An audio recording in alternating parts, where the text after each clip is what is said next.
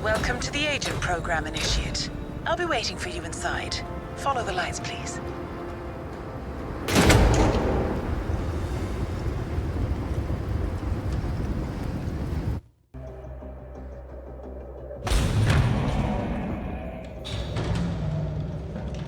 Majestic, isn't it? I'm Diana. I'll take you to your quarters. Someone likes to keep secrets. Secrets are our stock and trade. Besides, from what I hear, you have a few of your own. I'm not like you, in case you're wondering. I'm in the Handler program. Agents and handlers work in unity. You know the expression, know your enemy? Well, that part is my job. Knowing your enemy is only half the victory. I know. You also need to know yourself. I'm working on it. I read your case file. Impressive work. Partly textbook, but I suppose fieldwork never is. Tell me, what did it feel like, taking lives? Random. Disordered. Is that why you came here? Why you let us test you? Maybe I'm not the only one being tested. Well, we are here.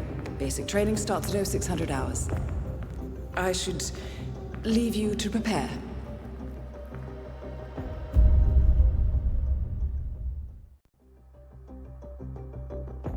Are you sure about this? I am. There are no second chances, Miss Burnwood. Not here. I choose him. May I inquire why? A blank slate? Antisocial? Apathetic and unresponsive? No doubt the boy shows promise, but... Perhaps I see possibility where others see limitation. Isn't that what a handler does, sir? We'll see. Anyone can kill Miss Burnwood. He still remembers nothing? If he does, he's not sharing. We will check up on his story. The hospital in Romania. In the meantime, keep him under close watch.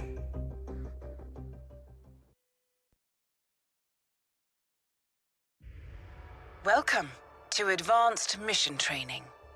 This operation originally took place in Sydney. The target was Calvin Ritter, infamous cat burglar, also known as the Sparrow. You will need to infiltrate the yacht, isolate and eliminate your target, and exfiltrate, all without arousing suspicion. And remember, as an ICA agent, you are the most dangerous person in any room. But blunt force will get you nowhere in this business. And a true assassin never calls attention to himself. Good luck, Initiate.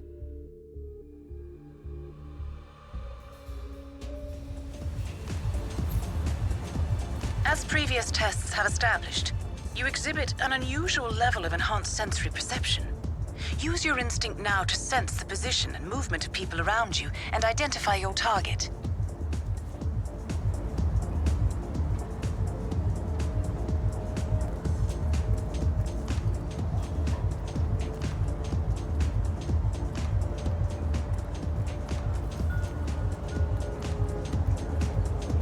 Sir, you can't go through here. Please turn around.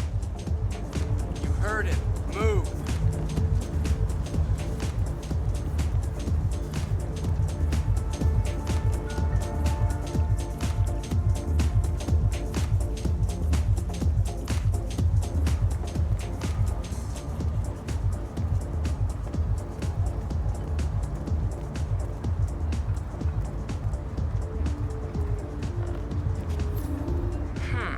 That mechanic is in your way.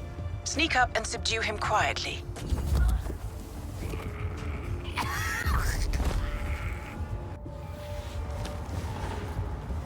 You put on his clothes. That's a first. Might just work, though. People do tend to see uniforms, not faces. Be cautious, though. Some people are more observant than others. Not bad, Initiate. Right. They won't find him anytime soon.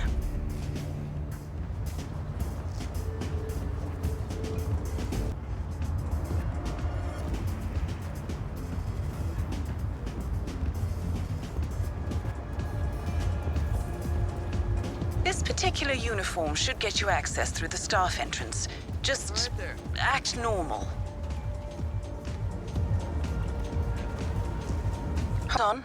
That mechanic with his back turned? He's what we call an enforcer. He knows his crew and he'll see right through your disguise, so stay out of his line of sight.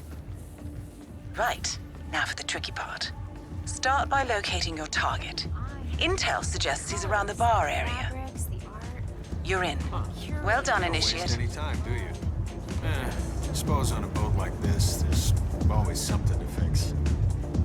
Oh, another mechanic. Good. That is your target, Mr. Ritter. Unfortunately, the place is crawling with witnesses. I suggest you follow him, see if you can't isolate him. Oh, the repairman.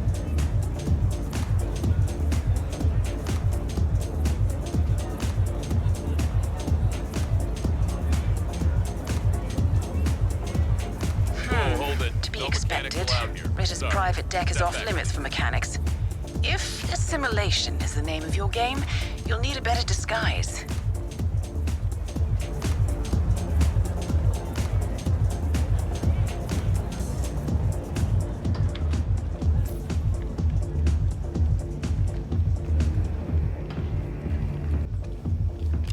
Hello.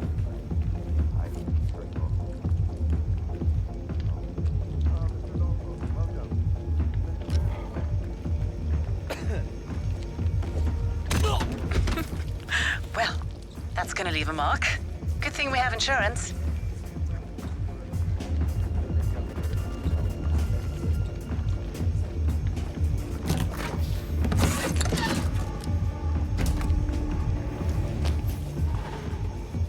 Okay.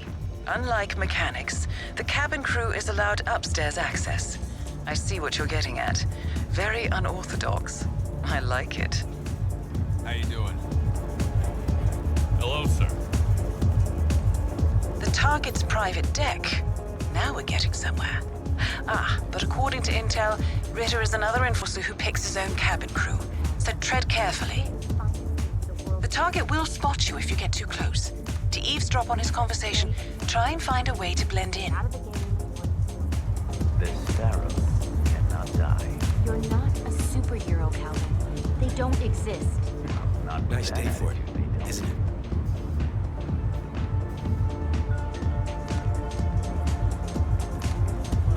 Back already? Buddy, making us look bad. Chew your Blending food in, well. I see. Well done, Initiate. Mr. Norfolk, so good of you to fly down. Can I offer you a drink? Oh, no thank you. No. Not before 6. My wife is very insistent about that room. My sympathies. So, excellent timing. I just had the computer set up in my office. Shall we? Yes, please. Lead the way. Nice impression. If we win, you can fix me a drink.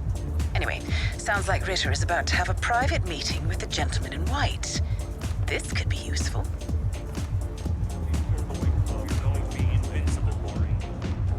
Hey, how are you? More opportune time.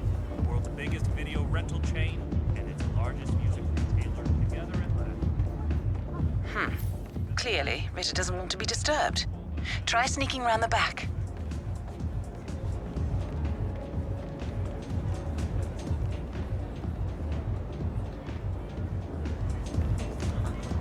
So that's the blueprints. Most impressive. People get what they pay for, Mr. Norfolk. And you paid for the best. Here, I'll pull the files for you. Not my usual scene technology. Most of my clients are art collectors. So what is it anyway? Some type of reactor?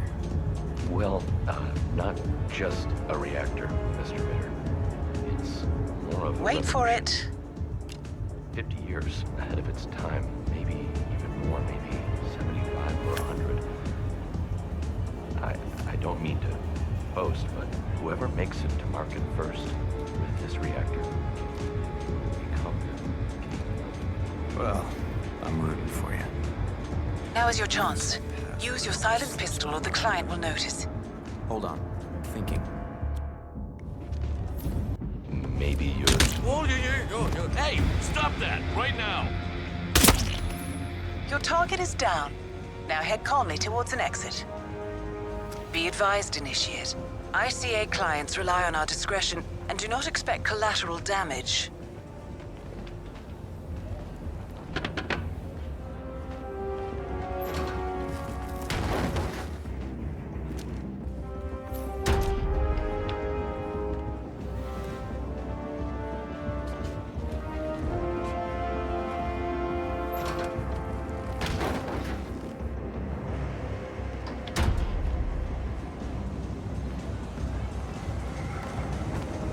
The red car marks your exfiltration point. Simply push the button and you're in the clear.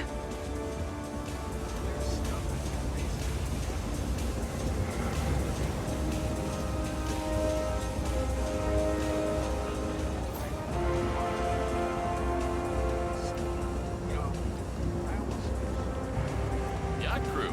Impressive.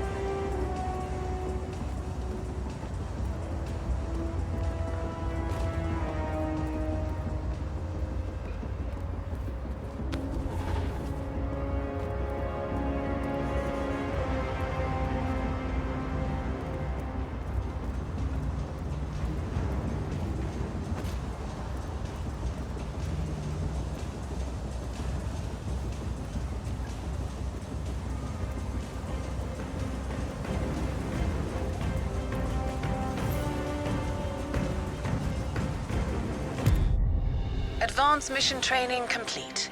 And may I say, elegantly done, Initiate. I guess my hunch was right about you. I look forward to the final test.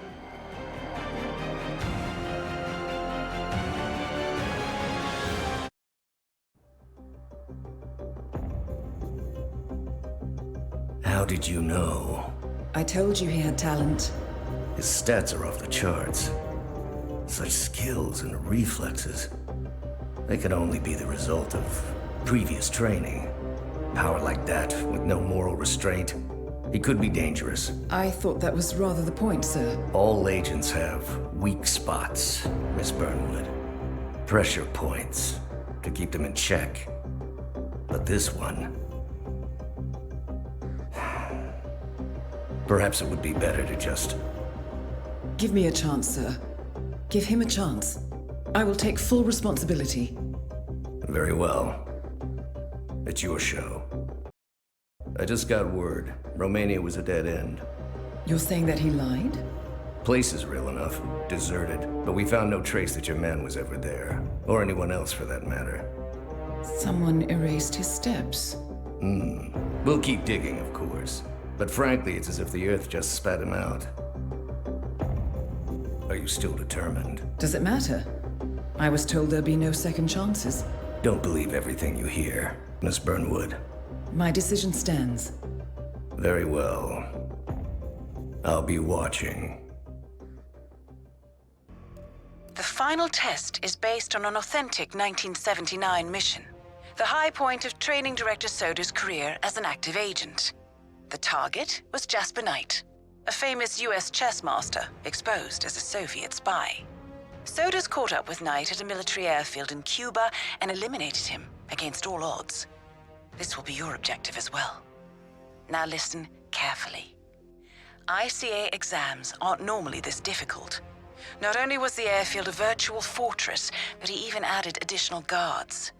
Sodas wants you to fail. He considers you a threat, and this way, your unfortunate exit from the program won't raise any eyebrows. Well, if he thinks we're bowing out, he is sorely mistaken. Good luck, Initiate. First things first, we need to gather some intel. Now, you didn't hear this from me, but I would eavesdrop on the two mechanics just beyond the fence.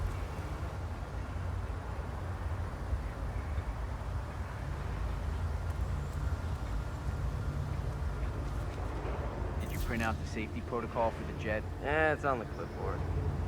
Look, we really have to do this, all things considered. We're putting a pasty-faced egghead inside a Mach 3 fighter jet. Yeah, I kinda think we do. I get it. Safety first and all that. I don't care which one of you does it, it's mandatory. Just tick the box and get it done. So, Jasper Knight is leaving Cuba on a Soviet fighter jet, but first he needs to test the jet's safety features. Huh. Say you could somehow tamper with the ejector seat mechanism. Someone's messing around. You could presumably get Knight to trigger his own demise. That might just work. This is a restricted... Okay, just don't move. Let's get...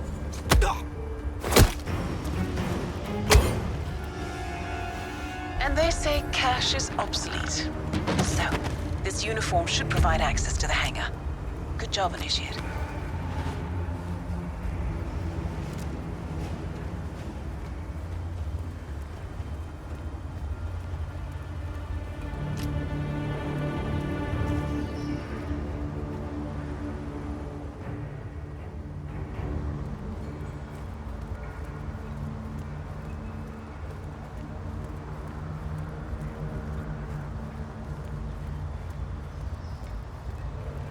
It doesn't make sense. The man is like a sitting duck, staying in Cuba. It's only a matter of time before Langley catches up with them. If I was Knight, I'd be long gone. That was the plan. Then Knight pulls a fast one. Now he wants his girlfriend to go with him across the curve. I see. Naturally, in order to Kremlin make says adjustments no, to the jet wasn't and part perform the the role plan. of safety inspector, Knight says you're he's going got to need a documents mechanic's disguise. spies in the US. Documents that'll lead Perfect. you along. Now be gentle. He's an actor.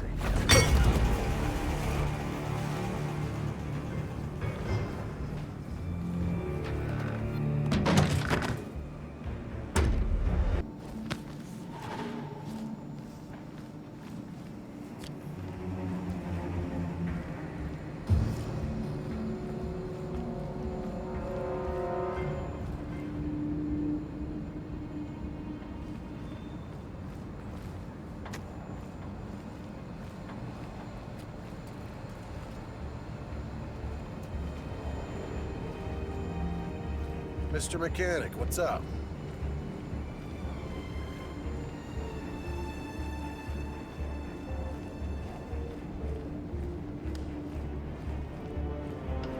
You know that guy who flew in from Moscow? He's the real McCoy. That KGB officer, Netsky? Yeah, that's what years of special. Tigers with a bow and arrow. Come on. Seriously, they even say he works directly for Janice. Takes orders from nobody else.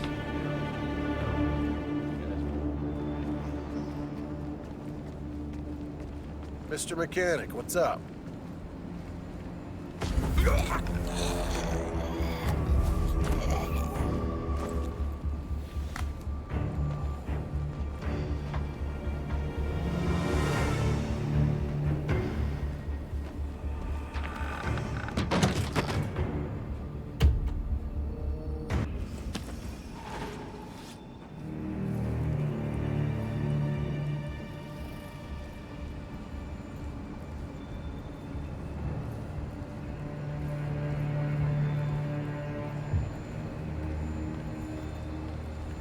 At ease, soldier. Carry on.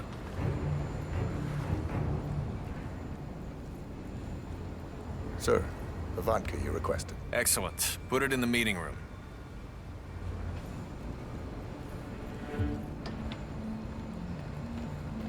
Okay, she's refueled and ready for takeoff. Good work. Are we clear to go over the safety protocol? Yeah, go ahead. Right. Now to set the trap. The ejector seat mechanism has been disabled. You may need a tool to re-enable it. Well done, Initiate. I dare say this is an accident waiting to happen. And now, to confront your target. Knight's office should be somewhere on the first floor.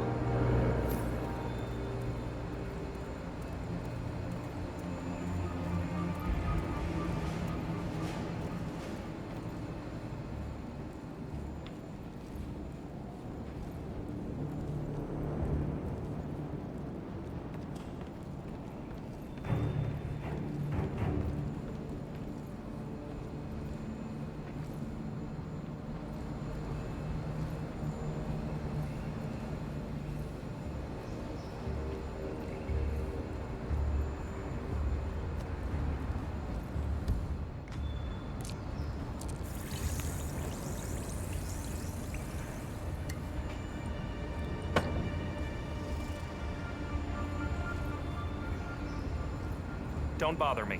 I have more than enough on my plate.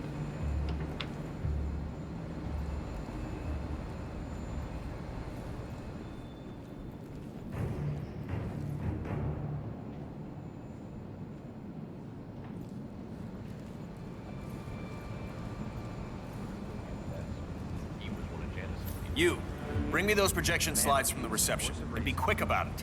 Quintessential good Russian.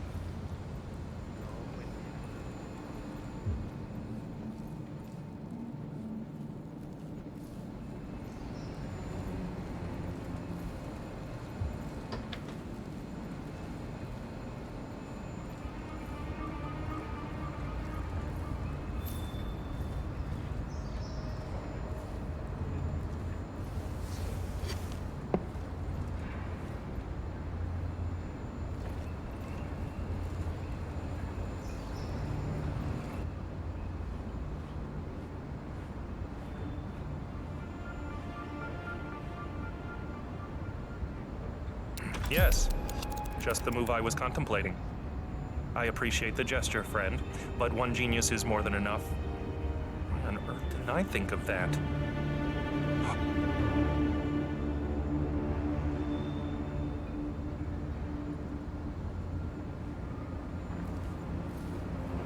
Shot of vodka night? After all, you're one of us now. I'm really more of a bourbon man, but whatever gets the job done.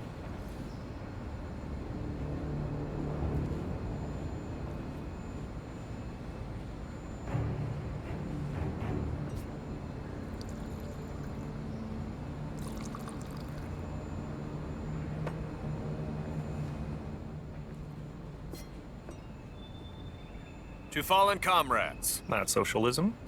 Don't be daft, Knight. You people don't go around making toasts to capitalism, do you? Point taken. Nostrovia. Close enough.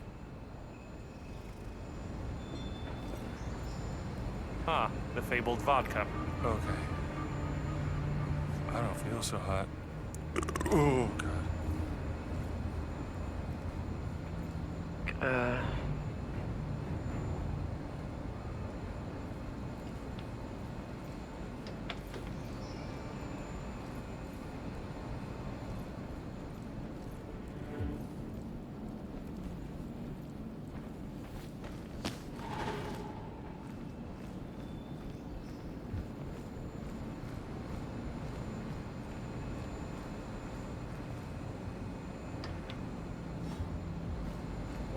Back, it needs to get out. Just, you know, go with it. Went over the safety protocol with Knight? Well, get to work. The sooner he takes off, the sooner you all go home.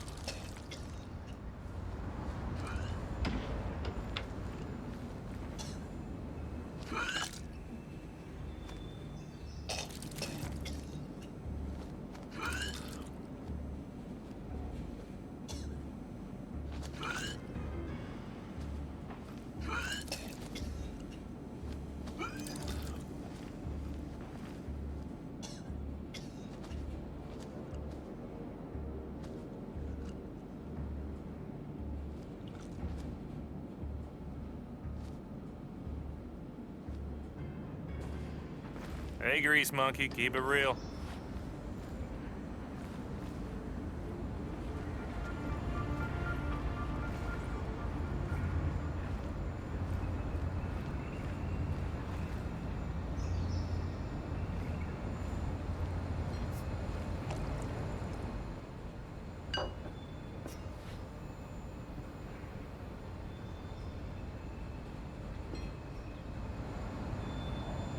Just Knight, we gotta go over the safety protocol. Follow me, please. Ugh. Must we really? Is it dangerous? Well, it must be, mustn't it? Why else would there be a safety protocol? I'm not crazy about airplanes. Is it going to do that thing where it flips on its head? I don't like that one bit. Not one bit. Don't worry. You're in good hands. This way, please. So are we doing this or what? Hello? You, Grease Monkey. What's the holdup? He does prattle on, doesn't he? Anyway, you're almost there, Initiate. All you need to do is read him the instructions in the manual by the jet, and Knight will take care of the rest. I think you lost him. Better double back and fetch him again.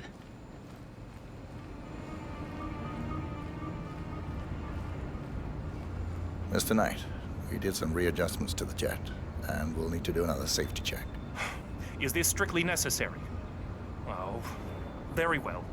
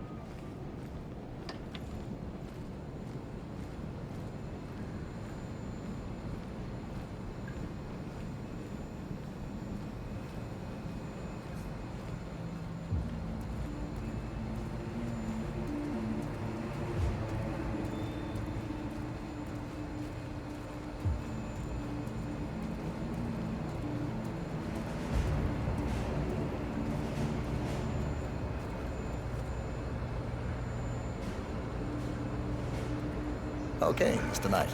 Climb in the cockpit, please.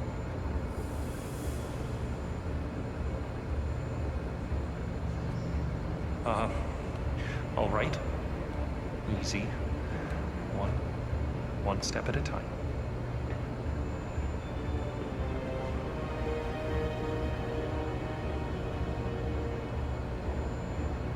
Step 1. Strap yourself in.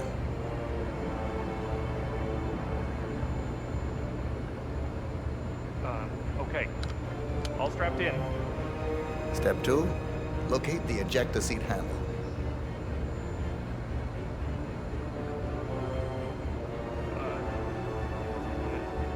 Yes, found it. Step 3. Pull the ejector seat handle. Right. Here goes. Pull.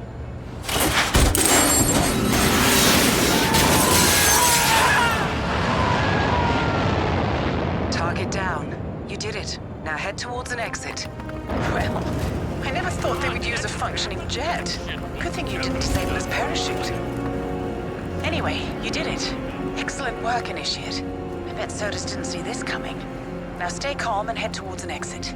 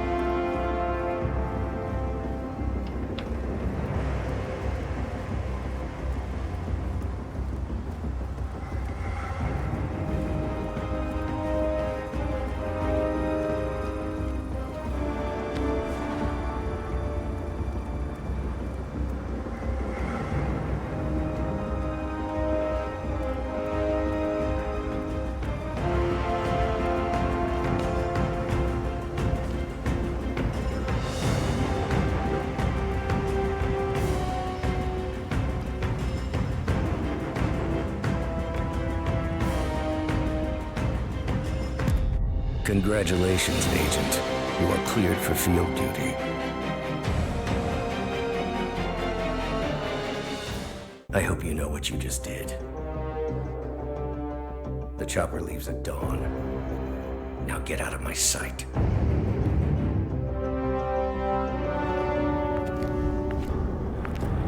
So what happens now?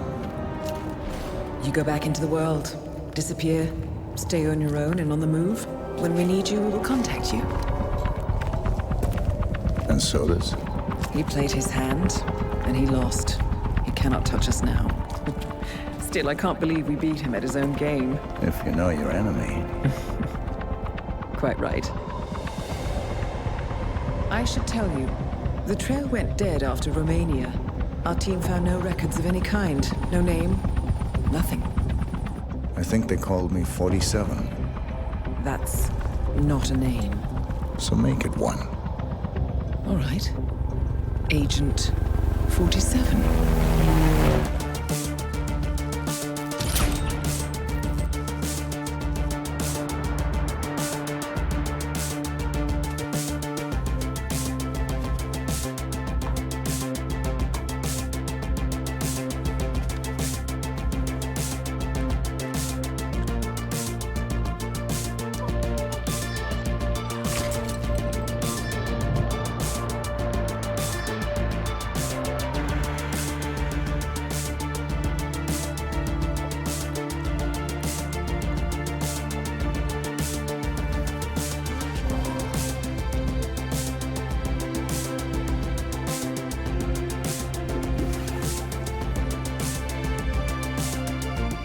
were always the best. Nobody ever came close. You define the art, and it defines you.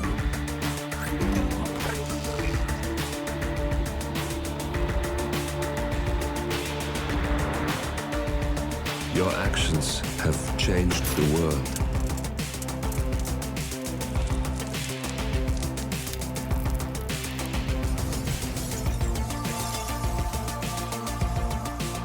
Powerful men have fallen by your hand, but by the same token, others have risen. Do you realize what kind of world you've been shaping? Does the ICA? Does your handler?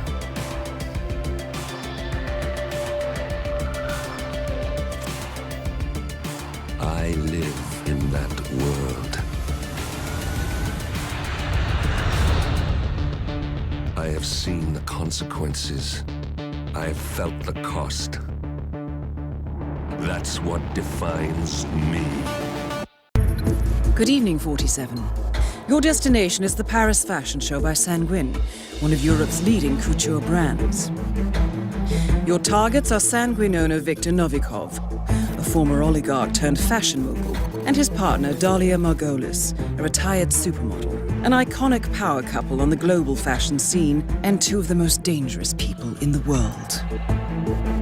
Novikov and Margolis are in fact the ringleaders of Iago, an enigmatic spy ring that deals in the global elite's most valuable secrets. Unscrupulous and opportunistic, Iago has caused disastrous security leaks all over the globe. When Crimean separatists caused a deadly meltdown at the Odessa nuclear power plant, Iago gave them access to the plant's security network. And when the Delgado drug cartel shot down the plane of President Hernandez and his family, Iago provided the classified flight plans. Now Novikov and Margolis have obtained a knock list of British undercover agents, which they plan to sell at a secret Iago auction during the Sanguine show. So our client, MI6, need us to stop the ringleaders before the knock list ends up in the wrong hands. The Sanguine show will be swarming with security, and Viktor Novikov will be the focus of everyone's attention. But despite his posturing, he is merely the money man. The real target is Dalia Margolis. Beautiful and brilliant, she is a master manipulator and the true brains behind Iago. Two targets, a highly public event. At first glance, an impossible task. Then again, I do know how you love a challenge. I will leave you to prepare.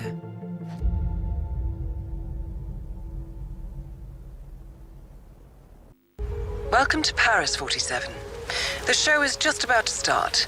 This is the red carpet event of the season, and the guest list is a veritable who's who of the global fashion elite. You will find Viktor Novikov basking in the spotlight, while Dalia Margolis hosts the heavily guarded auction on the second floor for a group of Iago's top customers. Now, event security will keep a watchful eye on any suspicious activity, but I trust your timeless look shall fit right in. Good luck, 47.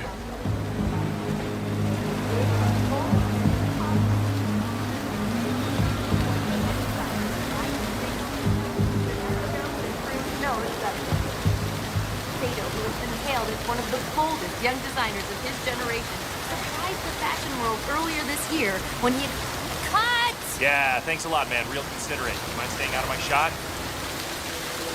Jeez, you believe that guy? I hate these things. Whatever, let's just take it from the top. Right. Ready? And go.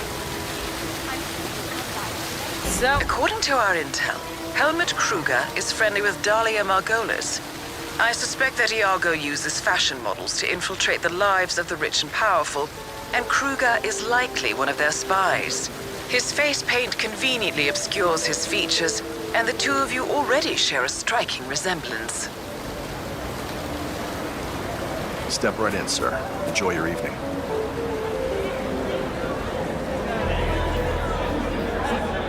There he is. That's Novikov, the owner of Sanguine, right there.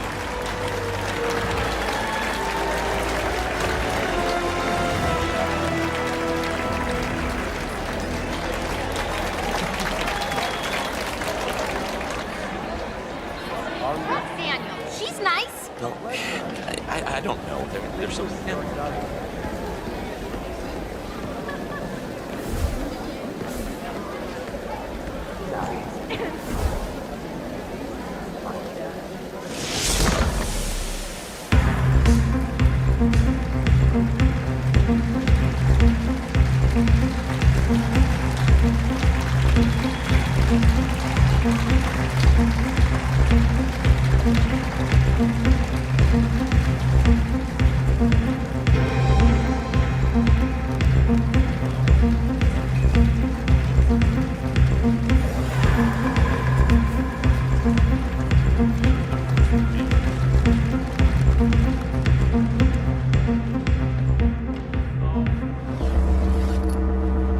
Would you mind giving me some space?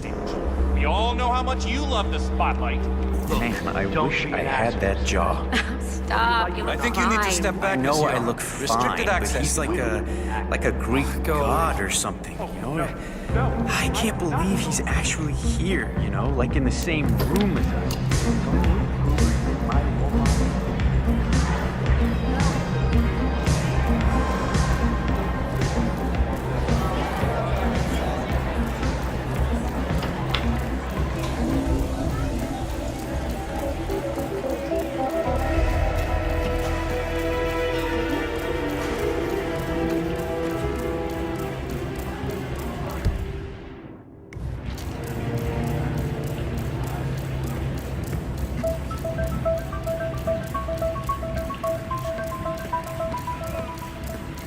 According to the pyrotechnician's schedule, Novikov plans a grand fireworks display at the end of the Sanguine show. Not a bad distraction. The fireworks are located on a barge in the Seine. However, first you need to find the detonation remote.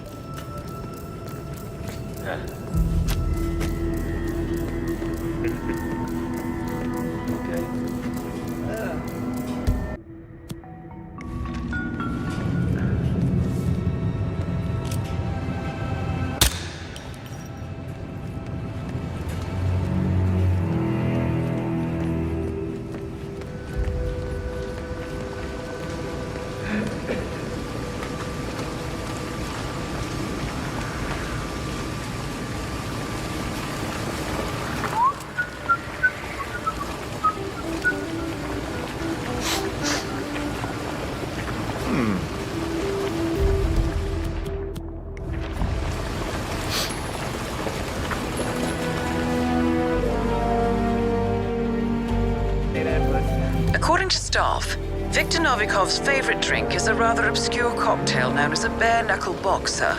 The recipe, however, has been misplaced in the basement. Sounds like a chance opportunity to get on Novikov's good side.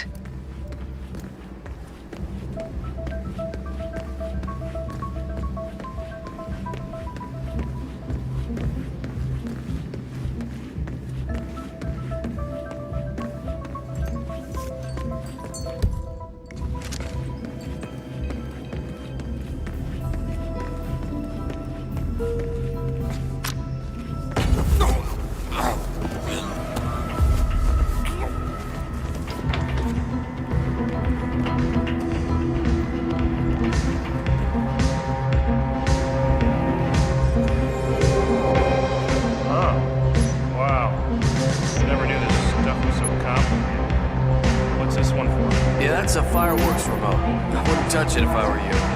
Look, Novikov's expecting a heads up before we trigger the display, so we can watch it from the garden.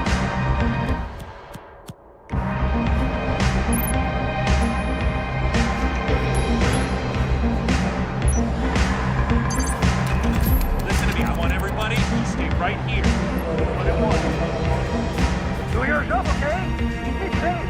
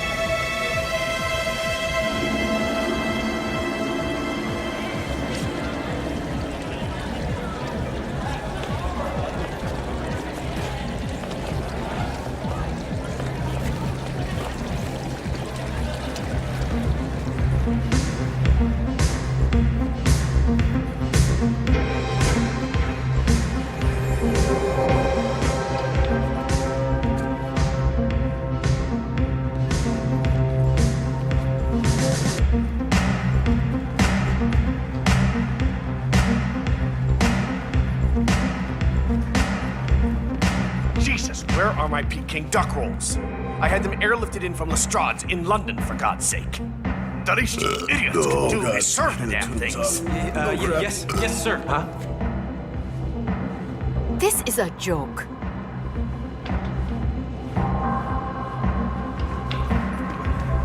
Did I ever do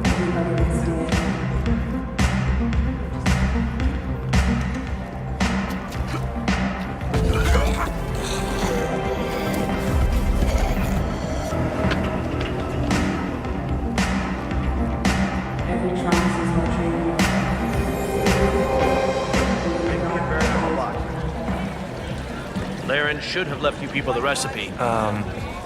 Can you tell me what's... Would you mind? I need to be alone. Thank you. You look like you know what you're doing. Make me a bare-knuckle boxer. Coming right up, Mr. Novikov. Finally, a professional. Glad I hired one.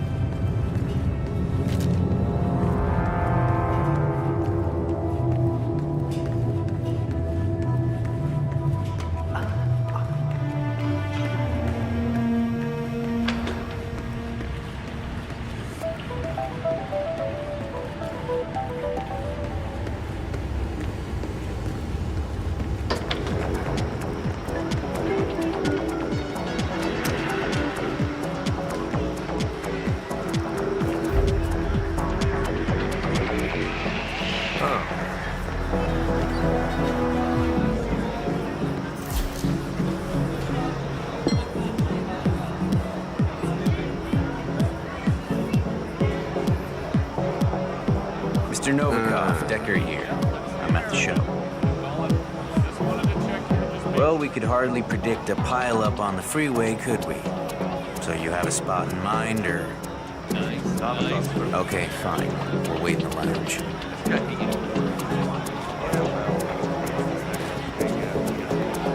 Is there a problem? Novikov is busy. Told us to stay put and enjoy ourselves. Security staff will come fetch us. Tell you where we're going? Pavilion. Garden.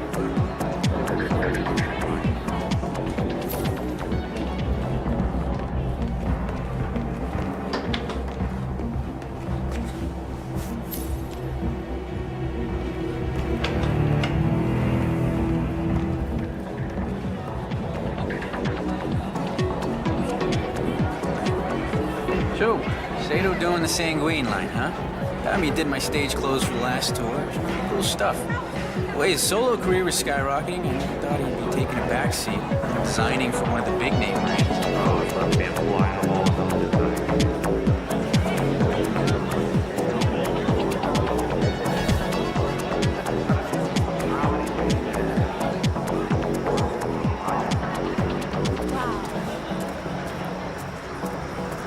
Oh, bonsoir, monsieur.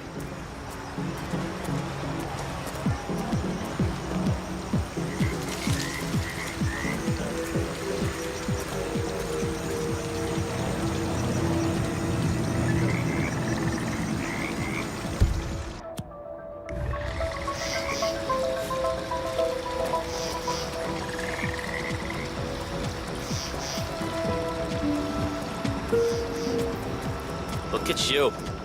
You got an invitation there, sir?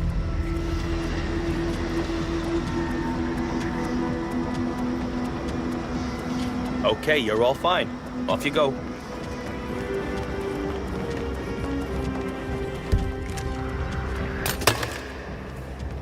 Welcome, sir. If you could show me the invite, please.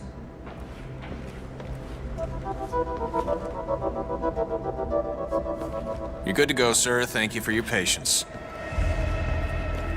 He's got word that Badrock is really on edge, man. He doesn't trust the power supply. It's an old building.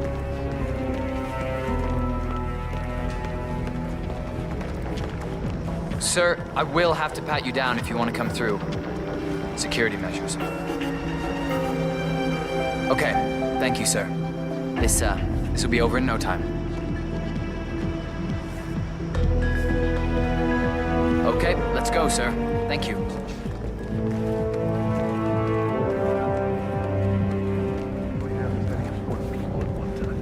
Good evening, sir. Please come in. I hope you enjoy yourself. Worse? It's just a job. I don't think you understand. I know this is not like the old days, but it's very busy. Yes, sir.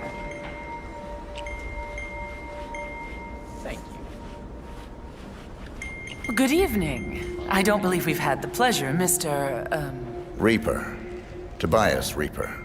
I'm a friend of Victor's. I see. I wish I had been informed. Well, no matter. Do enjoy the auction, Mr. Reaper. I will see you later. Looking forward to it.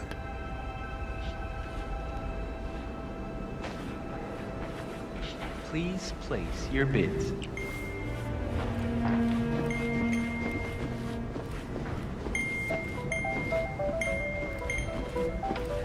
Thank you for your bid. Hey, what's up? Yes, sir.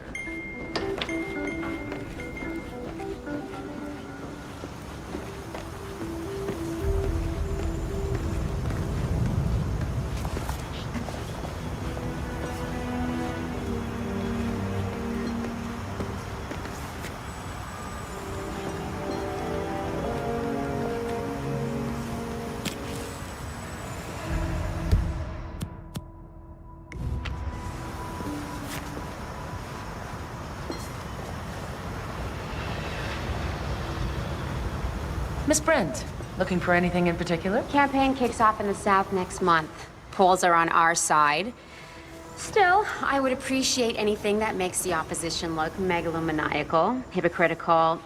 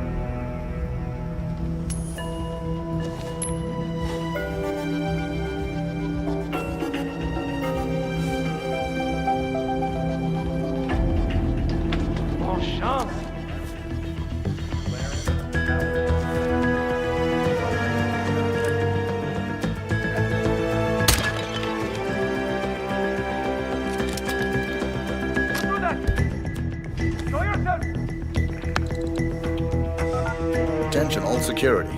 We have a code 17. I repeat, we have a code 17. Secure Peacock and Cobra. Over. Yeah.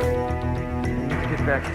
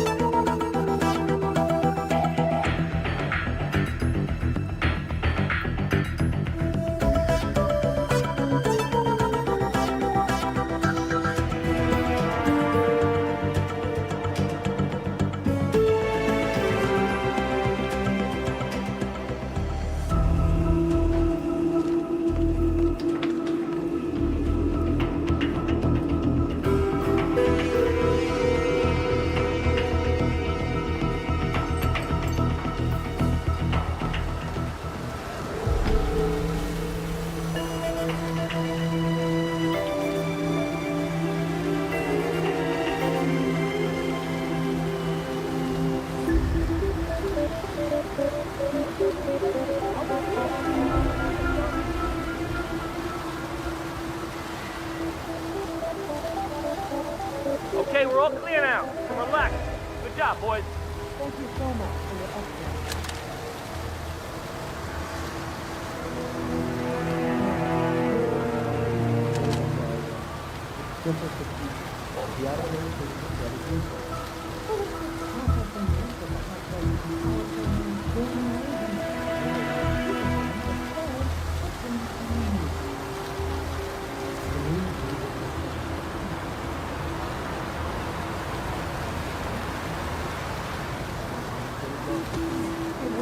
To do with the dead-eyed mercenary you hired to murder an FSB section chief. Are you going to bring this up in every fight from now on? Until you do something dumber. What? Like steal a knock list? Honestly, Dahlia, you went too far. There's a line. Even I know that. No! Both targets are down. Great work. Now head towards an exit.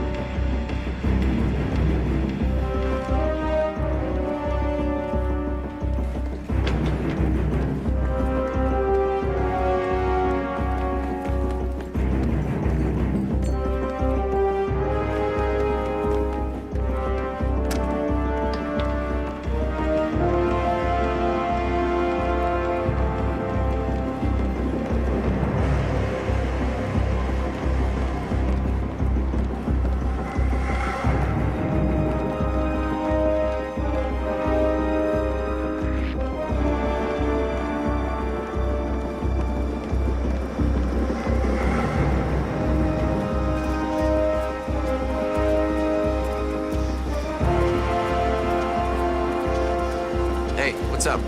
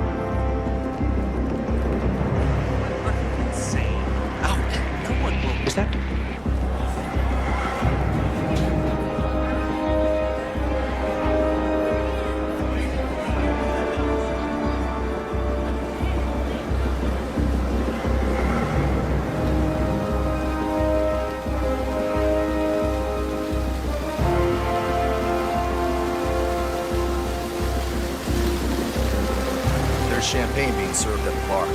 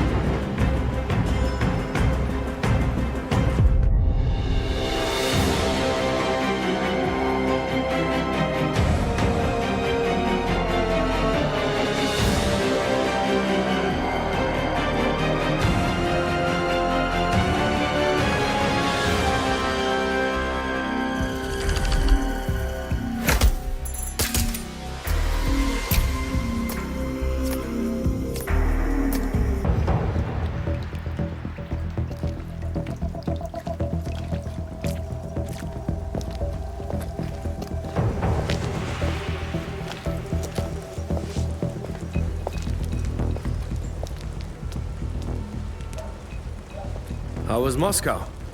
Kamarov is gone. I set him up as a Langley spy. It's quite the scandal at the FSB.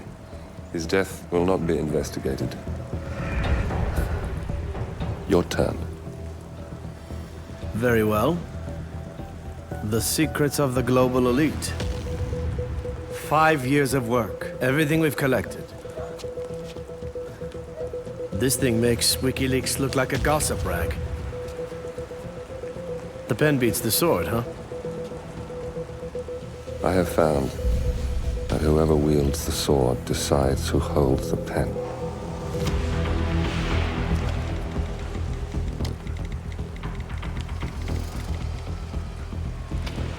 Smile, Victor. Your reputation is safe. Now run along. I'm sure you have pretty dresses to attend to.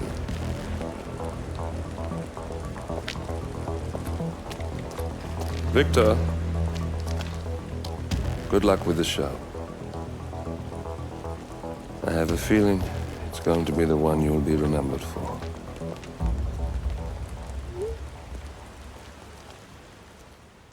Good morning, 47. Your destination is the coastal town of Sapienza, also known as the Jewel of the Amalfi Coast.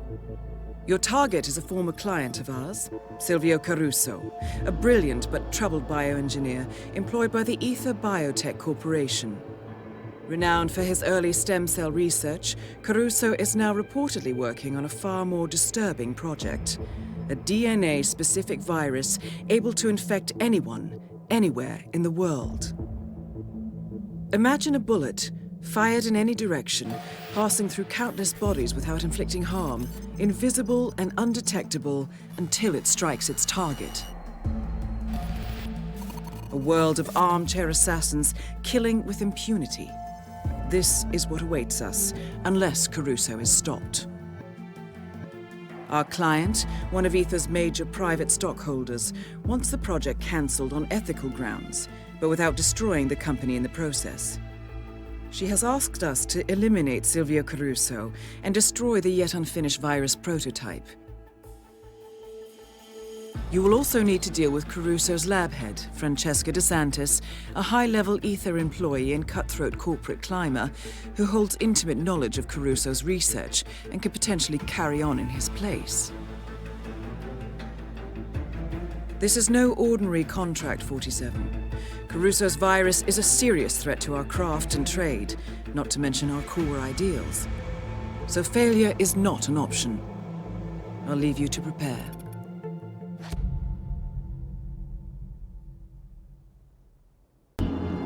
Welcome to Sapienza, 47. Silvio Caruso's family home is right across the square. The bioengineer suffers from acute travel phobia, so the Ether Corporation has installed a state-of-the-art field laboratory somewhere below ground. Expect security levels to rise as you get closer to the virus. Good luck, 47.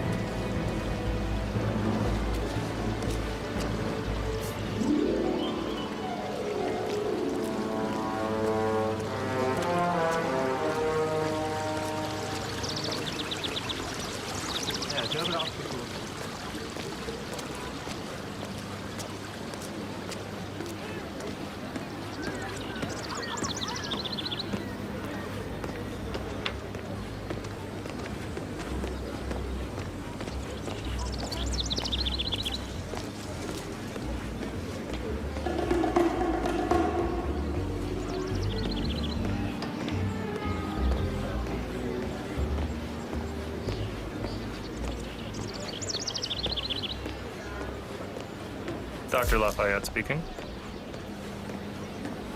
Just so.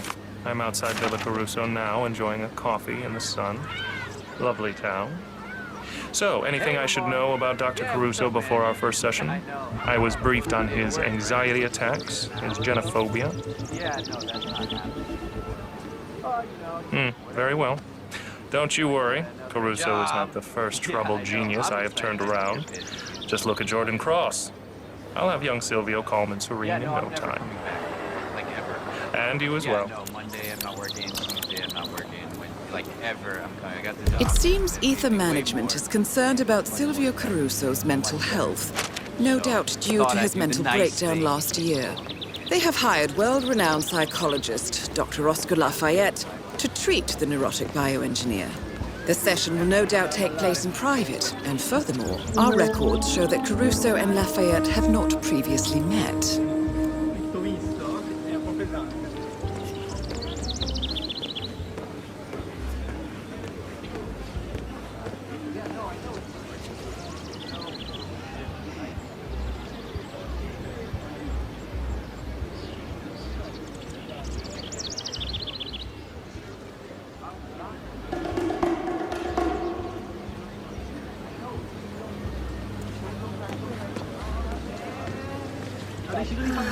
I love this place.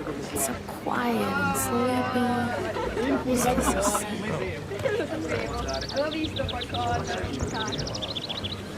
He's pretty darn hot to do.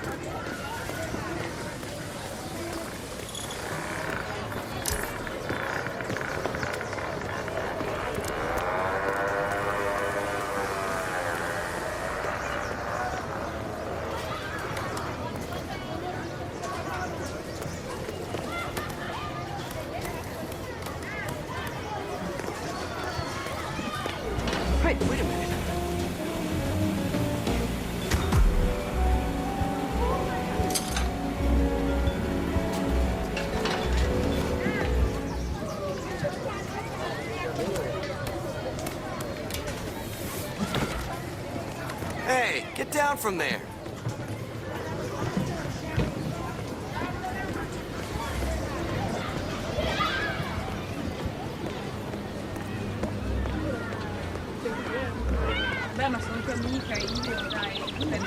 Story, Hi. The maternal issues are key, I'm sure of it. Just need to find the lock. It's gonna be another one of your stories, isn't it? This is nothing like last night. The other night, I was out walking Fidel, and I see this convoy of black trucks with their no headlight turn. Coming up the coastal road towards the Got some kind of home laboratory. Like, I'm sure he needs chemicals and dry ice and shit. Really? Dry ice? That's all I remember from high school physics. What's your point? How about the hazmat suit? The what are you talking about? I hid in the bushes, I don't and I caught a glimpse of a bio suit. Like,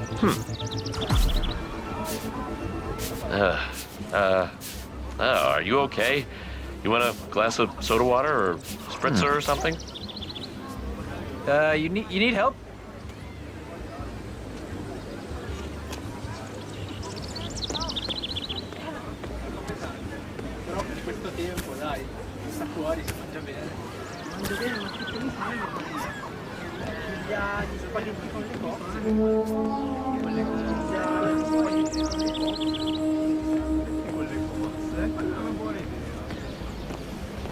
Huh.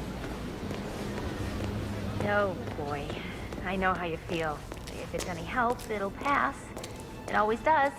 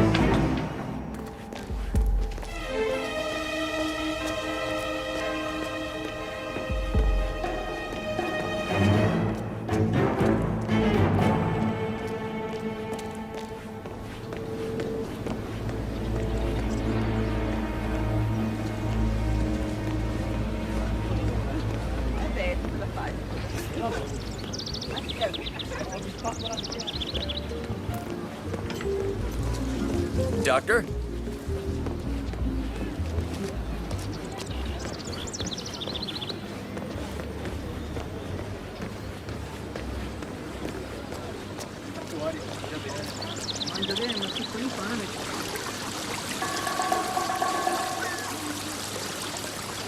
Hey, where are you?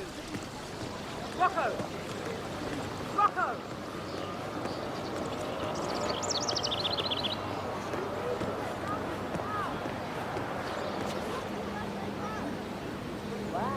So good. Put some pants on. Oh, why aren't you wearing any pants?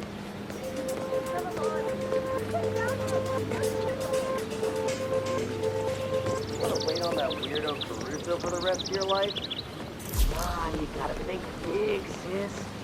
This, man, all this here is just temporary. Watch your mouth! Look where thinking big's gotten you. You're gonna break our mother's heart. Get into here!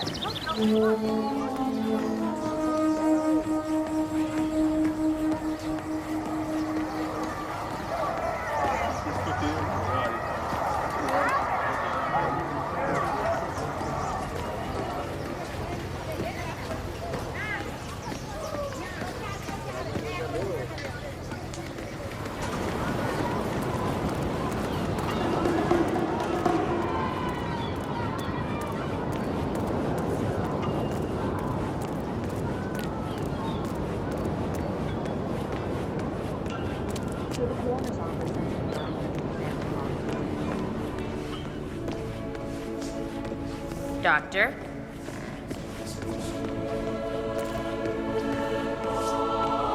Forgive me, Father, for I have sinned. It has been 7 days since my last confession. Speak, child. Yesterday, I made a mistake. I made a mistake and a man lost his life. A good man. Someone I knew. It was just a tiny little slip up where I work, but even a small mistake can be catastrophic. They took him to the chapel morgue, and I want to pay my respects. Say how sorry I am. He's dead, Father, and nothing I say will bring him back. If I go, am I merely being selfish? My child, grief is for the living, not the dead. You do whatever you need to do, because his sorrow has ended, and yours has not. Thank you, Father. Thank you. I will. An accident at the Ether Lab has claimed the life of a scientist. His body is currently stored at the town morgue, and a guilt-ridden colleague plans to visit there to pay her respects. Between them, these two have everything we need to infiltrate the field lab.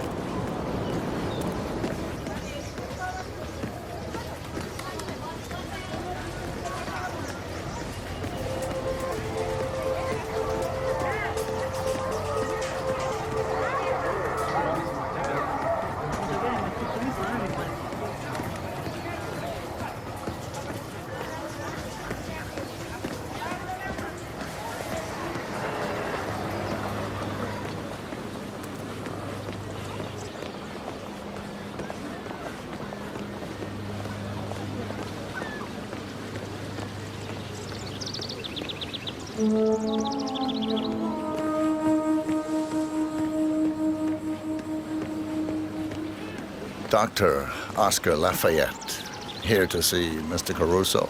This is just a security precaution.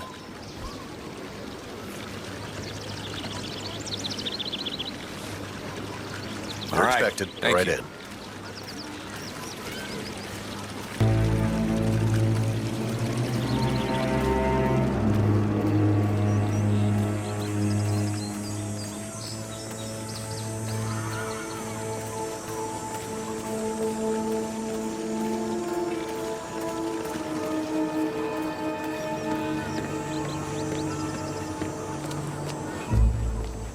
What's up, Doc?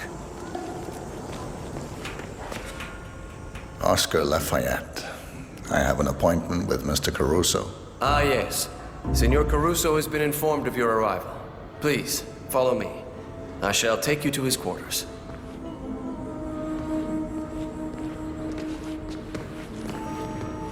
May I say, it is well that you are here, Doctor. The Master has not been himself lately. Well, I only hope you are as good as they say. Don't worry, I am.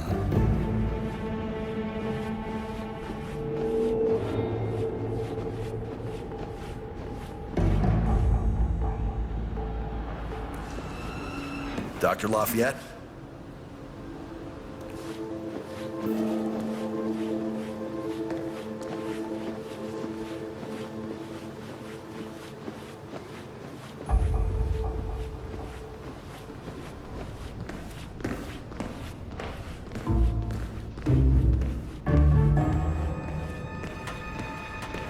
Doctor, good to see you.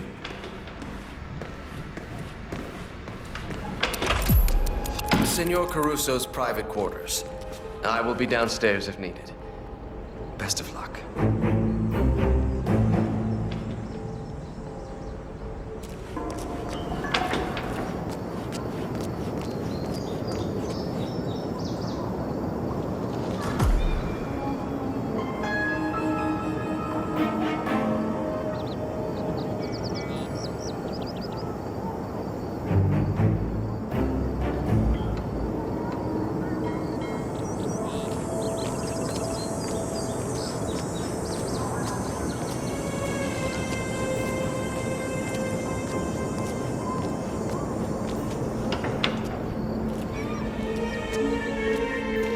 The renowned Dr. Oscar Lafayette. Mr. Caruso, shall we begin? If you insist.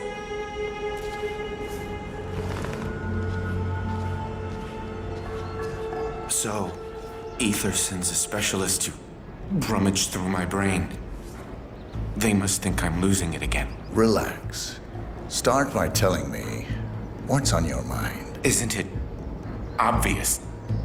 I'm under a lot of pressure. Work. Mother died last year. Stress manifests itself in the strangest ways, I am told. Your mother, Isabella.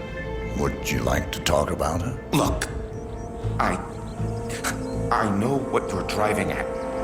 My neuroses, my anxiety, my social phobias. Not the least my pathological fear of women. It's all deeply rooted. Go on. I had a girlfriend, you know. In high school. Pretty, too. Popular. And I was shy. Bookish. It shouldn't have worked. Not outside those stupid teen dramedies. But it did. For a short while, anyway. Then Mother decided that Emilio wasn't a good influence on me. So she paid the gardener's son to seduce her. He was 20, roguish, rode a motorcycle. Mother, she had pictures taken, showed them to me on prom night. Romantic love is fleeting, she said. Only a mother's love endures. What do you want me to say? I loved my mother. I hated my mother.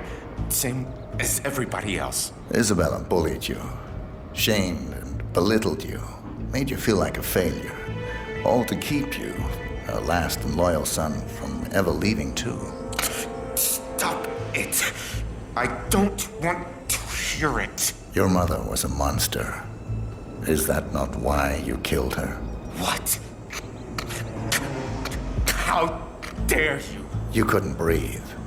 She smothered you, so you smothered her. Is that how it happened? Yes. All right. I did it. I did it. Are you happy now? Is that supposed to be cathartic? Well, guess again, Doctor. Back to the drawing board. I think we have made some excellent progress. Same time tomorrow? Good day, Mr. Caruso.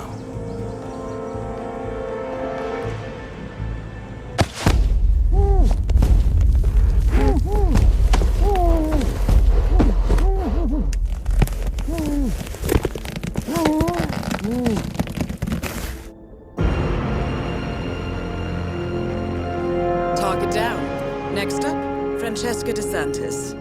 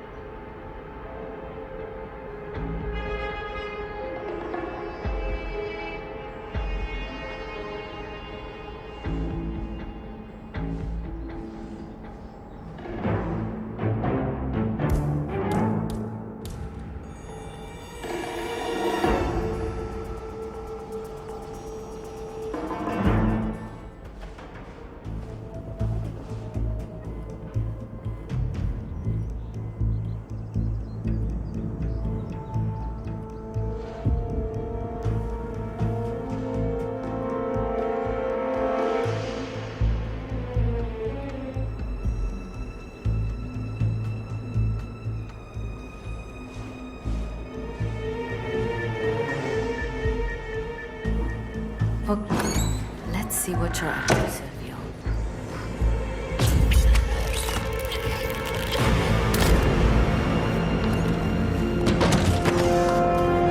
Two targets down. Now destroy the virus. Entering the Ether Lab requires a key card and a uniform. Luckily, it seems both are within reach.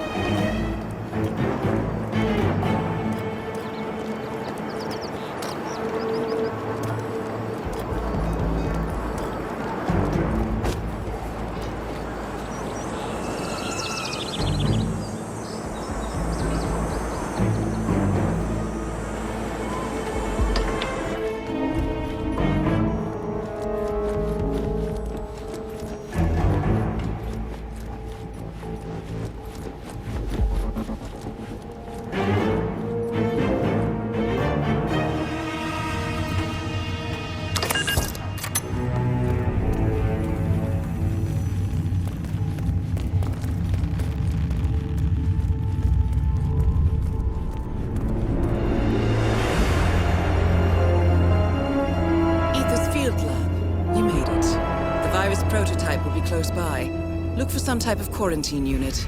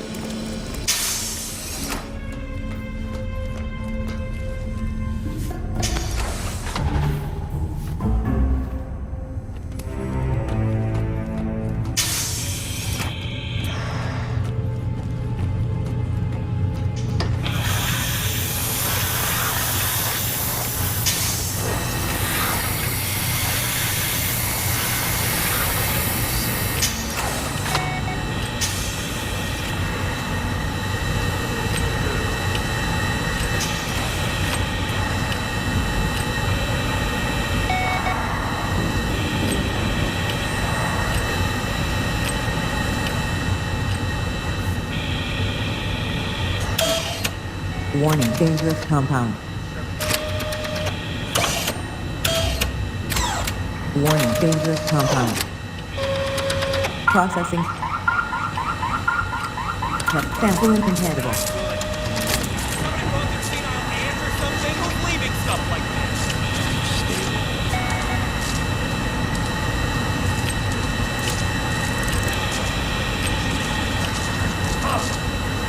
The mat.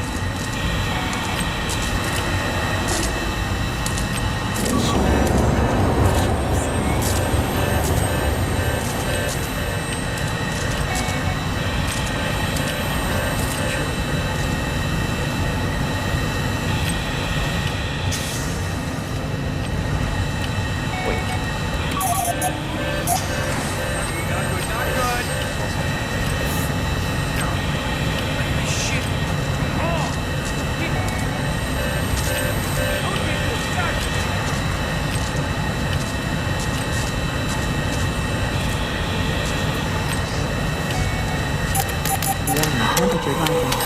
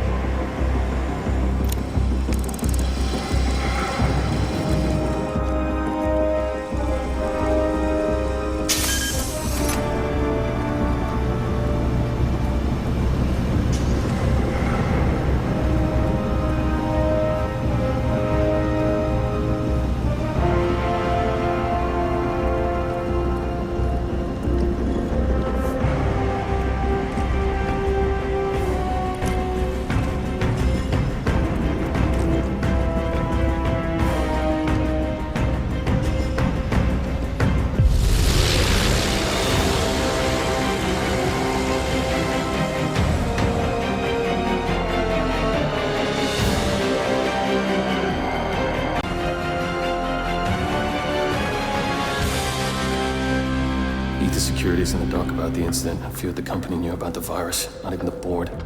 Must have been someone at the lab. I understand. I'll get to the bottom of this.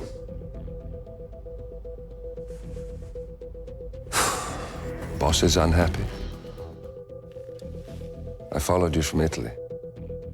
I guess when you're invisible, you stop looking over your shoulder. You did this. Iago exposed you. ICA did the heavy lifting.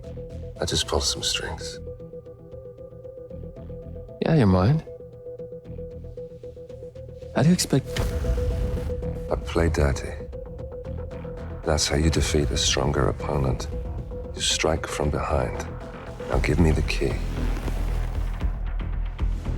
You have a family? Trust me, if there's a weakness, Providence will find it. I'll take my chances. The key. Fine.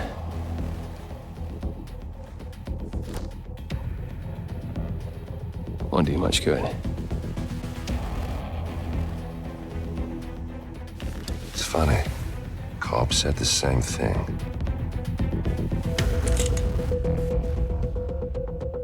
Thank you, messenger. Don't. I just killed you. Then we're even.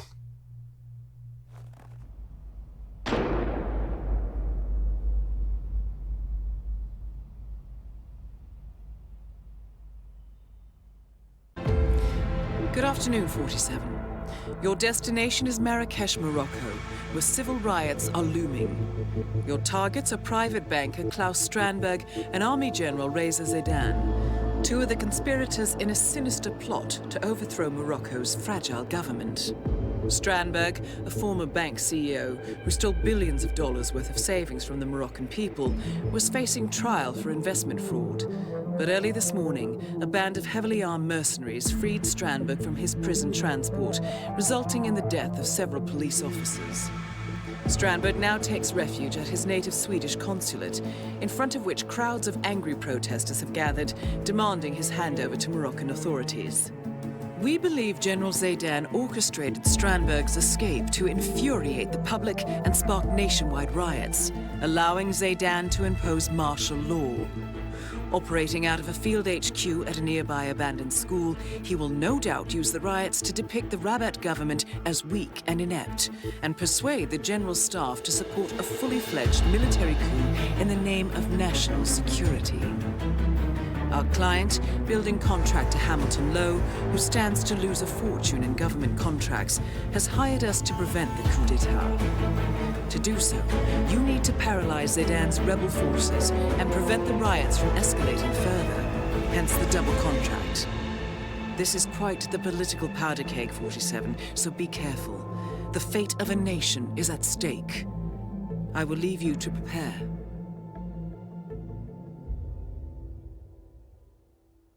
Welcome to Marrakesh, 47. The situation grows more tense by the minute. The consulate is under lockdown, but the protests are only a stone throw away from full-blown riots, and Zaidan won't hesitate to unleash his troops. So whatever you're planning, time is of the essence. Good luck, 47.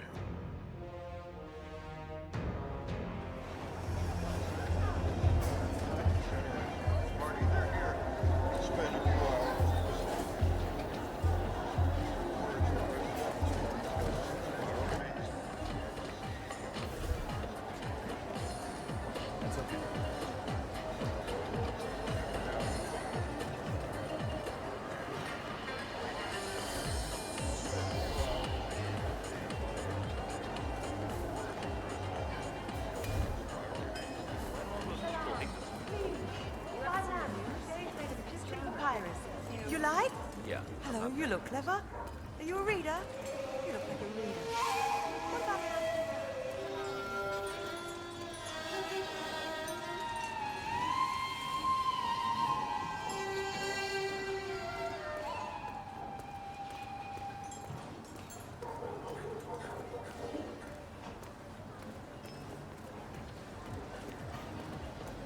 Yes, sir. Yes, sir. We have homemade saffron. No, I'm serious. He's at the shisha den right now laughing his ass off. Oh, man. So what? You think they're gonna storm the place? Oh, no. We're not barbarians. We'll be done in the judge weapons judge. Yes, yes, just wrap it nicely. It may take a while.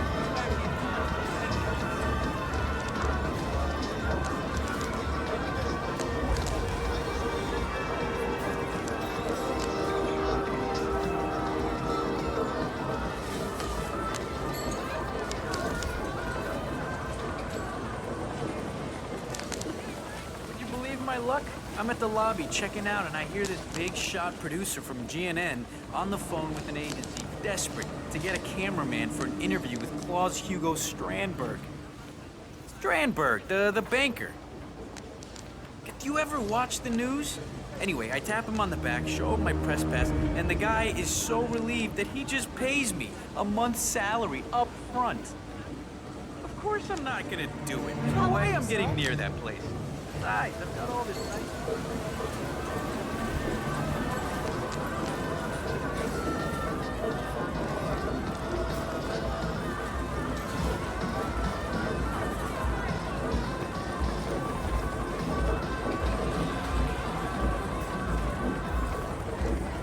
I could just about strangle you. Stomach cramps. What kind of idiot eats shellfish from a buffet this heat? Relax, Pam. I hired a local cameraman. He's freelance guy. He'll be fine. Oh, well, if you're not worried, Tyler, then I'm not worried. After all, it's not like this is a very important interview. I mean, it's certainly not like it's an exclusive or anything. Pam, you remember that talk we had about low blood sugar? Mm-hmm. Yeah, this is one of those times. So where is this guy anyway? He'll be here, and you have a banana for breakfast.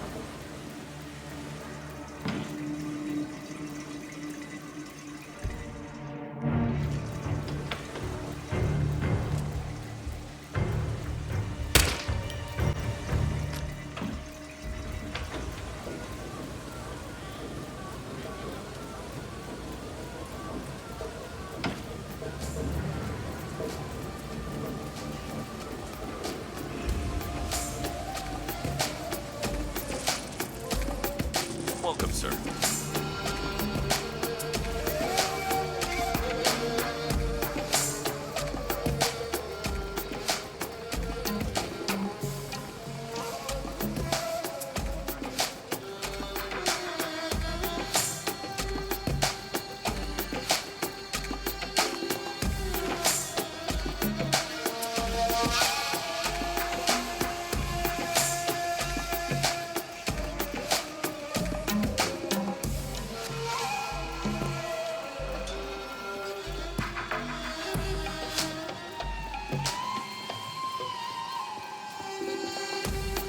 Looking fine today, sir.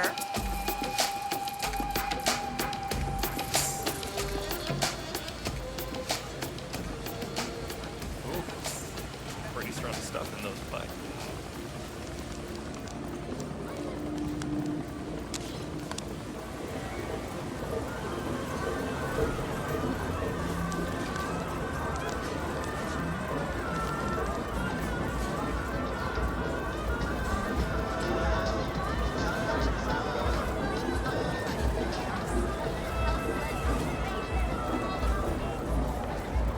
Your guy's clearly late.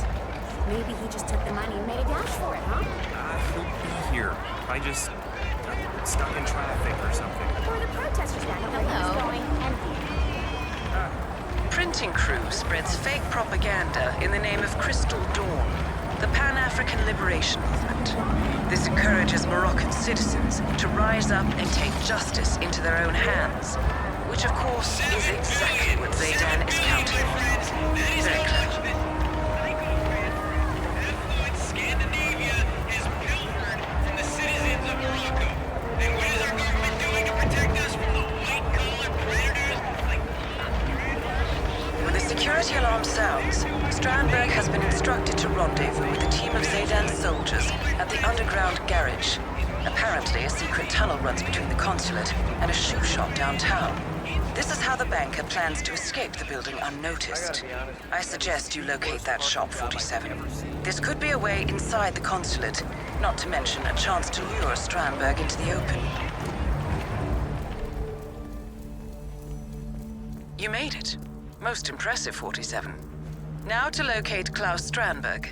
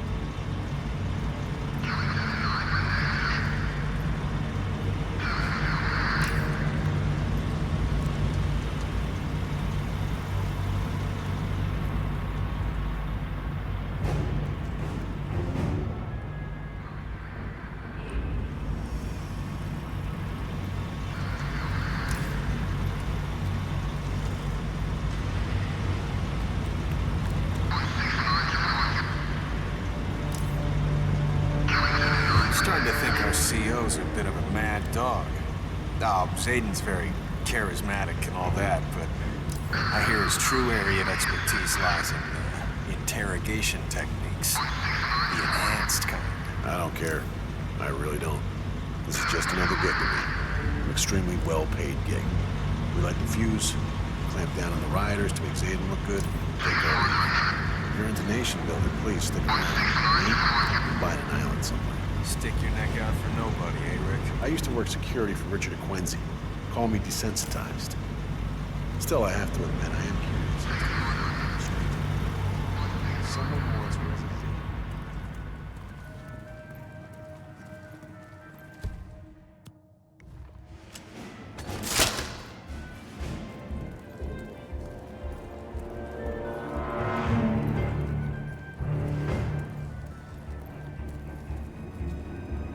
So, you clear on the emergency procedure? In case of a security breach, I hit the manual alarm button, which triggers the evacuation protocol. It's pretty straightforward, sir. Okay, Ace. If you're not worried, I'm not worried. Please go to reception.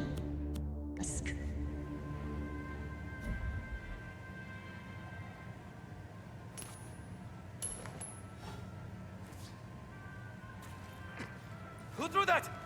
Show yourself!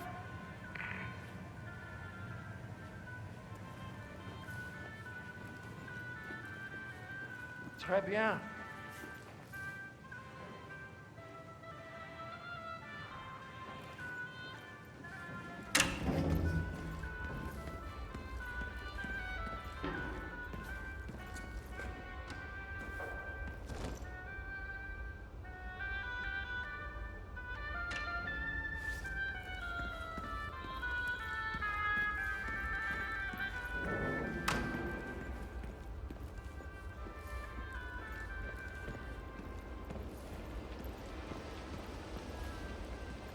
Hello.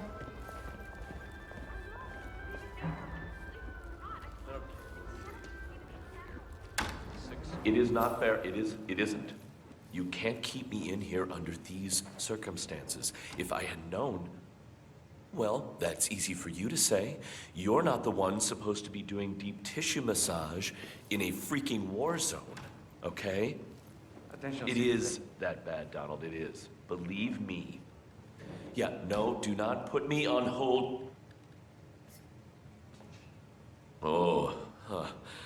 Oh, what I wouldn't give for a lung full of sweet, sweet nicotine. Oh, come on! Yeah, Donald, I can't... No, I can't hear a word you're saying. Someone turn the TV on. No, hold on, I'm heading outside. Donald? Donald? Donald?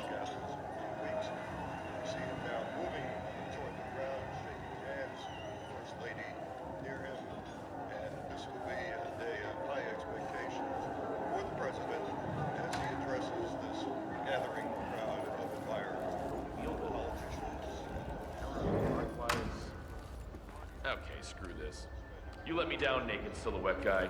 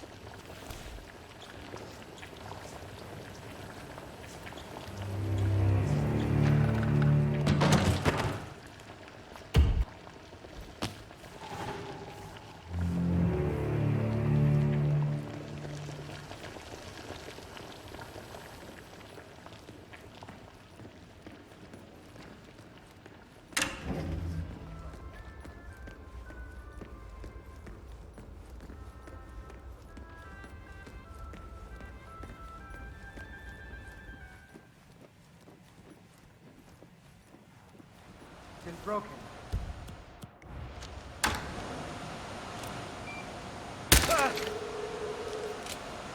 Salam.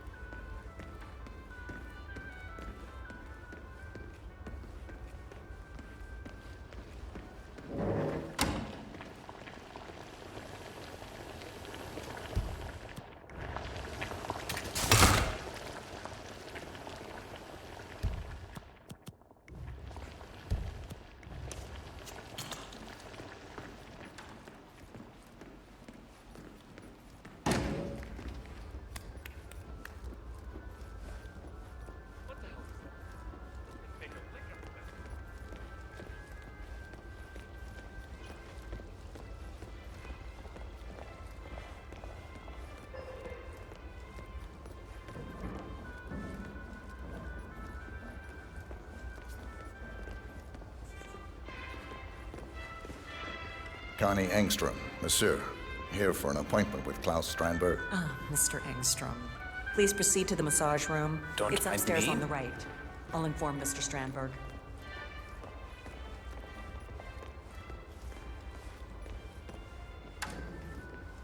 Klaus Strandberg. Hi. Go to massage. You are not supposed to be here. Leave now. I repeat, Klaus Strandberg. That's better. Please go to the massage room.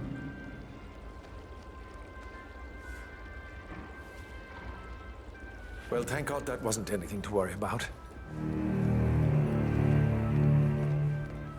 Oh, good. There you are. Klaus Strandberg. Call me Klaus. So, to the massage room, shall we? This muscle tension is killing me, and I don't have a lot of time. Lead the way.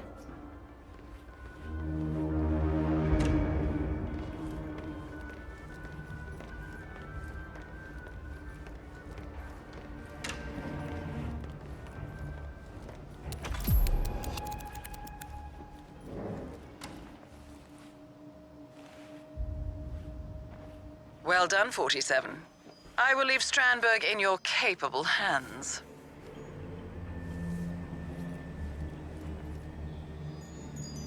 Ah, that's the ticket. I tell you, nothing makes you tense like thousands of people wanting to kill you. Hell, people are funny.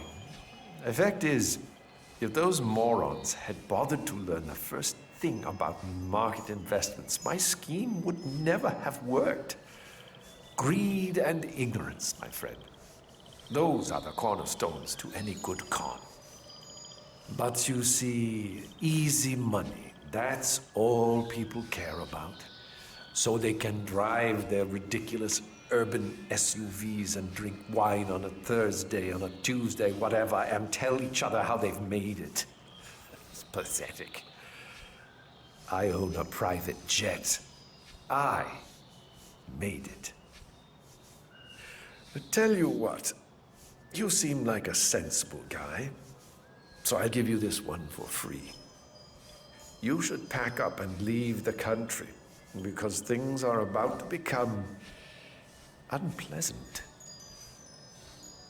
So, I feel... Target down. Next up, raise the Zaydan.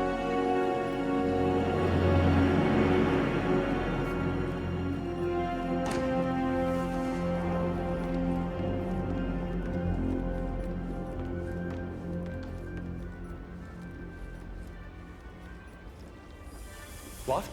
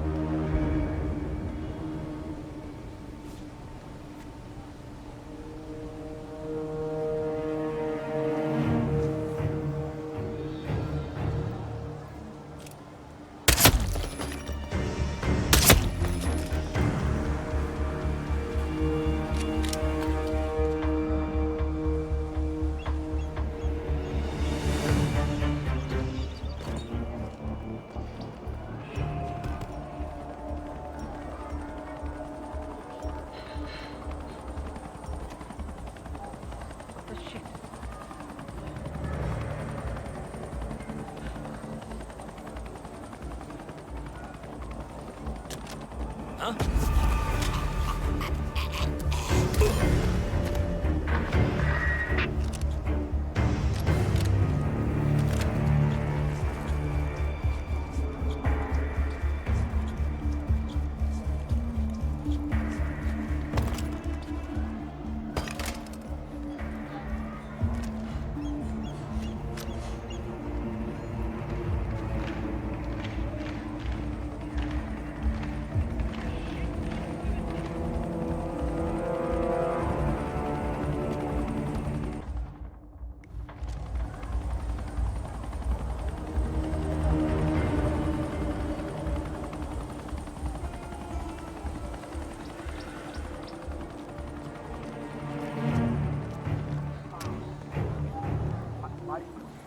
I think we need a doctor here.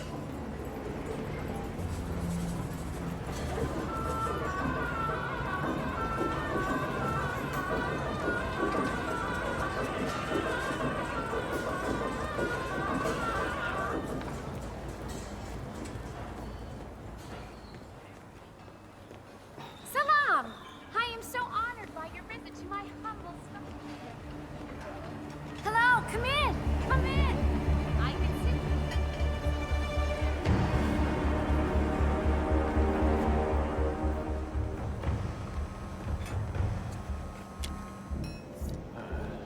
Gotta say, setting up HQ.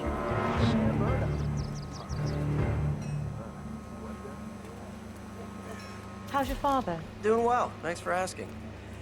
He's upstairs right now working on this novel of his, some kind of political thriller, I think. You know, airport lit. Oh, that's nice. So he doesn't miss the old school? Well, he was headmaster for 30 years. Yet he still carries around the master key. You know, the one that fits all the locks. Doesn't seem to be a little part of the damn thing. But that's nostalgia for you. The old headmaster of the school Zaydan is using as his field HQ lives right above the carpet shop. According to his son, he kept the school's master key out of nostalgia. Supposedly, this opens any lock in the building.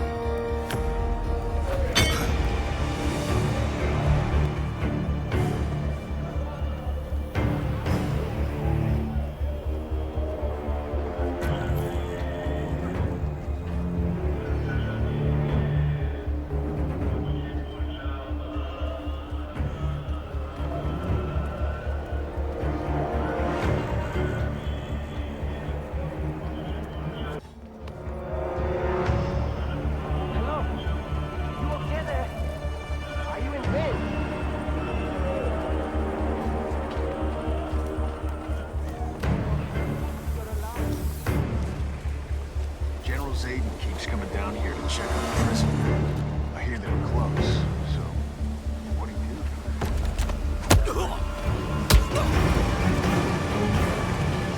Just get on!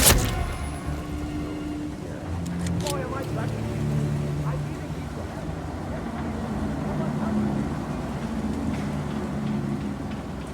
The way I heard it, his brother was one of the policemen who got killed when the mercs attacked Strandberg's prison transport this morning.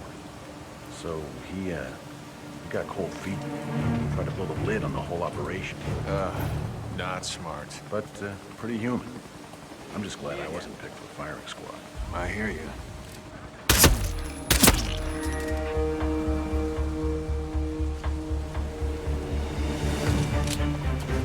According to the soldiers, the condemned prisoner in the cell was a close friend of Zaydan.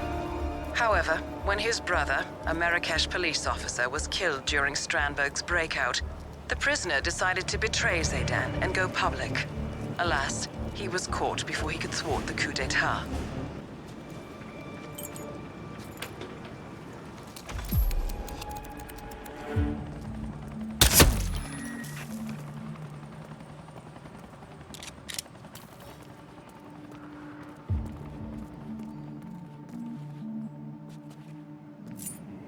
You're in. Good work, 47. Now to locate General Zaydan.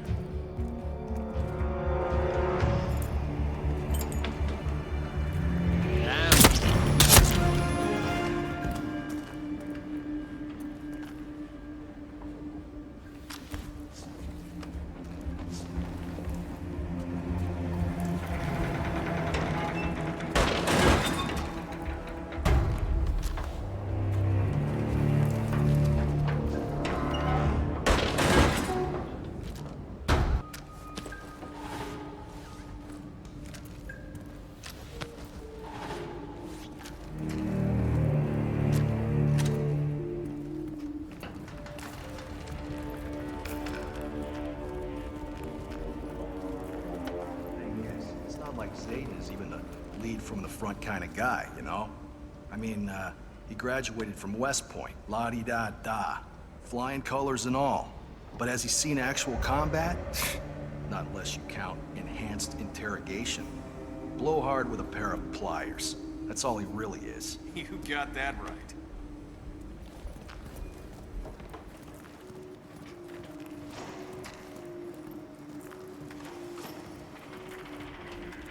You're dismissed. General Zayden's order.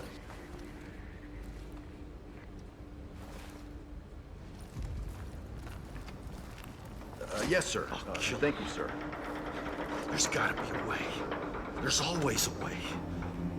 Think, Saeed, damn it, think. Is someone in here? Hello?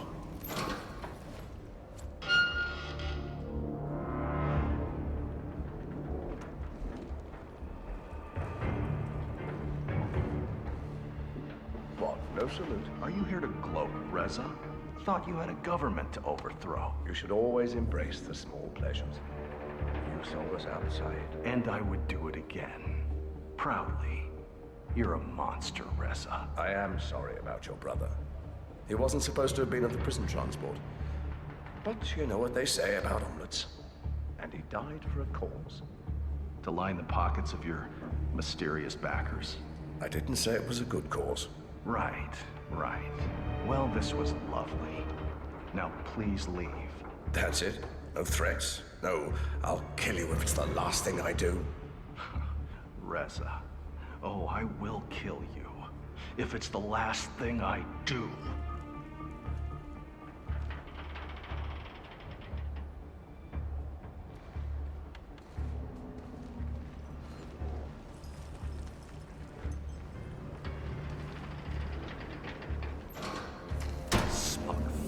Bastard.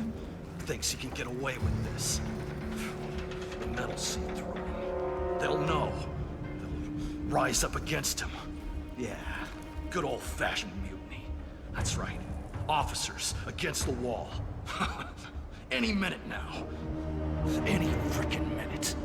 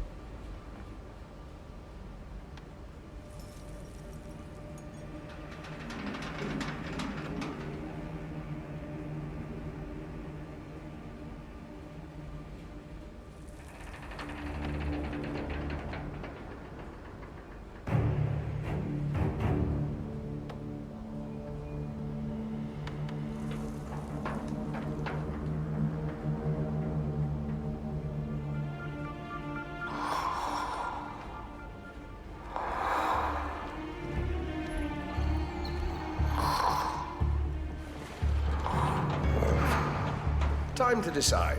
What should I do?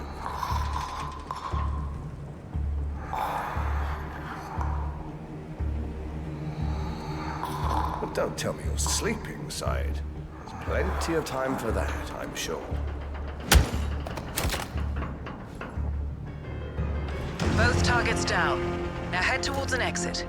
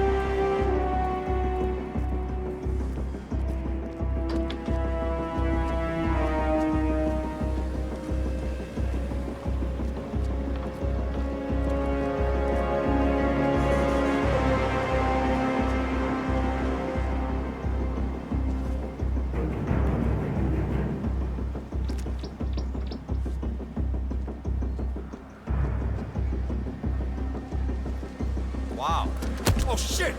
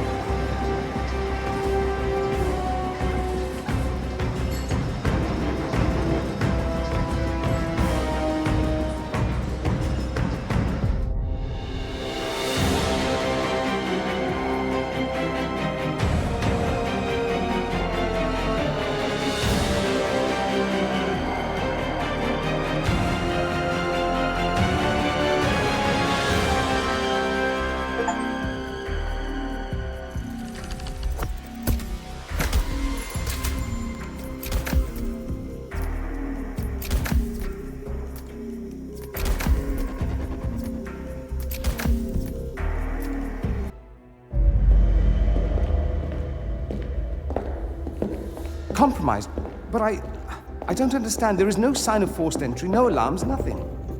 One of my people has gone missing in Johannesburg. A key bearer. I wish I'd been informed. Still, the system demands 2 keys, and the rest are all accounted for. Except for your late predecessors. Comp? But his plane went down over the Pacific. It was an accident. Such was the conclusion at the time. Yes.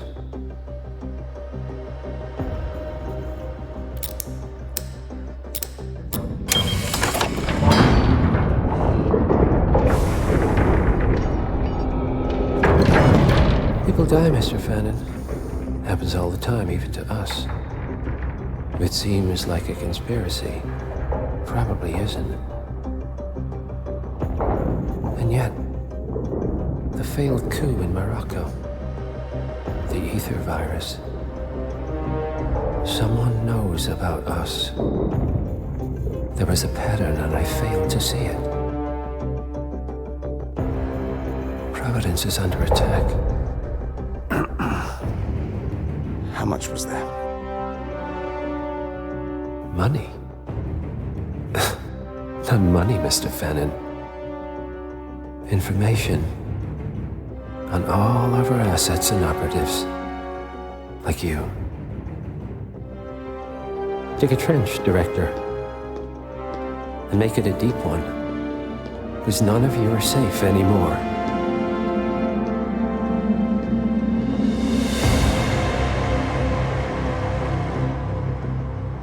Good morning, 47. Your destination is the HITMAN Luxury Hotel Resort on the Chao Phraya River, just outside Bangkok. Your main target is Jordan Cross, the lead singer of The Class, a renowned indie rock outfit recording their highly anticipated sophomore album. But this millennial poster boy harbors a dark secret. 1 year ago, promising young actress Hannah Highmore fell to her death from Cross's penthouse loft in Dumbo, New York.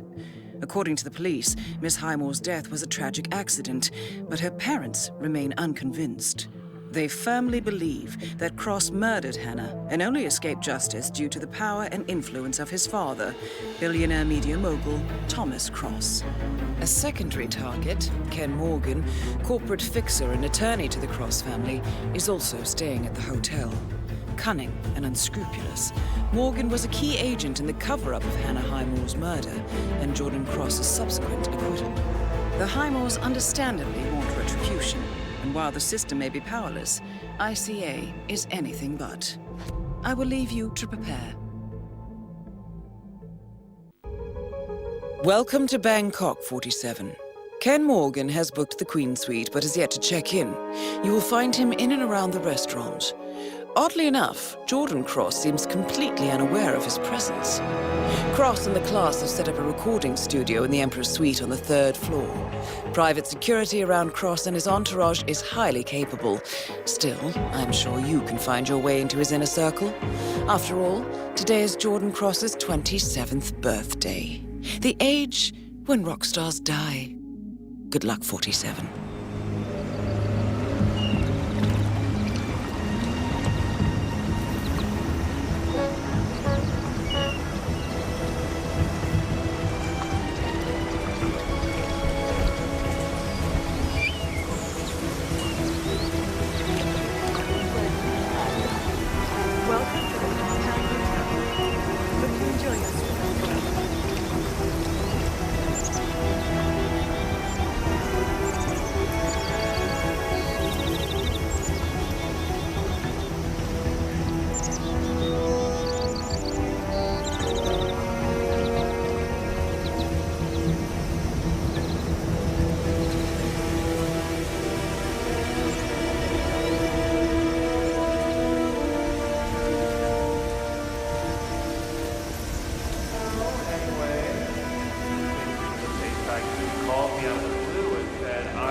Checking in.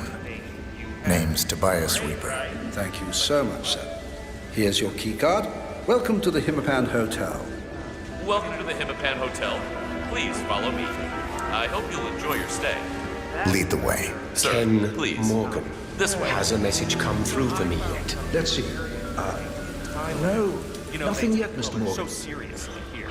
They have a color for each day. For instance, Saturday. Anything about my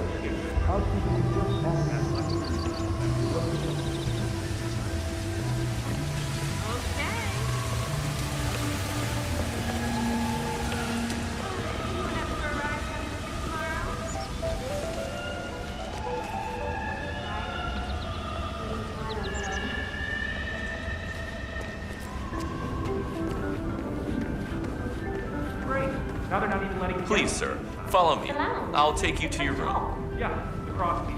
I mean, it's like they're taking over the place room by room, as if the noise wasn't enough.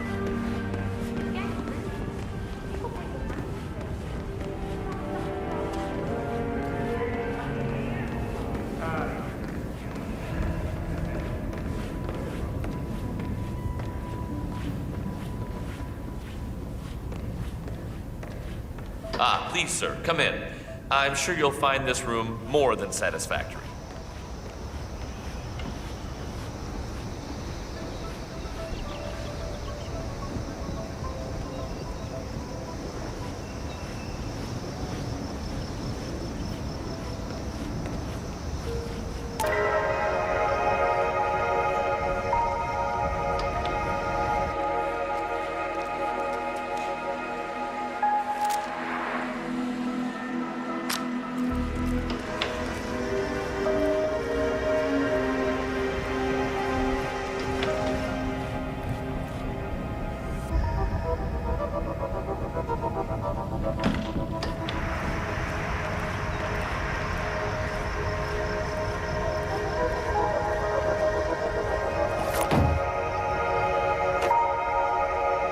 There's a problem with the toilet. Take care of it. Now.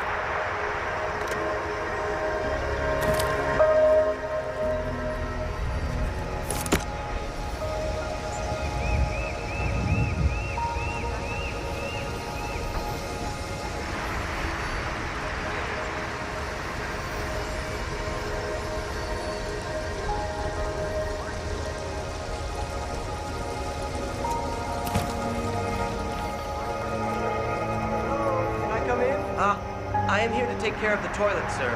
Very sorry about that. It's really highly unusual.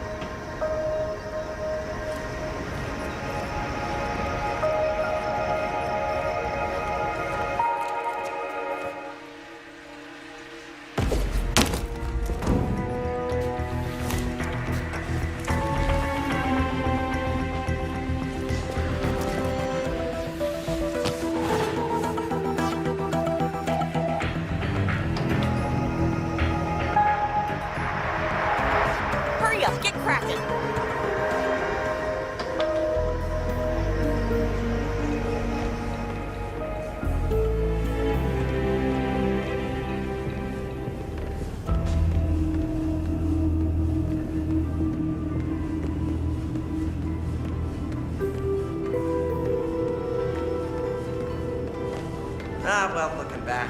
guess we really hadn't figured out how to manage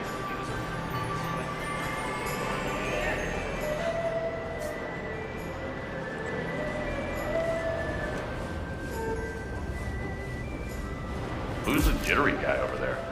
Looks like another one of those rock stars. That's Abel De Silva. He's only one of the most awesome drummers on the New York indie scene. He was in Death and Taxes and Flat Earth Society. Yeah, I like Top 40. Anyway, De Silva's filling in for the drummer in Jordan Cross's band who quit yesterday. The record label flew him in, and I took him up to the restaurant lounge. Miss Barrett, the manager, she's gonna come get him soon. Gee, I guess I should get his autograph. You don't deserve his autograph. You deserve poop in a bag. Interesting. The class's regular drummer unexpectedly quit the band, and the record label has flown in a replacement. Upcoming indie drummer Abel De Silva, who is currently waiting in the restaurant lounge. Better yet, Jordan Cross has not previously met Mr. De Silva, and the two of you do share a resemblance, 47. Mr. Manservant? Welcome to the Hitman. I'm here to help you. Of course I have a reservation. It's under McDonald. I hope everything. Have a great day, man.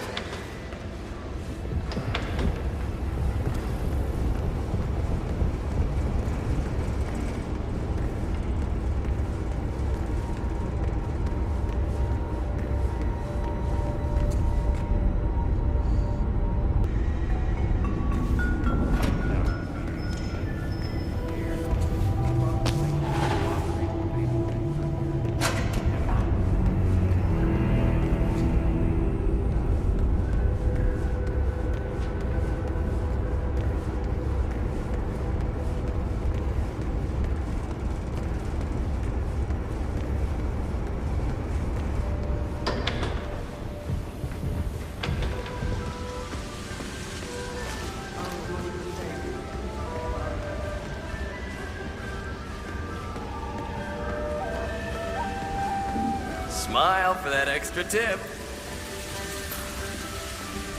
Well, change the subject finally. I think this is just how many friends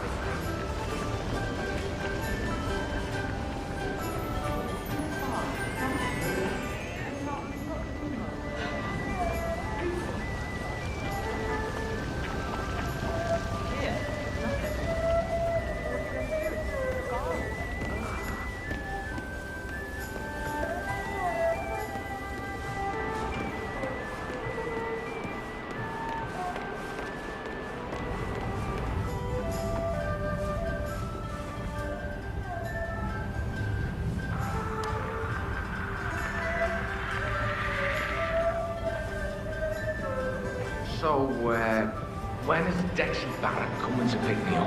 I don't know. I just carry the heavy stuff, man. You can head up to the studio yourself if you want. No, I don't want to see him. Someday you may own your own restaurant.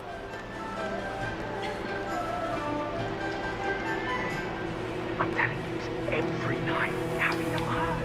No, heavy sleeper. They always have been. Well, I'm telling you, every night in his room, Cross listens.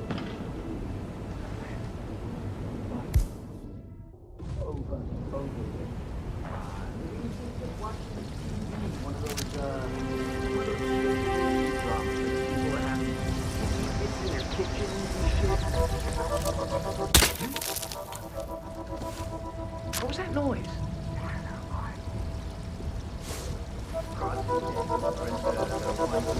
What fell from the roof?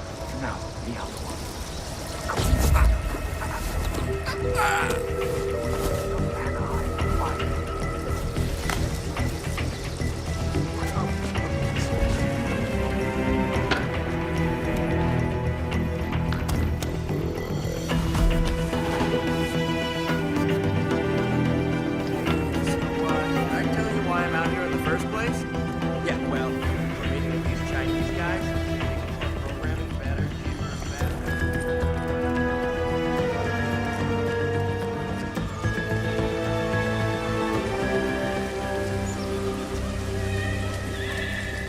Mr. De Silva?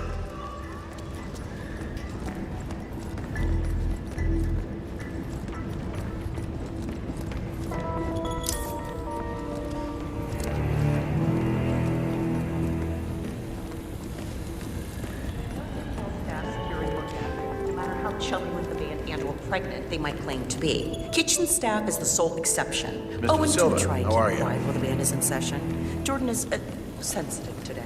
Any other questions, ask him the internet. Chat. Oh, hey, Mr. De Silva. Dexy Barrett was supposed to pick you up at the restaurant lounge. Huh. Oh, well, you're here? Hey, that's almost assault. Get out of here.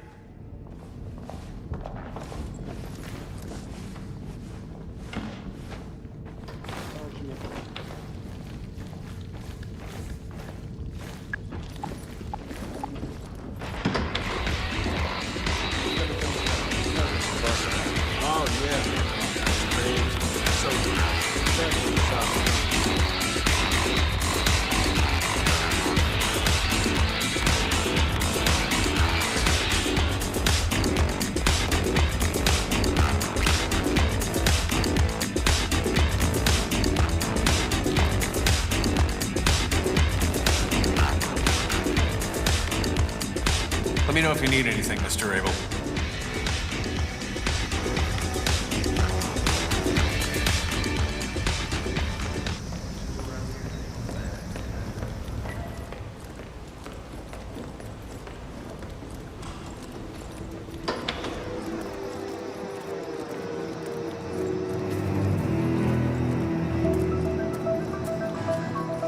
That is Jordan Cross, revered and reviled in equal measures.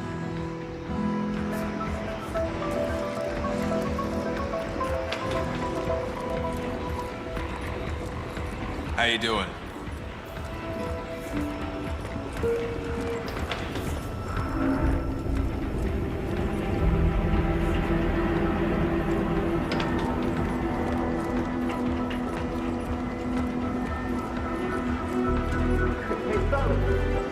Wow. Yo, someone's having it up.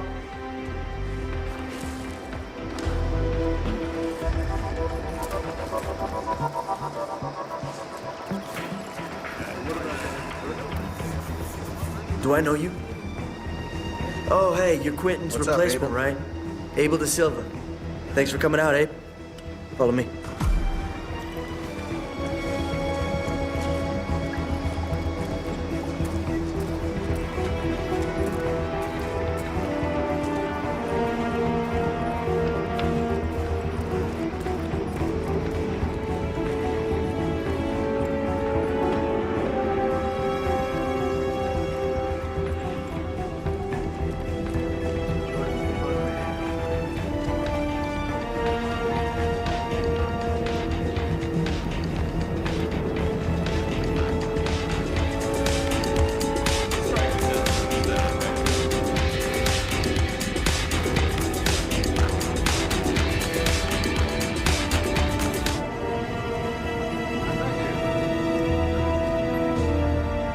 Everyone, this is Abel De Silva. He's here to take over for Quentin. Drums all set up, Wes? Good to go. Cool. So, what do you say, man? Get behind the kid, show us what you're made of?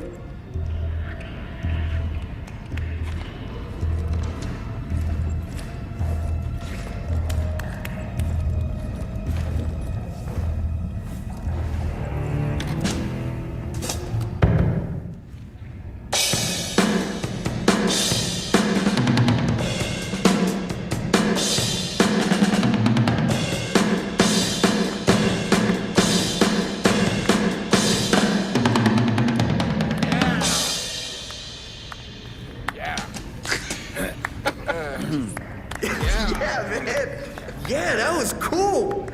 All right, you're like some kind of machine, aren't you? Oh, man, nicely done. Why don't you walk with me, Abe? There's something I want to show you. After you.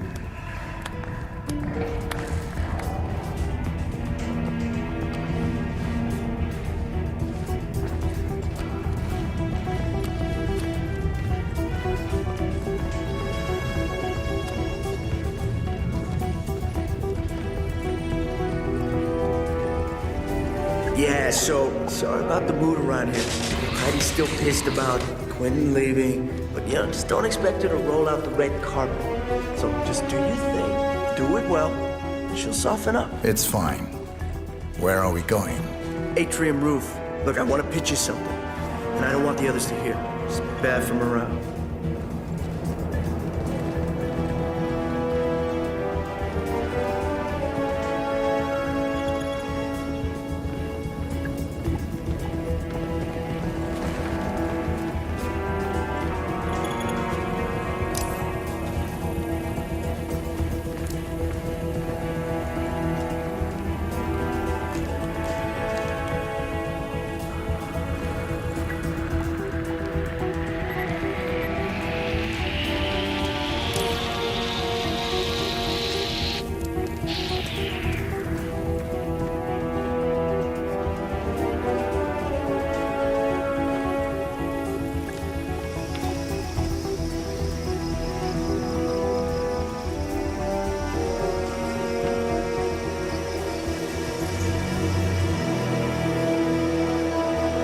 Climbing the cultural ladder, I see.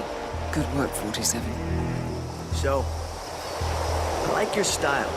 It's very tight, very new wave. You should talk to Dexy when we get back to New York. Who's repping it? Small agency. Very low profile. You wouldn't have heard of them. Old buddies from school, huh? Don't have the heart to let them go? Yeah, I thought so. But believe me, man, you gotta aim higher. Anyway, so I have this project coming up, and I think it's right up your alley. Going solo? Yeah, that's the plan. I could use a solid drummer. A hired gun, not a partner. Someone who does the job without getting noticed. Ah, so you're interested? It's what I do. Great, yeah. Oh, mull it over. Talk to your people if you have any. You can decide when we get back to New York. Good talking to you, Abe.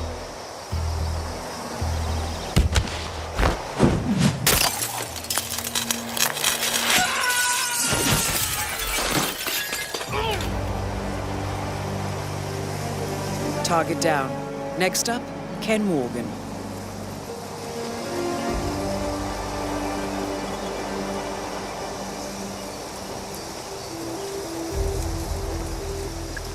You seen Heidi Santoro, the guitarist?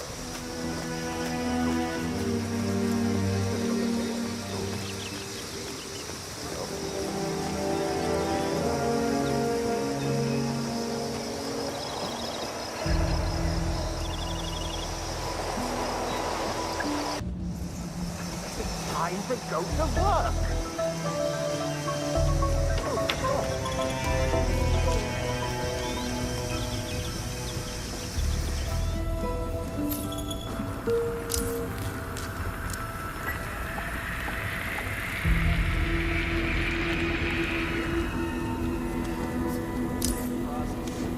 How are you, Mr. De Silva?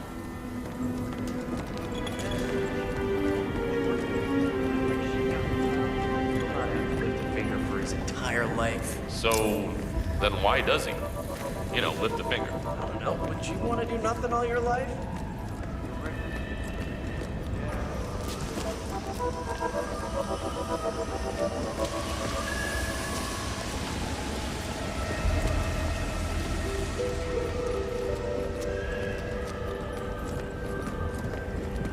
Sure, the tech industry is a pretty wild place, let me tell you. I mean, the office pranks we pull off, forget about it. That is fascinating. Well,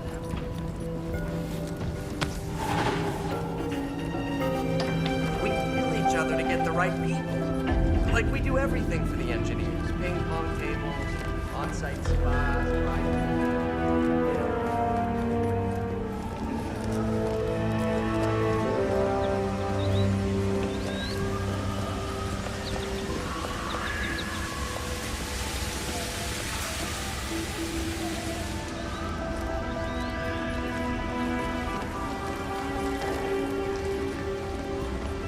Keep those glasses full, son.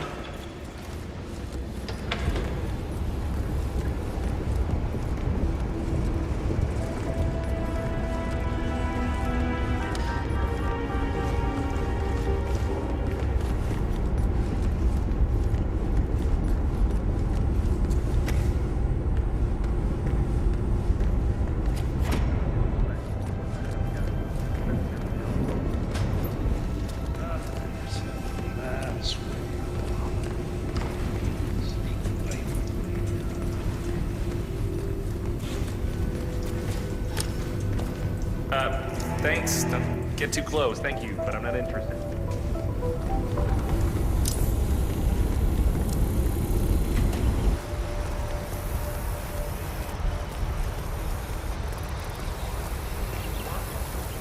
A little bit of overkill, don't you think?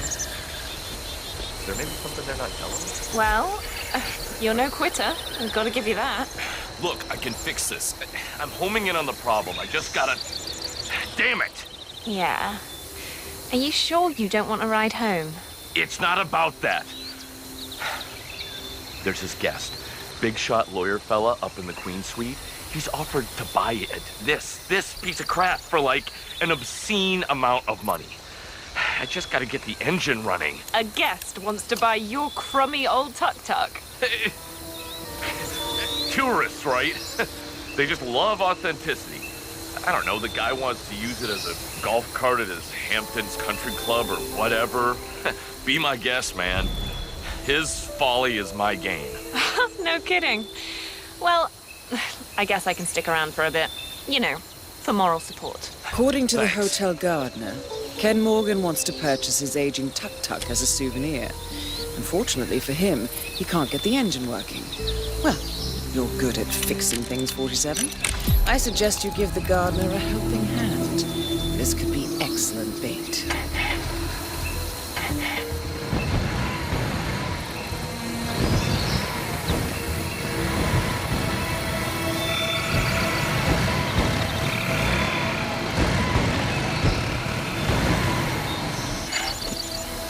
And now to deliver Mr. Morgan the good news.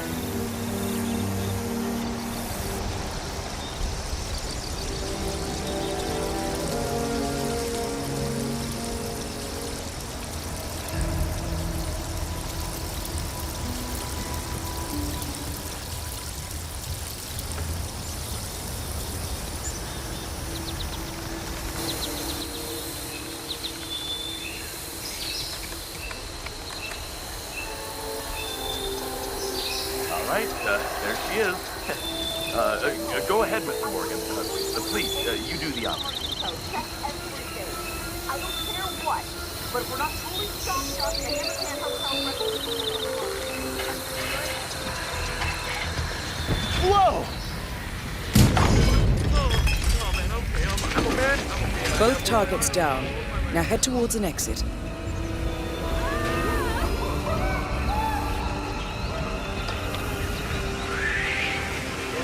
I'm here now and I'm flying on the western front. Nothing to report. Out.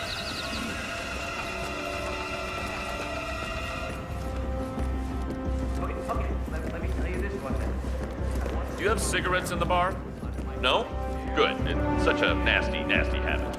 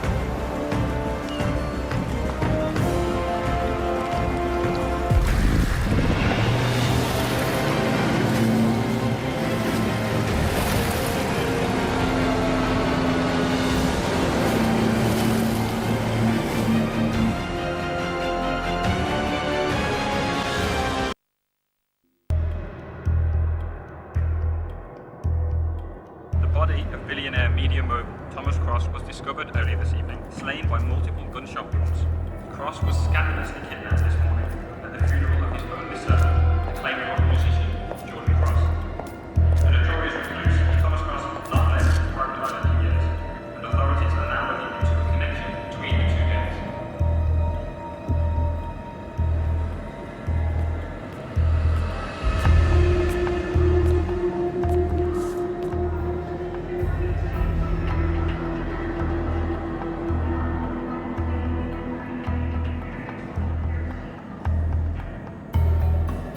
This was no coincidence. Not by a long shot. Thomas Cross had billions in hidden offshore accounts, all stripped clean within hours of the kidnapping. Someone wanted the son dead to lure out the father. Someone smart enough to stay in the shadows while we did the wet work, and the Highmoors picked up the check. A shadow client. Someone got rich. The contract was just. That was a sound problem. I know you don't care about politics, 47. But ICA is neutral, always has been. Can't allow ourselves to be manipulated. Besides... It's happened before. Italy, Morocco, Paris. All our clients got their intel the same way. Anonymous tips from a hidden source. Each contract perfectly legit, yet part of a grander design. I don't see the pattern. Somebody does. The board has asked us to chase down this shadow client, and our analysts are closing in as we speak. I know that tone.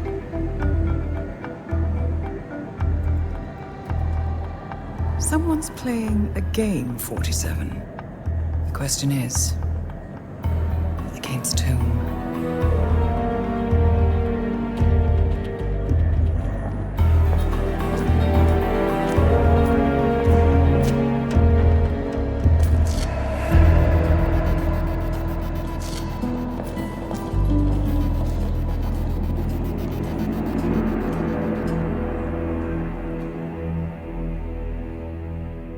Good morning, 47. We have a lead on the shadow client. ICA White Hats have traced the anonymous data received by our clients to one Olivia Hall, brilliant young hacktivist and suspect in a dozen cases of cyber vandalism. Using onion routing with state-of-the-art encryption, Hall went to a lot of trouble to stay untraceable. She is good, but we are better. Her digital trail has led us to a remote farm in Colorado, where satellite footage has revealed what appears to be the training camp for a private militia, led by an already registered target, Sean Rose, Australian environmental terrorist and explosives expert wanted for a series of public bombings. Rose was spotted near the scene of Thomas Cross's kidnapping, which makes him our prime suspect for the shadow client. Spurred by Eric Sodas, the ICA Board of Directors has asked us to infiltrate the farm and eliminate Sean Rose, along with 3 other prominent militia members. Ezra Berg, retired Mossad interrogator, Penelope Graves, former Interpol anti-terror analyst, and finally Maya Parvati, former assassin and gunrunner for the Tamil Tigers. I'll be honest with you, 47. I consider Eric Soda's reasoning hasty and ill-advised. Now, we cannot go against the wishes of the board, but we can conduct our own investigation. Whether a direct threat to the ICA or not, we need to know the shadow client's true agenda. I will leave you to prepare. Welcome to Colorado, 47. The militia has taken up HQ at an old apricot farm and appear to be training for a series of coordinated strikes, ranging from cyber attacks to full-blown guerrilla warfare. The shadow client appears to unite specialists and radicals from all over the map, mercenaries and terrorists, hackers and spies joined by an unknown common cause. Satellite scans indicate that the command room is below ground inside an old tornado shelter. Only Rose appears to have access, however, so to get inside, you will need to get creative. This environment is hostile and highly alert, so tread carefully. Good luck, 47.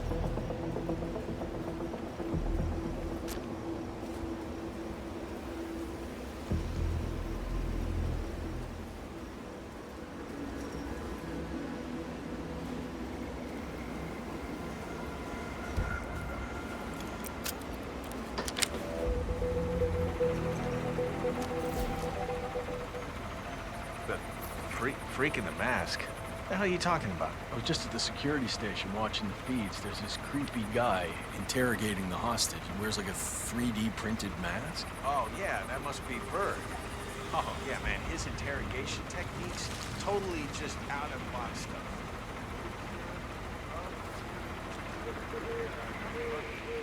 Ezra Berg, legendary Mossad operative who specializes in chemical interrogation techniques, is here at the compound to interrogate a prisoner.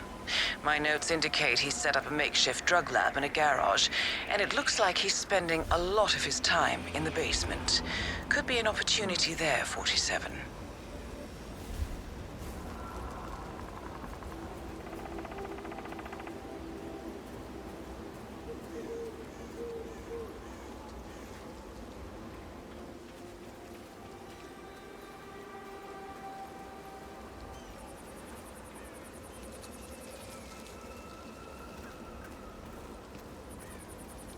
Sean Rose in charge of operations. I don't get it. Why'd the boss pick him? Why not Reynard? The way I see it, Reynard's a lone wolf. Berg's too specialized. I mean, he's no strategist. Parvati is... Parvati's Parvati. I think Rose wants to lead, fiercely dedicated, completely ruthless. Did you ever hear his plan to take out Simon Devereaux, the CEO of ICA? No, building a bomb. Right. So Devereaux is exactly like Thomas Cross. Totally impossible to get near. But also effective. Just ordered this new Link 4 smartwatch. So Rose, crazy bastard, gets the idea. Some strange noises here. Looking into it over. Oh, wow. And then swap the watch.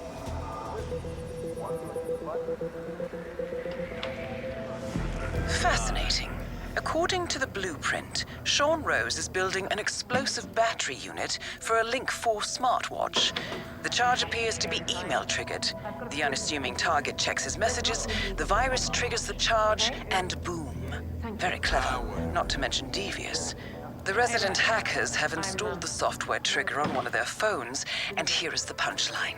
Rose himself wears a Link 4. Sean Rose in view. Anything you think I should know about him? Rose? I don't know. I'm not sure if you really trust a man engaged in I'm down with not smelling as much as the next guy, but it seems like he's really into washing his hands. What's he trying to get out? Okay. Anything else you can share? Anything I need to look out for? I know there's been talk about this OCD, how it might be affecting him. Apart from that, I ain't heard much.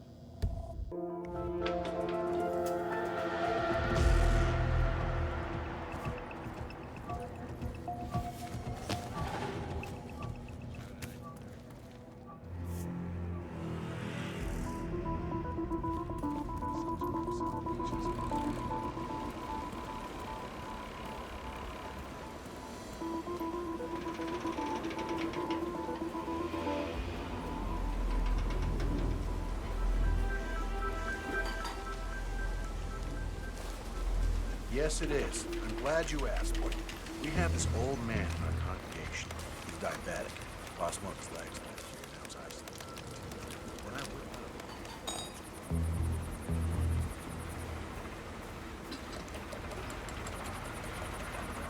So put you on the next kill.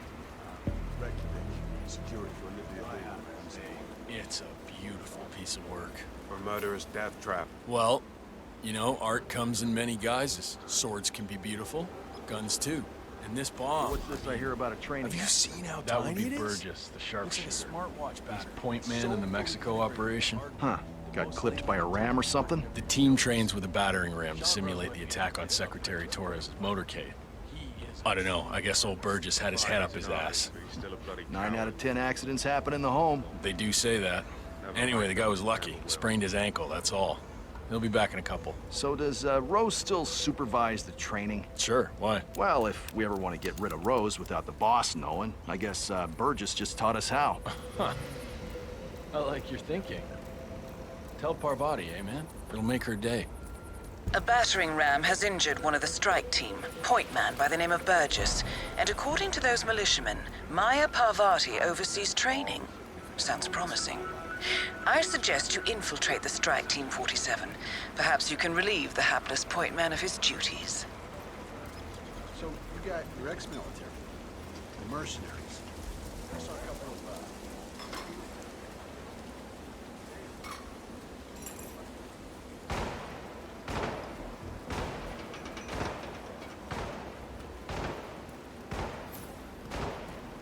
How you doing?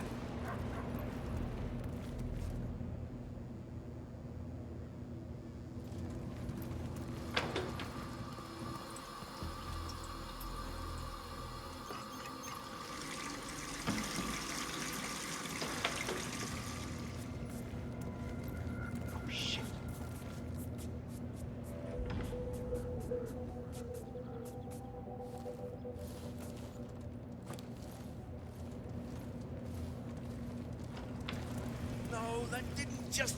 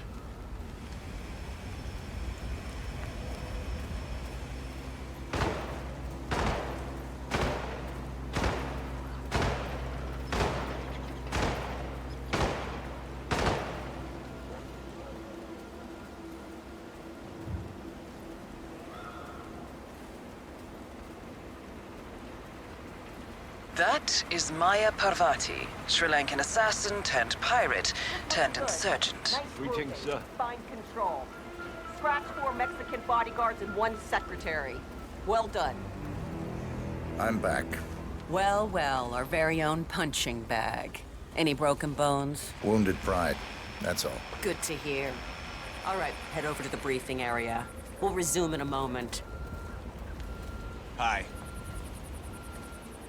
Rose, provider. The point man is back in action.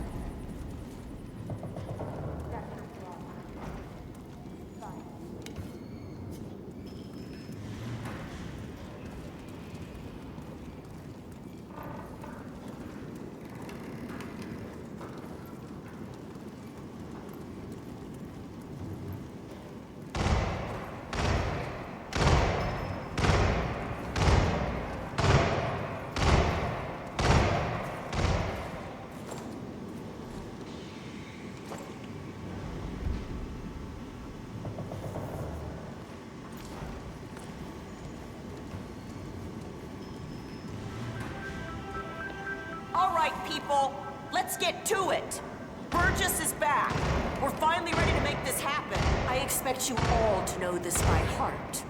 But in case amnesia has set in, here's the sequence.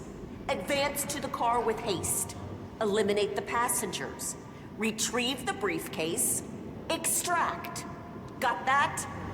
And remember, speed and accuracy is the name of the game. All right. Now go pick up your weapons and get in position. Move out!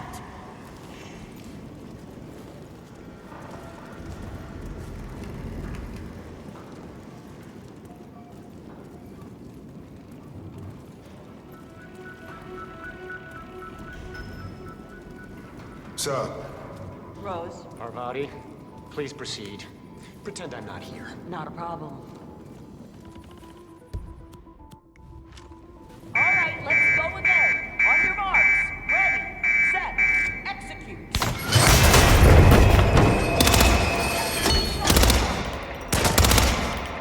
Breathe and don't. Anti-consent. Let loose on that! Hit the ammo on this guy!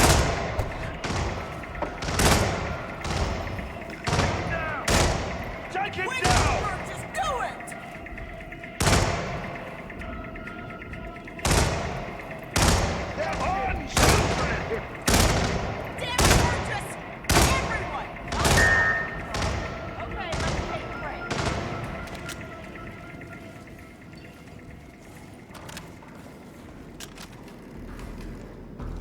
team's overall performance was passable. Good speed and accuracy, but coordination needs to improve. The point is to build up muscle memory. A perfect sequence of synchronized motion. We've been through this before. All due respect, boss, shit will go wrong. We'll need to improvise. If you do what I tell you, nothing will go wrong. Not on my watch. Do it again.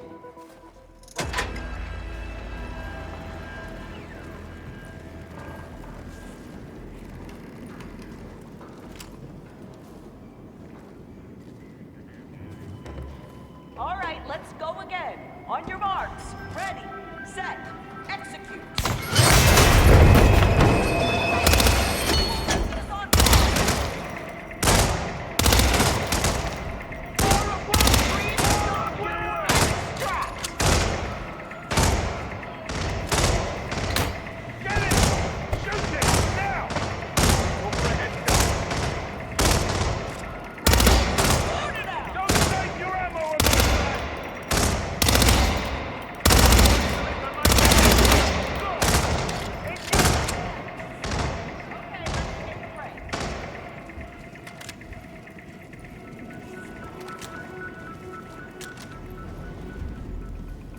Performance was adequate, but still lacks coordination.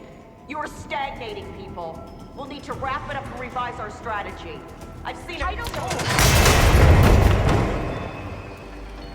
Maya Parvati is down. Good work.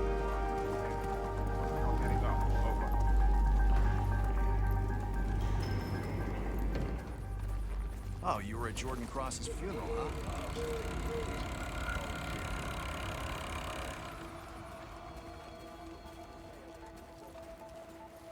How you doing?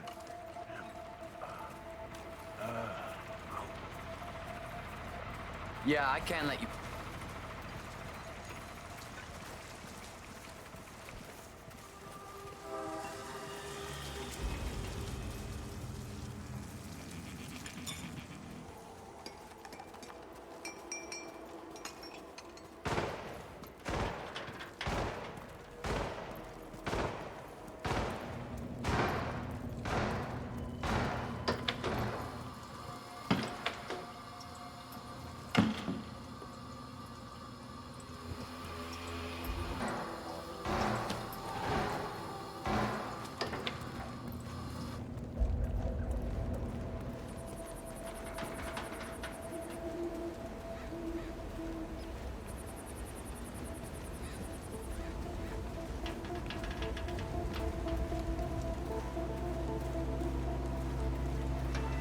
Set for the sting? Sure.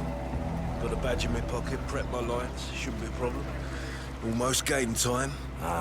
You think you can hook her? Graves is new. She comes by every 2 seconds to check on her work. She's paranoid enough to bite. So Rose basically wants you to pretend you're with Interpol, get her to come with you, and then what? I'm supposed to lure her to the slurry pit and tell her to roll over on Rose and the rest of us. Try to get her to turn on us. Be interesting to see how she reacts. Is she going to ask the guys there to shoot me, or will she give up everything? Yeah, it's a big decision. What if she takes the bait? Penelope Graves is still new to this outfit, and it looks like Rose is going to test her dedication to the cause. He's arranged for one of the communications technicians to act as an outside agent. The tech is supposed to show her an Interpol badge and escort her to the slurry pit, asking her to betray the militia. Might I suggest a last-minute recasting, 47? Huh?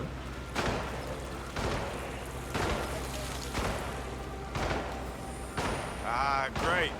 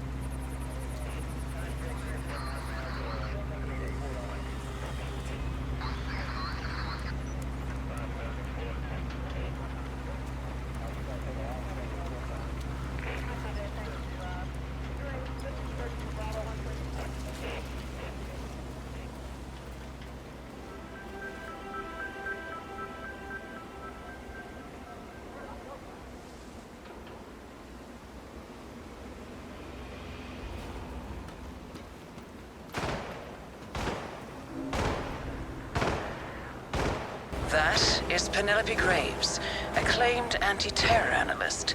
Strange to see her as part of this crowd. Penelope Graves. All right, guys. We need to talk. You're...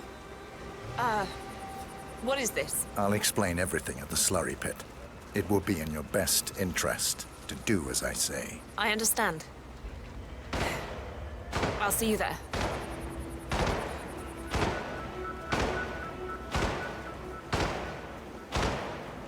Hey there. That's what I'm saying.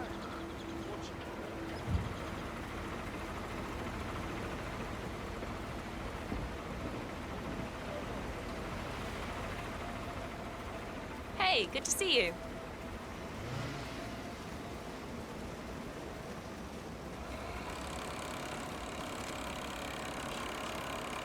So, I just found out that Parvati was a Tamil tiger.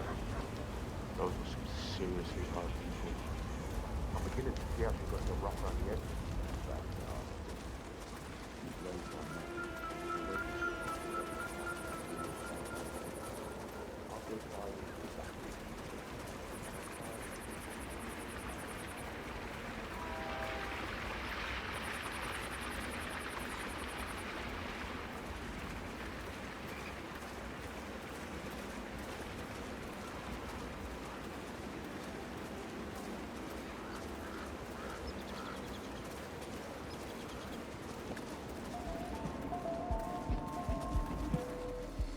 Miss Graves, you are being recruited back into Interpol as an insider. What? Who are you anyway? How did you find me? That is not important. Think about this carefully. You can provide us with valuable intel. If you cooperate, the agency will overlook your unfortunate transgression. And what if I refuse, huh? If I scream and get the guards here? I wouldn't do that if I were you. Might prove unhealthy. I'll give you a few moments to think about it. Good work, 47. This should give her something to think about. Okay, can you just leave me alone for a few minutes? I've got some things to do. I'm sure Rose won't mind.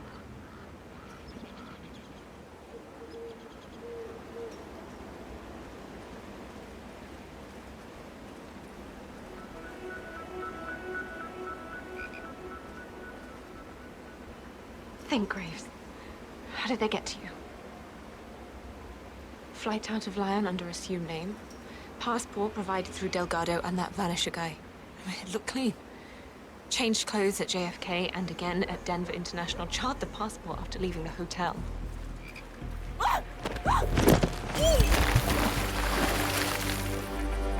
Graves is down. Excellent work, 47.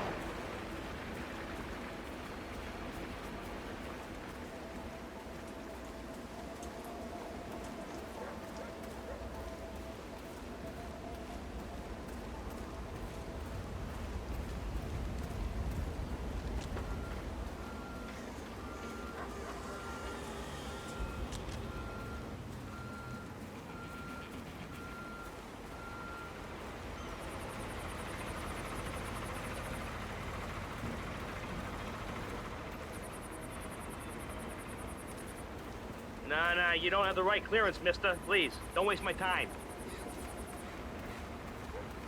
Hi there. No, I'm just looking for my shipment. Certainly it's here. It would be quite unfortunate if it got mixed up with the tobacco or anything like that. It's really quite a potent hallucinogen. You can't say that I've seen it. Maybe it got shipped to the wrong location. I'll let you know. That is Ezra Berg, former Mossad interrogator. His services are in demand at the moment.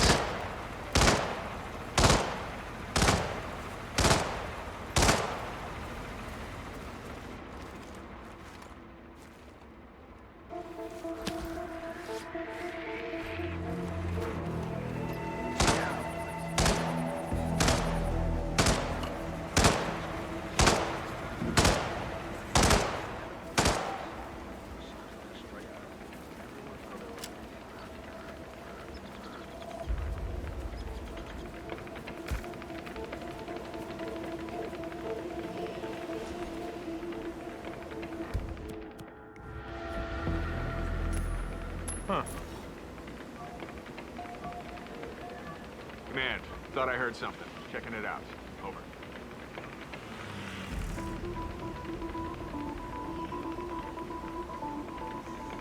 Wait a minute. A weapon? What idiot just drops a weapon?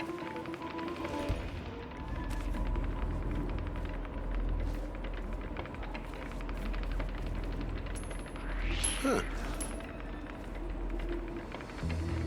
Man, thought I heard something. Checking it out. Over.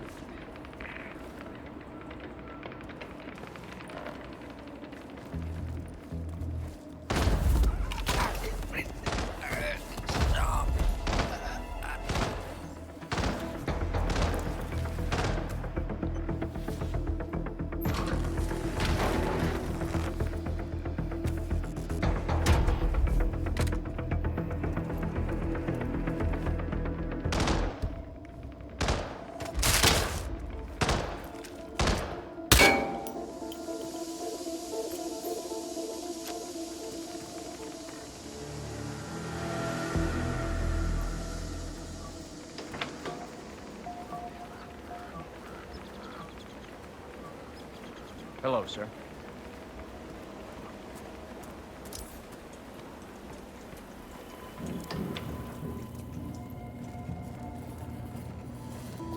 Hey, check up on the guy.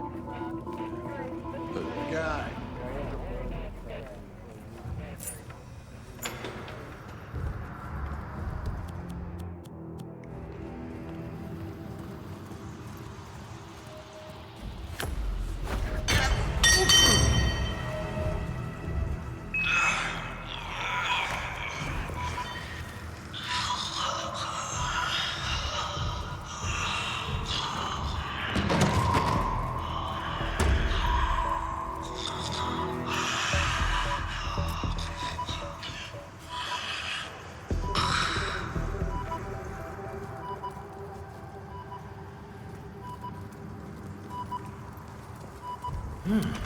Unconscious?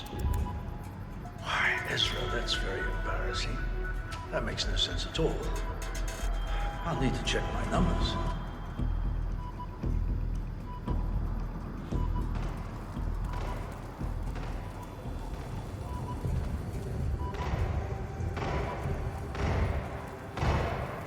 Did you see the moon last night? I'll tell you something you don't know, right? The moon and the sun, they're actually the same thing. Moon goes like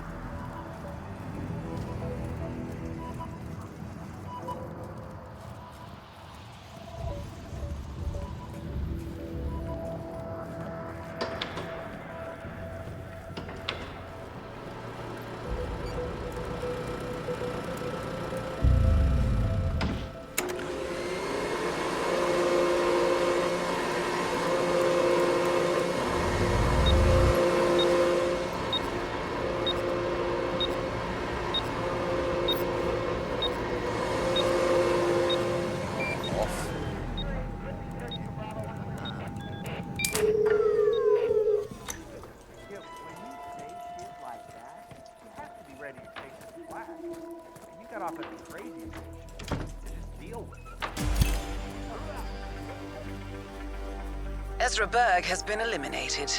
Good work, 47.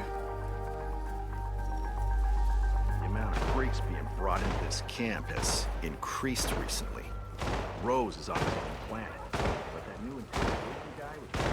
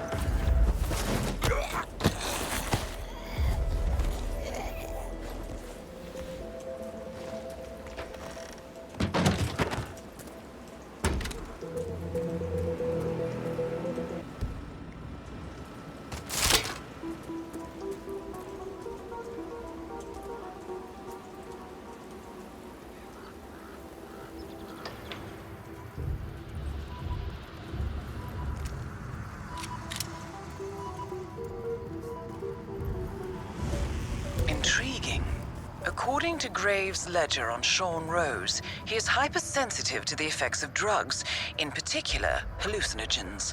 Last time he tried, it triggered a nasty psychotic episode, channeling his fear of germs. Interestingly, the ledger also contains a record of his most recent OCD attacks: desk, grandfather clock, and faucet. Rose appears to smoke cigarettes when he gets agitated. What if...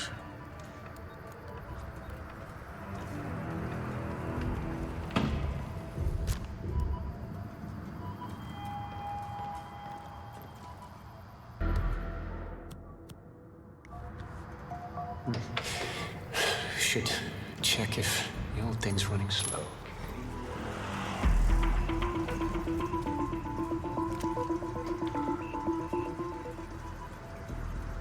Ka-ching! Sean Rose confirmed down. Nicely done, 47.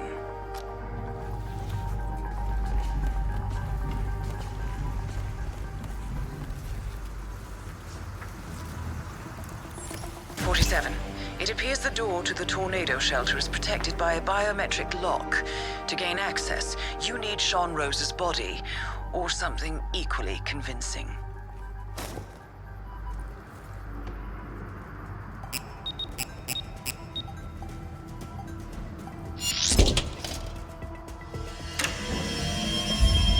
The plot thickens. Someone left in a hurry. Sean Rose was not the Shadow client. That much is clear. Whoever commands the militia, they got out just in time. Look around, 47. We're getting closer. Some kind of network. Power players. From all sectors. Familiar faces, too.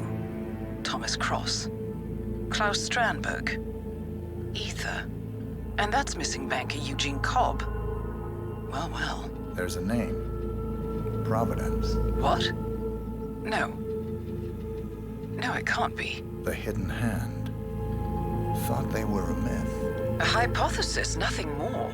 The idea that a small cabal of kingmakers, controlling enough corporate and political leaders, could effectively run the world in secret. Maybe not so hypothetical. Keep looking, 47. We need full disclosure. Someone's done their homework. Look how far it dates back. Hayamoto, Beldingford, Delvade. The Shadow client has been tracking you for decades. Now, how is that possible? It isn't. Every one of those missions were branded as unsolved or accidents. He must have been looking for a pattern, a certain MO, which would mean... He knows me. Well, at least this shortens the list.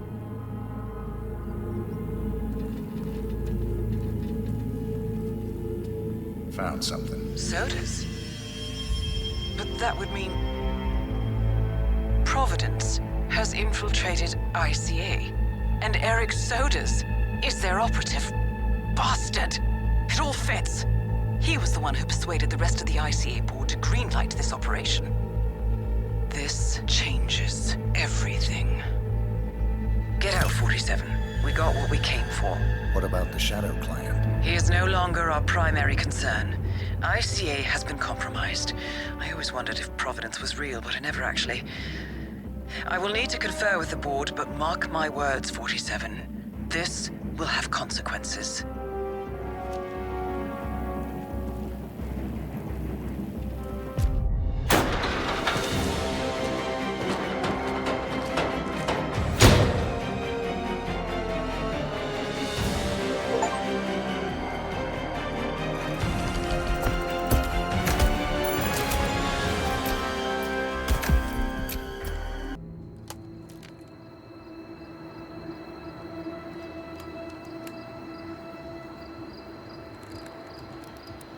Rose is gone. It was me, wasn't it? They tracked me. I don't believe it. I took every precaution. Rose knew the risks. They all do. You did well, Olivia. I am proud of you. Now listen. The ICA knows about you. They kept you alive because they needed you, and now they don't. We won't talk again. Not until the storm is over. I don't like it. This man, you know what he's capable of. You need to end this now. I ran away as a boy. My friend and I, away from that place. We came upon a small farming community. The people were dirt poor, but this woman, she took us in. We were awakened the next morning by the shots. A dozen people lay face down in the snow. Our warden didn't like to leave witnesses. They shot the woman and her family last. They made sure that we watched the whole thing. This is your gift, the warden told us. Your gift and your curse. Touching lives only by ending them. You know him.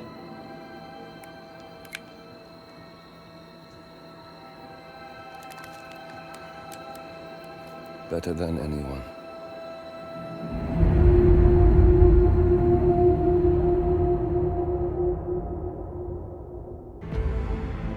Good morning, 47. The board has sanctioned Eric Soda's for termination.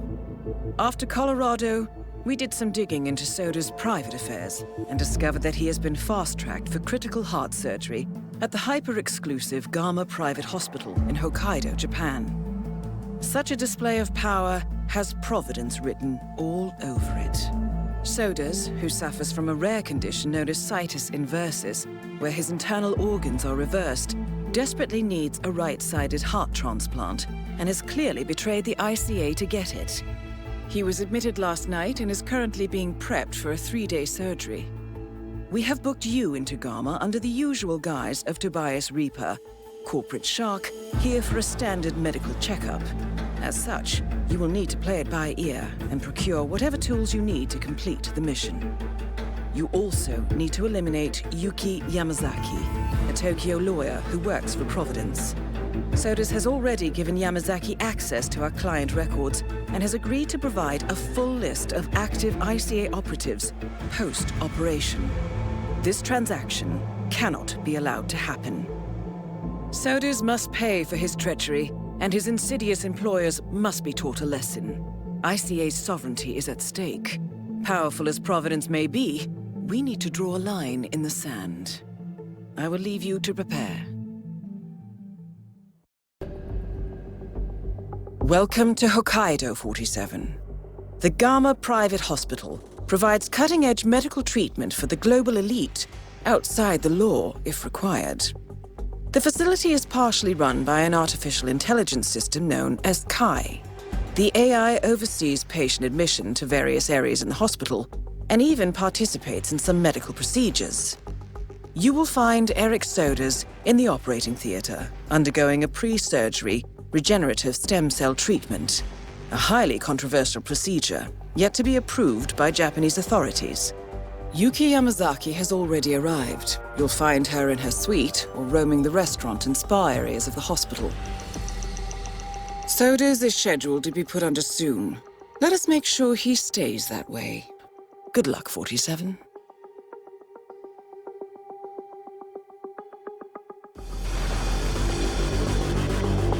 Hello, Mr. Reaper. As part of the service here at Gama, your personal robe has been outfitted with a radio frequency identification chip. The device will unlock and allow access to your personal suite.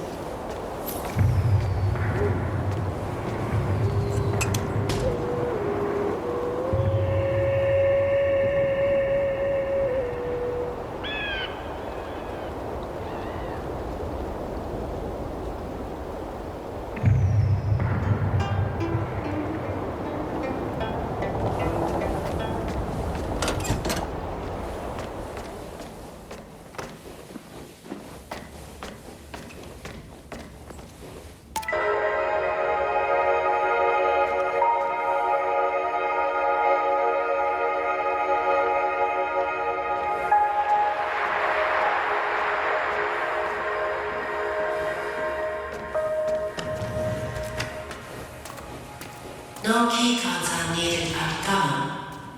Please enter. O Genki desu ka? Shut up. Do I look like Tush or Invisible Man? Maybe Darkman. Yeah, shut up. Totally Darkman. You look like the mummy. So what kind of work did you get? Nose bridge, cleft chin? Can you keep a secret? Shut up. I'm being cut to look like Helmut Kruger. Yeah. Helmut Kruger? People do that all the time, you know. Yeah, It I happens want it all all the in. time. I mean, you know. Remember that architect down the street from us? He woke up during an eye operation. Guess what? He saw himself.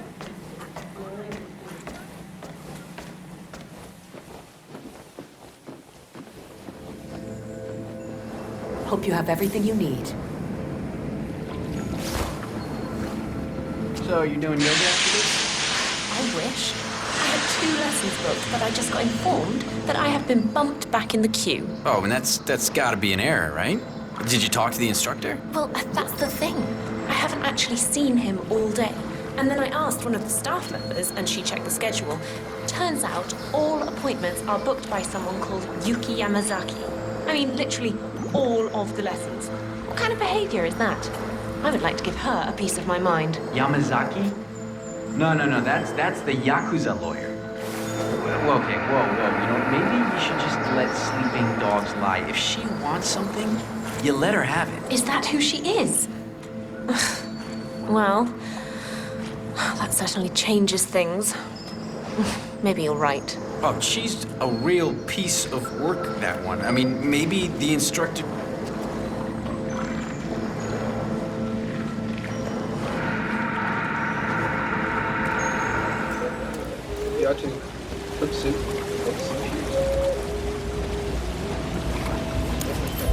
Well, it certainly appears that Yuki Yamazaki is a fan of yoga. A schedule near the hot springs reveals that she has booked the trainer all day. Feeling flexible, 47?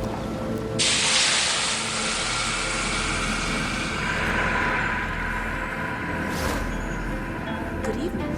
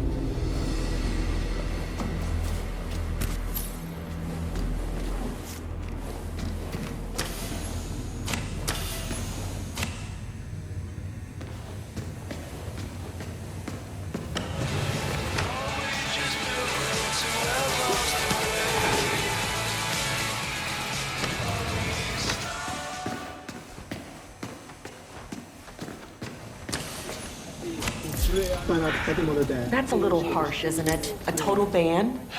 I don't know. Patient did die. Famous one at that. Still, it's not the chef's fault. What was a kitchen apprentice thinking, cutting out a fugu fish by himself unsupervised? I mean, it takes years of practice. Didn't the kid realize how poisonous those things are?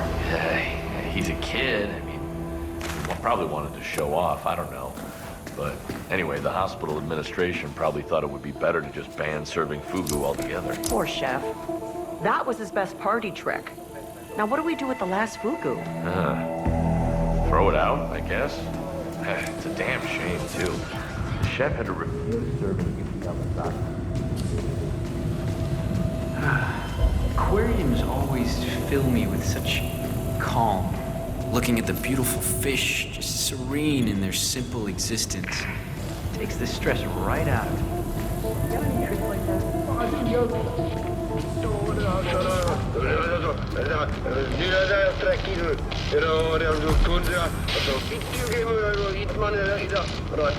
What's up with the sudden landing?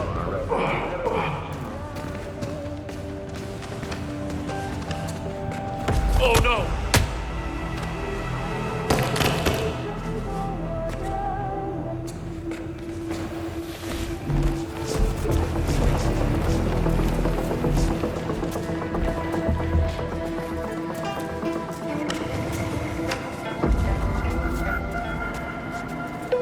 Mr. Jason Portman, please come to the hospital entrance.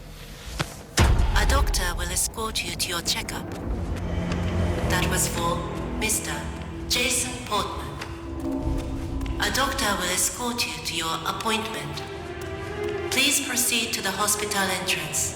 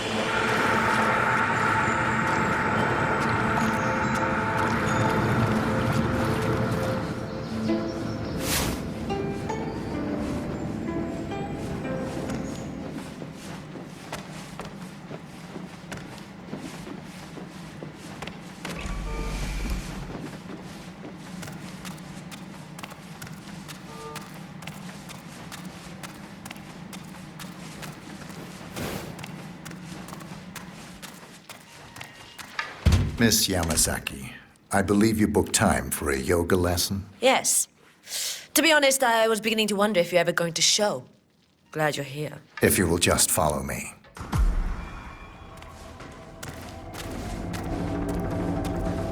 Hey, good to see you, man.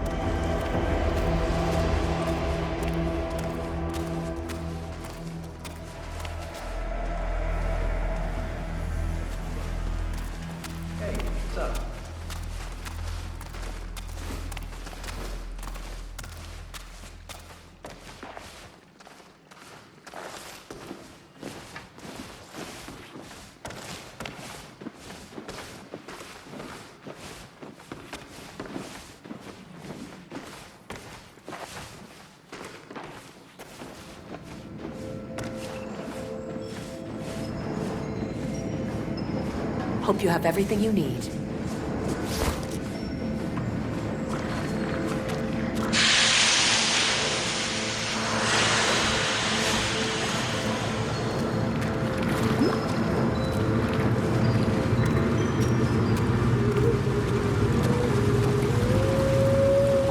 Well done, 47. Now to make her spirit and body fly. I'm ready to begin. Miss Yamasaki. Very well. Let's begin. Let us begin with upward-facing dog when you're ready.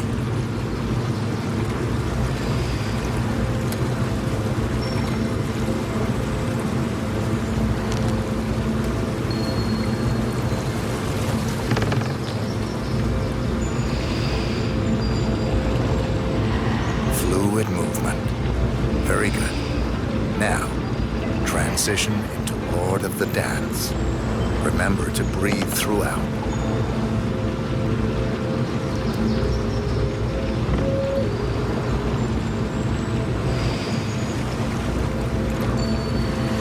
Warrior 2 pose. Core, strength. Stay there for a while.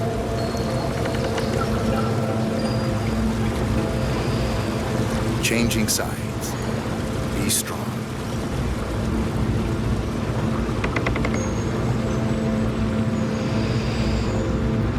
And finally, tree pose. This one is tricky. Find a good spot for it.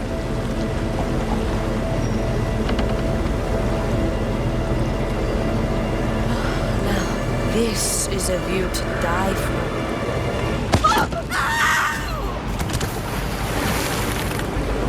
Target down. Now it's time for sodas to retire.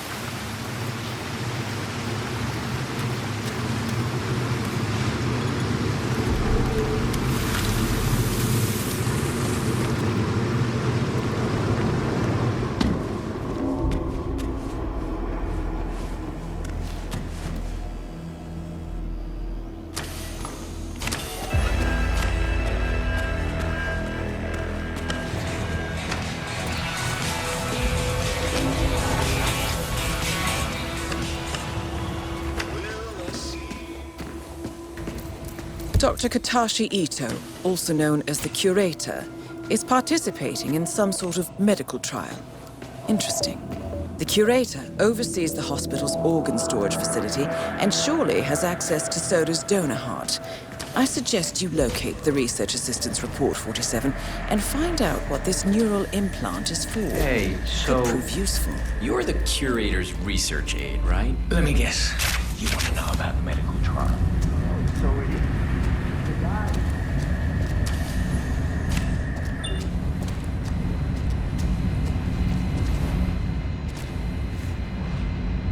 It's me.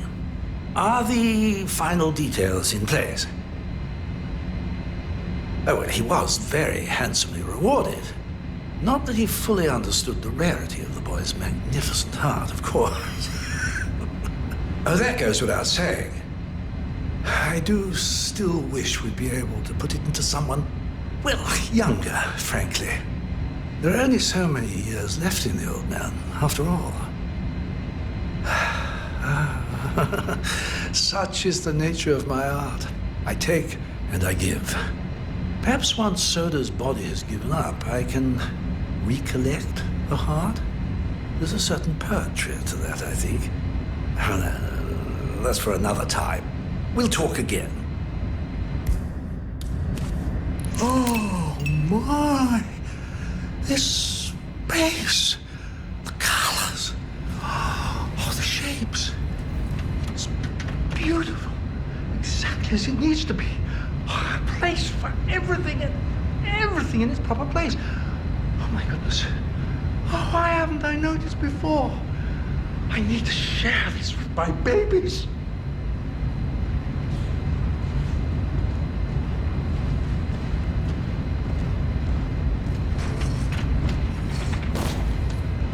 You're excused. I need some time alone. Come back later.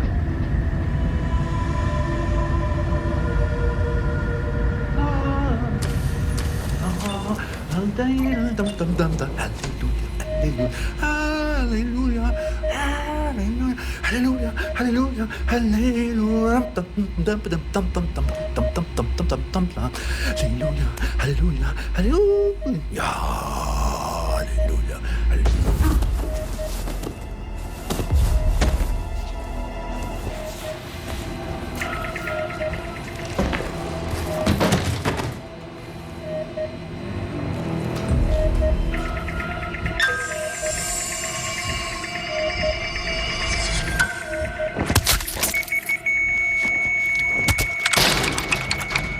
Elegant solution, 47. With sodas on the operating table.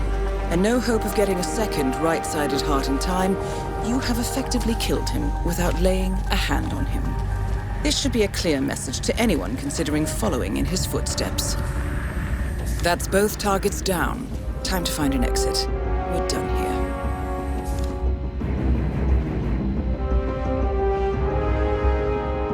Well, I don't know about that. But from a medical perspective,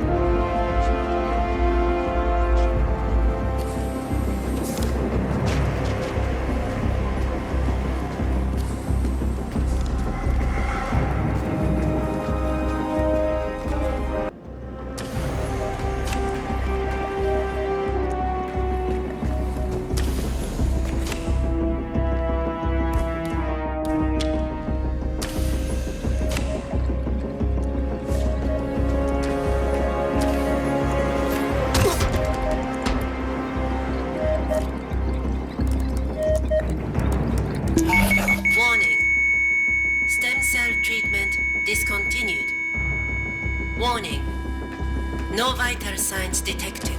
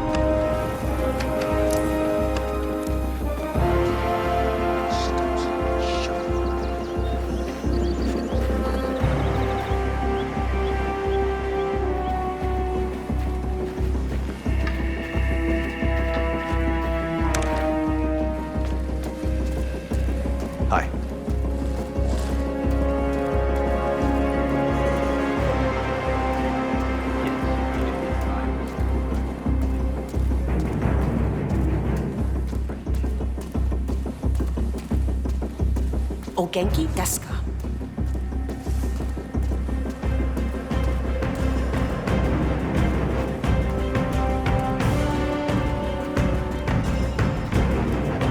A couple of months.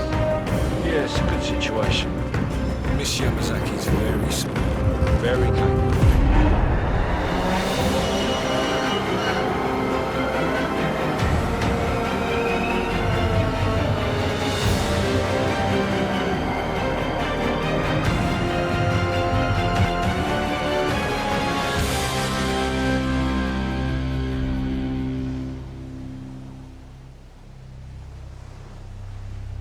The story so far. Agent 47 and his handler Diana Burnwood are the world's top assassins working for the ICA. When all of their recent missions turn out to be contracts for a shadow client, things take an unexpected turn. All their targets have been operatives in an invisible organization known as Providence. Providence has infiltrated the highest echelons of power and secretly owns our world. The Shadow Client wages a silent war against them.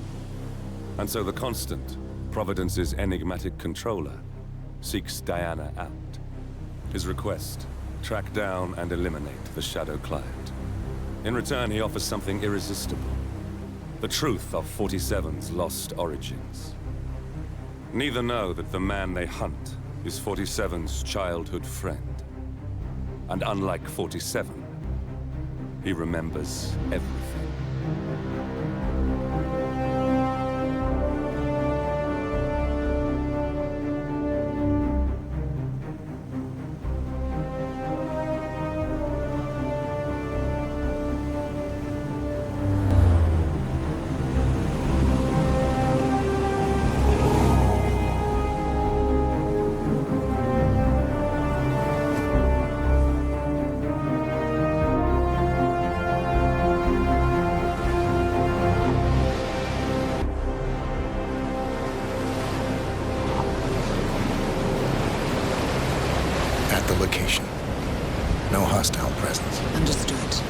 Alma Reynard's house is just up the beach. Our intel indicates that she and her team are laying low, most likely planning the militia's next strike. Reynard is one of the Shadow Client's top lieutenants, and yet she's not a target. Not yet, anyway. She's no doubt high on our client's list, but for now, it's information we seek. Infiltrate the house and get us a lead on the Shadow Client. Up for some B&E, 47. On my way.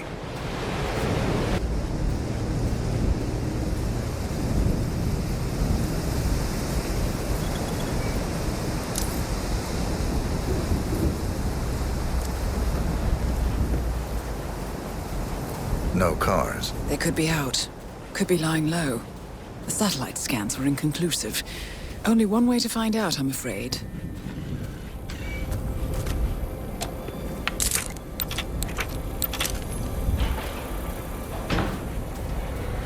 Bodies. Male and female.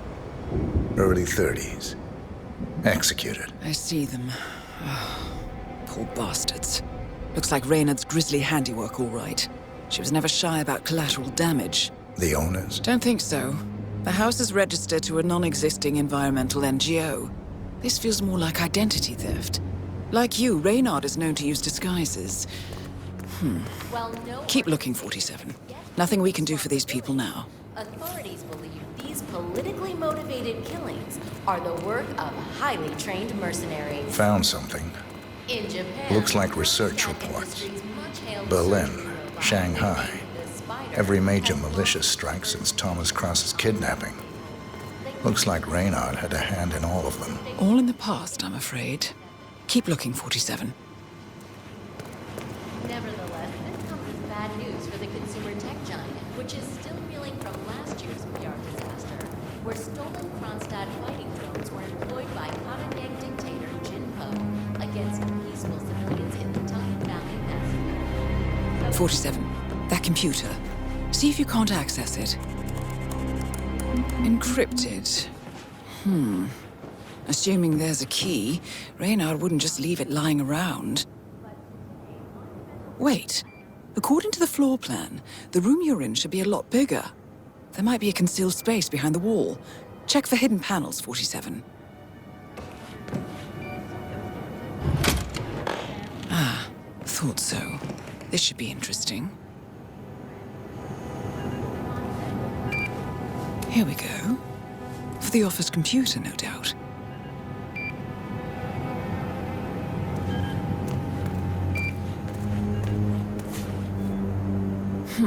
Appears Reynard's cell is launching another strike. Those are sewer maps of a residential area in Wellington. Well, there's nothing we can do about it now. Our priority is the Shadow Client. Nicely done, 47. Getting caught on tape is the last thing we need.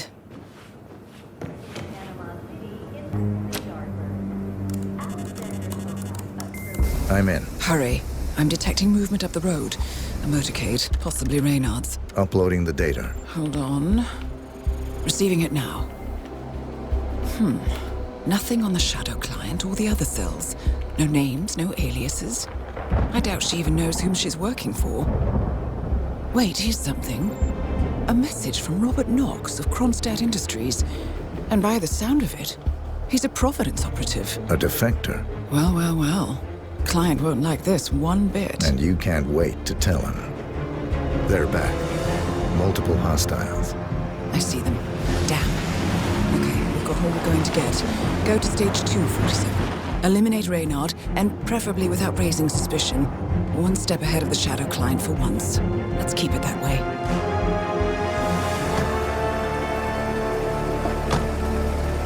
Ugh, thought this night would never end. What a snobfest. And I even missed out on the action. I'm sorry you had to endure all that free champagne and cello music, Orson.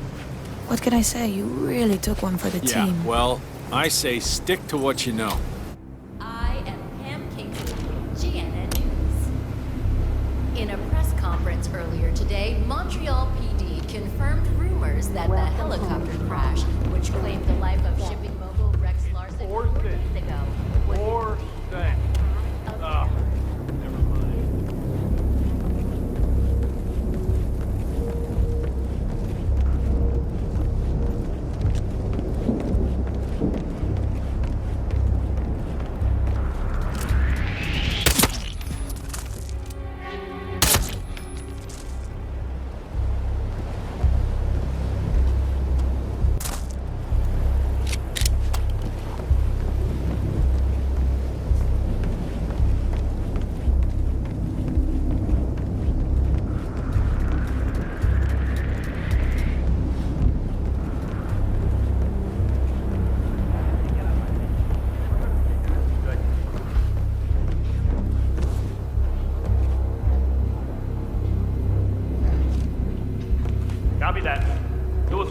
stairs while you're at it. I knew you were gonna say that.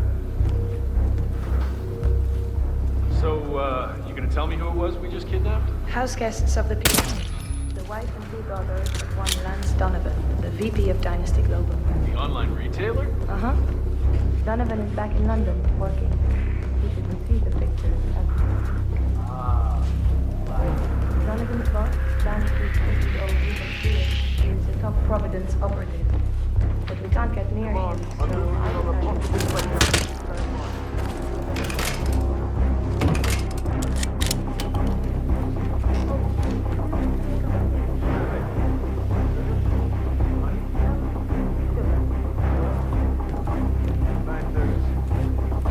Affirmative.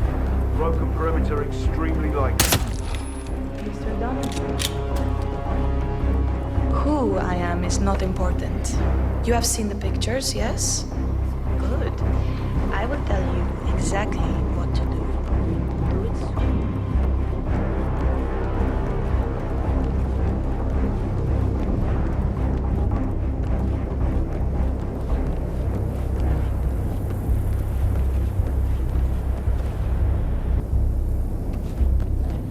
Try again. Much better. Now, you will take the stairs up to the rooftop helipad, where your boss, Rupert Pierce, is taking his morning shot. You will inform his guards that you are delivering an urgent message. You will approach Mr. Pierce.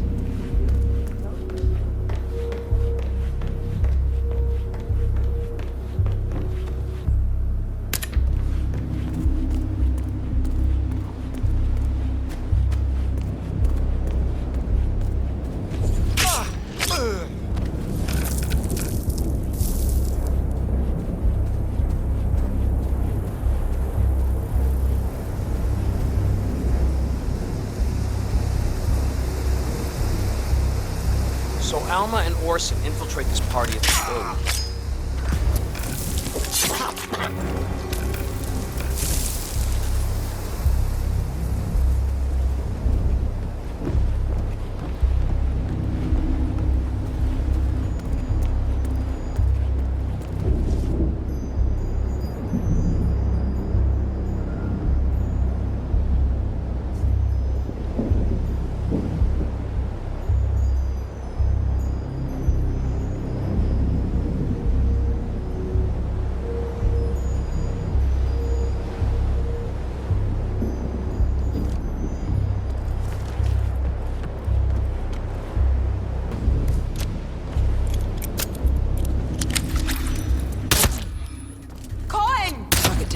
Well done, 47. Now get off the property.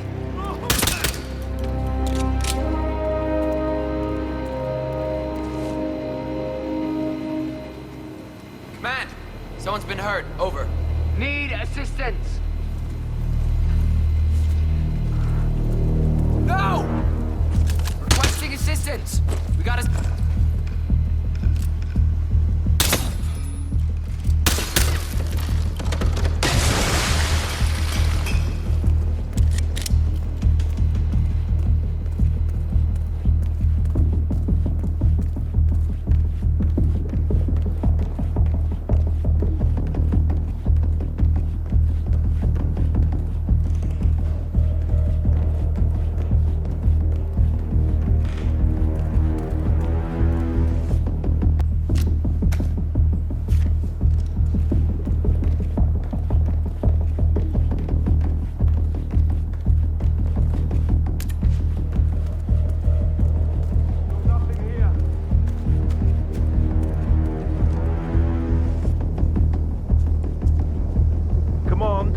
At the location and it looks clear.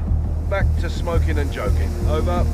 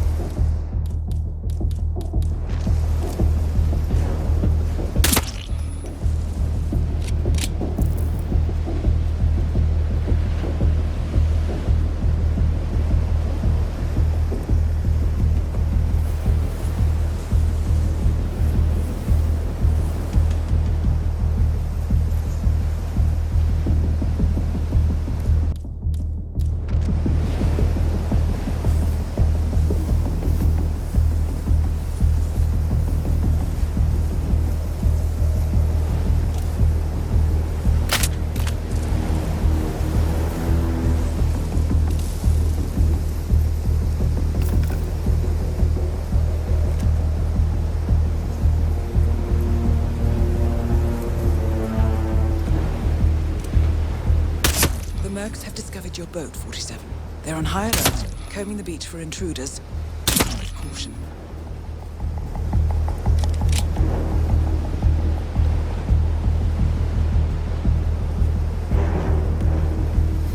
No way to get past them unnoticed. I suggest you cause a distraction, 47, and make it a loud one. Delta on point. Bravo, cover is 6. Okay.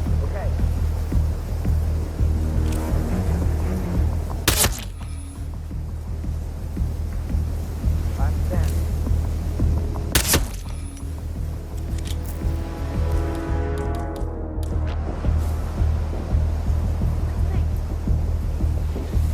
Hey, Command, I got a possible dead body here. Maybe unconscious, so get medical on standby. I'm moving in.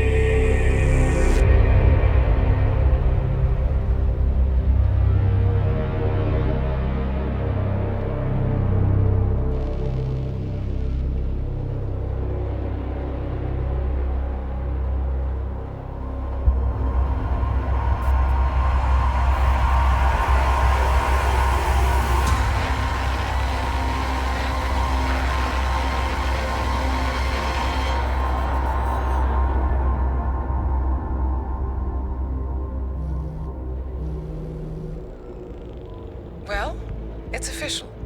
New Zealand paid off. The client has given us carte blanche. Hunt down the militia by any means necessary. A week ago, Providence was a threat. How did you swing the board? The board are practical people, 47. A blank check is hard to turn down. Besides, the Shadow Client's war on Providence is causing a global panic. Someone will need to stop the militia. Might as well be us. And the man on the train? You never told them about his offer. Taking a contract for personal gain is against ICA regulations. Sodas would have been proud. Is that a sense of humor, 47? Whatever next? Crying at the movies? Why are you doing this? I know what it's like to have everything taken from you. He claims to know about your past. Your childhood, your memories, everything Altmaier stole from you. And you trust him? About as far as I can throw him. But this is our best lead in 20 years.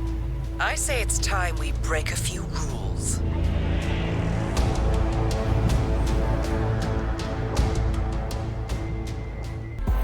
Good afternoon, 47. Your destination is the annual Global Innovation Motor Race in Miami, Florida.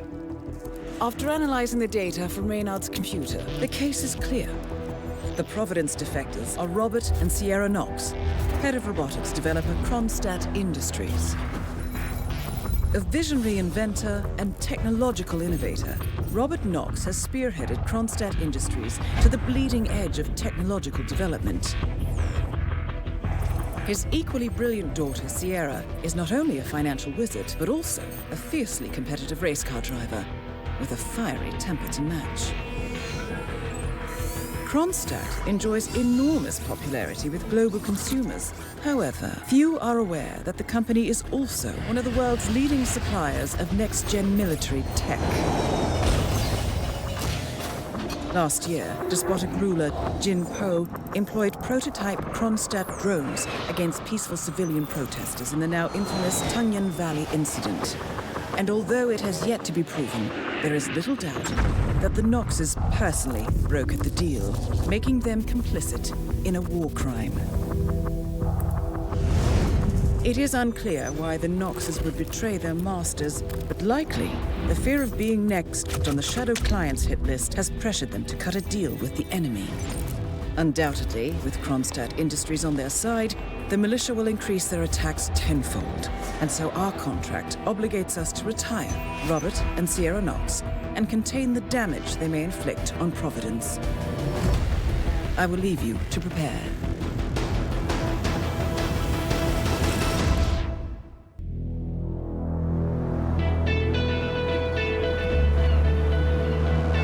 Welcome to Miami, 47. The innovation race is on its last day, and it is down to the wire.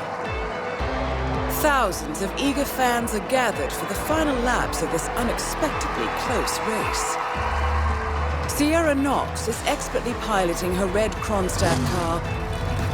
Her father, Robert Knox, roams the nearby expo building where Kronstadt is showcasing its new prototype car. The Kronstadt RK Mark III has seen fierce competition from the Chinese Kowloon Heavy Industries' new racer. Moses Lee, CEO of Kowloon, has taken a dominant lead and looks invincible. Sierra Knox will need to risk it all if she wants to win for the third year in a row. The stakes are as high as they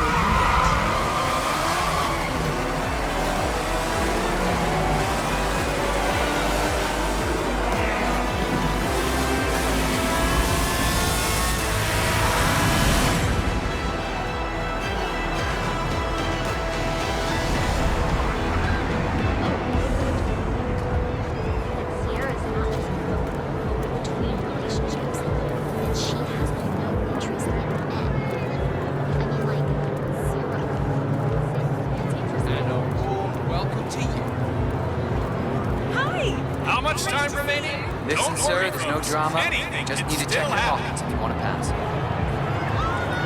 This is just standard procedure.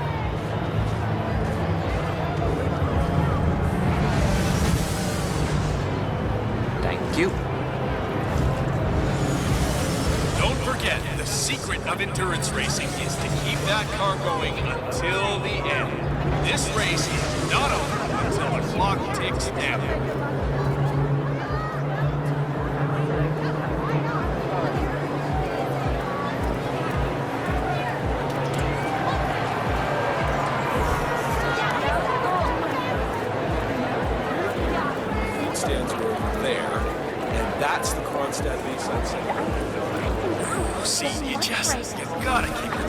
It doesn't matter how strong your car is. There's always going to be someone pushing you, someone bumping into you, cutting you off. It's how you respond that decides where you'll finish at the end of the day.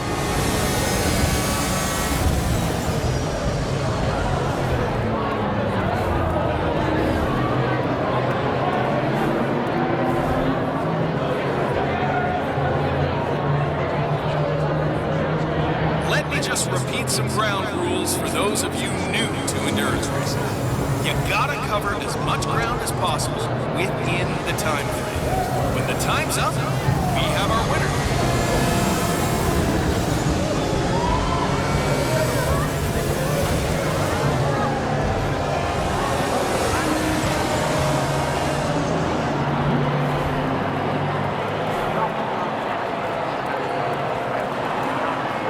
So that's Bruno Diaz, came in third last year. No more. I'm telling you. Yes, I know you're a man short now, and no, I don't give a rat's ass about it. Tell you what, you double my salary for the entire week, and I'll come back in case Sierra decides to use that last pit stop. Well, if you decide otherwise, I'll be down by the path. One of the Kronstadt pit crew has quit the team in protest, and Grace Miller, the ballbuster chief mechanic, is in critical need of a replacement. Keep that car going Why don't you step in and offer your services for This race is not over until the clock ticks down.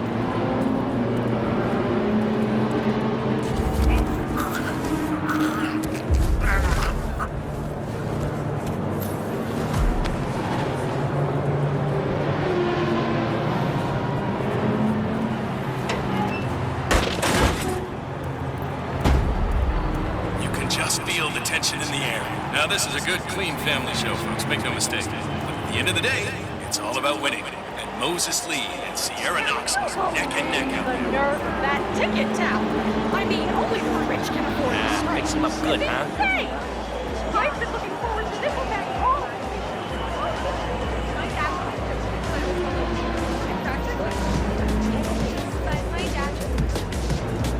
You remember how he had that heart attack a few months ago? Let me just repeat some ground rules for those of you new to the You know, I never really did understand why Sierra was going to his whole day job thing. I mean, CFO of Comstock, sure. It sounds impressive, but all the time.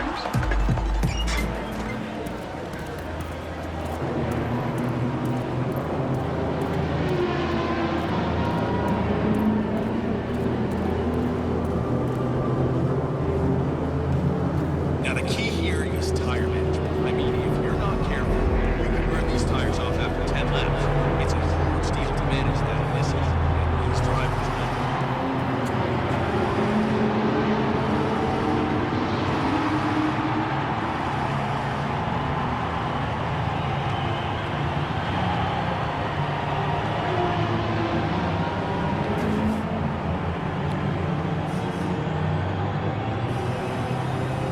Don't forget, this race is all about getting some miles under the hood. It's as much about the car's stamina and technology as it is about the driver's talent.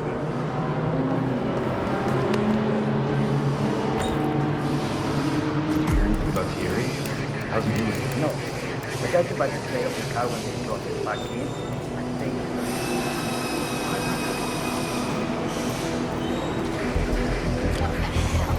What else should I be worried about? I'm sliding a little in the turns here, guys. I told you these tires are not going to cut it. You're the junior slip wrench who got injured yesterday, right? Suppose I am. Great, this is your lucky day. Do well and there's a bonus in it, got it? Got it. All right, everyone, look alive and get to your stations. Sierra may come in for a last-minute pit stop, and I need you ready and able. You, rookie, get into position. Grab your preferred tool and be prepared. Today's your day to shine. Let's do this.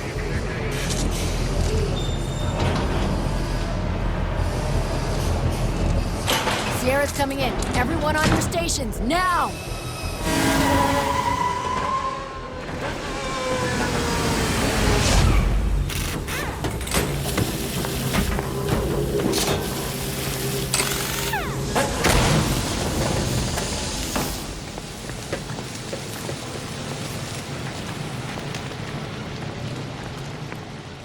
Damn it!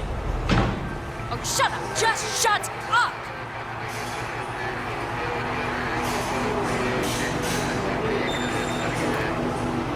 Miss Knox, Look, we came really close. I think you did really well out there. I don't do really well. I do perfect. Now get the hell out of here. I'm heading to the paddock for some time alone. Got it?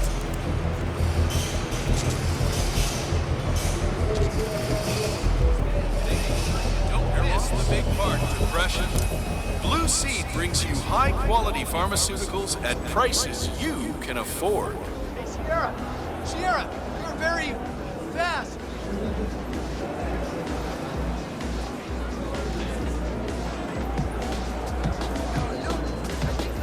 47, the race is over. Sierra will be coming off the track any time now.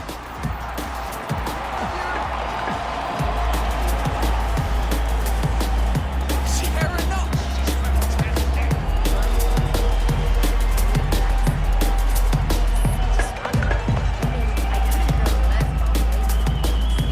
Sierra. Hi there. We're not talking about this. I'm really sorry. Just want you to know we're here for you. Well, unless you're a very large tequila, I don't care. Okay, got it.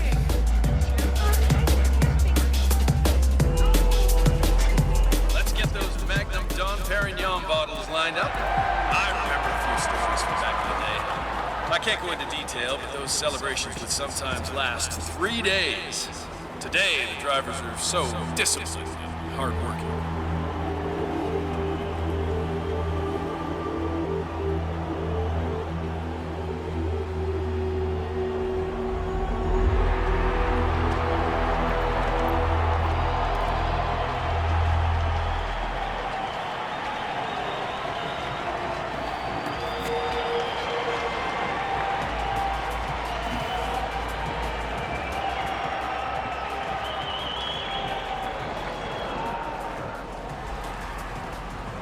something. Well done. Just go to your left. The podium's right that way. Wait for the podium. Great. Mr. Lee! Mr. Lee! One moment, please! Miss Lindsay LaCour, the famous American television personality. How nice to see you. You recognize me? That's... well... Anyway, I was just wondering, we're setting up for a quick post-race interview. I just want to make sure you're okay with that after your podium moment. Anything for you, Miss LaCour. Wonderful. Thank you. Oh, and congratulations on the victory. Thank you, miss. I'll see you shortly. Funny anecdote. Saw the flamingo mascot backstage this week. Turns out that before joining the Global Innovation Race, he was a mascot at the Prescott Frontiers Days, America's oldest rodeo. Yes, sir, we've headhunted a real superstar mascot. Make sure to get your selfie before the show's over.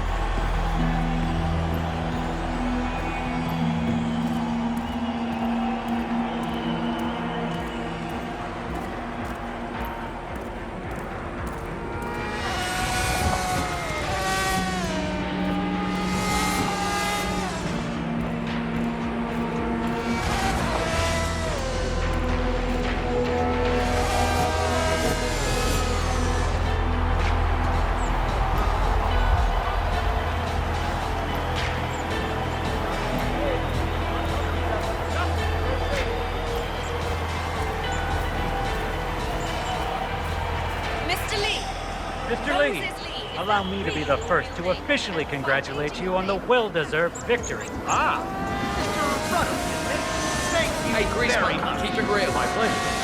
I must say, it was a joy to watch you crush the opposition like that. Very impressive. Anyway, I just wanted to quickly go over it. All right. Excellent. So, I'll go up and make sure everything is set up properly for the trophy room. Once you get the cue, you come up, I'll make a short announcement, and then you accept the trophy. Now, some people like to drink from it. I don't know whether that is something you want to do. I can't really recommend it, germs and all. But I'll leave that entirely up to you. Any questions? No, I think I get it. All right. See you up there in a moment, Mr. Lee.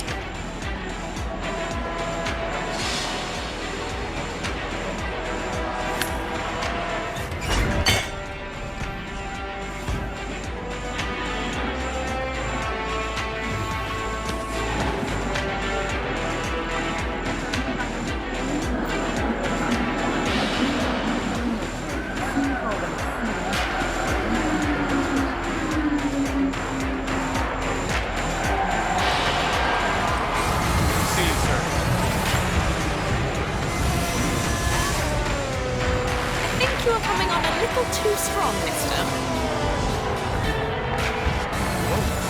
Ladies and gentlemen, my name is Maxwell Rudder. I am the senior race official here at the Miami Global Innovation Race. The race is now officially over, and it's time to hand out the trophy to the winner. This year's winner proved that hard work and dedicated focus on quality wins over the glare of provocation and the allure of charm. With flawless technological execution and persistently excellent driving, this year's winner is undoubtedly the right one. So please join me in giving the fan favorite, Mr. Moses Lee of Kowtow Heavy Industries, a big hand.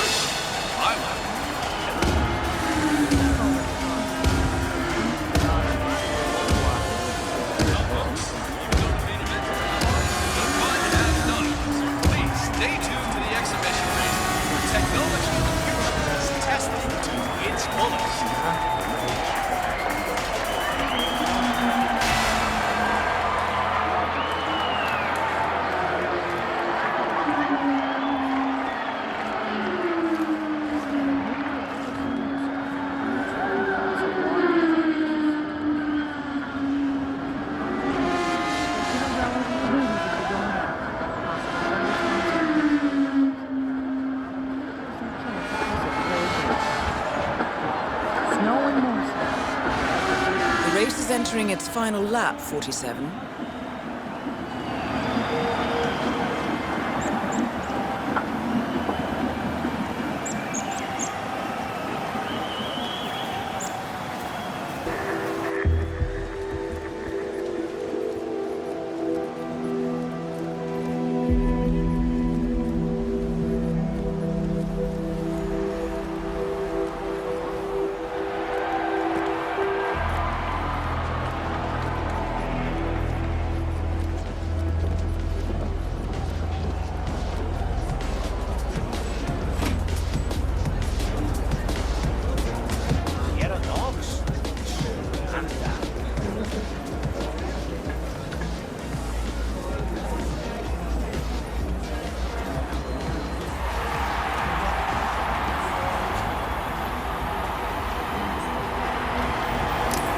I'll be damned.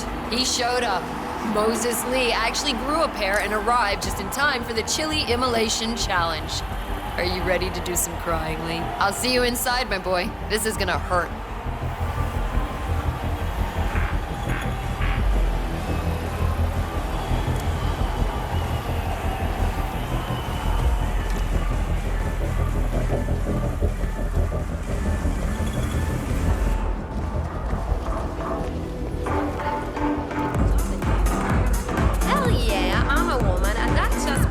Losers men are.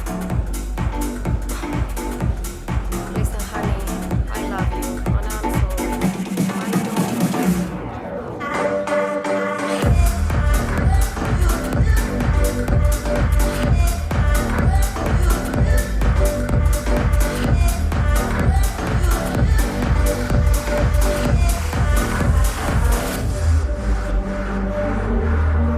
All right, Lee. I'm glad you finally found the brass to get this over with. Here's the deal. There are 6 shots. One of them is spiked with a solid helping of chili. Whoever gets it, loses. Easy enough to understand, am I right? I'll let you go first. All right, Lee. This won't be pretty, but I'm guessing you're used to that. Are you ready?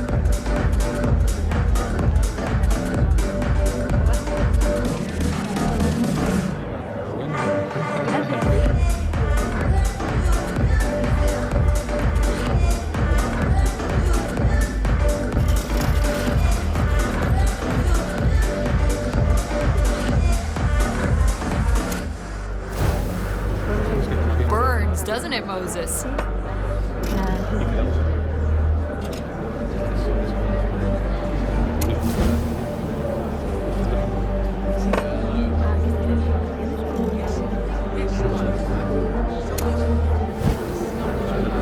Ready to get smashed, Moses?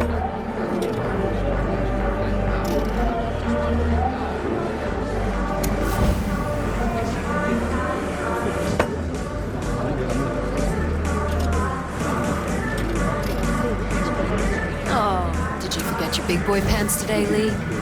Let's finish this. Oh, I'm gonna finish this, all right. I just hope you know the way to the restroom, because when that chili hits, you'll be breaking speed records to hit the can.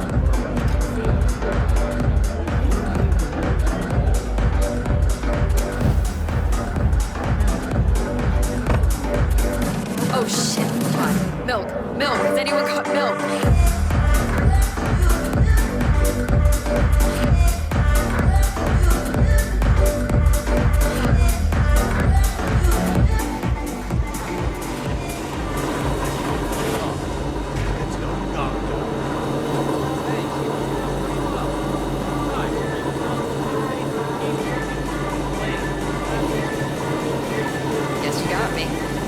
Cheers.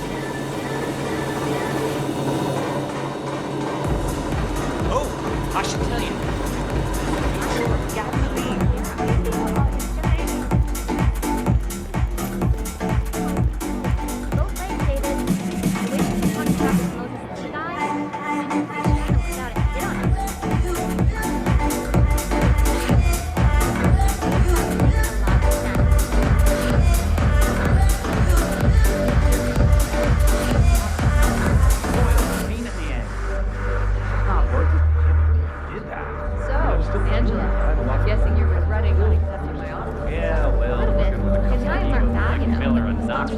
generous this year as they were last year. First spot in line. You get to play Give you the with best fancy perks to put in the equipment. cars, right? Thrown to the roll across a lot of areas. One of my mechanics told me that Lee offered a place on his team as well. Just insane. Yeah, in a manner of speaking. The contract wasn't great, though, and he was a little too handsome for my taste. I think he just wanted a female driver for the photo-ops, to be You'll get your honest. chance someday. Apart from being a big old loser, Lee is also a big old creep. That doesn't surprise me at all. But tough enough to handle it. often still stands. You did well out there. I could use you on my team. As much as I hate to admit it, I can't keep doing all these races myself. Thanks. That means a lot. I'll think about it, okay? Good. And if you have any dirt on Moses, send him my way.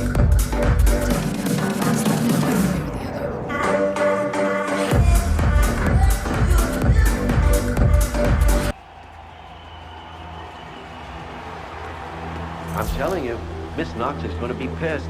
I did the pre-race checkup on her and... Well, let's just say she's got a bad case of intermittent explosive disorder. Poor Dr. Sorensen. First, he almost loses a patient to a seemingly harmless case of dehydration. Now he has to deal with this guy suffering from urinary retention.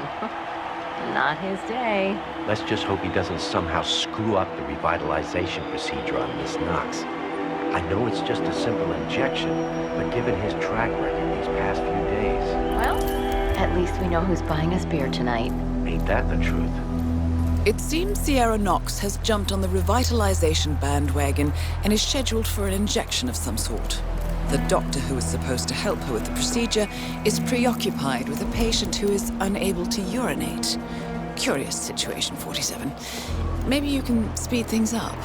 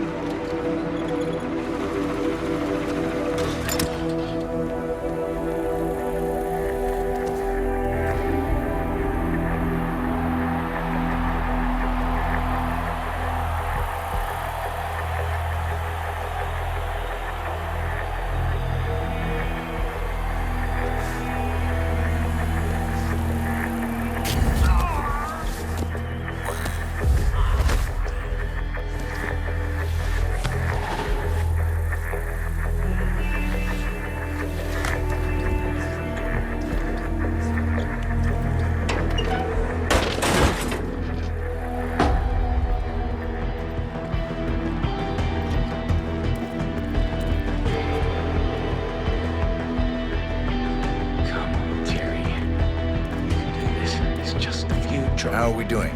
Yeah, relax, Doc. I know you've got Sierra Knox coming in for that fancy IV vitamin boost. I'm doing my best here, all right? Go. Think of running water. Excuse me, I need a little privacy here. All right, here we go. Come on. Oh, that did it. Running water. Of course. That's good. Oh, yeah. Keep that tap running. Oh, all right. All done now.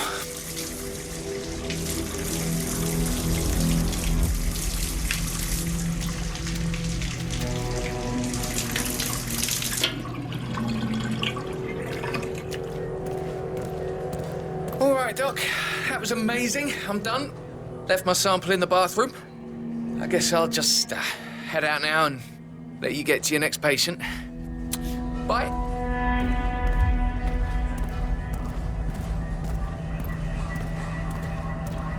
So did Dr. Sorensen manage to get Sierra Knox's phone number?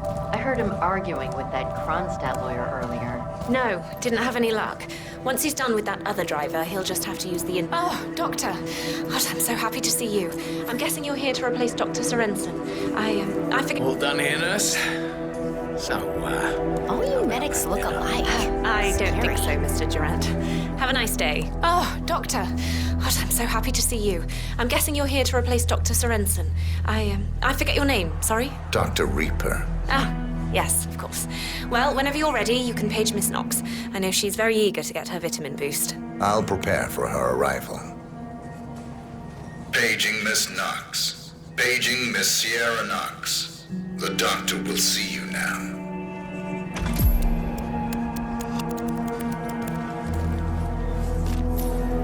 Ugh, look at that guy. They say these medics are all addicts.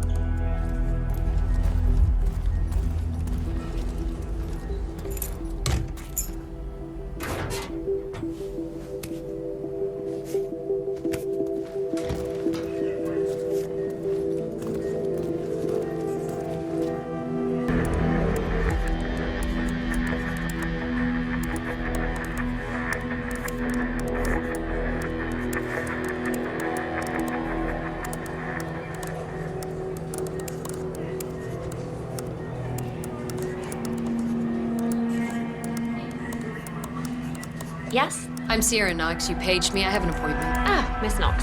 If you can just take a seat, please. Oh, great.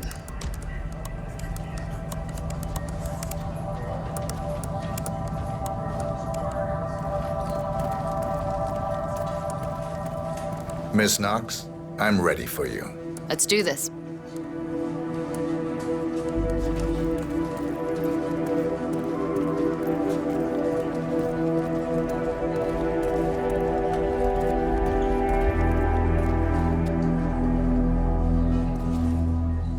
Hi. All right, Doug.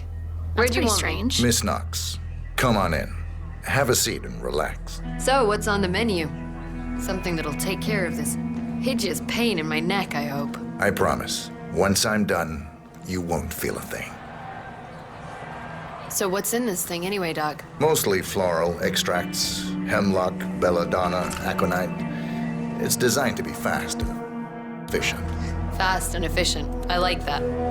Wait, belladonna? Isn't that poisonous? Yes, Should I be concerned? I'm not.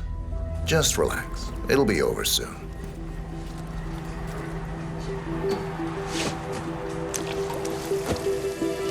Got a problem?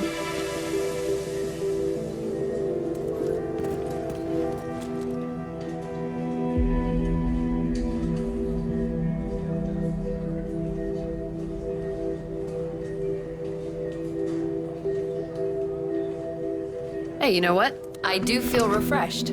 Thanks, Doc. My pleasure, Miss Knox.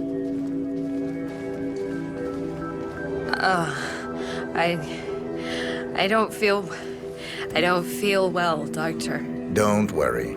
It'll be over soon, Miss Knox.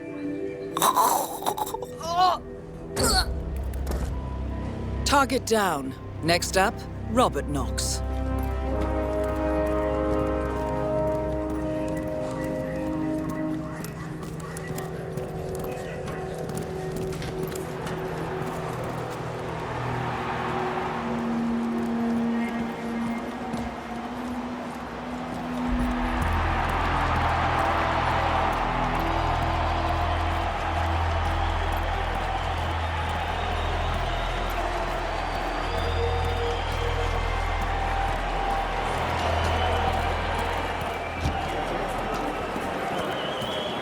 That's one of the Kronstadt mechanics, but he's away from the pit. I wonder what he's up to.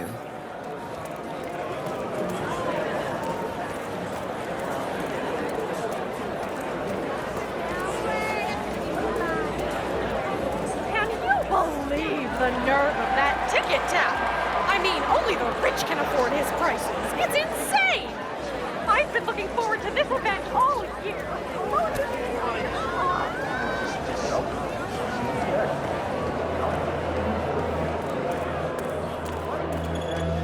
Anybody does? Yeah. Thanks.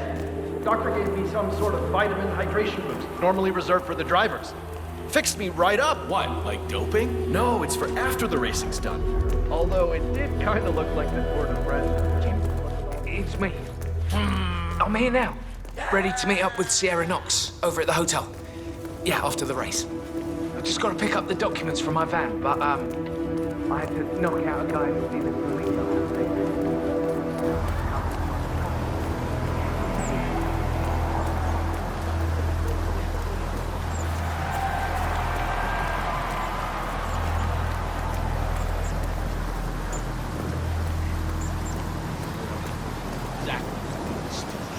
Robert, not I have no idea. Is that good? Oh, it's good. It's real good. I mean, I get cravings if I don't come down here and work for is this?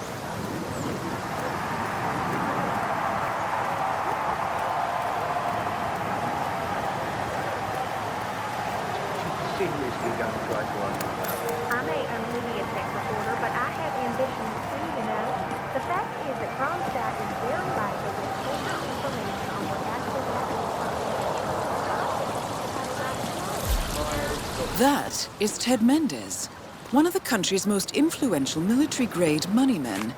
This must be connected to Kronstadt.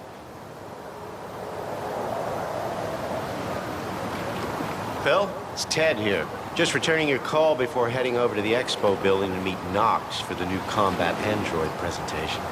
No, not yet. I'm letting him stew a little. Guy's a genius, and you know what they're like. Desperately lacking any discipline or respect for other people. Last time I tried to have a meeting with him, he had me sitting in a room for 4 hours before canceling. I'll head up wherever you like. All right, I'll call you after the presentation. Speak then.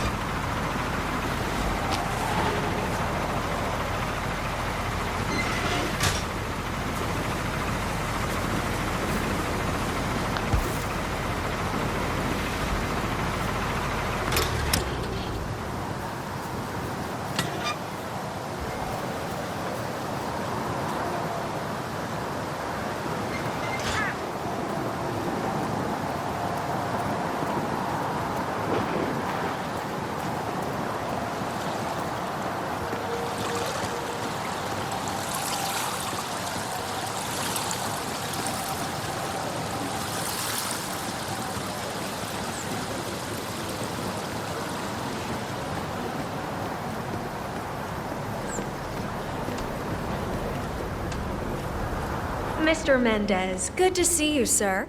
The demonstration is scheduled to take place on the upper floors. Have fun, sir. Please feel free to use the stairs right over there.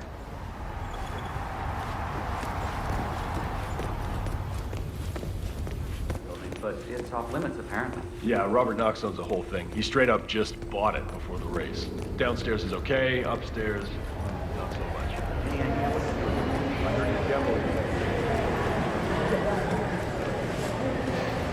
It's a beautiful view.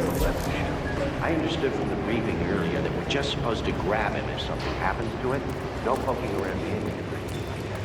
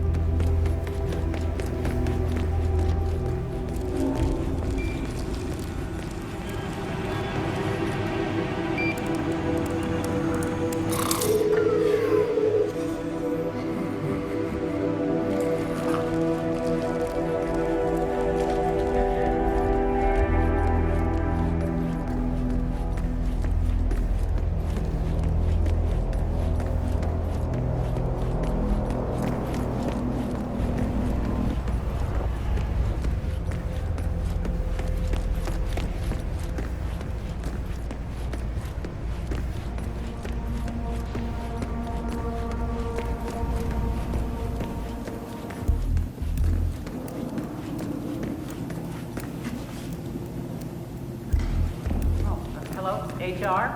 Yes, it's Ben Wheeler down at the Bayside Center. Listen, I realize this may sound trivial, but the Fountain View soda dispenser has been on the fritz since we moved in. I can't work without my energy drinks, and I have been forced to bring my own. Yes, that's right. Fiction today. What? Ah, Ted, good to finally see you. Guess traffic was rough. Never mind. Let me show you everything. I'm gonna say something provocative now, Ted. War is going out of fashion. It's dirty, it's just plain bad PR. Nobody wants to exchange their children and loved ones for flags and medals anymore. The glory is gone, Ted. But, luckily, Kronstadt has a solution for that. Imagine this. Android infiltrators operating in the field, disguised and fully embedded, ready to strike at a moment's notice. Indestructible robotic operators who can infiltrate the deepest sanctuary of any adversary, striking an unseen fatal blow, a surgical tool for a blunt world. Imagine an army of them, fully equipped android medics, seeking out wounded servicemen and injured civilians, bringing them to safety or patching them up then and there. Android pilots delivering payloads deep inside enemy territory with uncanny precision and minimal collateral damage. All right, Mendez, it's very straightforward. Let me show you. I just pick any of the pictures on the desk, then I use the scanner to upload the biometric data. And Palace will do the rest. Target acquired. WB. Obviously, the final system won't rely on you manually feeding it biometric data. This is still a prototype. This is a pivotal moment in modern conflict solution, Ted. Palace is entirely foolproof. All you need is to pick a photo from the table and scan it just like I showed you. It's perfectly safe. Go ahead, make my day.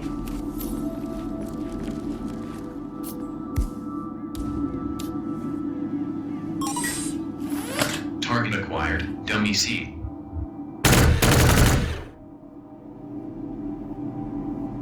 Well, how's that for impressive? Amazing, I know. And just think how much more we can accomplish together. My brains, your money. The sky's the limit here, my friend. I don't know. Maybe I'm old-fashioned. I still prefer the human touch. You're part of an old institution and you prefer the traditional approach. I respect that. But like it or not, this is the future you're looking at. Autonomous synthetic systems will entirely remove human agents from direct engagement. I guarantee this thing will absolutely murder anything you put it up against. Sounds promising. So, Mr. Mendez, impressive so far, yeah? Let me quickly show you our on-site robotics lab. It's small, but state-of-the-art, and it's fully mobile, so you can deploy it anywhere.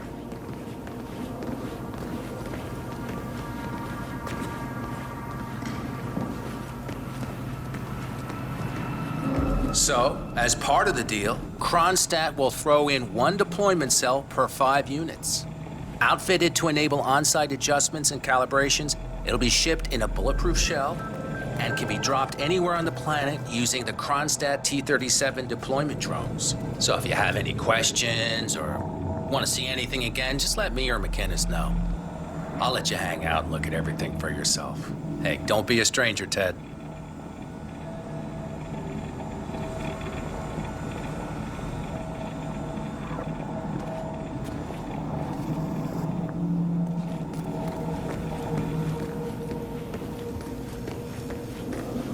So, I'm hearing rumors on the corporate grapevine. Apparently, Knox wants to line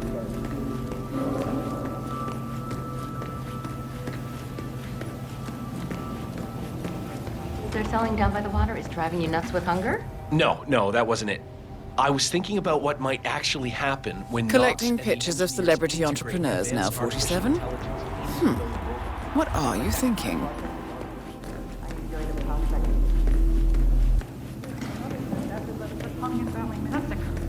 Well, I understand Jinpo is pretty lax with his import taxes and has a lot of money in the bank.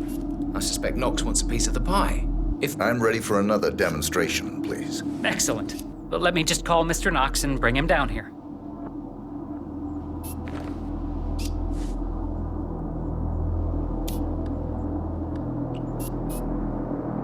Robert, it's Derek again.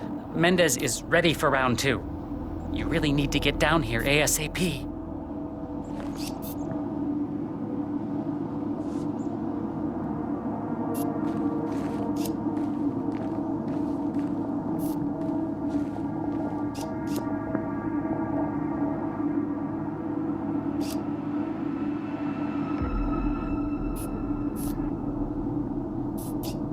Hi.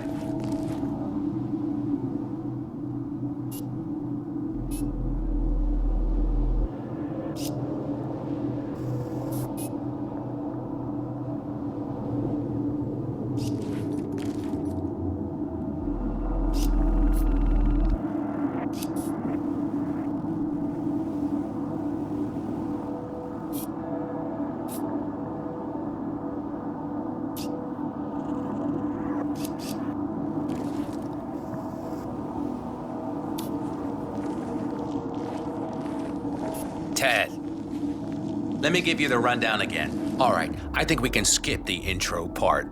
You know why we're building this, Ted. We're building the ultimate infiltration unit. Human-looking, driven by the best AI Kronstadt has ever built. A unit capable of full environmental immersion, ready to strike at a moment's notice. Palace is equipped with extremely advanced facial recognition systems capable of complex skin texture analysis.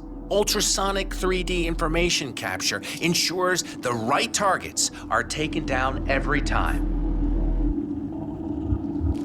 It's so good, I'm willing to stake my life on it.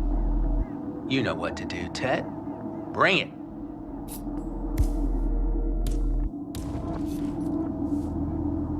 Target acquired. Robert Knox. Aw, cripes. What the hell? Both targets down. Well done, 47. Head for an exit, and we'll speak again soon.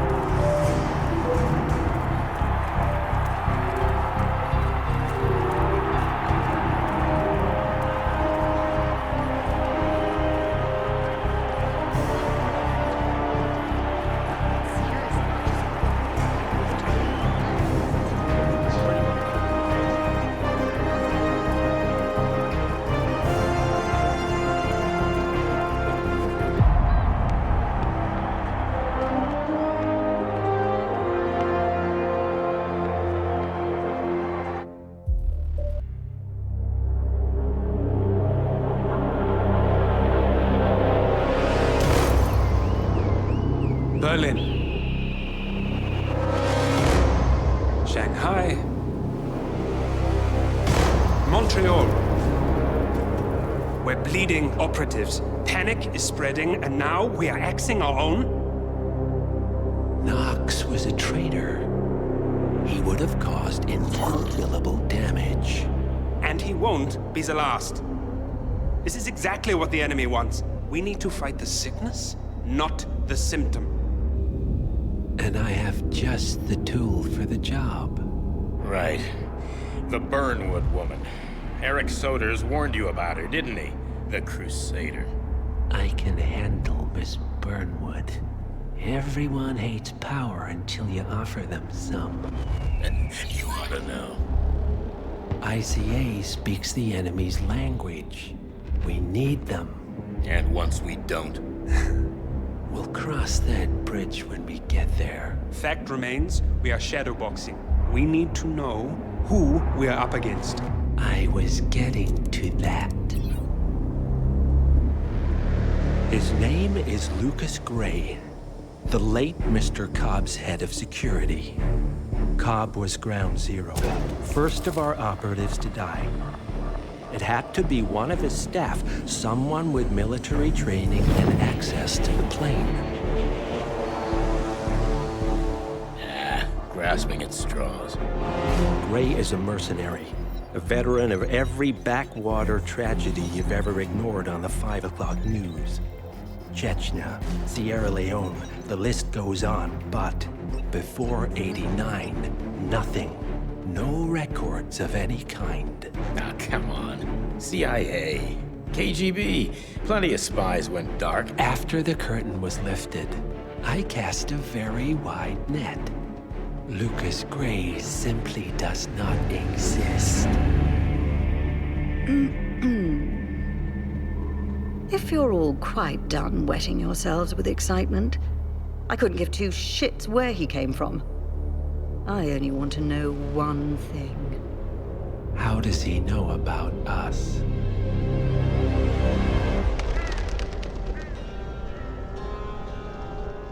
I swear to God, this hearts and flowers crap will get us both killed. Can't you see? Your so-called friend is working for them now. He's not the man you knew. This is his fight too, Olivia. Even if he doesn't realize it. Like it or not, 47 is our last and only lead on the partners. He needs to remember. He's coming for us. And unlike you, he won't hesitate. Just get me inside. Rico, I need a favor.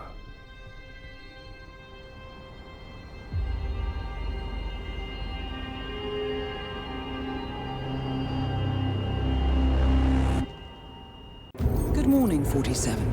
Our Providence contact has shared the identity of the Shadow Client, a former mercenary and bodyguard by the name of Lucas Gray. His past is a black void, but our analysts are digging deep. Meanwhile, we've had a breakthrough of our own.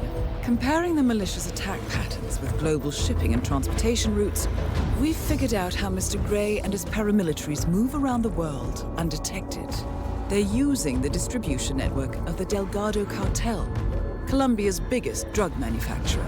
Clearly, Gray must have struck a deal with the Delgados. Consequently, if we can cripple the cartel, we can severely limit the malicious strike range. But to do so, we need to slay a three-headed serpent. Sociopathic cartel head Rico Delgado and his two closest lieutenants, PR guru Andrea Martinez and savant chemist Jorge Franco. With equal parts guts and guile, Rico Delgado runs a thriving billion-dollar criminal empire.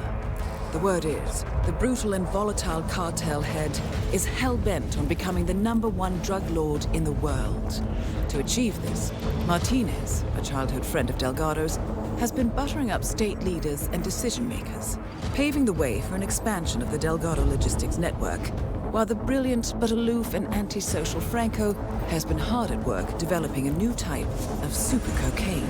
So, 3 of Colombia's most infamous crime lords inhabiting a decidedly hostile environment. I will leave you to prepare.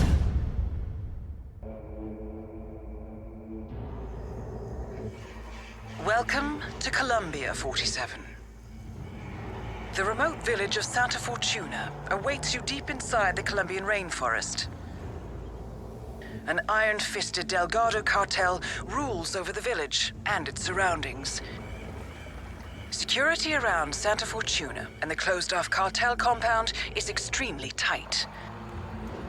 Armed sicarios patrol the streets of the village, ready to enforce harsh punishments to those who do not comply.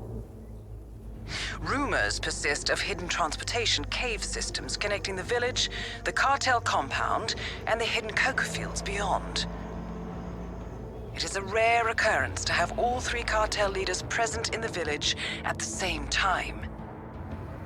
Expect that all targets are protected by scrupulous killers, armed with automatic weapons. Rico Delgado inhabits his fortified mansion on the outskirts of the village, while Andrea Martinez can be found in her village office or around Santa Fortuna itself. And Jorge Franco is engaged in development of a new drug in his field laboratory. Happy hunting, 47. No. Hey, lady. Hey, trying to make a phone call here. Buzz off, will you? Just browsing. That is P-Power. Real name, Paul Powers. Celebrity tattoo artist and reality TV star. You have to get me the hell out of here. I'm stuck in some tequila bar in the middle of nowhere. I can't get out. Dexy, send help.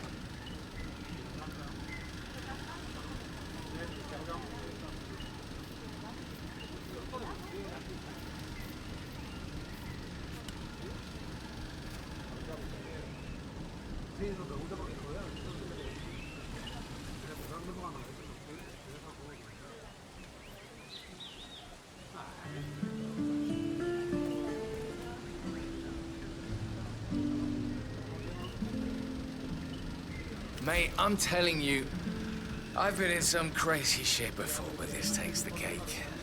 Know where I'm supposed to be right now? The Delgado Mansion. Just knock on the front gate, they said. And then what?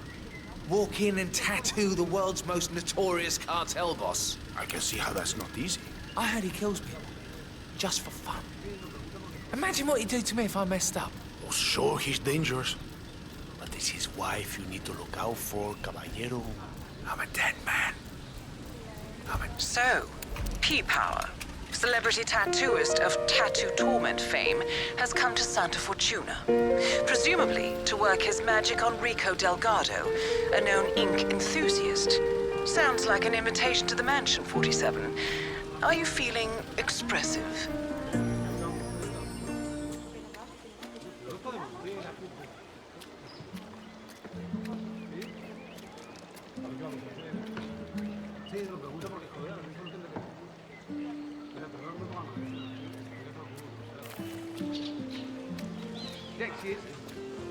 Dexy! Dexy! Damn it, can you hear?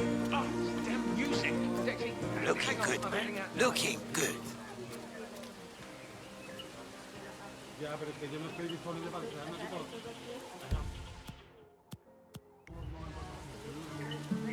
Dexy, it's me again. I think this drug lord is gonna kill me. If I mess up, he's going to kill me. You have to help me here. Call me ASAP.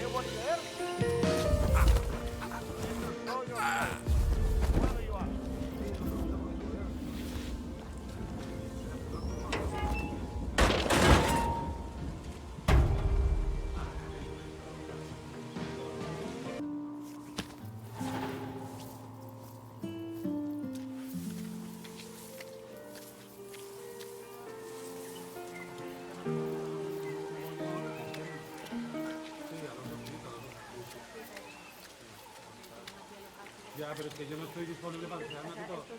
Hagamos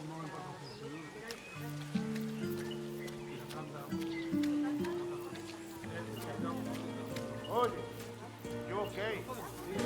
Look like you're ready to Fine. Pull out. All right. No,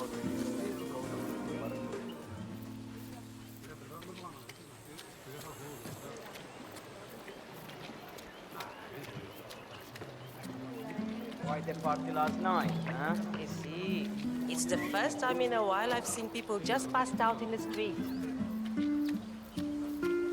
Ya, pero es que yo no estoy disponible para quedarme aquí todo.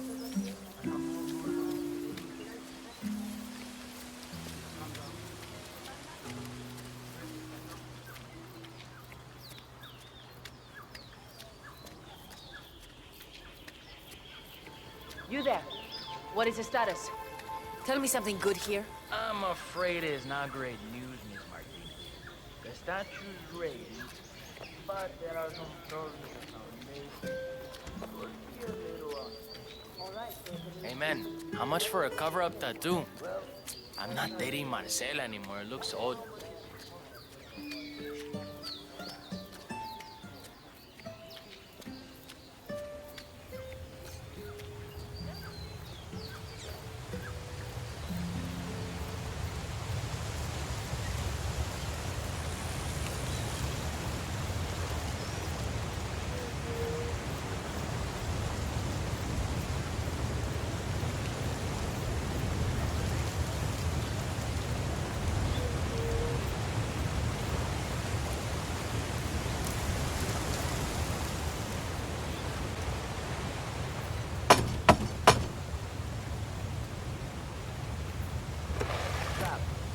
You that power guy? Hang on, man. I hope you don't mind, but we need to frisk you.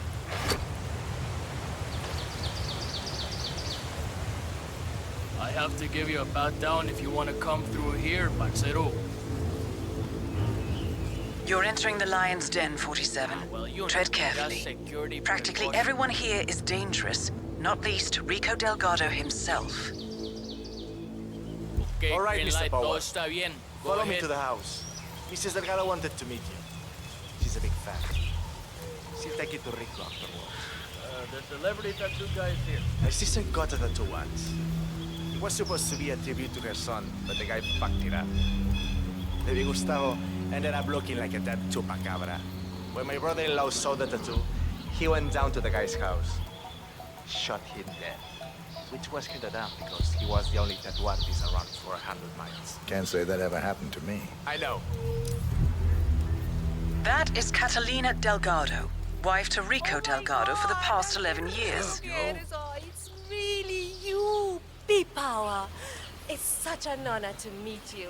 I just love your show. Bien. That episode Go on where in. you tattooed Not the just heart standing of around arm here, of huh? that time policeman while they're administrating CPR.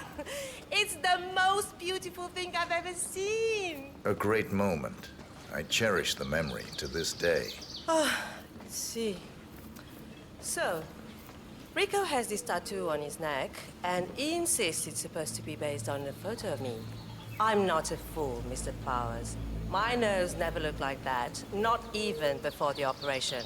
And sure, I've had a few ticks done here and there, but nothing as drastic as that. I want you to make it look like me, not some young skank. I'll do my very best, Mrs. Delgado. Ah, Chico, let me just grab a quick selfie with you, all right? Sure, why not? Yay! Just look this way. Oh, que sí, wow, we look so good together. This is great.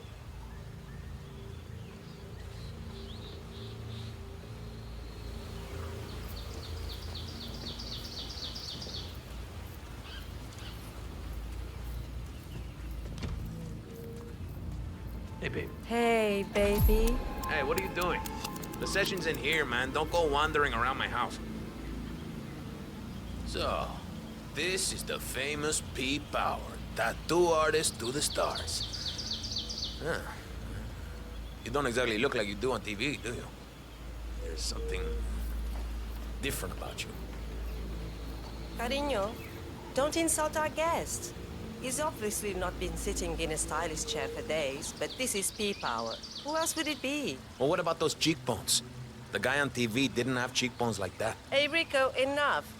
You know they fix all that in post-production. Just let the man work. Okay, fine. Whatever you say.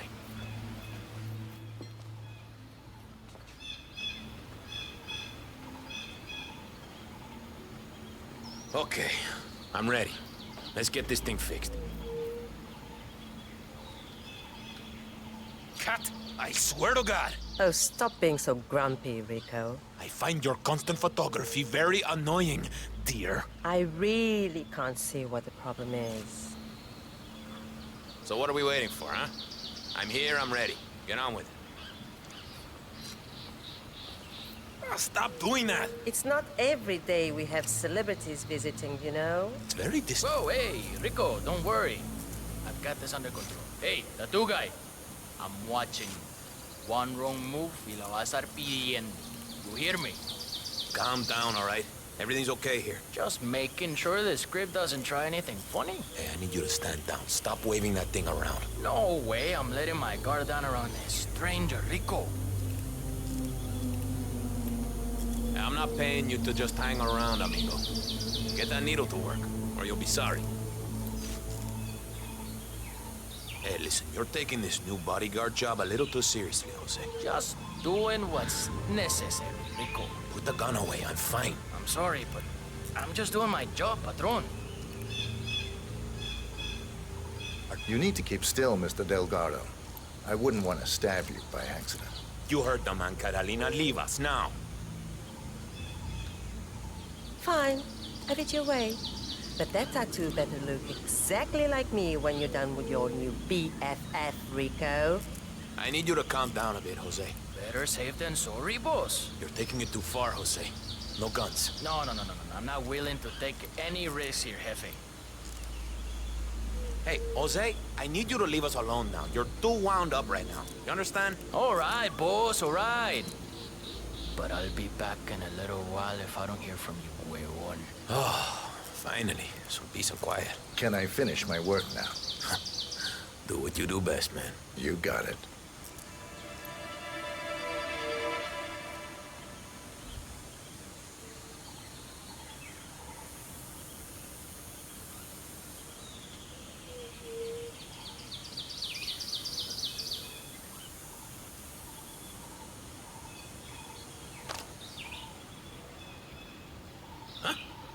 Done already? Well, I have to say, I am a little surprised. Maybe Catalina was right about your skills after all. Let me just go have a look in the mirror.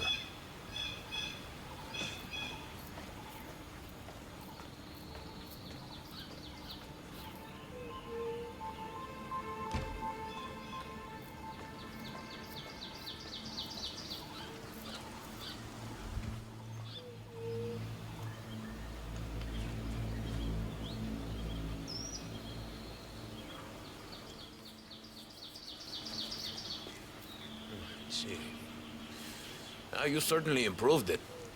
I don't think Catalina will be able to play her little games anymore.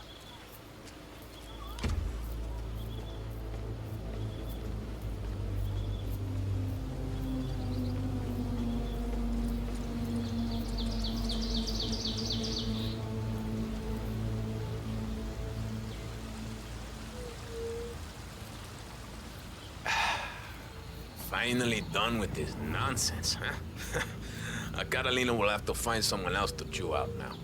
I salute you. You saved me from a fate worse than death, my friend. Hey, I suggest you see yourself out.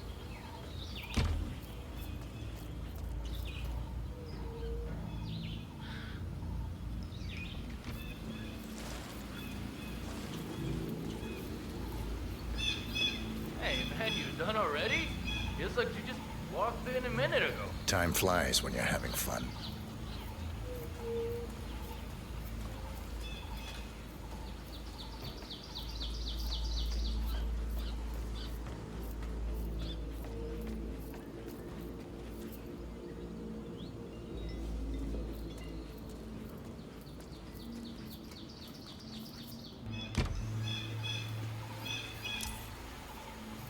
¿Todo bien?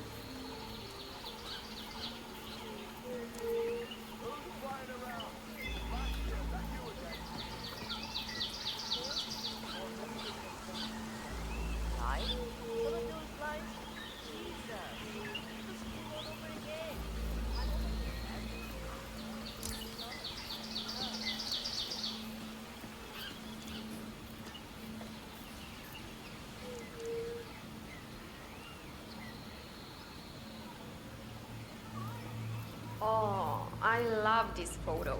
Rico and the hippo when he took his first steps in the pen. Can't believe he's so big now. Not to mention the fact that Rico still visits him. He usually loses interest in things so quickly. I think it's a travesty the way they've been treating that animal. Did you know they fed it dead bodies for a long time and now it won't come out of its hole unless someone brings it meat? I know Rico loves that thing to death, but still. Sure, that's gross.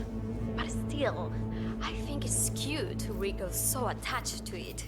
He even hired a guy to come talk to it to make it feel better. I saw him earlier over by the pen. It just freaks me out.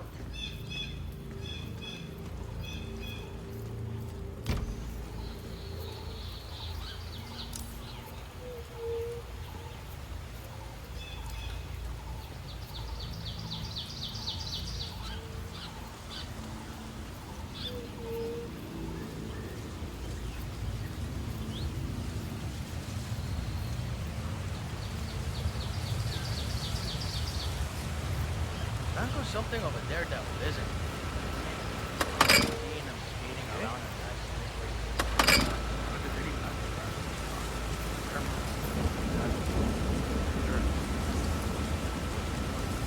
Must be very important. I guess he's not home today.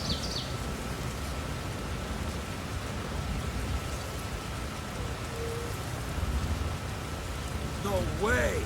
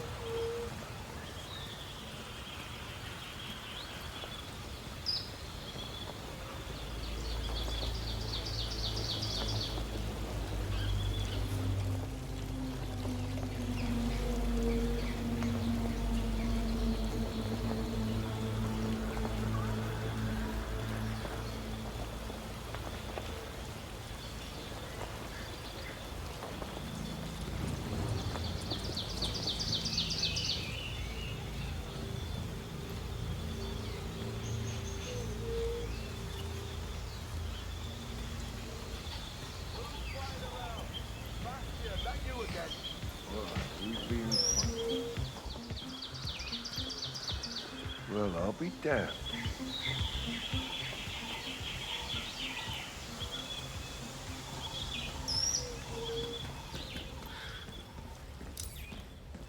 Don't even get me started on Marta. That whole scheme of hers is just reckless. She's going to get herself and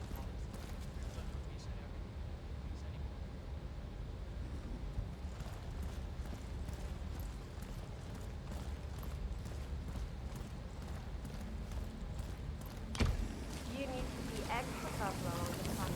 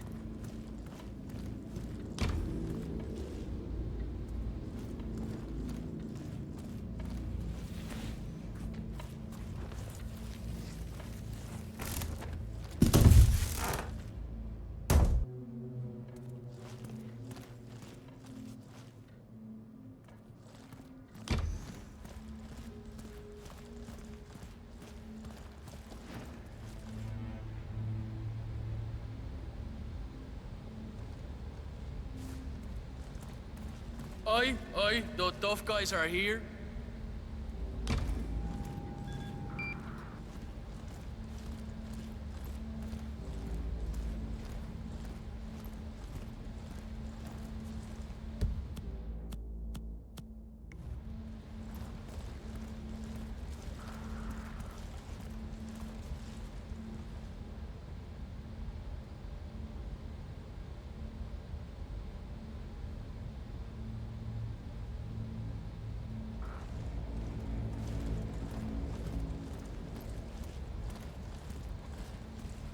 They never would have made it into the country without my help.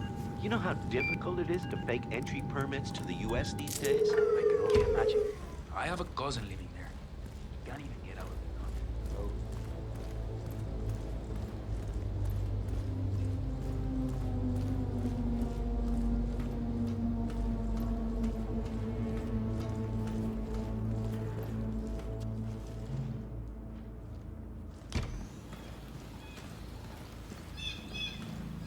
You notice how Rico's been acting unusually over the last couple of days? Feels like he's upset about it. For sure. He's holding his breath. Hasn't been disturbed lately. He wants to do himself.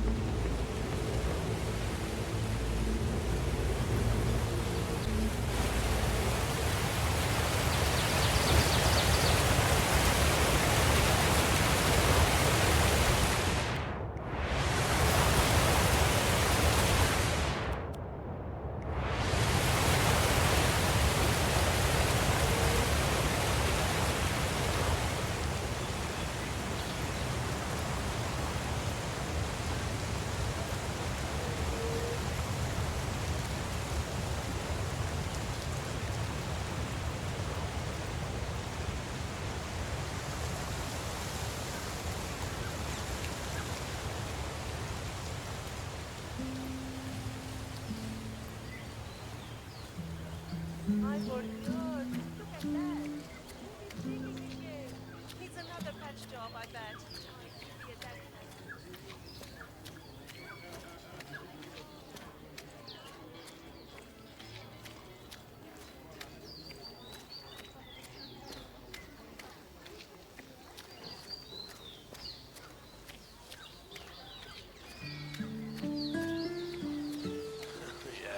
I have a letter from Miss Martinez. All right, let me see that. Is that from Hector? I wouldn't know anything about that. Well, let me enlighten you. Hector Delgado and Andrea Martinez were an item once. Explosive and deadly. Things did not end well between them. He wants them to get back together. She wants them to go to hell. She's not accepting letters or gifts or anything from him. And neither am I. You put it on her desk yourself if it's so important to you. He's a nice guy,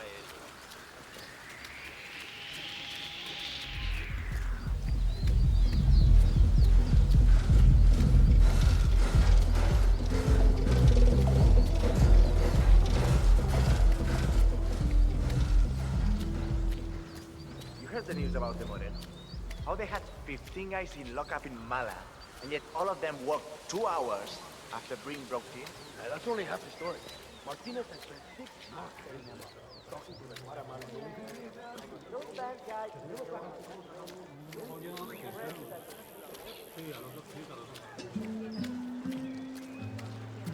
Ya, pero es que yo no estoy disponible para quedarme en todo. Y la cambia. ¿Qué vamos a hacer? No podemos ir aquí. ¿Sí? A ver, yo hago. Mira, perdón, no me pongan mal.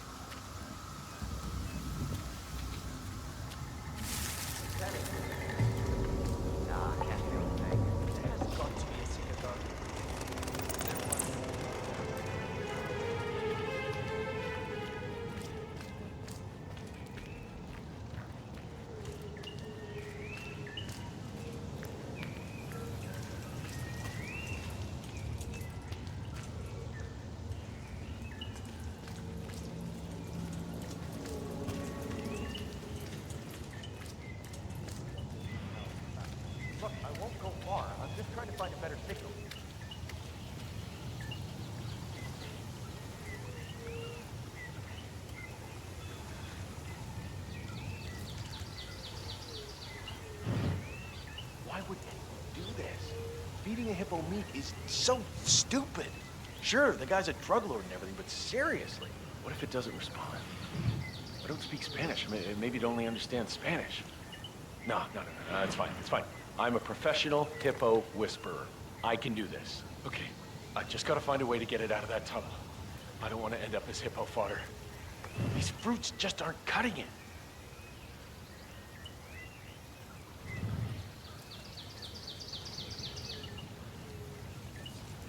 Oh, why won't you listen to me? So annoying.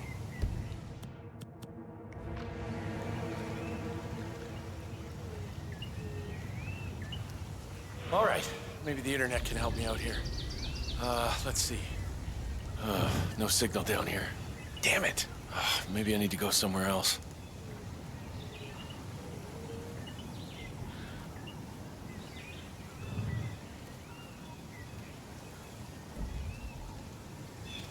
Hey! Hey, what the hell? Who threw that?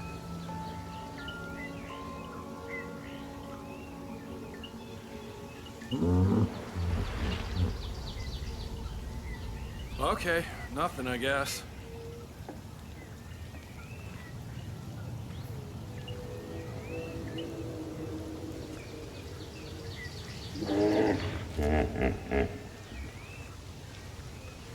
You've come out! Oh, that is so wonderful. Okay, now, wait right here. I'll go find your master. Don't move.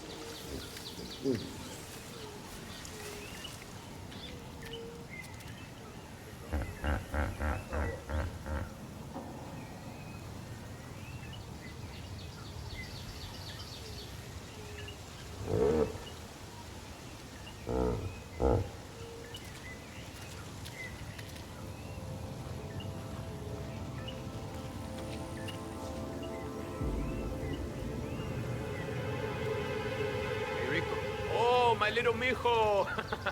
Come to Papa, it's me. Huh? It's your Papa coming to you, little one. Come on. Oh, how are you, buddy? I am impressed with your work. Yeah, I honestly thought that I would have to feed you to the hippo, but you pulled it off. Look, I'll wire you your payment as per our agreement.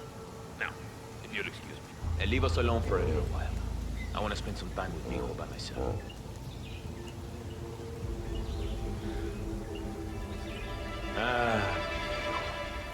You are a beautiful beast, aren't you? But you know, I think we need to cut down on your protein for a while, huh? Huh? Yes. Yes, we do. Yes, we do. Si, papi, si.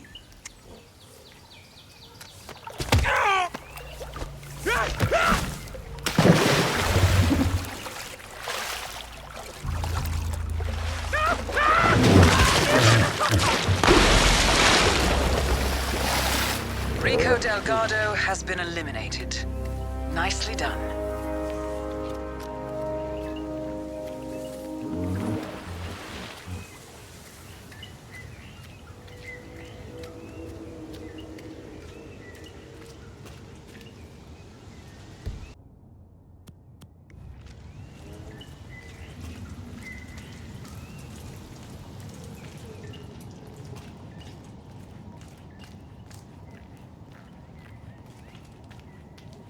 You gotta be kidding me.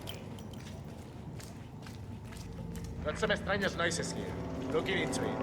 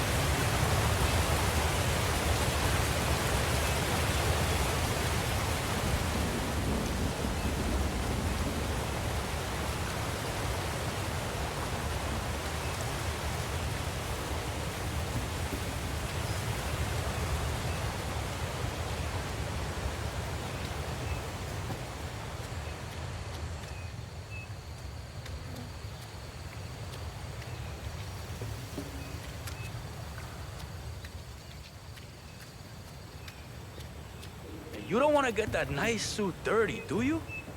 So leave.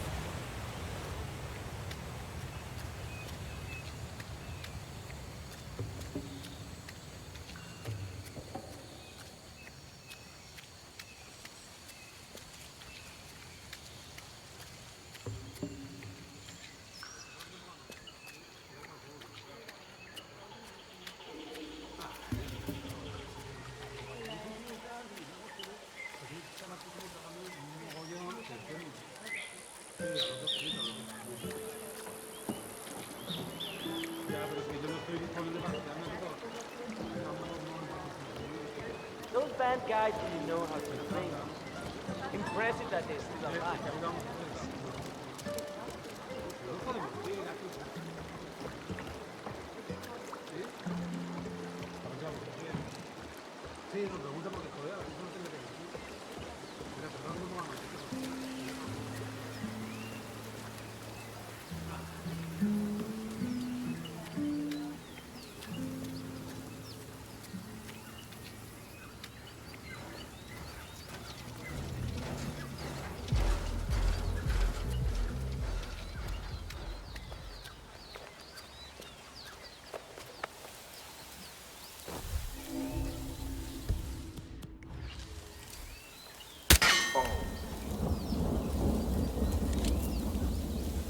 Oye, tú might have a situation. I'm gonna take a look about.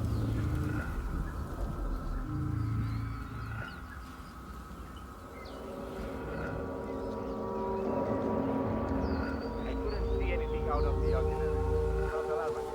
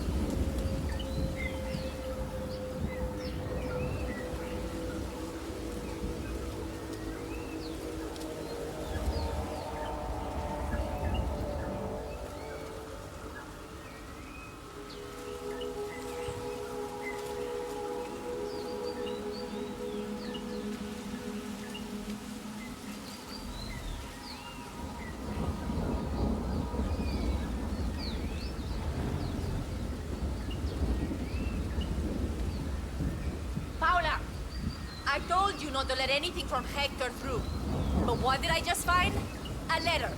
Were my instructions not clear? Yes, Mr. Martini. Very clear. I don't know how that happened. Well, make sure it doesn't happen again. Burn everything that even remotely smells like that idiot. Got it? Yes, Mrs. Martinez. Ah, to hell with it. Let's see what that fool has to tell me.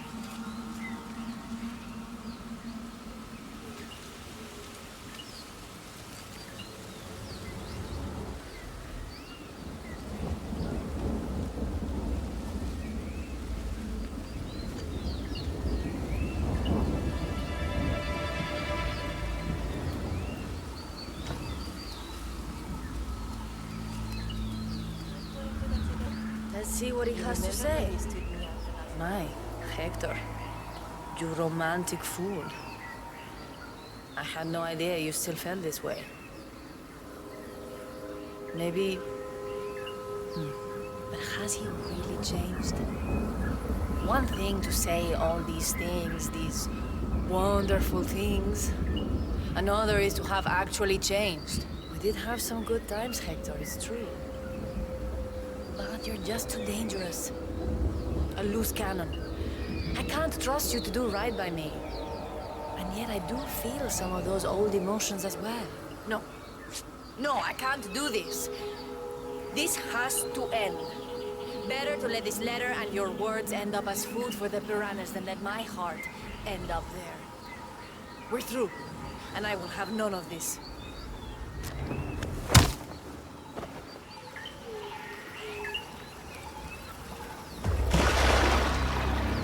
Martinez is down. Good work.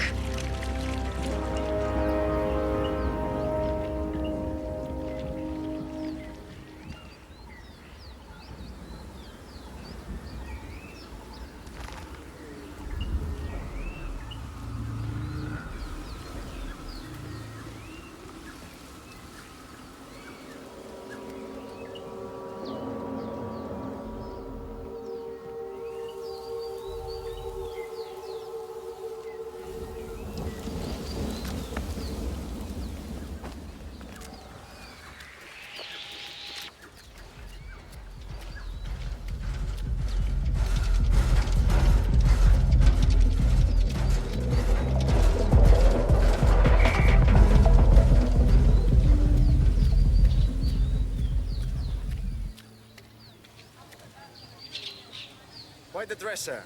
I like it.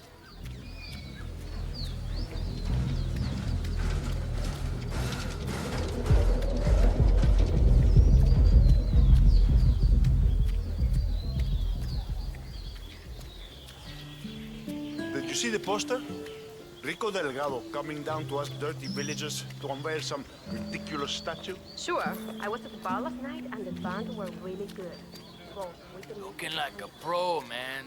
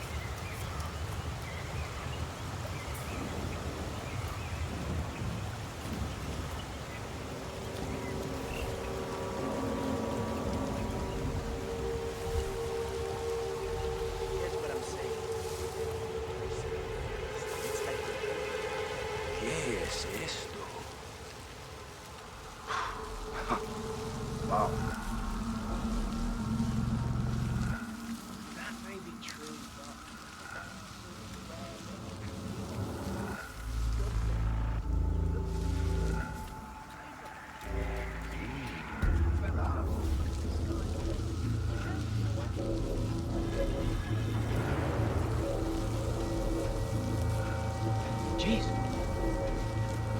I could have sworn.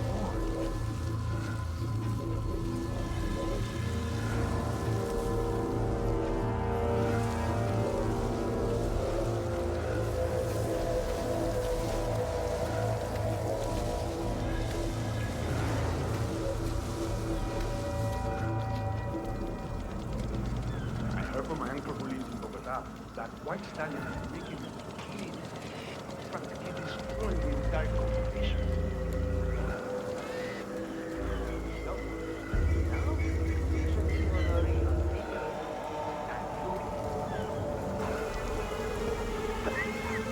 That is Jorge Franco, the Delgado cartel's chief chemist.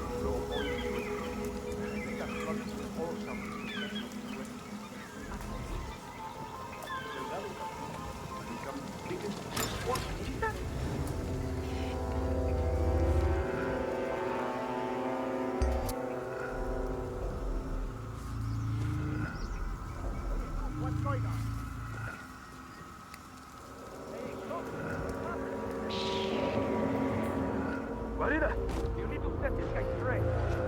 Stop ahora.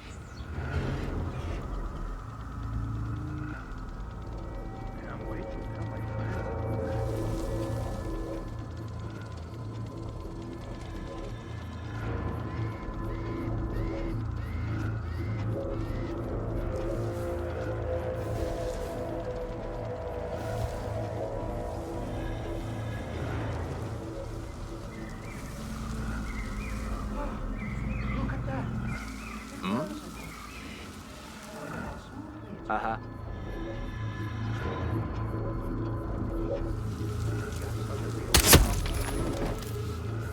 This is what happens when focus is applied alongside proper work.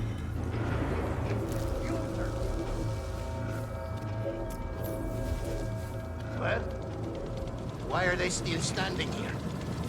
Surely they can see the machine is working perfectly now. We have no need for them anymore. They are excused to go back home to their sad little lives in the village.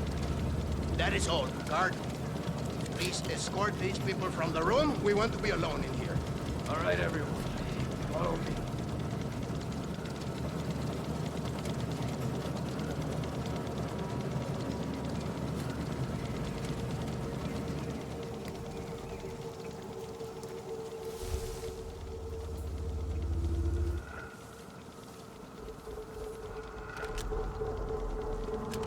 You, the machine, goes more bad than good.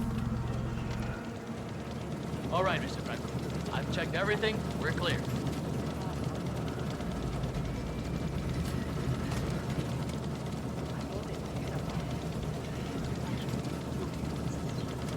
Dios mío. It's perfect. People out there. Just this marvelous mechanical contraption and its otherworldly ability to craft perfect bricks of the purest, cleanest cocaine the world has ever seen.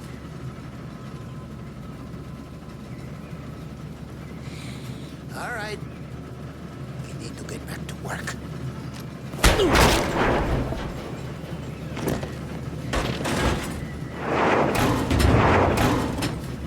All targets neutralized. This should paralyze the cartel. Excellent work, 47.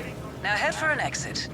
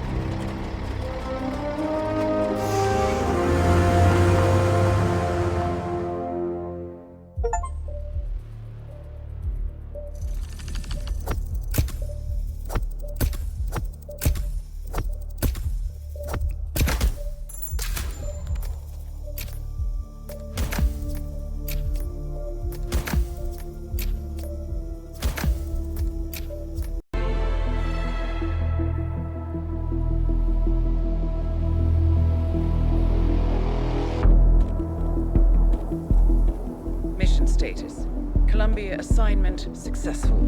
Tactical targets neutralized. Militia transport network disabled. Location of primary target unknown. Team chasing several leads. End message, encrypt and send.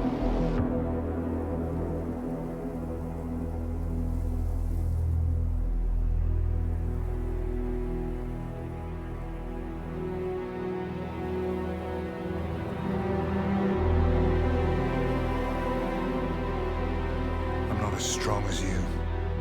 They have to pay for what they did. It needs to stop. You need to stop. If my source checks out, we can prove the board knew about the chemical leaks. We'll have grounds for a retrial. It won't make a difference. They're too powerful. They're not the devil, Nancy. Just a company. They're not above the law, don't you see? This is bigger than James. Those bastards killed 80 people. And they got away with it. Think about what that means. No one's untouchable. No one's untouchable.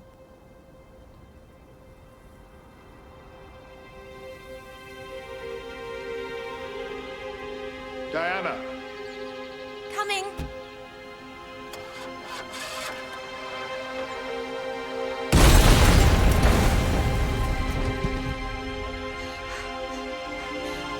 Mom?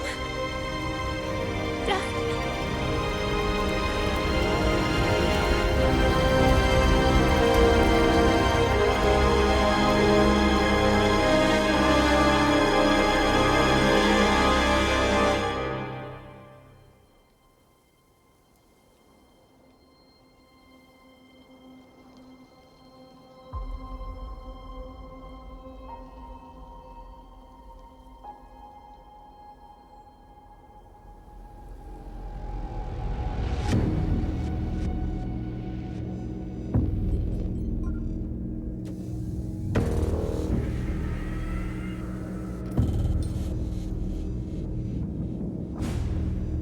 We got what we came for. Move out.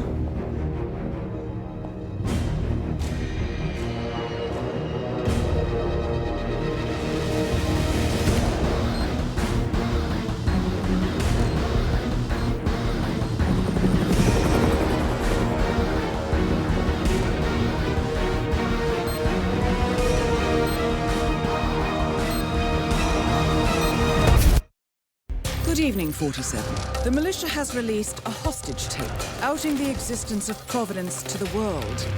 This was a fatal mistake, and our analysts are tracing its origin as we speak. In the meantime, we have a lead on Lucas Gray's top lieutenant. Turns out the Delgado cartel's counterfeiting unit was creating fake IDs for the militia, and one operative in particular stands out, Wazir Kale, an infamous South China Sea pirate better known by his nom de guerre, the Maelstrom. The Maelstrom and his cutthroat band of outlaws were the scourge of the shipping industry in the post-recession years.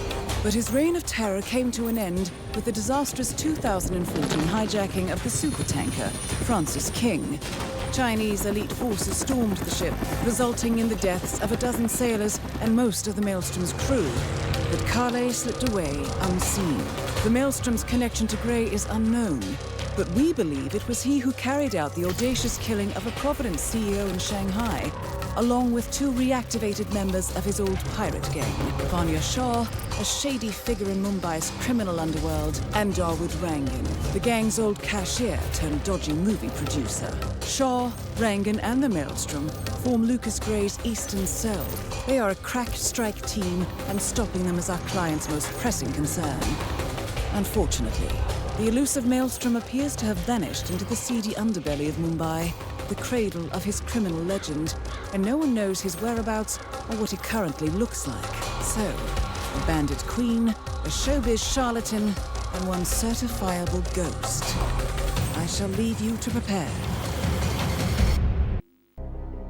Welcome to Mumbai, 47. One of the most densely populated cities in the world, home to more than 12 million people. If you wanted to disappear and hide from the world, this vast city is perfect. The maze-like sprawling slums offer secret paths and surprises around every corner. The elusive Maelstrom knows the city like the back of his own hand. Locating him will be a considerable challenge. A place to start could be the slums where his former gang, the Crows, has recently risen from the ashes.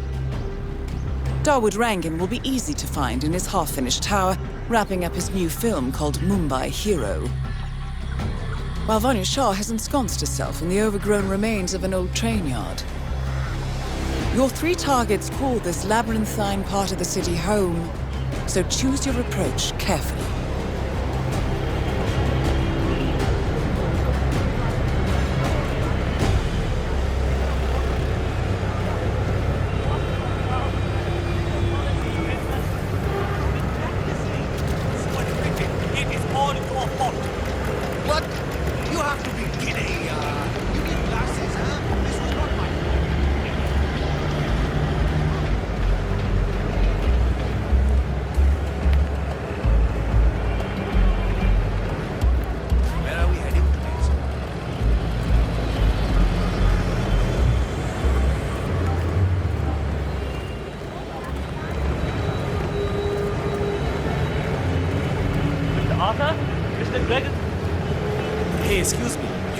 Arthur is, right? The famous American actor? Have you seen him around the city? No? Please tell him to come see me if you do. He's got a photo shoot inside the tower, and Mr. Rangan does not like to wait around. Gregory Arthur, a famous Broadway star, is apparently late for a photo shoot inside Rangan's unfinished tenement tower. Hang on. He uploaded a selfie on social media about half an hour ago. The Mumbai Food District. He's likely still there, 47. My cousin lives in New York, and he went to a show on Broadway. Got a picture of himself and the guy afterward. That is absolutely...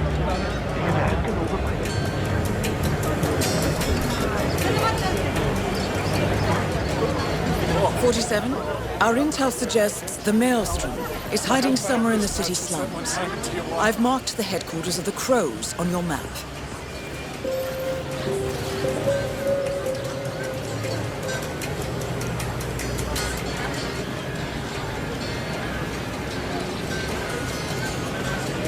Oh no, gotta hurl.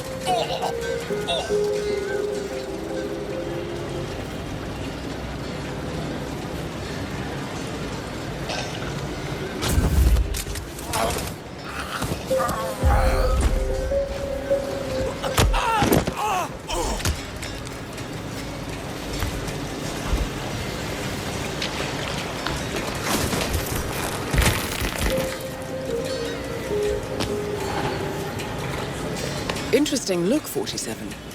Well, Dawood Rangan is at the tower expecting Mr. Arthur any minute now. No need to keep him waiting.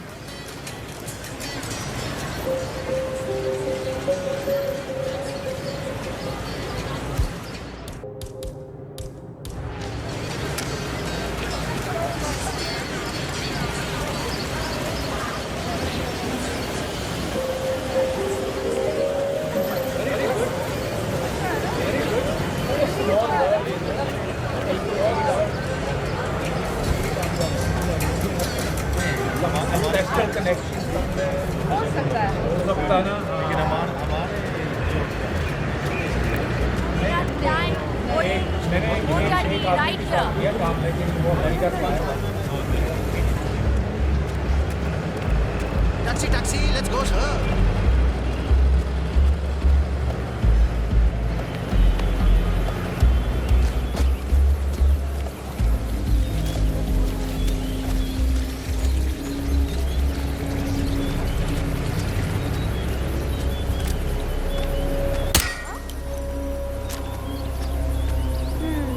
Wonder what that was.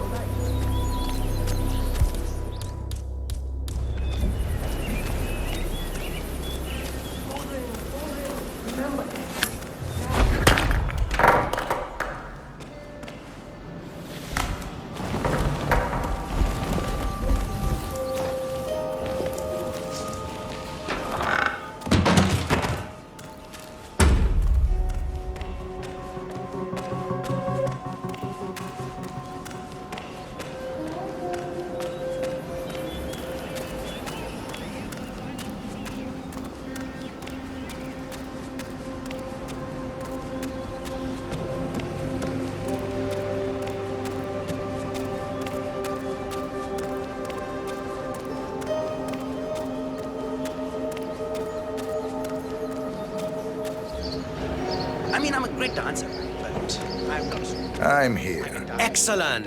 This means we can get on with it. Good. Good.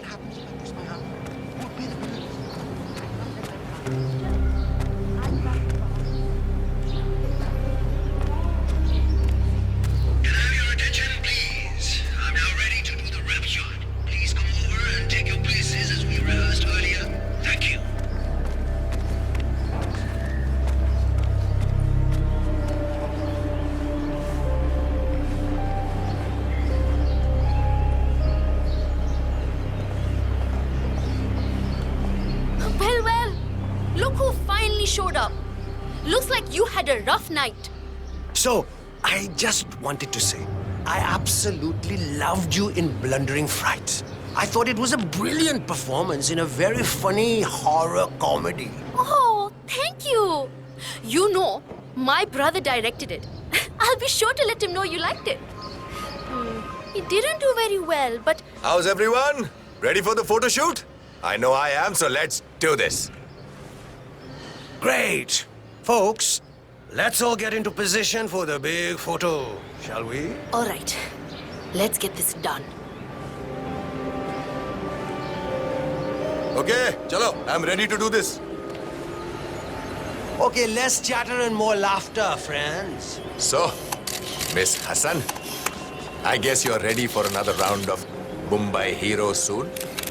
I've got big plans for a sequel. Big plans. I'm sure you do. I think you will need to talk to my agent about that. Agents, I never did like them. Dekho, I prefer the more direct approach. Acha.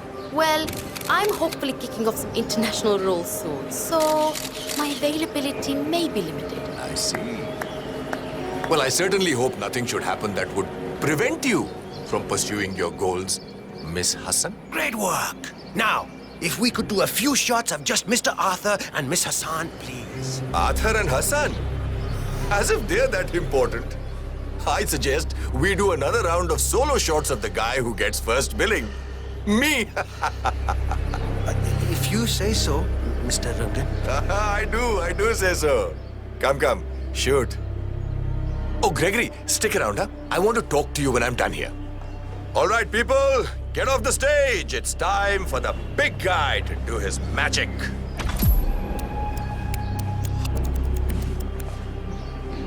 How about like this? You're a natural at this, Mr. Rangan. Or maybe this way is good, huh? The women really like this pose. And when I pull off this look, all housewives in a 2-mile radius will faint automatically. That's perfect.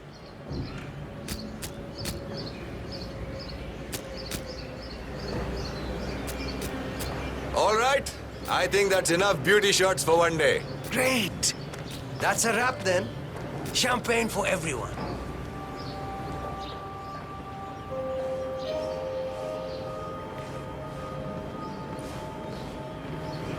Arey, main keh raha hu, great things will come from this movie, guys. Let me tell you, I've got a feeling that this one is the one that will make me famous. You know, it just goes to show that hard work and dedication is what is needed in this business, yaar. Mr. Rangan, you wanted to see me. Gregory. Yes. Come with me upstairs. I have something important to talk to you about.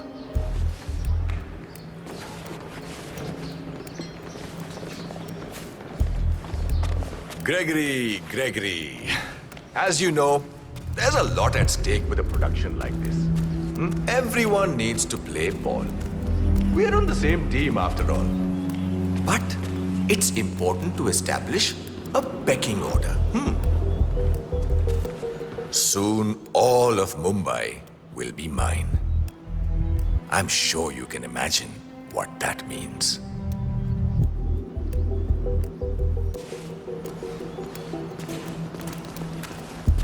Okay, Gregory. I just need my friend here to pat you down. Don't want any recording devices or things like that accidentally going off. I'm sure you understand.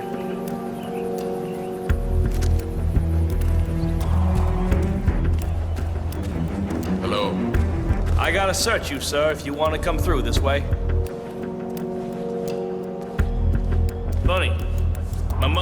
said I had good hands. Said I should have been a surgeon. And you are good to go, sir. Thank you.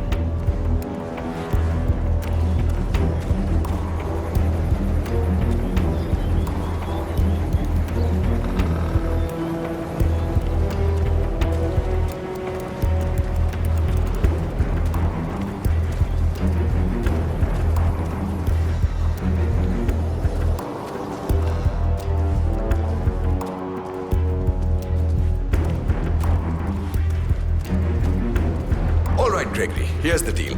And don't interrupt me, all right? I hate being interrupted. You're a smart guy, I know that. Big deal back in America. But the thing is, I don't like you. I don't like the way you dress, the way you behave yourself around the women on set, or the way you try to steal my thunder. I'm willing to overlook all of this, Gregory, because we can make great things together.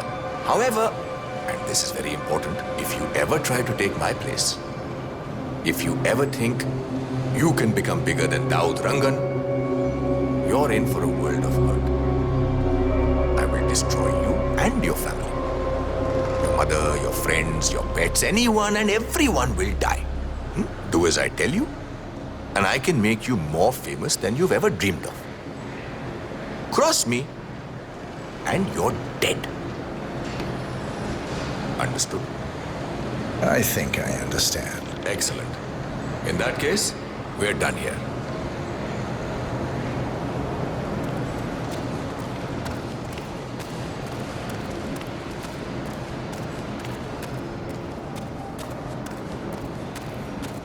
Not so fast, Mr. Arthur. I got orders to keep you here until Mr. Rangan leaves.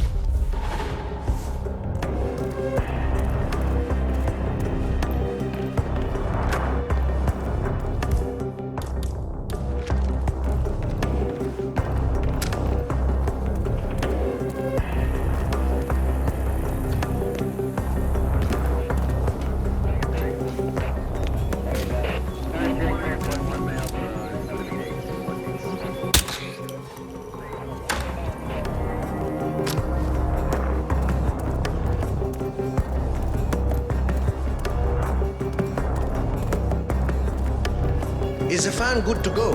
I know they're still trying to find the right lines for the shoot, but in case they do, we need to be ready with the deck. You bet!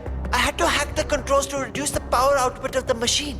I don't know where Rangan got this thing from, but it's powerful enough to blow the entire set from the roof. Yeah, we don't need any accidents on this final shoot.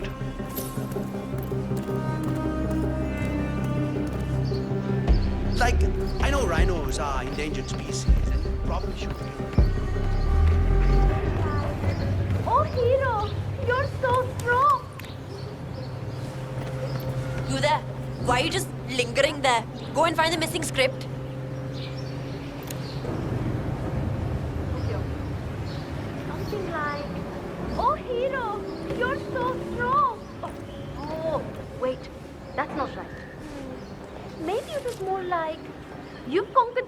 now conquer me. Oh, God. I hope that's it. Okay, okay. So we meet up. It's morning. I'm finally coming round to him. He saved me. He saved everyone. Lean in and dance. No, no, no. That's wrong. No dancing. Oh, it's no use. I can't remember this. I found this. The script? You found it? Thank you so much. Not a problem. Listen, the scene needs the fan to be running. Run over and man it, will you? Right before the scene starts, I'll signal to you to turn it on. Just make sure the safety is on and you don't go above the indicated power. I'll round up everyone. You got it.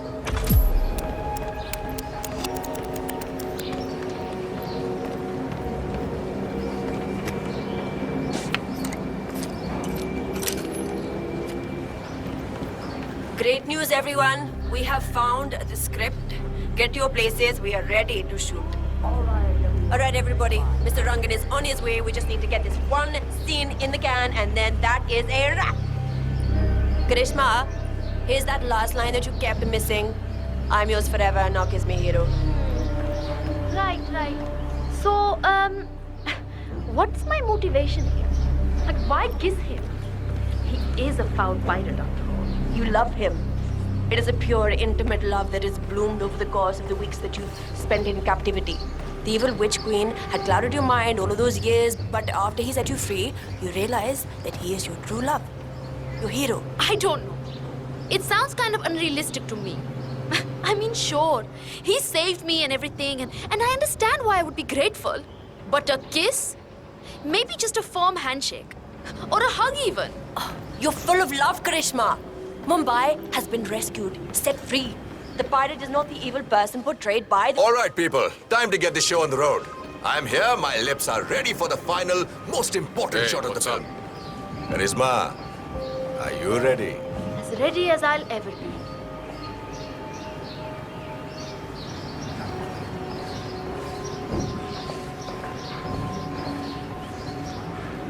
Okay, let's get this show on the road. Start the fan.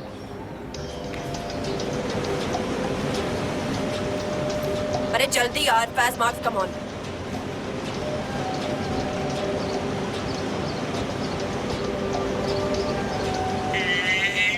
Action! Oh, that one! You saved me, didn't you? Yes.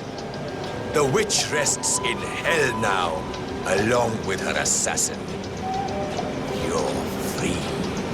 It's like a veil has been lifted from my eyes. She poisoned my mind against you. I thought you were the villain. Her magic was powerful, but it's gone now. It's just you and me now. Why? If you will have me, I will protect you. Always. I'm yours forever. Now kiss me, hero. I'm sorry. I cannot do this. Cut! Karishma, come on. Can we talk, please? Oh, fine. Fine. One moment, Mr. Rangan. We'll be right back. Karishma, look. I understand that you don't want to do this, but we really don't have a choice. A batch of bad What can I do to pakoras. make this easier for you? The scene wasn't in the script originally. He wrote it in a week ago.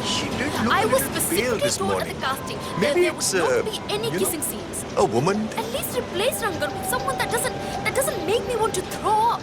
He's horrible. You know I can't do that. Are you they know ever who coming he is, back? right? I know. But this kissing scene is stupid. It doesn't even make sense. Nothing in this movie makes any sense other than stroking the man's inflated ego. Ugh, I hate him. I won't do it. I don't care if it means I won't work in Bollywood again. He's trying to branch out, hit the Western markets. It'll be good for your international career, Karishma. And we need some sort of ending here.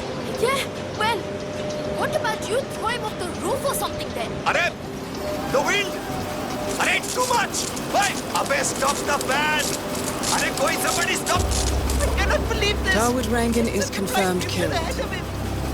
No rest for the wicked, however. On to the next one. Oh shit, oh shit! What a terrible, terrible I accident! always knew he had an He inflated flew straight ego. off the roof! Just My did goodness! it. I've never seen anything like that in my life. He just flew straight off the building.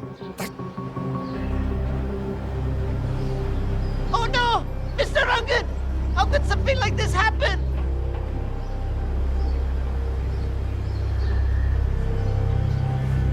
It's Lena. Look, we had a pretty bad accident on set. Such a bright future ahead of him. There's no easy way to say this. He got blown off the side of the building by a piece of malfunctioning equipment. No, we didn't get the final shot, but we did get the accident on camera. And, well, to be honest, I think it looks pretty good. Yes, I think we can. In fact, I think it would be an even better ending. And I think, think of the PR. This would be my ticket to the big leagues. Oh, sorry, our ticket. Yeah. So, are we okay to go ahead? I'll start the edit straight away. Great, yeah, fantastic. Will you call the insurance company? Okay, perfect. Yeah, bye.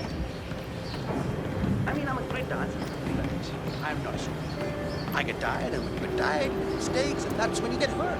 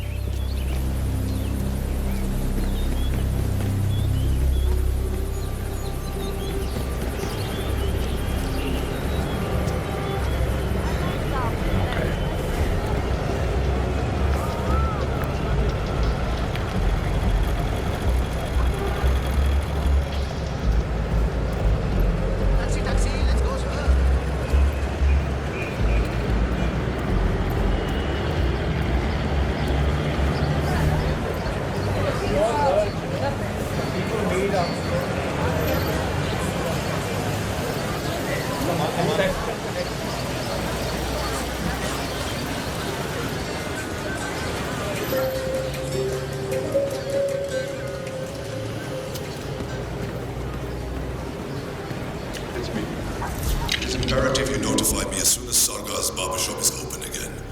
He is an excellent source of information, and I want to make sure he understands who he's working for now. Signal me at once when the shop is open.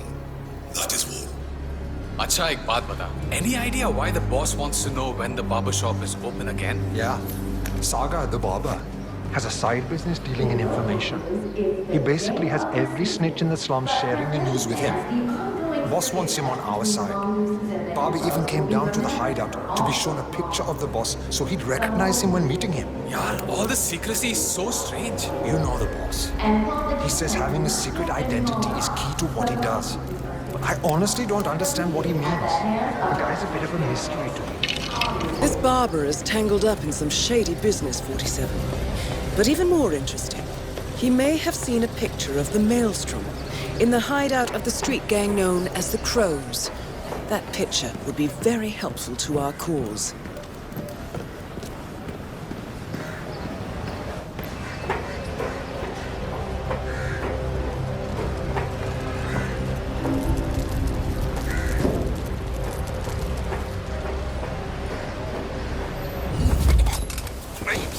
Please, no!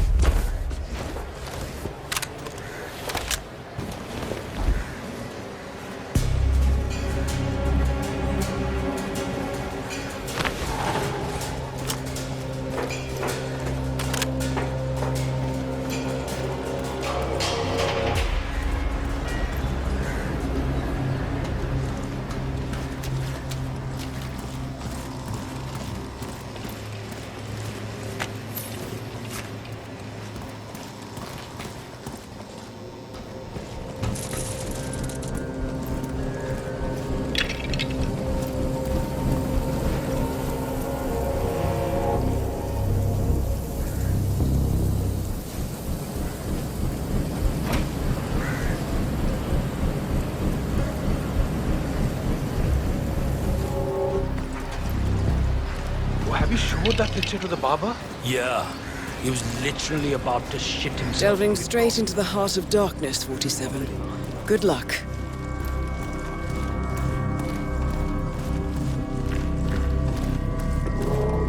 The powder's in its room.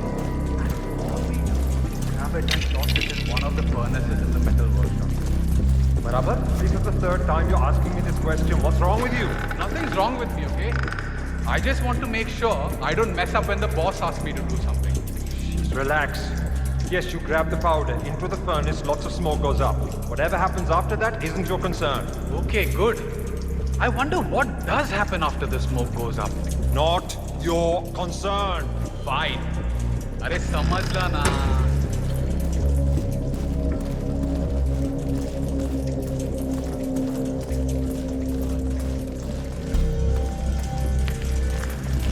Pictures, my friend. She has those damn pictures, the little tramp.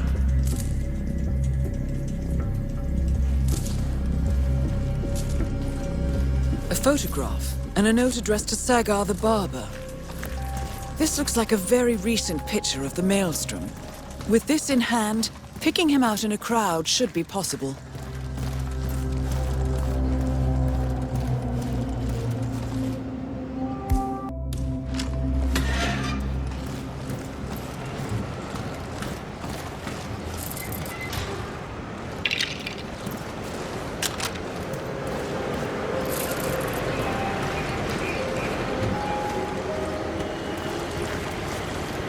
So, you understand how the signal works? All I know is what you told me. Powder from the hideout goes in the kiln inside the metal shop. Colored smoke goes up. That's it. All right, easy enough. He'll let us know when. I don't understand why the boss wants to work with that movie clown Rangan. I mean, what exactly is he good for? He's a bit of a show-up, but don't underestimate him. Rangan is in with some serious organized crime guys, and he's filthy rich. The boss uses his movie production.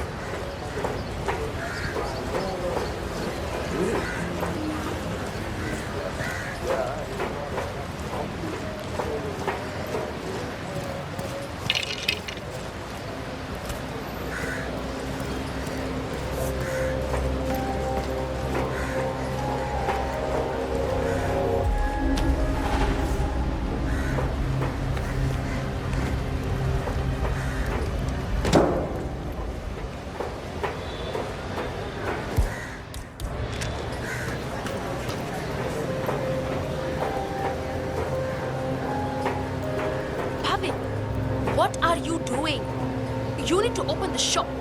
There are people waiting outside already. I can't remember what he looks like. The guy the crows wanted me to provide information to, you know. Their boss. They showed me his picture in their hideout 2 days ago. But I was so stressed out. I thought they were going to kill me or something. I can't remember his face. What if he shows up and I miss him? Then you should go and explain it to them. They probably still have the picture there. What if they hurt me? What will happen to you? Or if they decide to burn down the shop like they did with that other guy with the metal recycling? I won't do it. Bhavik, I told you we would get into trouble with this snitching business. But you had to go and earn some easy money sharing information with the gangs. This is your mess. You fix it.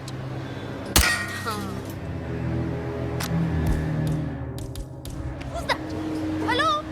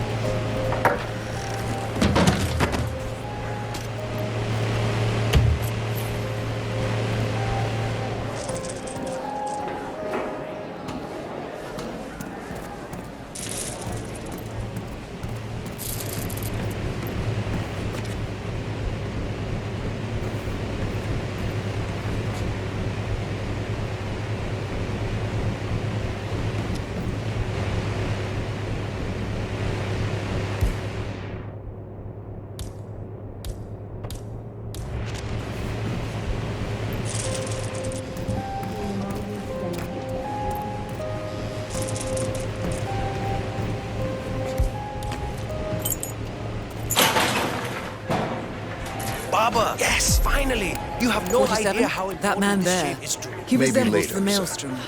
Try to get close to him for a Maybe next visual time ID. then. Myself, can you give me a shave? Shilpa's coming to town. No luck. Not at this moment, sir. Oh, yaar. That's too bad.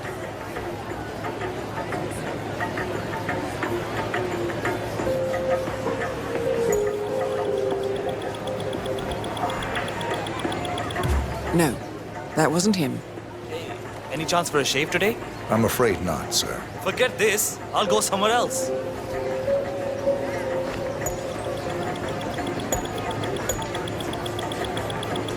That wasn't him. No. Hello. Do you have time for a shave? Not right now, sir. Shave me. Jaldi aa, jaldi. I'm afraid I'm a little busy right now. Big mistake to deny me. Hello. Sale, Can I get a tu shave? gaya re, tu gaya. 47? That man by the counter. That's the Maelstrom. Well, looks like our patience paid off. How about you invite him in for a You're close up, shave? sir. Thank you, my friend.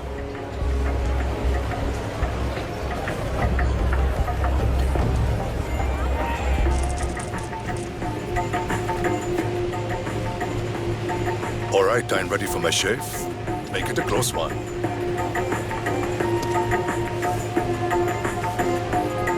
The tides are changing, my friend. Can you feel it in the air? My bones are creaking with joy at the prospect of what is about to happen. I don't feel anything, I'm afraid. You will, friend.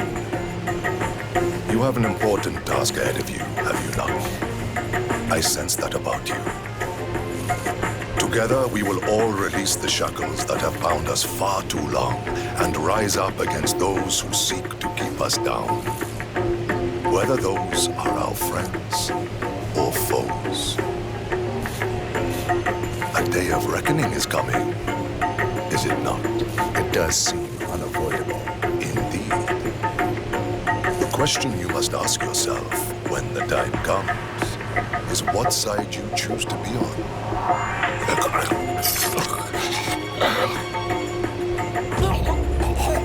The infamous Maelstrom is dead. Very well done, 47. Just one target left. Let's bring this one home.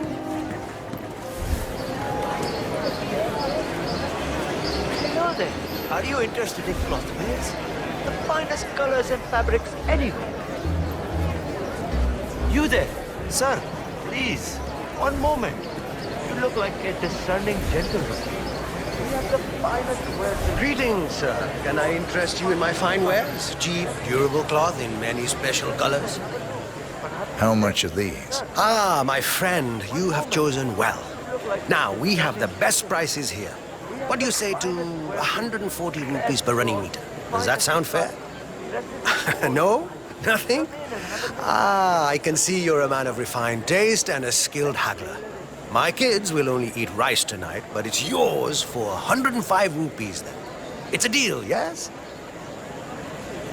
Wow, those eyes are really burning into me. It's like you're just looking straight into my soul. Okay, final offer now. 90 rupees. 90 rupees per running meter. That's my own cost. I really can't go lower.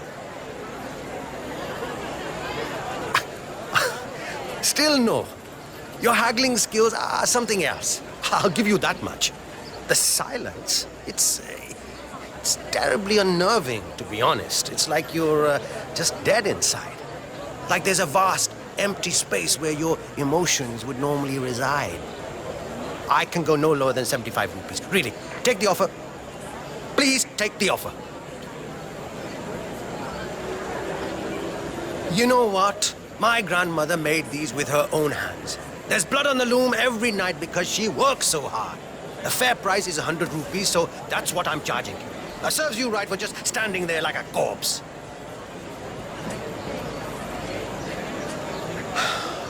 Okay, fine. The story about my grandmother is a lie. We both know it. Your silence is killing me here. Just have it at what I buy it for.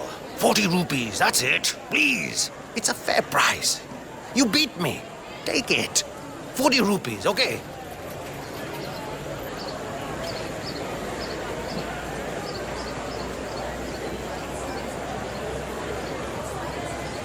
Hello there, sir. Fine. Just take it. Take it. It's free. All right. Just get out of here. You're scaring off my real customers. Take whatever you like and leave. It's a deal. Ah, good, good. Take any of the bundles, please. Just one, though. Sale on high-quality cotton twill. Sale on high-quality cotton twill. Get your fab. Great. Thank you. Come again.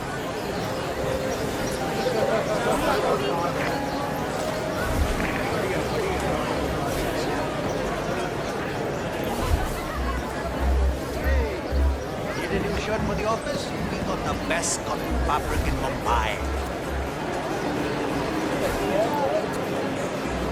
How much are these? Ah, hello, sir. Any one of these bundles can be yours for just 75 rupees. No haggling, no dealing, 75 rupees. Take it or leave it. It's a deal. Ah, good, good. Take any of the bundles, please. Just one, though. Hey, surprise your wife. Hey, what's up? Beautiful sari. We got sari textiles in all price ranges.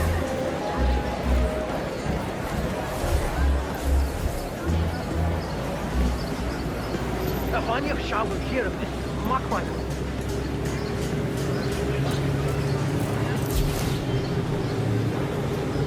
Did you have any luck?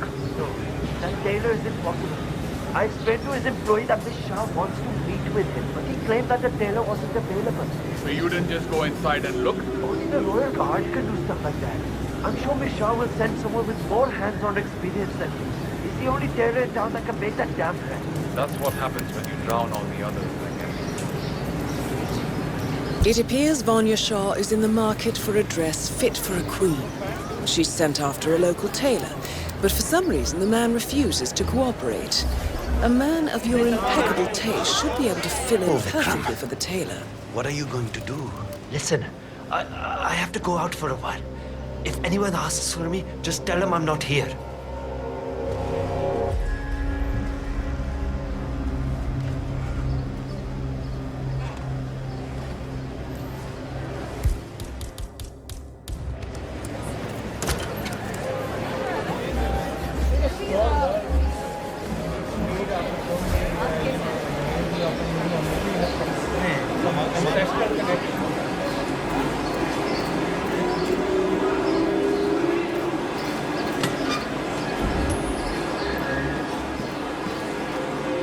I'd appreciate it if you go check it. Will do.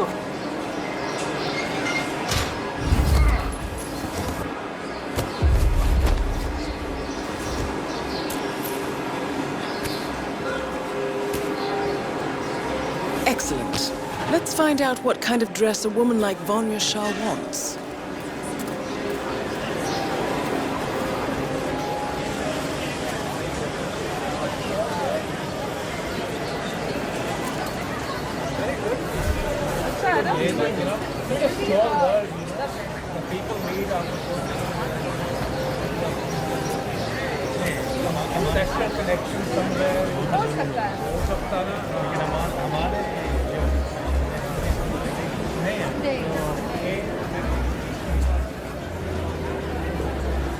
Ugh, please go away. You're so not in my league.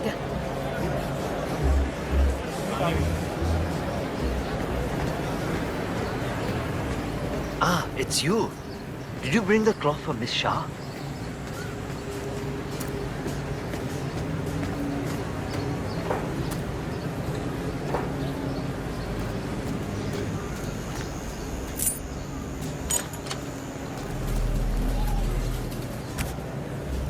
Shah wants a cerulean dress, 47. Perhaps you will be able to source a roll of the right fabric at the local cloth market.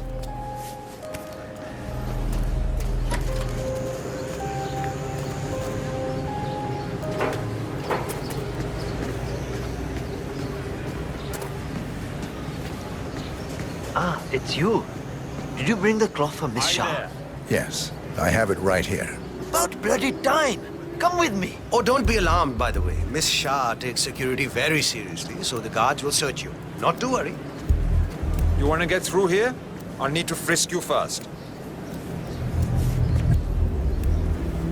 I'm not exactly enjoying this either, so just stay still and we'll be done soon. Go on ahead.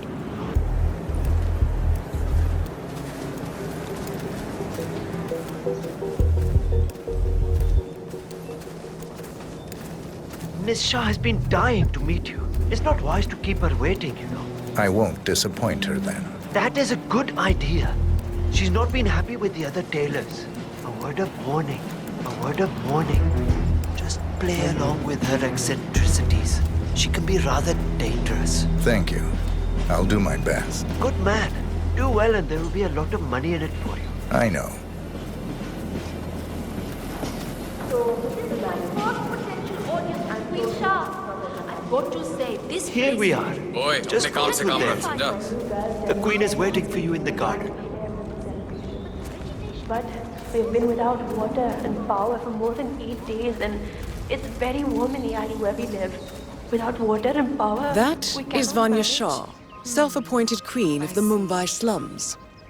Well, the whole city suffers under the water shortage. Your husband is dead, is he not? Yes, he is.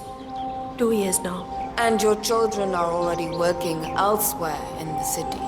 Yes, but You have nothing to offer me then, Mrs. Banerjee. I'm sorry, but water and power are precious assets here. I barely have enough for my own needs. You will have to make do with what you have. I understand. Thank you, my queen.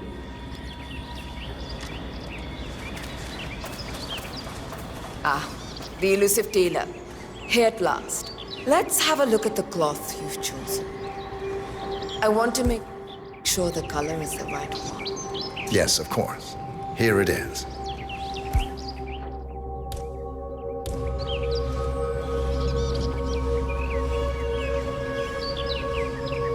Excellent. Finally, some progress here. Come with me. I want you to take my measurements while you're here.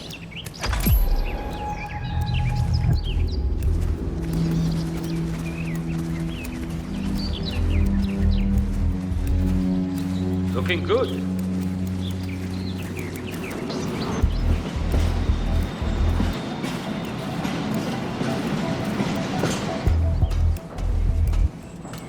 You there. Leave us. I want some privacy. Let's start the measuring right away. If you didn't bring a tape, I'm pretty certain one of the other tailors left theirs behind. You can use that. They won't need it.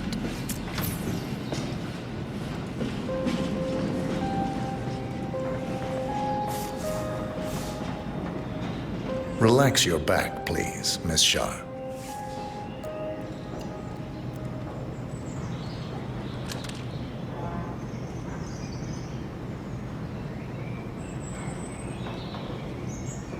I'll just measure your arms now, Miss Shah.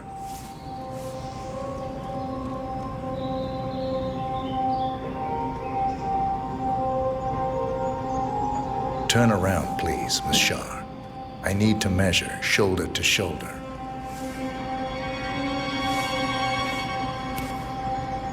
You've probably heard about the other tailors. How some of them ended up in the gutters because they didn't please me. This dress is important to me. Well, not the dress itself, but what it represents. You see, there are those out there who do not want to pay tribute to their queen. People who think the value of their lives can be measured in money. It started with one man, but these things spread like ripples in the water. Soon another, then a third. Tributes to your queen keep you alive, not money.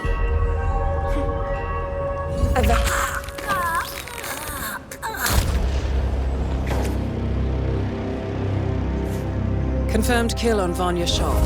Excellent work, 47. Mission completed. Time to find an exit.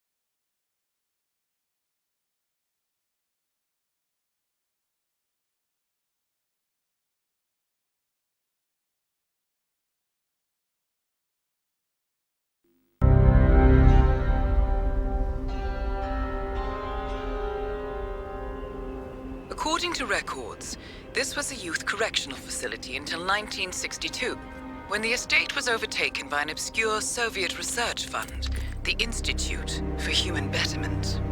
Looks deserted.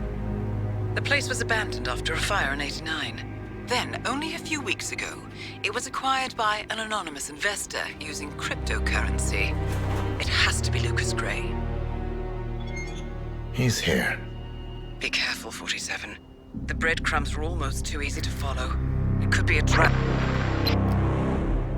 Not a trap. An invitation.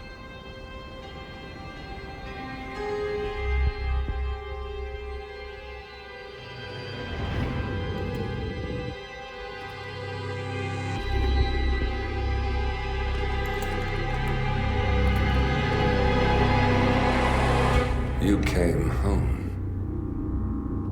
I knew you would. You've come a long way, 47. And even now, you don't remember. This place. This was our prison, where Father trained us, shaped us into killers for Providence. Now, you don't remember. They ripped it out of you, wiped it away, but I do. I remember everything.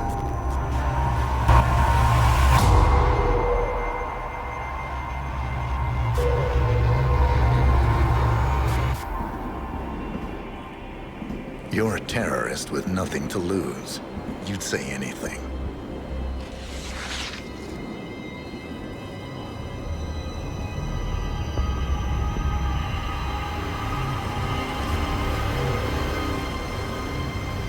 I know, it's difficult. You never miss your mark or question your function, but we made a pact. You and I. Do this, and we both lose. There was an incident.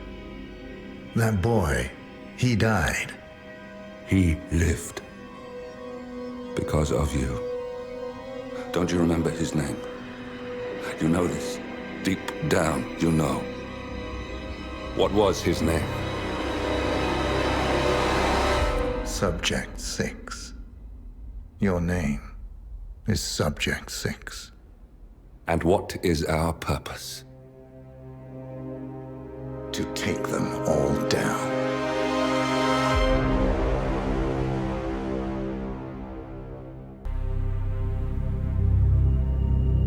We were gonna tear it all down. The Institute, Providence, everyone who'd ever hurt us. We failed. The partners grew paranoid, made sure that Ortmeyer's children would never challenge them again. I'm the only one who got away unchanged. The only one left who remembers. Ortmeyer was Providence. Everything he did to us, everything he made us do, it all leads back to them. I'm breaking more rules than I care to count, Mr. Gray. What's your play? The partners hide behind a cloak of anonymity. Only one man knows their true identities. Your client, the top controller, the one they call the Constant. He is the key. But he is untraceable. So what am I missing? A man would come to the Institute. A man with a Providence pin. The first Constant. If we find him, if he's still alive, he's our way in. You don't know who he is, but 47 does. That's what this reunion is all about. Show them. You're just gonna hand it over. Our one bargaining chip. Olivia. Fine. 47's memory was erased, irreversibly at the time. But after Ortmeyer's death, his estate was acquired by the Ether Corporation. And they made an antidote.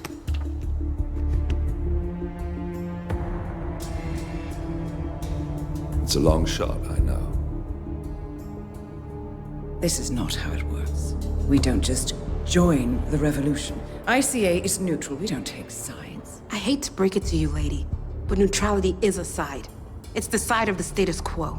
People have died. Civilians. You align yourself with terrorists, murderers. Sometimes even monsters serve a purpose. Look.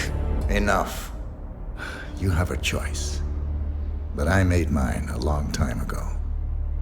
I will finish what I started.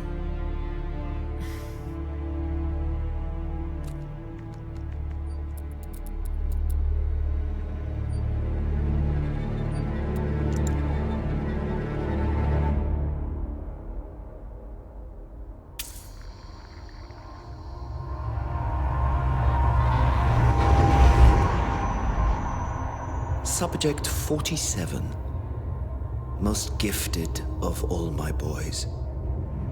So you're the pick of the litter. Tell me about the incident. The subject ran away. He and another boy. The instigator was punished accordingly. As were all the neighbors. My men did what needed to be done.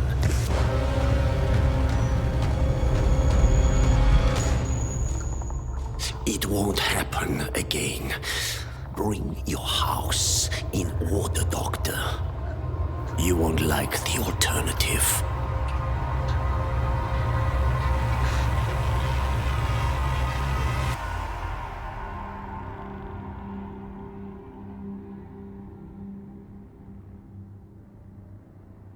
I remember who he is.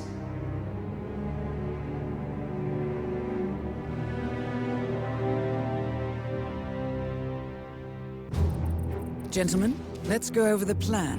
The first constant is none other than Janus, the legendary Cold War spy master, a KGB senior officer and head of the 6th Column Special Branch at Lubyanka. Janus is a certified genius and expert of counterintelligence. He retired from the KGB in 1988 when he fell out of favor with the Kremlin and defected to the US. Shortly after, the Soviet Union collapsed. Now, it is unclear when Janus stepped down as the constant, but since 2004, he has been a resident of a quiet community in suburban Vermont. Mr. Gray. Right. So here's the catch. As an elite KGB agent, Janus was trained to withstand interrogation and torture. No amount of pressure will force him to disclose information he doesn't want to. Instead, we will need to search his home for clues. But if Providence learns of our presence, the game is up. So we frame Janus, make Providence think he was the real shadow client. Correct. I will file a false ICA report, claiming to have traced a number of calls from Janus's house to the Institute in Romania. The case will seem clear. Mr. Gray was only a figurehead. Janus was pulling the strings all along. And by eliminating him, we will have neutralized the militia, once and for all. However, for this subterfuge to work, you'll also need to deal with Janus's security detail. A Providence herald and former Secret Service agent by the name of Nolan Cassidy. Intel describes him as diligent and inquisitive, and we cannot risk that he contradicts our story to his employer. Seems workable. I certainly hope so. Everything depends on this next move, 47. You made this our fight. Now let's even the playing field.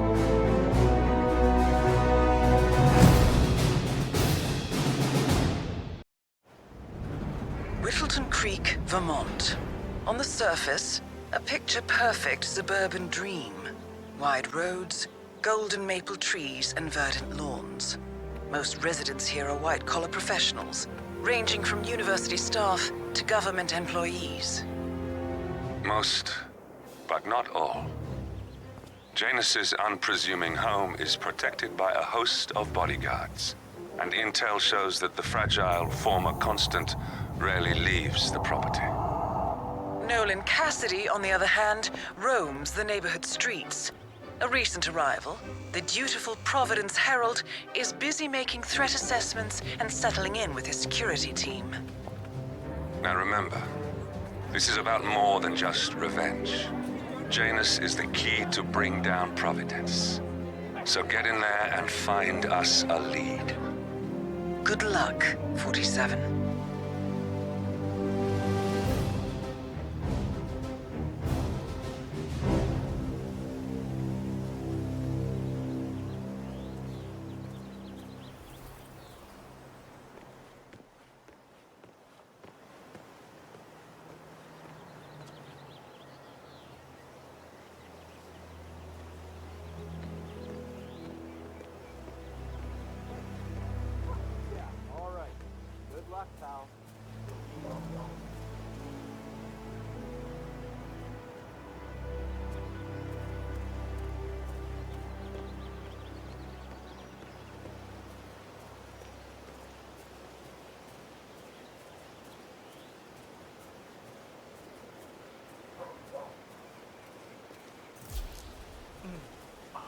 have to tell you.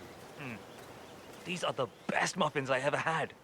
I'm supposed to meet a client for a house showing today, but I can't stop eating. Maybe you know him. Mr. Nolan Cassidy? Can't say that I do. Well, he's interested in the Schmidt house down the road. You know, the one the police shut down after the, well, incident? I'm not really from around here, senor. I don't know anything about that. Ah, I see. Well, never mind. He can wait a little longer. I need to squeeze a couple more of these beauties down. Hello? A realtor with a taste for the sweet things in life is in Whittleton Creek to show a house to Nolan Cassidy. It looks like he's stuck at a local muffin stand at the moment. It would be a shame to keep Cassidy waiting, wouldn't it? You think someone else is supposed to be doing this?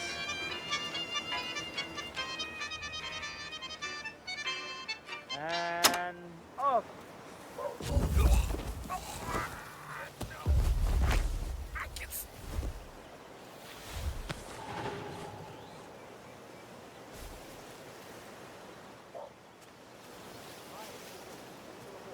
Oh, actually, I wanted to talk to you about that too. I thought maybe, you know, if we could increase the stage budget and make the place more inviting, we could... Well, I don't see why it should come out of my pocket. Right. I don't know, maybe I can fix it. Yesterday. Just give me a week, all right? What the hell? Please, just think it over. Whoa, naked body? Oh, thank God you're alive. I'm gonna go get help, okay? Please.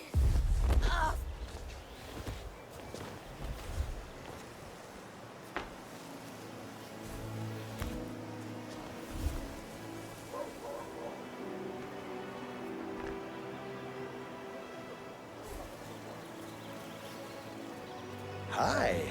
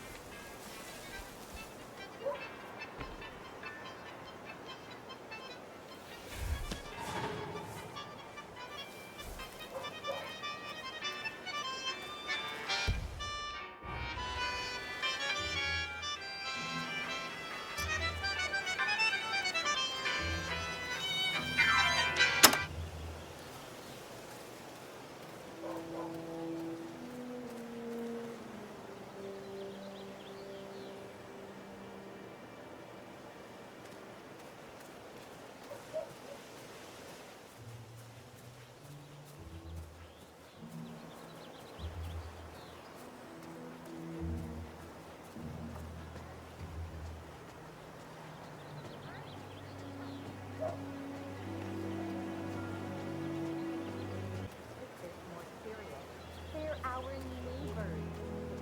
Top secret, we have a right to know them. The Wilson sounds like a made-up What, aren't you the realtor? I've been waiting hours for you. Mr. Cassidy, I'm sorry for the delay. I'm ready to take you to the house. About time. Let's go. You know which one it is, right? Last one on the right, far end of the road.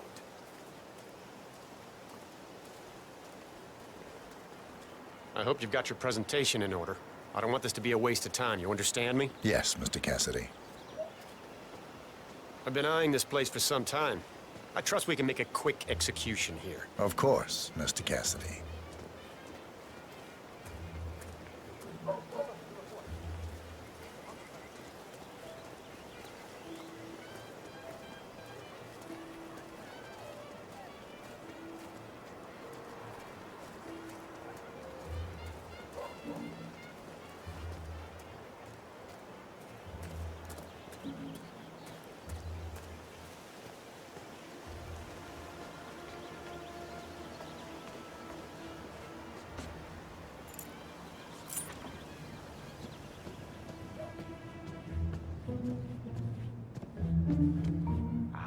Finally.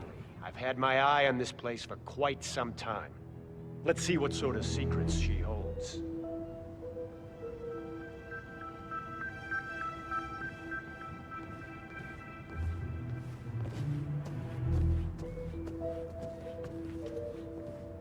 This is the downstairs living room. It is most commonly used for watching television and other recreational purposes. Large room with 2 easy-to-get-to exits. Dark floors hide stains easily.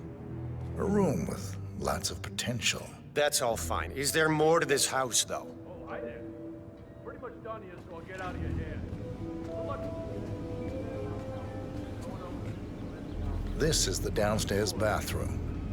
Useful when cleaning off after a messy day of work. I don't know. I'm not really feeling it in here. What else can you show me?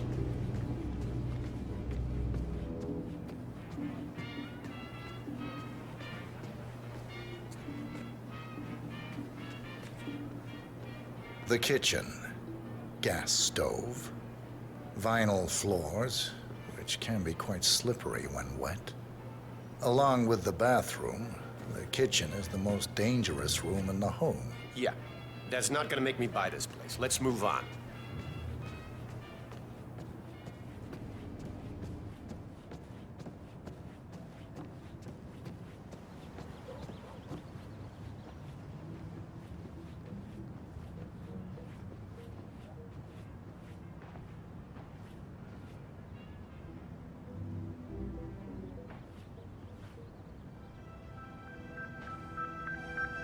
This is the upstairs hallway. It connects all the rooms up here. Add a few closets or a large box in a corner, and the room's practical value becomes apparent. What about storage possibilities? Anything of that nature you could show me?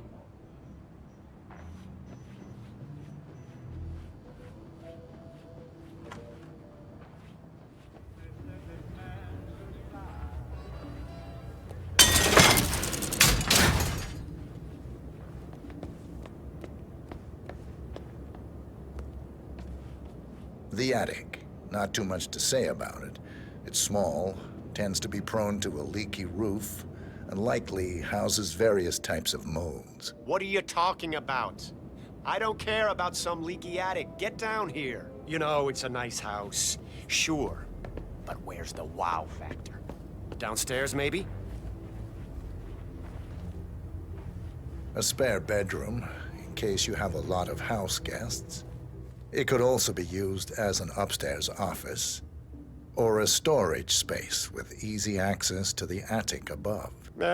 Interesting, I suppose, but not really something that seals the deal for me.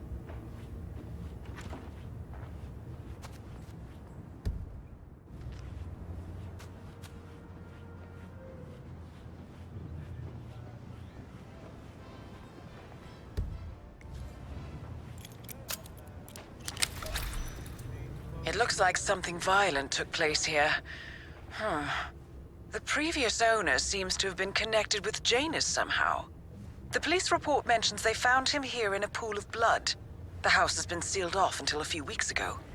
Death was ruled as a severe allergic reaction. What happened in here? Someone bled out here. Looks like a sudden hemorrhaging. Blood pouring from the mouth and nose. Possible vomiting of blood. Distance between the pools indicates the person was conscious at first, but severely shocked. Handprint on the wall corroborates this. The person lost consciousness after 20 to 30 seconds. Probably bled out in a matter of minutes. There's a strong chance this was caused by a severe allergic reaction or a straight poisoning of some sort. That's a very detailed description. Did you read the police report or something? I dabble in forensic investigation, among other things. I see. Well, let's get the hell out of here.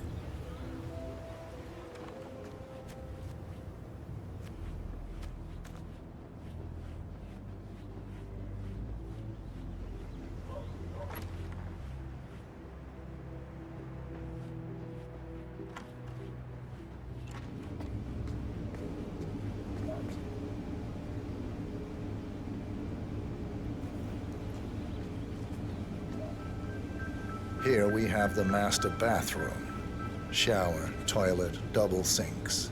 perfect for the busy couple, and large enough to allow for privacy, even when occupied by two people at the same time. That's all fine. Is there more to this house, though?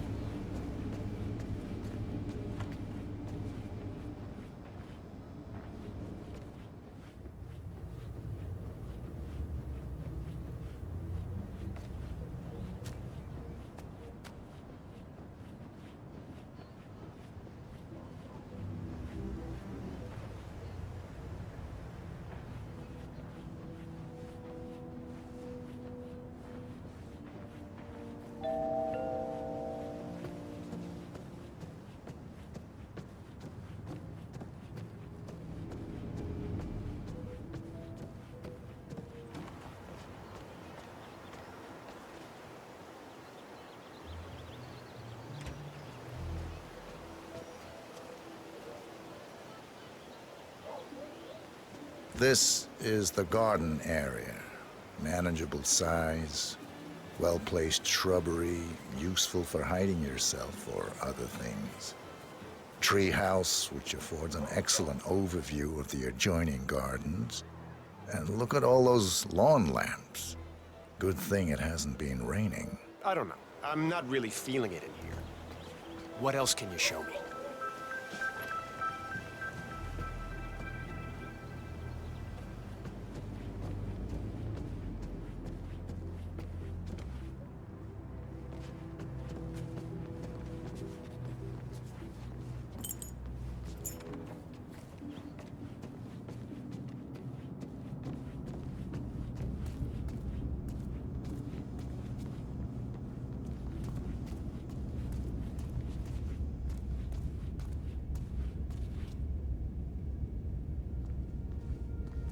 And here's the basement.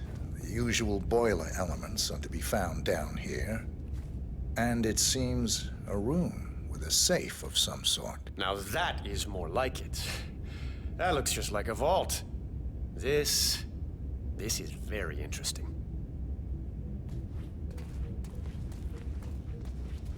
Still waiting for that vault door to open.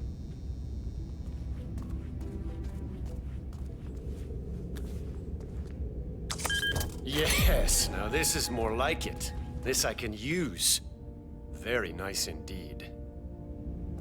All right, let me have a look at this thing. Advanced Kronstadt Matrix Laser Home Security System. We used to break these open for training at the academy. The thing about these systems is, most homeowners are lazy. So, they don't reset the factory settings and enter their own codes. Let's just try the standard admin code. Just for fun. Well, what do you know? It worked. Looks like Schmidt was a bigger amateur than I imagined.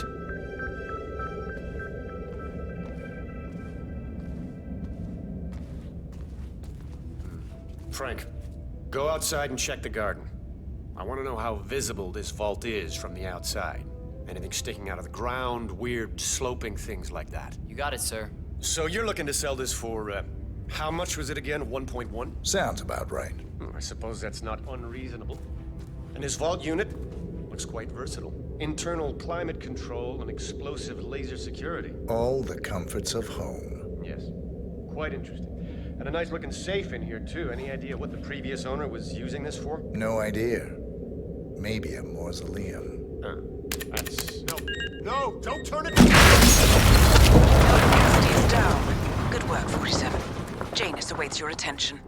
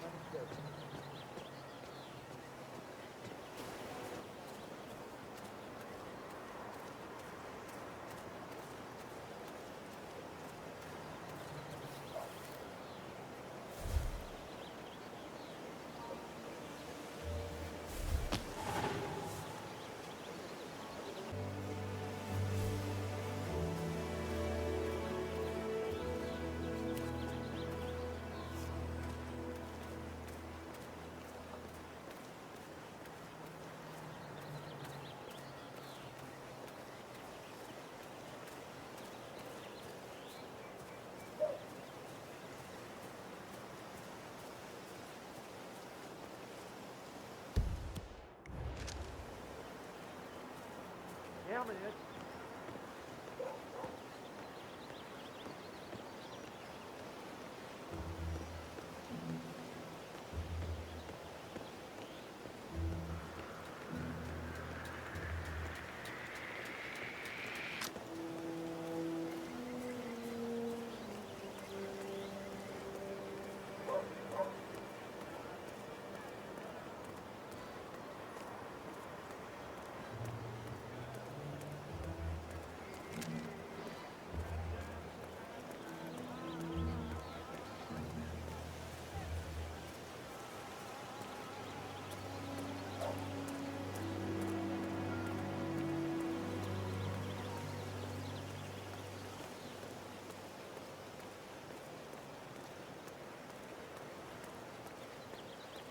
Yeah, Doc, I know.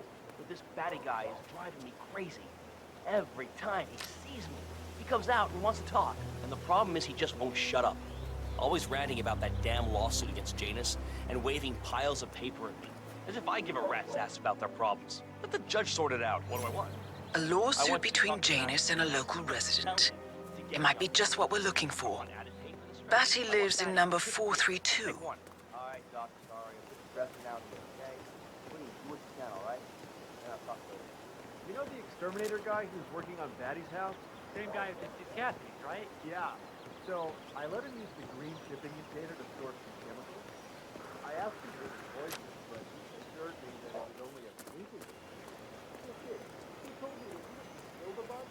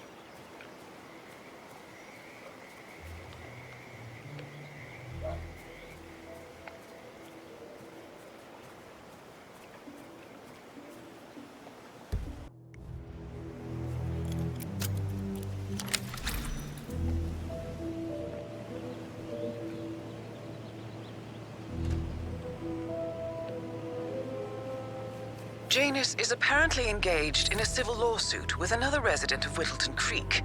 James Batty, the plaintiff, wants Janus to stop his annual landing of a helicopter near the local creek. The lawsuit also mentions Nolan Cassidy and his unlawful surveillance around town.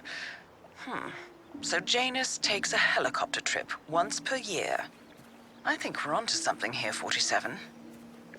47? I think it would be beneficial to locate the unlawful surveillance mentioned in the lawsuit. Perhaps Nolan Cassidy's house would be a good place to start.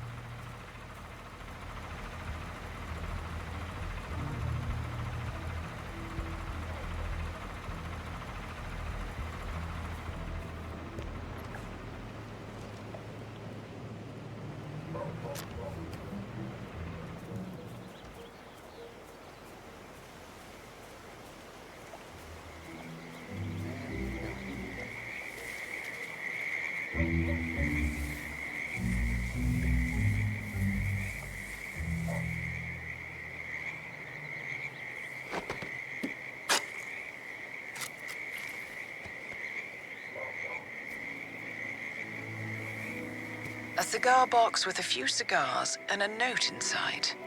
Well, this is very interesting. The note indicates that the box was given to Janus by the Constant as per tradition, he writes. 47. This could mean the Constant and Janus meet up on a regular basis. Excellent find.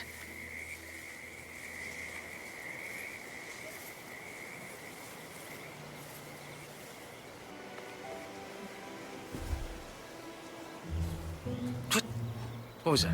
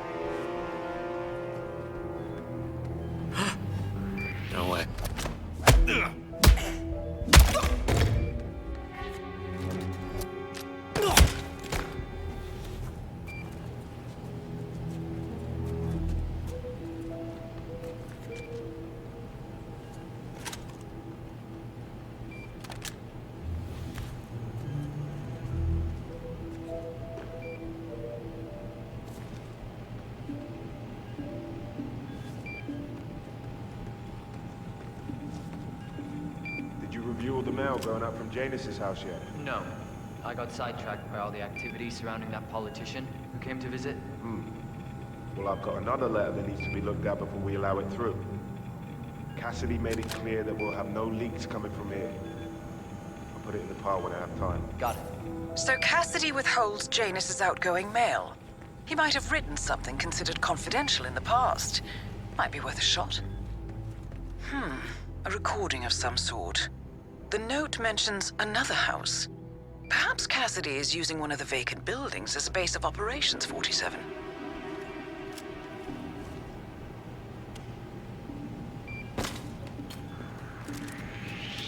Wait, you drop the weapon! You got it? Okay, on your knees.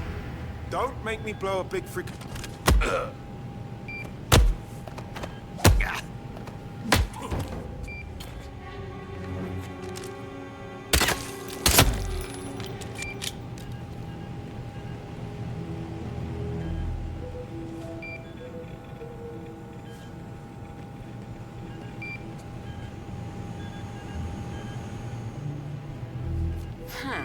A letter from Janus to someone called Zoe. It looks like a draft, and is full of explicit descriptions of how unhappy Janus is with Zoe and her sister having been appointed chairwomen of the Ark Society. I've heard that name before. This is a good find, 47. Good work, 47. We now know Janus is meeting with the Constant at an event related to the Ark Society, and we have an approximate date as well. I think that's all we're going to get.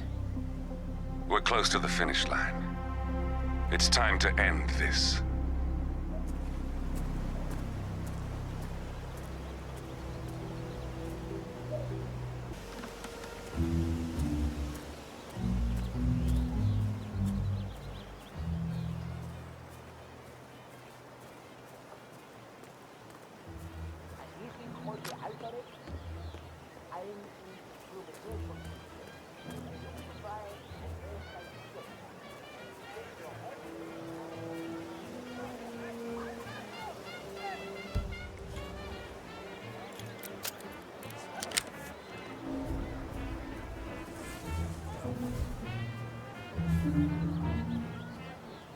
Hey, did you drop off the surveillance tapes on Janus at the house? Cassidy was asking. Yeah, added them to the file. What a stupid system. Record the surveillance in here. Bring the tape back. Well, why not just keep them here? What? Less than ideal, but it's better to keep the tapes safe in our own house. Yeah, well...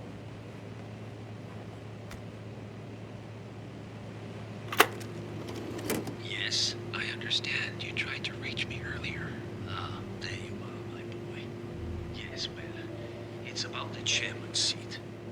I understand Frederick was overlooked despite my recommendations. I would appreciate an explanation of the reasoning behind the decision. Well, it's a long and rather complicated discussion to undertake over the phone. Your request was put in front of the partners and considered, but in the end, it was decided to assign the role to the Washington twins. The partners saw their idea as a breath of fresh air. A breath of fresh air. They are fortune seekers, robbers of the past, focusing on glory and wealth and outlandish futuristic dealings rather than conservation.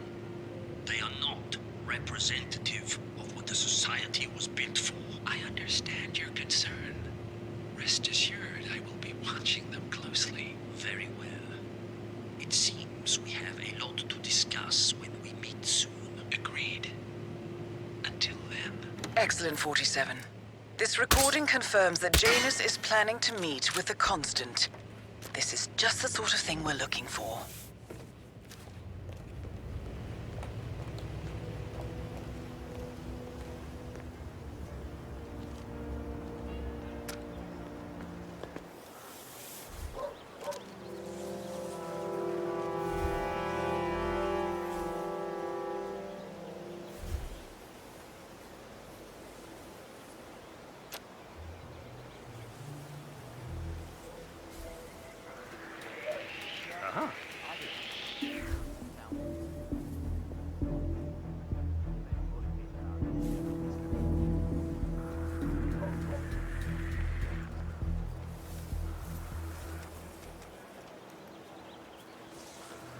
Okay, everything's good.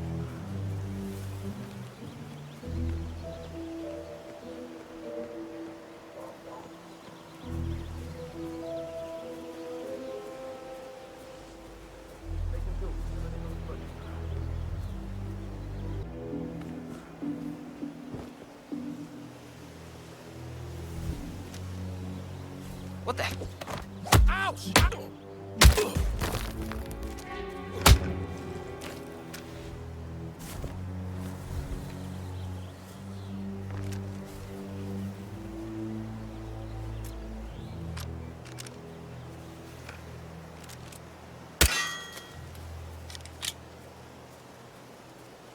Modes, you say?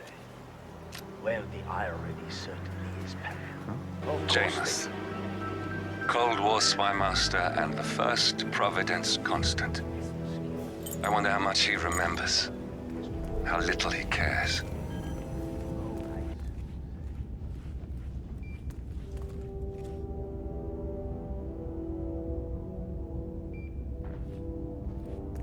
Hey. Drop the firearm! Right now! Hey, nice and easy and no sudden moves.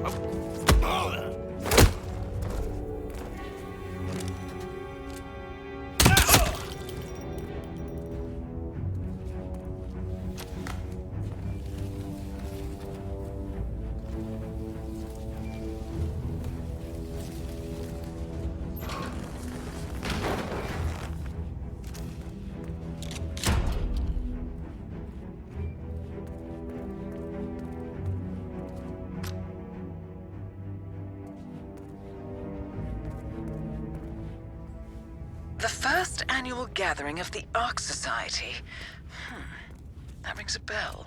If Janus was its founder, perhaps he's still attending these gatherings, 47. This could be valuable information indeed.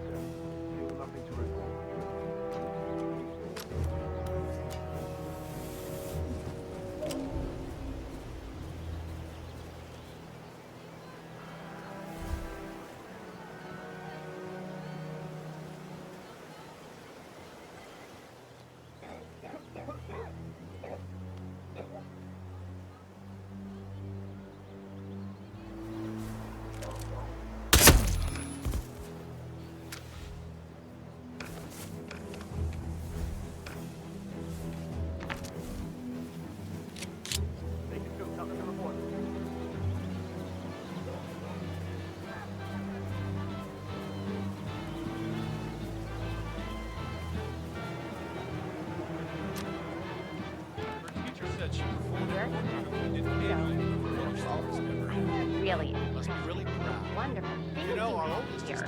I wish my husband would let me have that much art inside the house. But he gets, well, he doesn't appreciate it the same way I do. Well, Richard and I have similar interests, so it's really not that hard to get him to go along with my ideas. Although I have to say,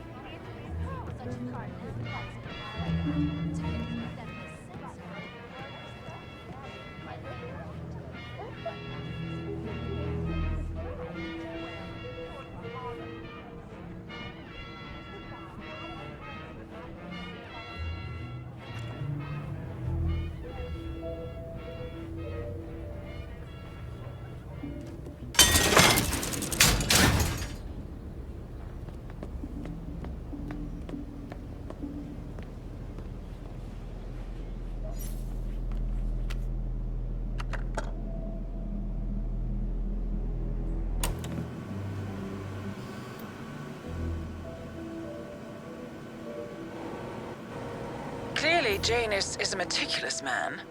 This microfilm contains a lot of heavily redacted minutes from what appears to be a yearly event of some sort.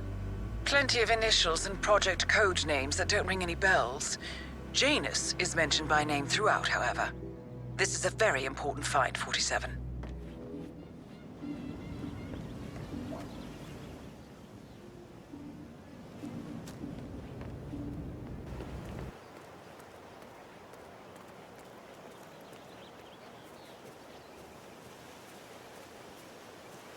Have you seen that Janice's oddball nurse is at it again? Oh yeah, the bird guy. I think he comes early, just to chat with the birds. Spends more time with them than he does with Janice. A couple of weeks ago, I walked past him and I have to tell you, he gets into some pretty personal stuff with those animals. He shared his opinion on Janice. Let's just say it's not exactly overwhelming. Well, you know what I like about you guys? You're just so chill. Not like Janice. I have never met a man so full of bile. I mean, I'm just trying to help him, and he's behaving like a complete ass. All right, I better go. You know, it's like he knows that I know that he's hiding something, and he's enjoying that I can't figure out what it is. I know it sounds crazy. He looks like any fragile old man, but I think... Possible intruder. No, I'm... area. Huh.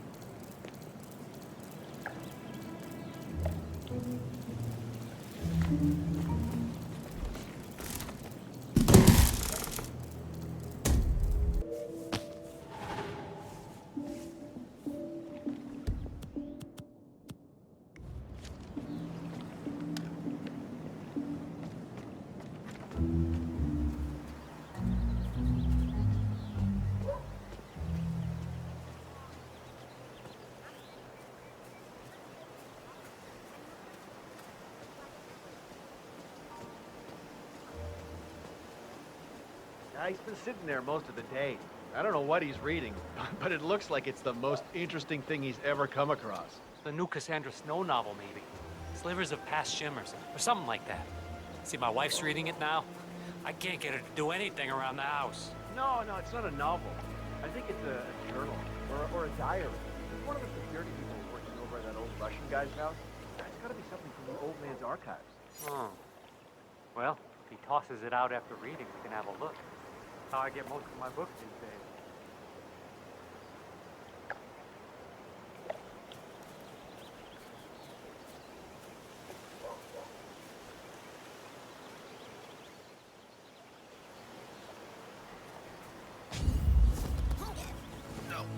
No! I have a fan!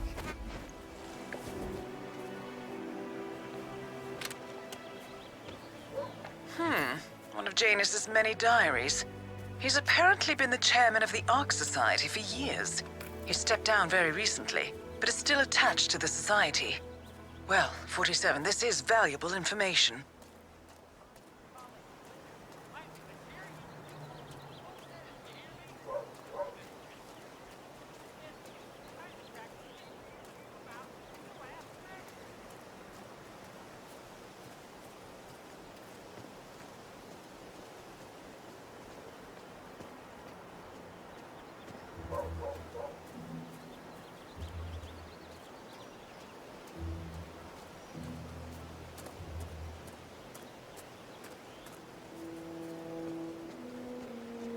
Hello, sir. Okay, thank you, sir. This will be over in no time. Good. You're clean and good to go. New guy, huh? The regular guy is indisposed. I'm here to take care of Mr. Janus. All right, just ring the doorbell. Someone will be with you in a moment.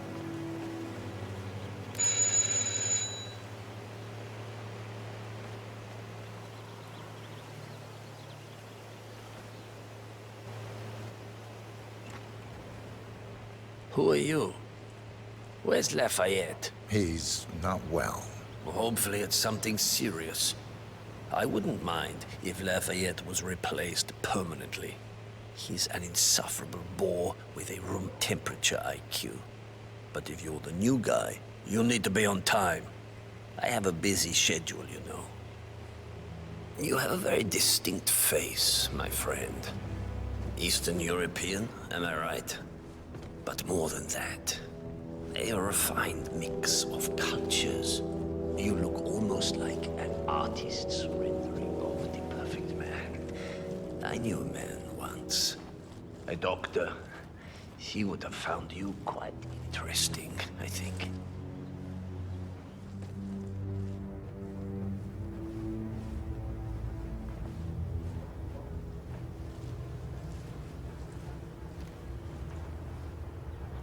Off to talk. So, back to this thing. I'll just spend a few minutes with the inhaler to fill my system with as much oxygen as possible before we proceed to the bathroom for the health check itself. Well, while Mr. Janus fills his lungs, I'd like a quick word with you. Please, come with me.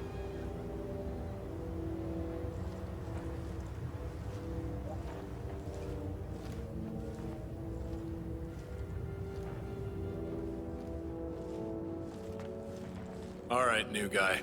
I know this looks like a relaxed operation, but I run a tight ship. Nobody gets alone time with Janus unless I know them, and I don't know you. So here's what I'll do. I'm going downstairs to run a security check on you. It should only be a few minutes. In the meantime, you wait in the study. We'll lock the doors and my men will make sure you don't accidentally wander off. I'm sure you understand. Please, wait in there. 47, you have to find a way out of there. I can't possibly construct a viable ID for you in time. I'll have Miss Hall remotely interfere with their search, but we can't keep it up for long.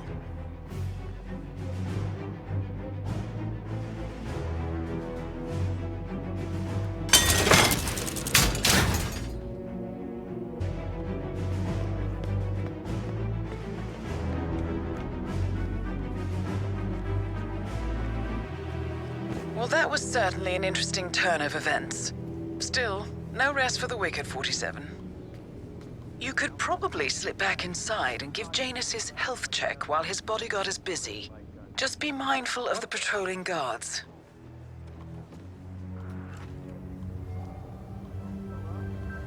I'm back. I suggest we go to the bathroom now. All right. Let's go then.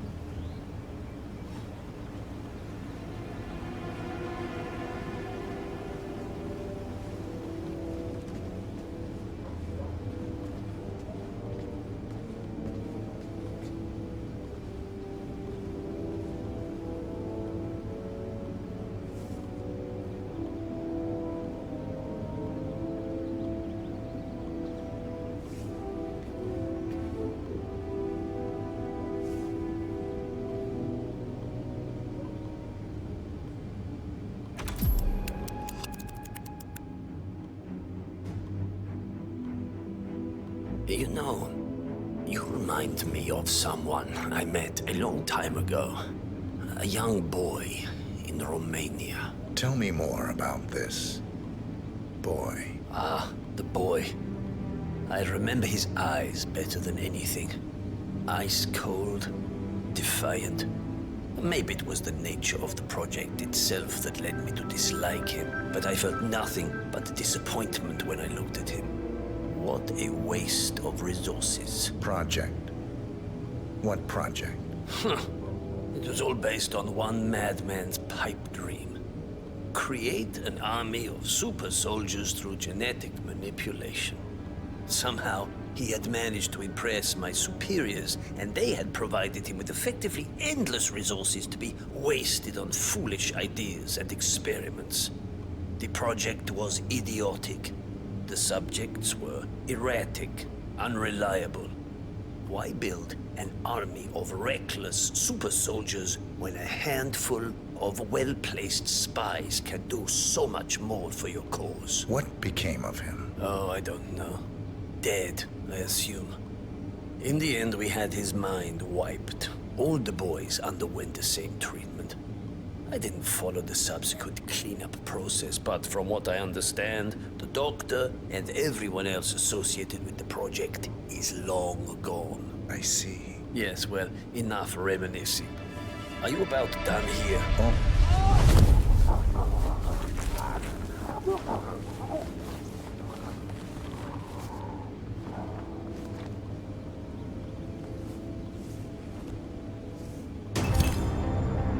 At last, the actions of the first constant catch up with him. Death feels like an easy way out for a man like Janus. Still, Don't bring it to me. You can't just confiscate my property. I need it to get rid of the rich with the baby soul. Poor old man can't die. Calm down, some of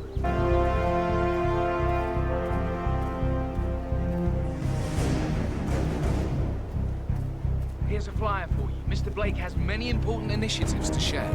Excuse me, sir, are you a registered voter?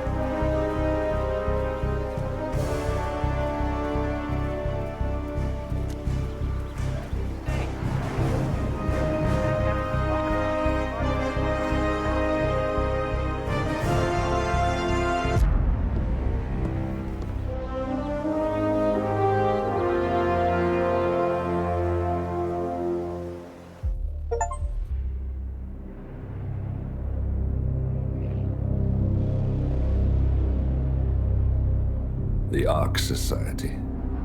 One of Providence's more obscure outfits. I've heard whispers. A survivalist club for the global elite. Billionaires preparing for a global collapse. And now we know the Constant will attend their next gathering. So where is it? That's the catch.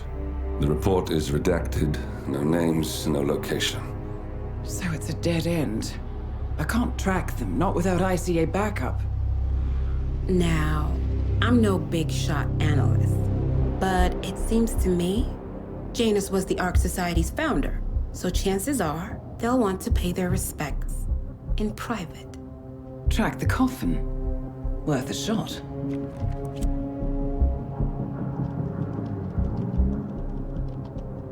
You all right? It comes back in flashes. Fear, anger, but like it happened to someone else. Your gift and your curse. What they did to you. Well, I spent a long time feeling guilty about that. Now, I wonder who got the better deal. Yes. Found something. What are we looking at? The ass end of nowhere. But this is where Janus's remains were shipped to. Our choice for a final resting place, wouldn't you say? Not bad. So we stake it out. Await the next gathering. Then we waltz in and kidnap one of the world's most powerful men. Without ICA backup. Like I said, it's a long shot. We'll take it.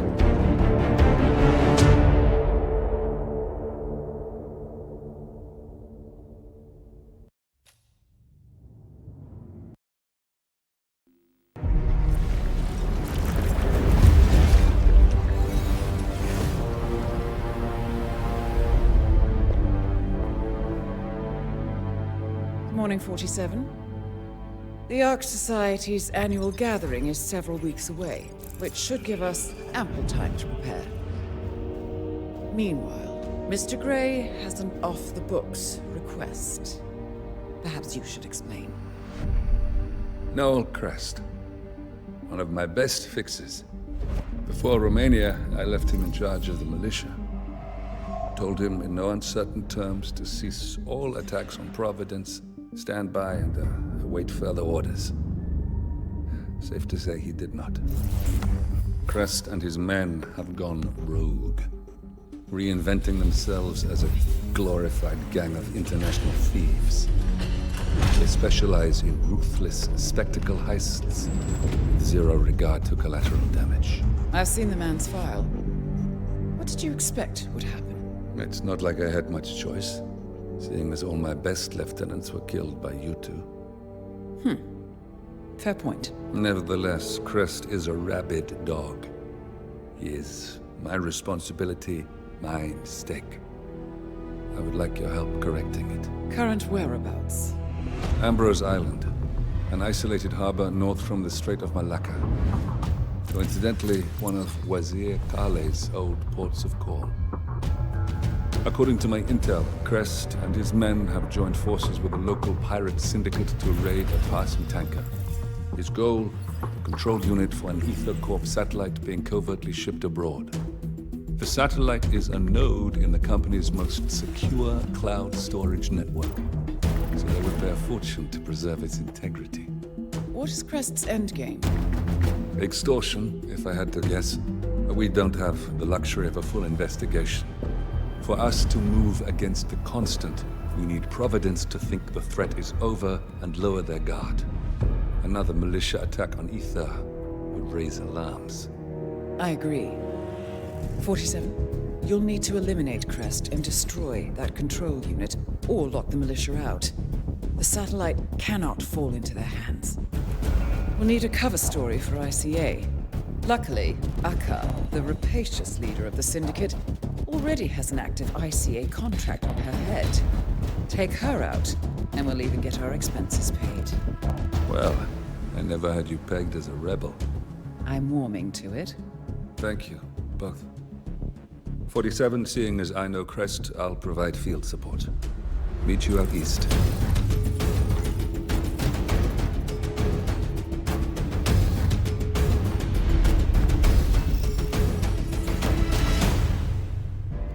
Welcome to the Andaman Sea, 47. We've arrived just in time. It seems Crest didn't disclose the true object of the heist to his partners, so Aka has seized one of the satellite control unit's keycards as collateral until they can renegotiate. The militia have set up camp near the remains of a colonial outpost. Both Crest and the control unit should be nearby. You'll need to destroy the unit itself or render it inoperable by retrieving both keycards. Knowing Crest, he'll have given his to someone he trusts, but Aka is less inclined to delegate. She should be in the pirate base when she's not out among the locals. I provided you with a GPS tracker. Activate it when you're done and I'll initiate extraction. The sooner we finish up here, the better.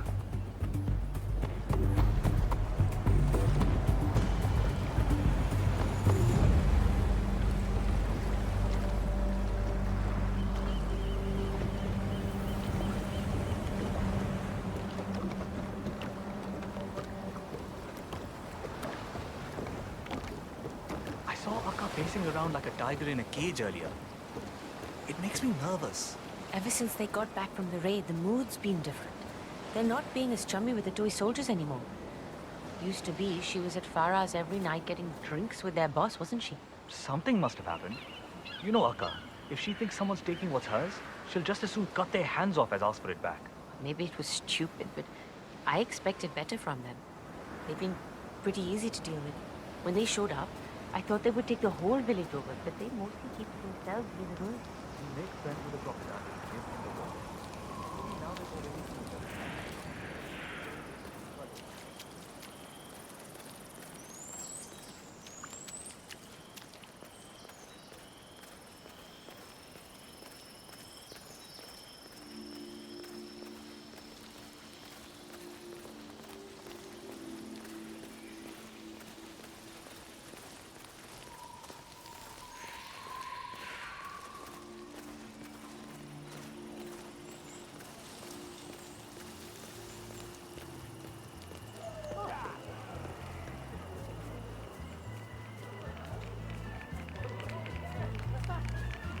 The second you see that tower light up, you radio me. Got it?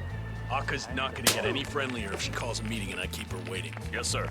Understood. Good. It seems that Crest is waiting for Aka to call a meeting. Getting them both in one place would certainly save some time. Aka must be using the light to signal for Crest when she wants a meeting. It shouldn't be too difficult to exploit that.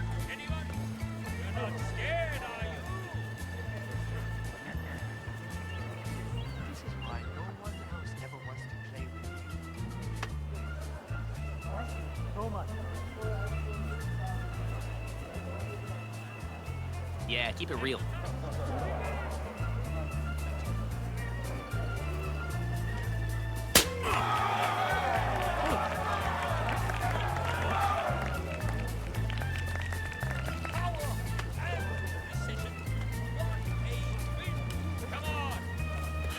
Hey, mister. Show what you got.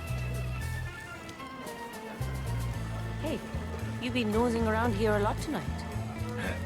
You want to make yourself useful? Maybe. Oh, don't be so mercenary. I don't have any more coconuts on hand. Help a lady out and find one? I'll see what I can do about that. Much appreciated. Hello.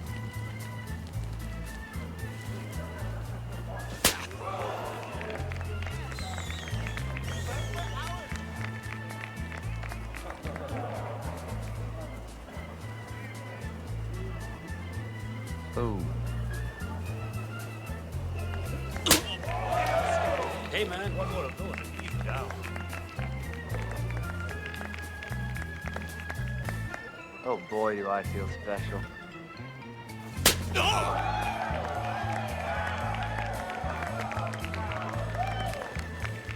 What an amazing win!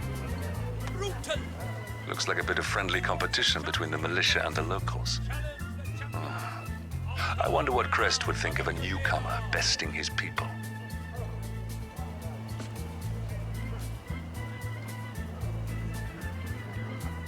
Interesting setup you have.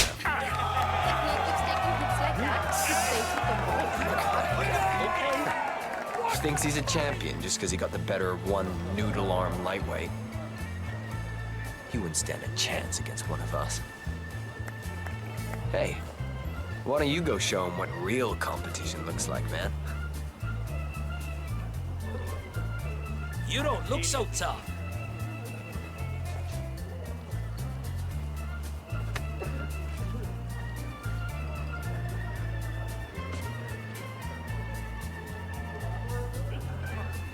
I am sorry. Oh, come on. That was so cheap. I don't think we can let him get away with that, can we? Go show him how it's really done.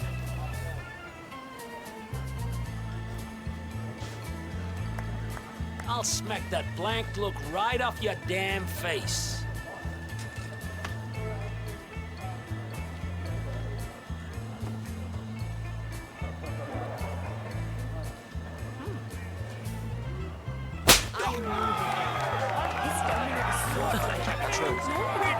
All right. I guess I'm gonna have to be the one who puts his shit heel in his place. Yeah, all right, big shot. Let's do this.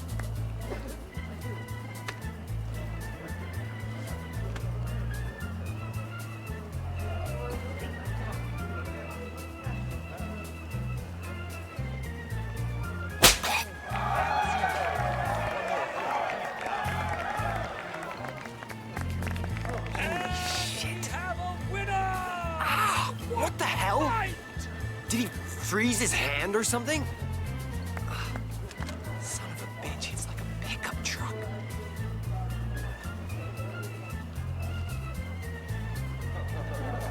Oh. Oh, what an embarrassment. Sir, Hello there. He just... He doesn't even flinch. And when he hits you... I thought that shit about seeing stars was just in cartoons. He? He who? Which one? The bald guy. I see.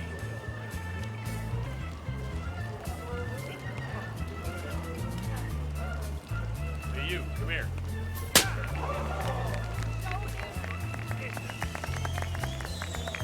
You the one who schooled my people? I guess so. Well, I want to talk to you about something. In private. Nothing sinister, there's no hard feelings here. I just have an offer for you. Come and hear me out, that's all I ask.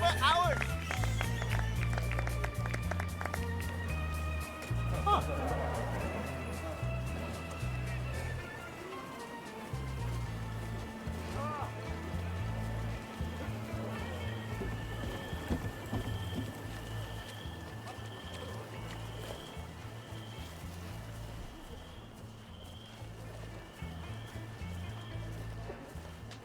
Not the prettiest corner of the island, but we should be out of earshot now. Practical. I've been planning some operations. Heists, if you want to be Hollywood about it. Certain prominent individuals, government facilities, big targets. But that means big payouts. I'm looking for someone who can take a little punishment. Someone who could be an inside man but won't buckle under intense interrogation if he's caught. I'd do it myself, but my time and expertise would be better spent covering our tracks. And you've shown me that my guys aren't up for the job either. I need someone I can depend on. I can hold my own. I know we only just met, but you have this quality to you. I can't really pin it down. It's familiar but alien at the same time, and your face. Don't take this the wrong way, but it feels like if I looked away for a minute, I'd completely forget every feature. You might be my missing piece here. I don't need or want a decision right now. This is a life-changing choice. It could be the start of some big things for you, but there would be no backing out. I don't need any more disappointments. Make sure this is what you really want. I'll be here for a few more days at least, so no rush. I'll think about it.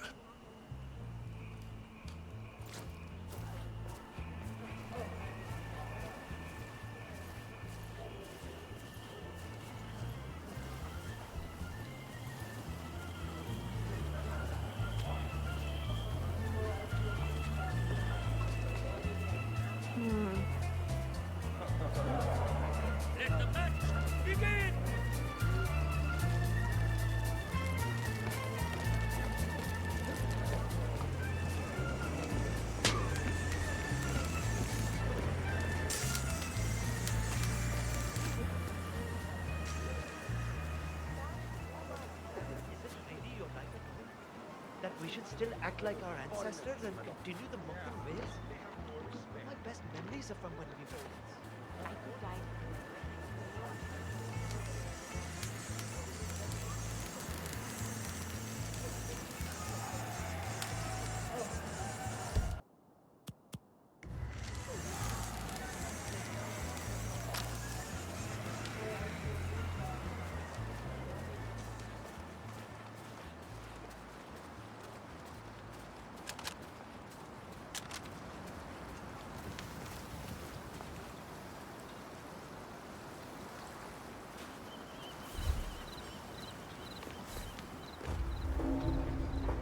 Fuck me!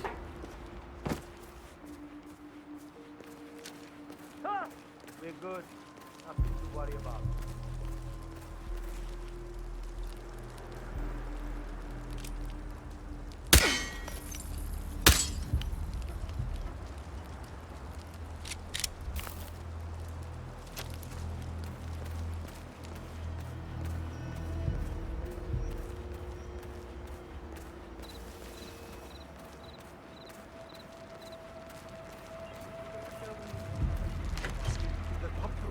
Yeah, it's so weird.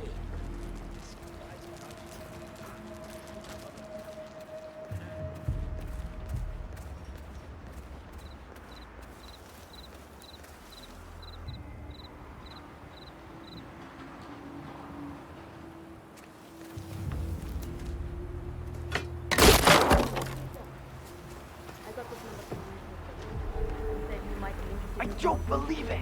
It's you! Huh. Friend of yours, 47? Mr. Smith. You're a sight for sore eyes. 47. You've been expanding into the east and our friends at I'm on real thin ice with Interpol. This assignment was supposed to be a gimme. Tag along undercover on some tankers, monitor the crews for any suspicious contact with pirates, and support local law enforcement investigations with whatever info I found. Should have been a piece of cake. Do you need some help? Yeah. I haven't heard any keys on their leader when she comes by. If I had to guess, I'd say she's keeping them somewhere private, like an office. If you can get those keys and open this door, I can get myself off this island. Got it.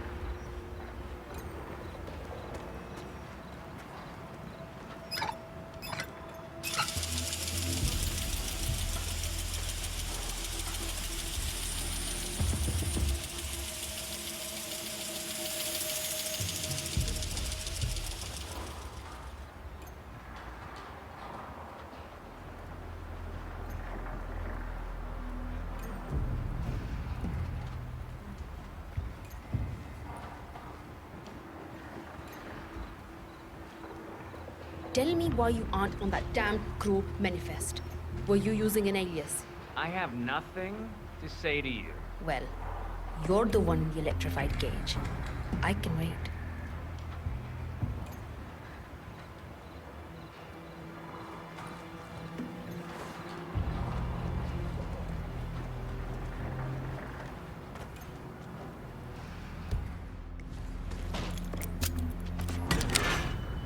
You should get out of here. I'm gonna have to add you to my Christmas card list at this rate. Listen, you see that car battery over there? She hooked up the cage to it and turned the juice on when she wanted to screw with us. Interesting. I'm not gonna tell you how to do your job, but I wouldn't lose any sleep if she got a taste of her own medicine. Consider it done.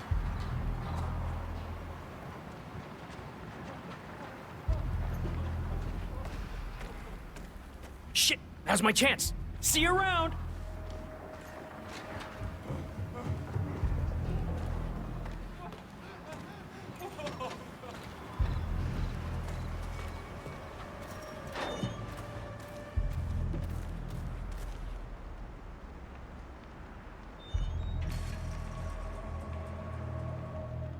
You there! Stop!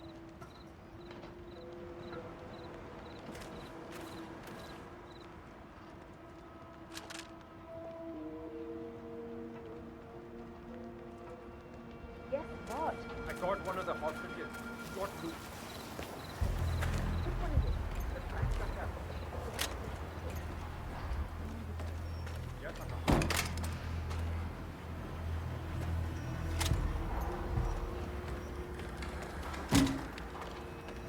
Fucking unbelievable! How did they even break out to this? Nah.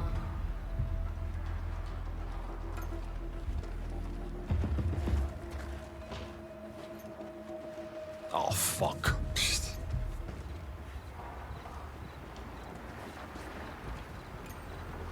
Someone's weapon is unaccounted for. What? You? Stay This right smells here. trouble. Let me deal with this shit. Got it. Fucking unbelievable! How did they even break out to this damn cage? This useless piece of trash. The hostages can't have gone far. I want everyone out looking until they turn up. Aka's out of the way. Good work. That's one problem taken care of.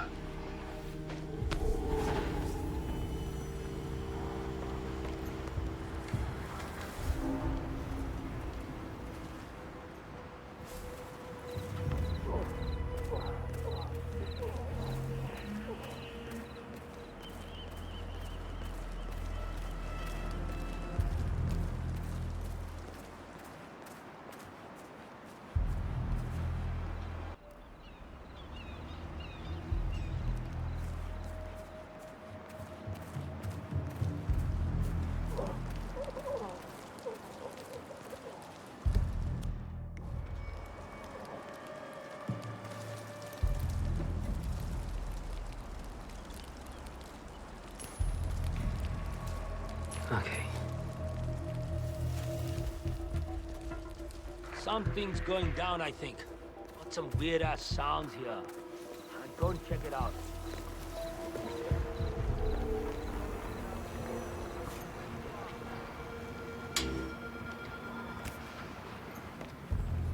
That's one of the keycards for the satellite control unit. We'll need to find the second if we want to fully lock them out.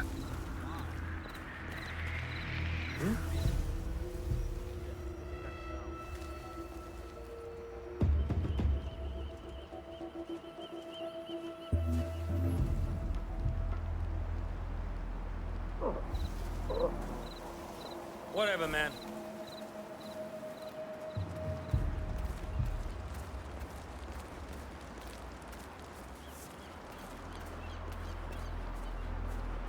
What the hell?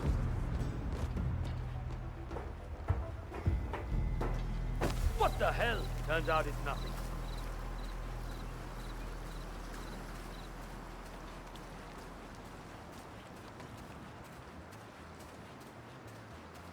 I don't even recognize this place. It's just that I feel so was stuck. It would be really I nice think I was if better those suited for the foreigners Moroccan came way along. of life. I know. I have this perfect rock that I like to sit on.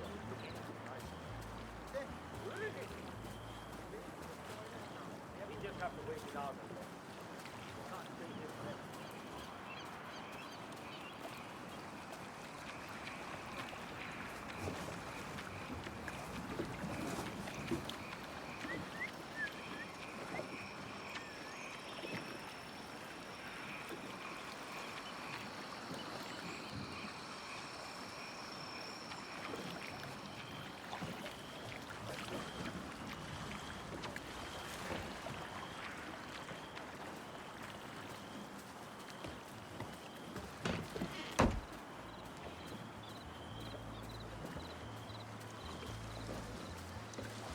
Do you feel like this isn't really your life at all?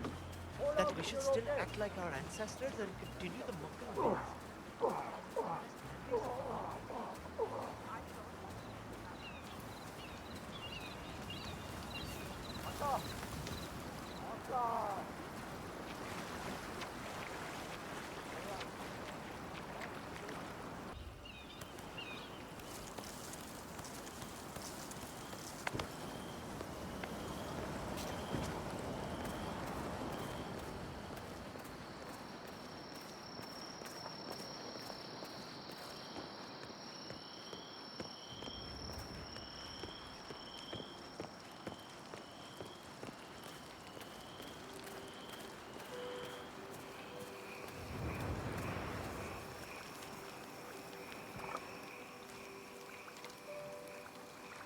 Hey, are you into biochemistry at all? Suppose I am. I'm doing my thesis about new applications for biotoxins native to Ambrose Island. If you find any unique frogs or flowers nearby, could you bring them to me? I'll be happy to share the results of my research with you. He said he had somewhere to be, but he got into my personal research stash. I hope it wasn't urgent. I'm doing my thesis about new applications for biotoxins native to Ambrose Island. If you find any unique frogs or flowers nearby, could you bring them to me? I'll be happy to share the results of my research with you. Sounds promising. That's what my advisor says.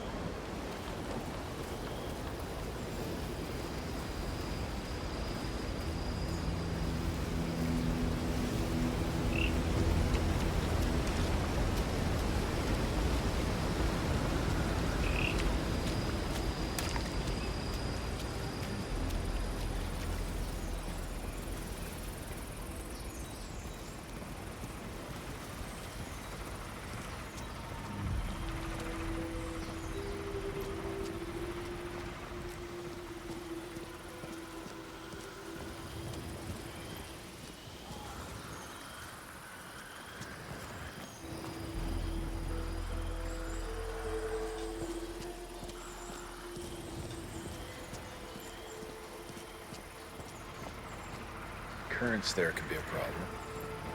But if the weather's clear...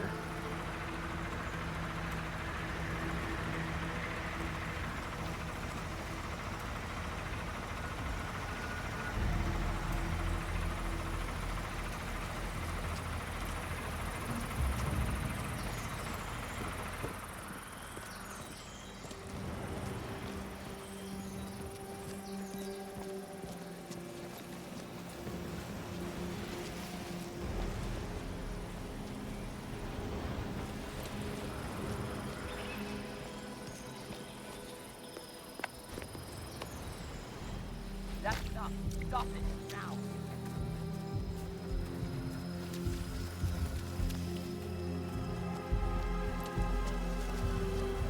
You gotta wonder if that portable antenna would hold up to any extreme weather.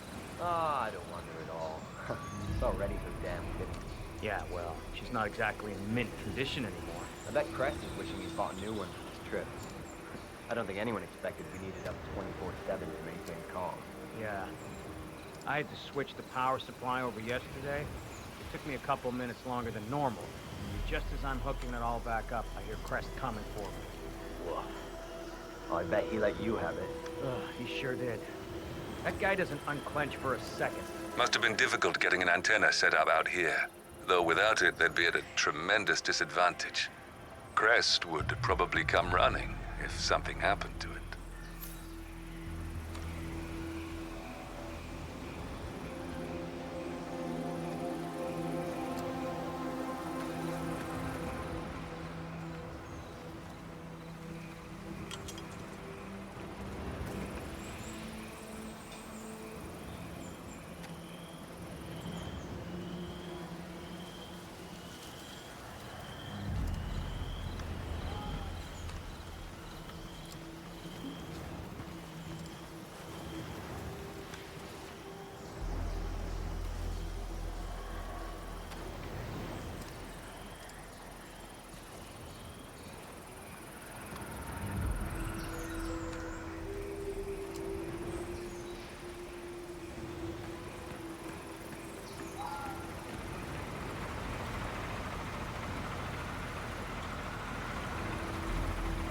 Giving you any trouble? No, you're fine. Thank you. Please, help me tell.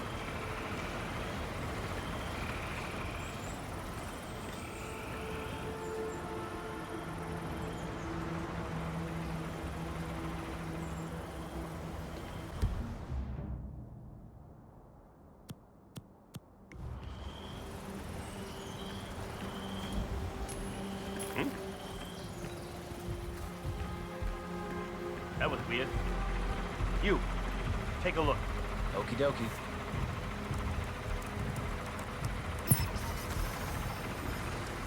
Ah, cool.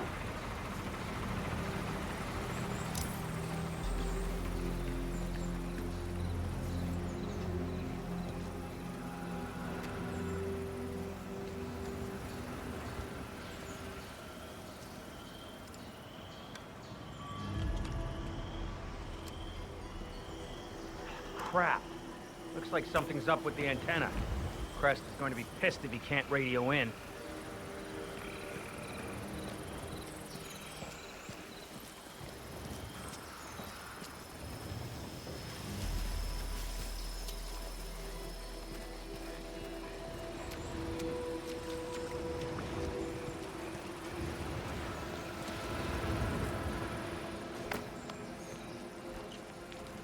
What the hell are you doing?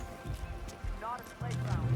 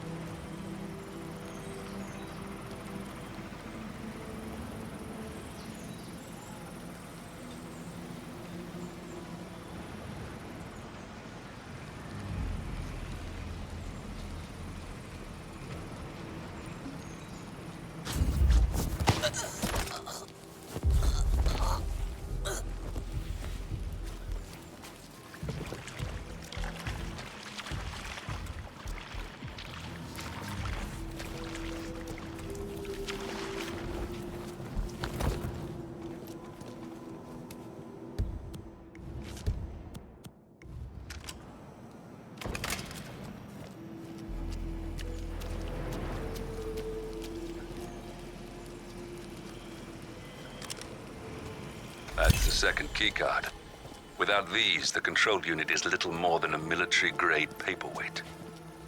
Now all that's left to deal with is Noel Crest himself.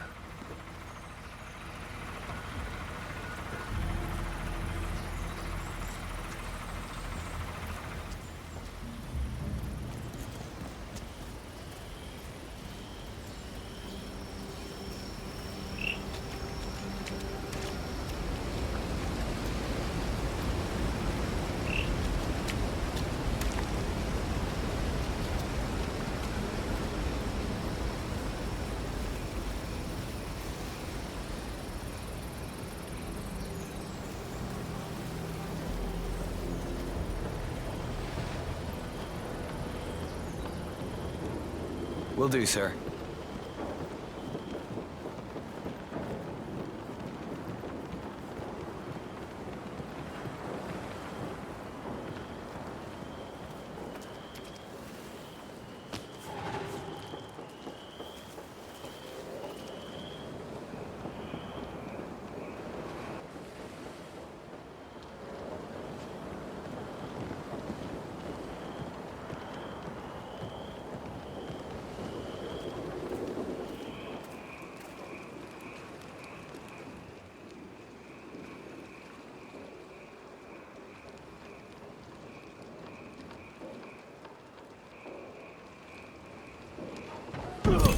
That's Crest taken care of.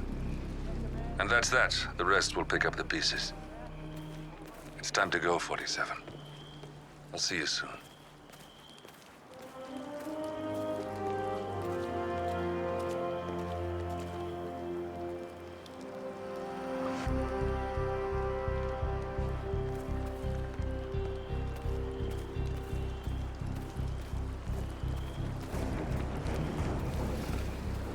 Hey. Where the hell did he go? Brett, sir? No, I mean Brett. Sir? Are you there? Where are you? God damn it. Talk to me.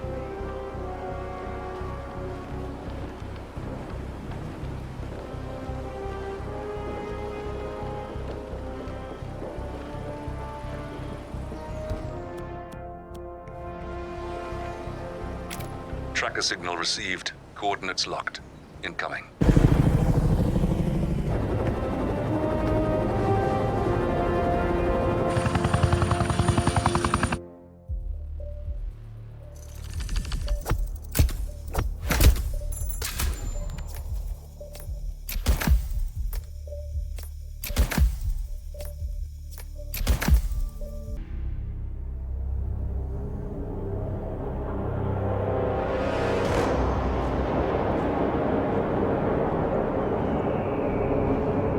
How did you not see this coming? My God, we came this close. The old man could have buried us all. Our families. Do you think you feel more betrayed than I do? Get some perspective, please. Janus is dead. Lucas Gray is about to join him. And a cornered animal is twice as dangerous. Let's be perfectly clear. We were not exposed. The threat is neutralized. We are back on track. Even so, from this point on, we expect you to take... No, there is no way I'm doing that. How can you question my loyalty? In case treachery is contagious. Do you really want to do this to me? Is there a problem, Secretary? No problem whatsoever, Madam.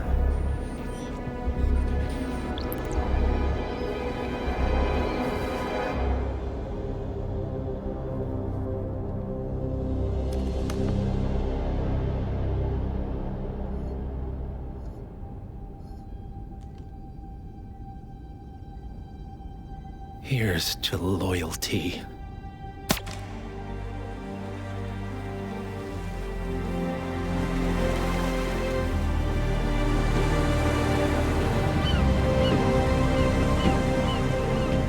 My man on the island confirms that the Constant has arrived. We head out at sundown. Here, in case the crew get ideas. Why are you doing this, Mr. Gray? You had a chance to walk away. Why didn't you? A year ago, I'm working security for this banker, Cobb, only to find out he's a Providence operative. I'd been running for decades, only to wind up where I started. We've all got barcodes on the back of our heads. Most people just never notice. 47 told me about your parents. How did they die? Car bomb. Surrey, 1989. Company named Blue Seed didn't care to pay for their mistakes. But I like to think no one's untouchable. I'm sorry for your loss. You feel it, don't you? Unlike him, you feel it all. Everything you've done. It's a dangerous thing. Having a conscience.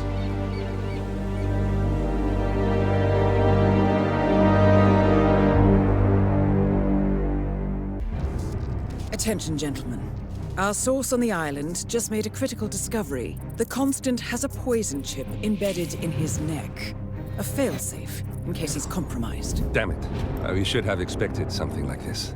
So, we subdue the Constant before he has time to react. Not that simple. The device is remote triggered, and during his stay on the island, 2 kill switches have been entrusted to twin sisters Zoe and Sophia Washington, 2 young, ambitious Providence operatives and newly appointed chairwomen of the Ark Society. Apparently, even the Constant is unaware of this arrangement.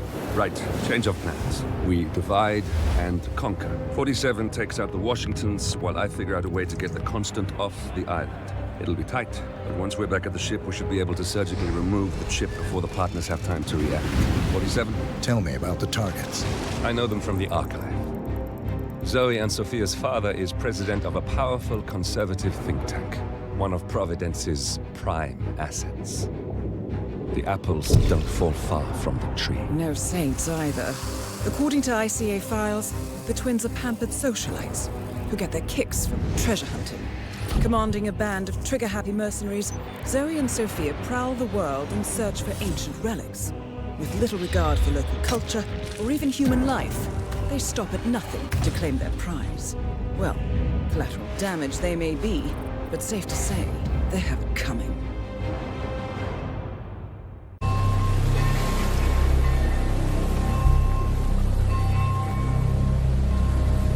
The Isle of Sgàil, headquarters of the Ark Society.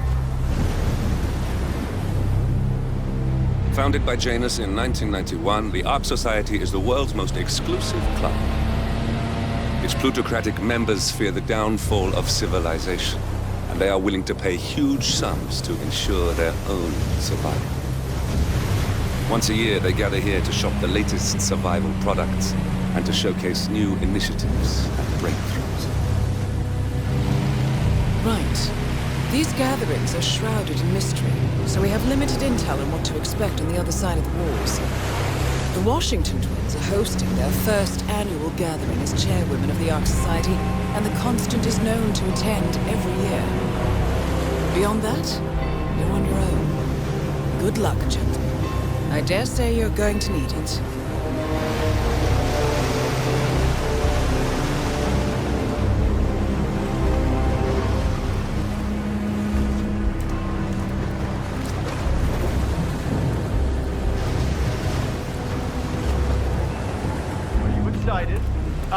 One more, I see.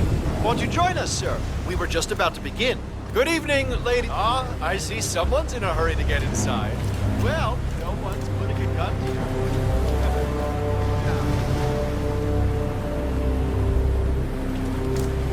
Good evening, ladies and gentlemen. Welcome to the annual gathering.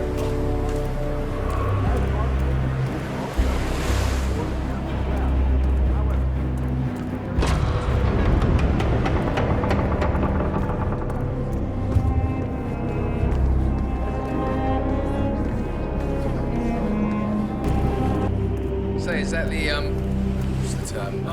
Master of Ceremonies in the chapter. 3 cars since December. 24 pairs of shoes. I think they're gonna start soon. I feel like we've been waiting. Hey, you! Something Where do you think you're going? Weaker. Definitely not through here. There's gotta be another. Get out of my around face. here. The others must be way ahead of me by now.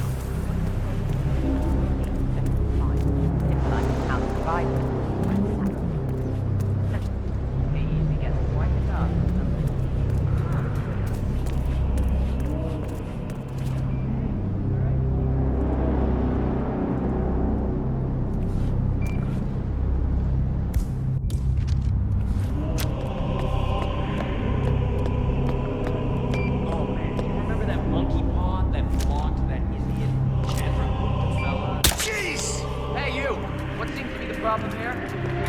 through. We have a situation.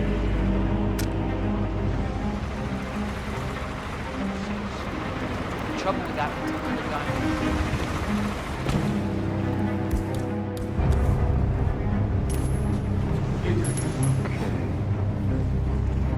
Calm down, calm down. I'll check it out. Okay, but be careful. Seriously, okay? You're the...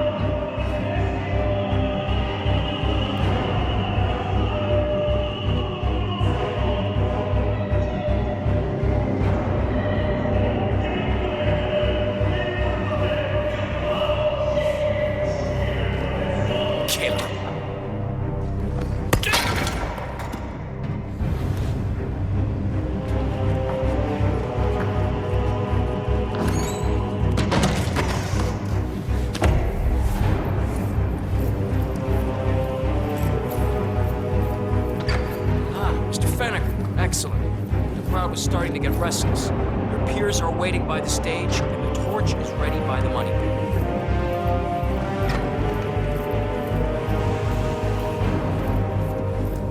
Vinegar, thank Christ. Ready when you are.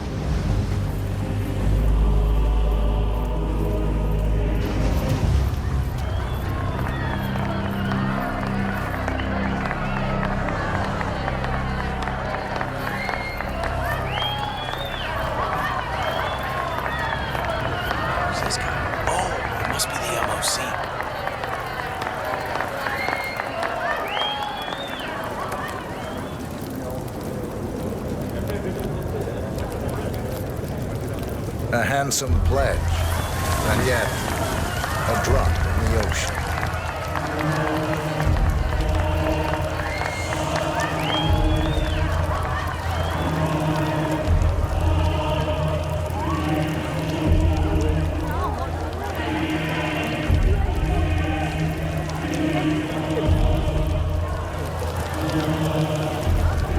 Zoe Washington. The Ark Society recognizes you as our founder's rightful successor, our inspiration, our guiding light, the custodian of our future. Patrons of the Ark Society, you are part of a select, chosen few. Our founder, Janus, showed us how to survive. But survival is not enough. We must live and we must soar. Hello, sir. The Ark Society must not only commit itself to survival, but to progress. Be it our next home in the stars or the next step in human evolution. This is the eternal purpose of the elite. Not just to lead, but to lead from the front. When the time comes and all comes tumbling down, when mankind retreats once more into caves of superstition, we will keep the fire alight. We will be the torchbearers, the trailblazers and pioneers. Do not feel guilty for your privilege. Be proud. Be fearless. For the future is ours to shape.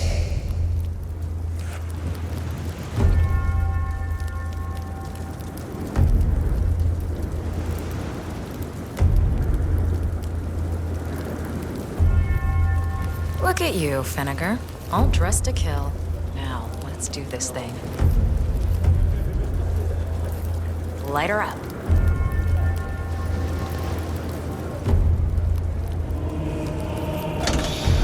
As the world burns, we rise from its ashes, not just to survive, but to live.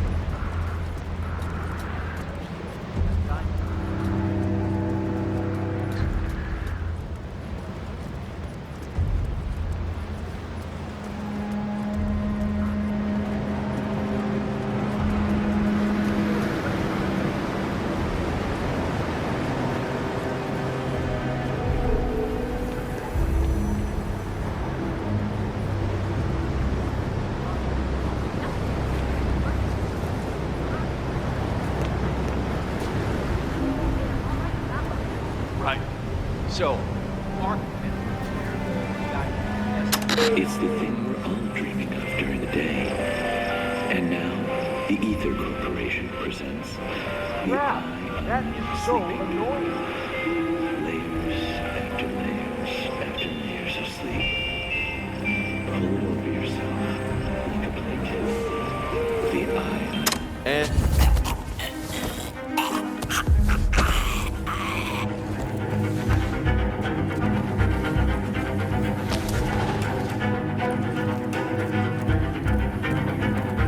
Have a lovely evening, mister.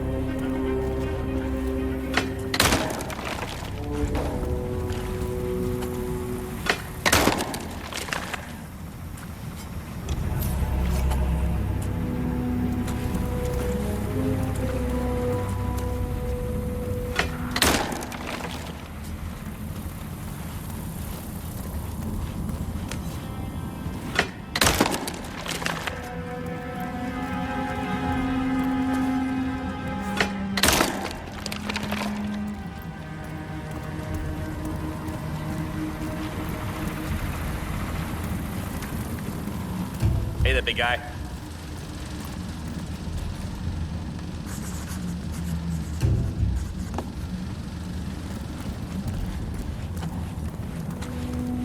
Don't they know I have sensitive ears? I'm surprised if I can't.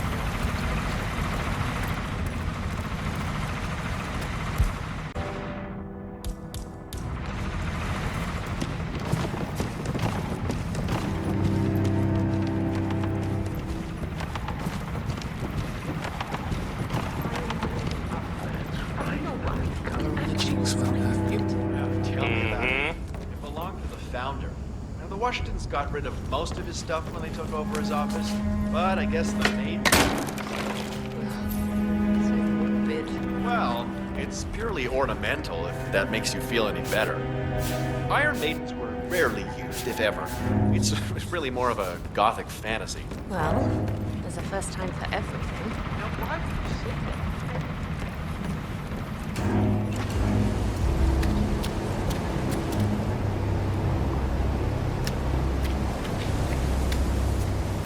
Council still in session? No, they've called a recess. Sophia Washington wants them to pass some kind of motion, but one of the council members is fighting her tooth and nail. Huh. We have the other guy on the block, Colberry. How do you know? Well, I have...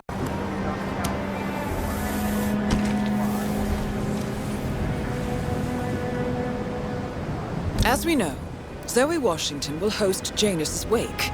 But now it seems an antique ceremonial dagger, which Janus is supposed to wear during the service, has gone missing from storage. I suggest you locate the disputed dagger, 47. This wake could be a chance to catch the target unaware.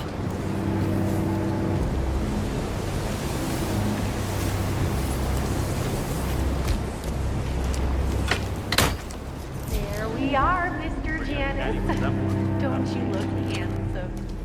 Why, if I didn't know any better, I'd say you died only yesterday.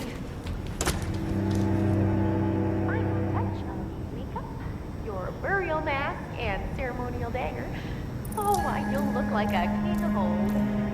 A unique polymer treatment will preserve your body for longer even than the Pharaohs. Which reminds me, they should have brought the dagger down by now. I know it's keeping them.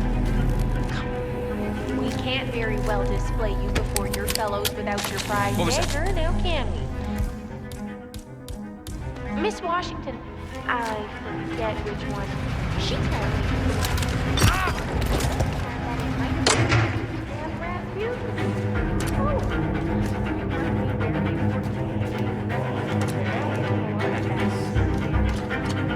Ta-da! I wish I had known you. I think we would have had such an interesting conversation.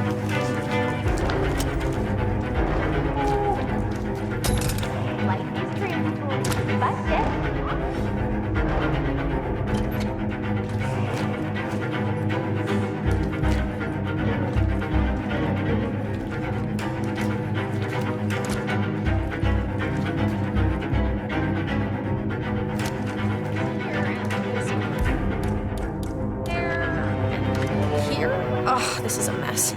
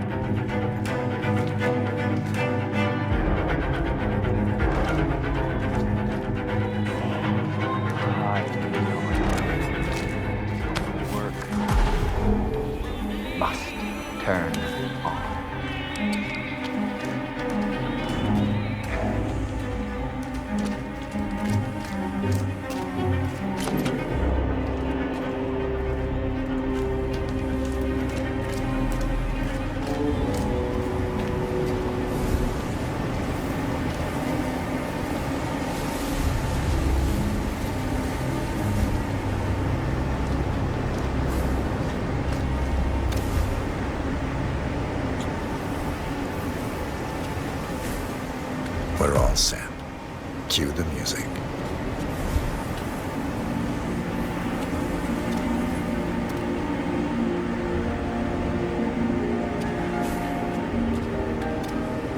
You, playing dead? This takes me back. Good thinking, 47. Everything seems to be in order. Suppose we move ahead. Thank you for coming, everyone.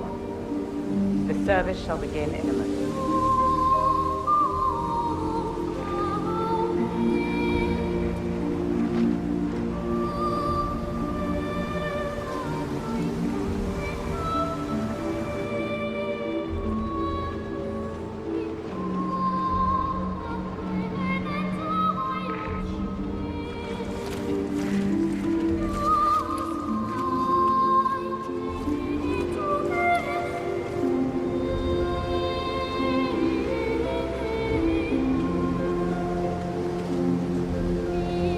Thank you all for coming.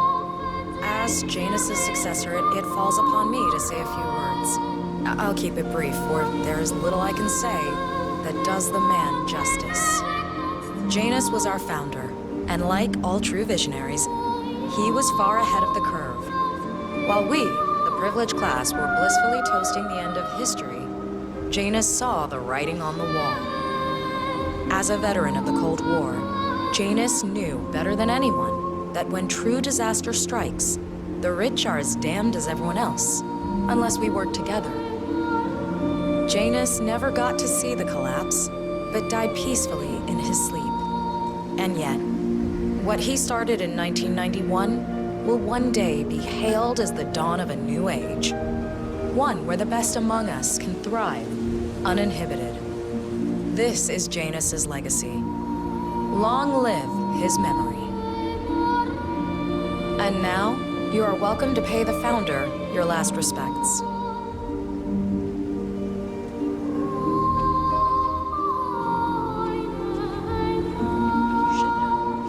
So long, old man. You had a better run than most. Most successful spy in modern history. Oh, and that whole Jasper Knight incident was just brilliant. Died the way he lived. Anyway, enjoy your rest. You've earned it.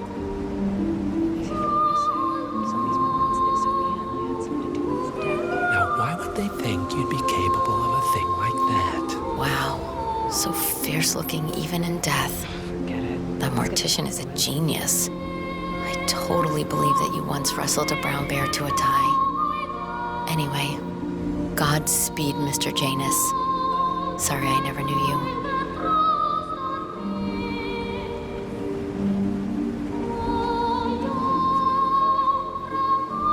Goodbye, Janus. We won't forget you. Odd how you helped shape the 20th century, and yet nobody knows your name.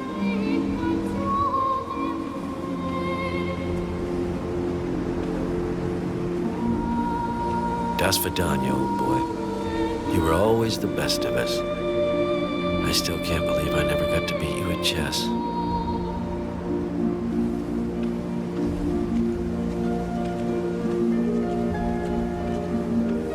So long, my dear.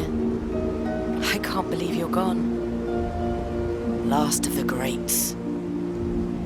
I'll make sure those naive fools who've replaced you won't mess things up too bad. Don't you worry.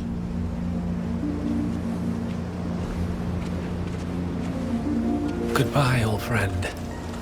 And thank you for everything. Rest assured, I will finish what you started.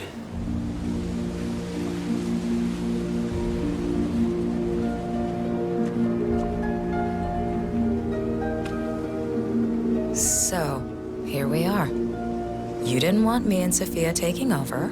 Fought us tooth and nail, but a fat lot of good it did you. The partners, they turned a deaf ear, and deep down, Janus, you know why. Because, for all your smarts, you're just rank and file. Pedestrian, middle-class blah. And we have the one thing merit can't buy. Blue blood. That's right. Good old-fashioned pedigree. That is why Sophia and me will one day be partners of Providence, and you'll spend eternity as a wax figure. So long, mastermind.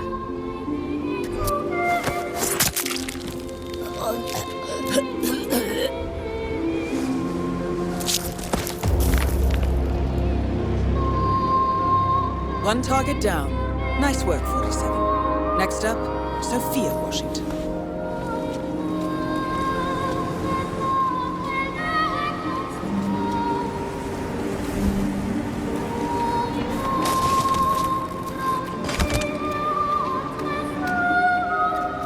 A remote trigger. Must be a kill switch.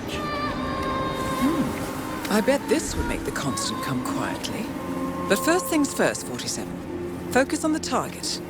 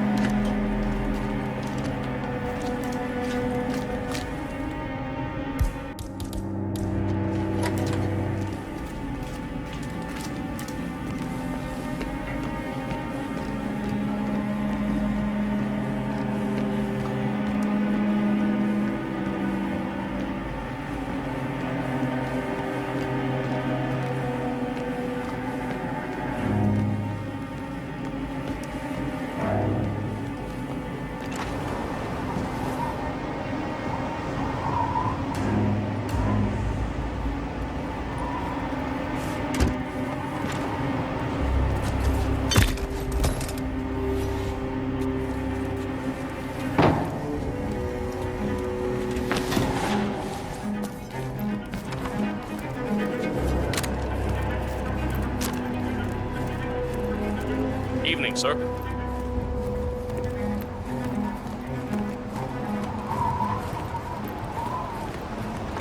Miss Washington. How was the test group's response to the DNA Vault initiative? Actually, not quite as well as the team had anticipated, Madam Chairwoman. How so? Preserving DNA doesn't resonate emotionally. It seems impersonal, abstract even. Simply put, your genes are not you. So we scrap the program? Not necessarily. You see, once we throw cloning and ectogenesis into the mix, interest increases tenfold. Ectogenesis? External womb, Madam Chairwoman. Imagine, mankind is wiped out by some calamity, but no sweat. Deep underground, an AI-guided facility is ready to clone your DNA and grow another you in an artificial uterus. Genetically identical in every way. And combined with whole brain emulation, even your mind can be restored. It'll be like respawning in a video game. Fascinating. And how close are we to anything like this? Pretty goddamn far. But this generation may live to be 200. We have time on our side. Huh. I'll increase your research budget by 20%. Good work.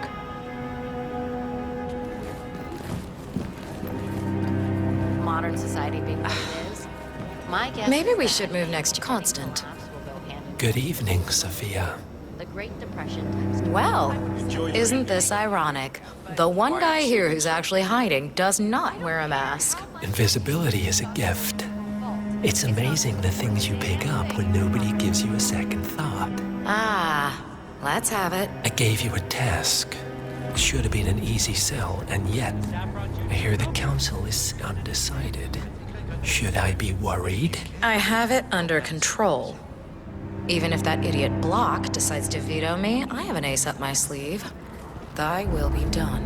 I look forward to your machinations, then. I suppose you're right. I never really thought about it. When I was little, my dad used to rent.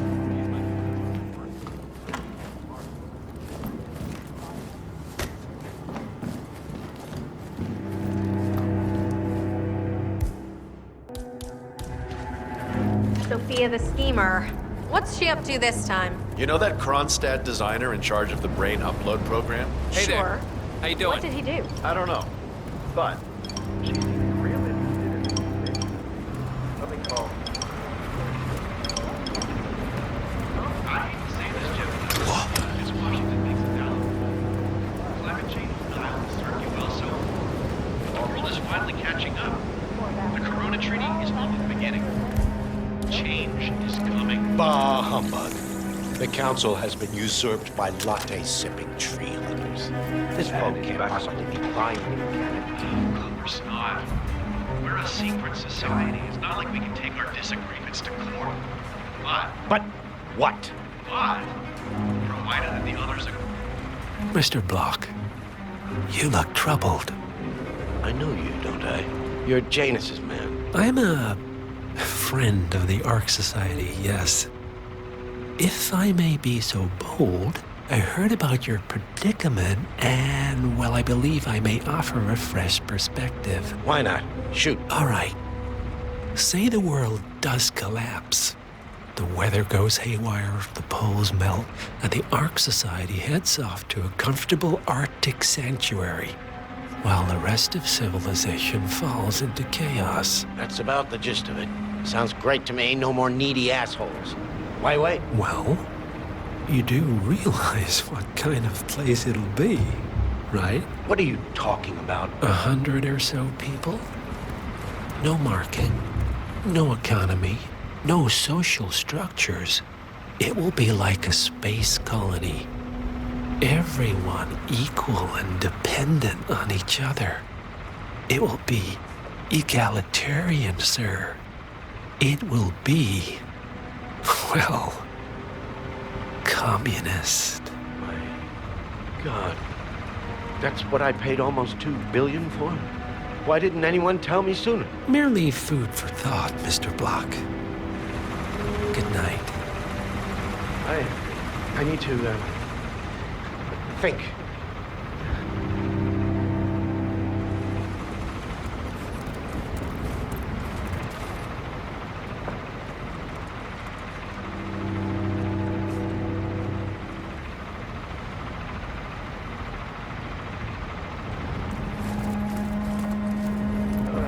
I gotta hurl right now.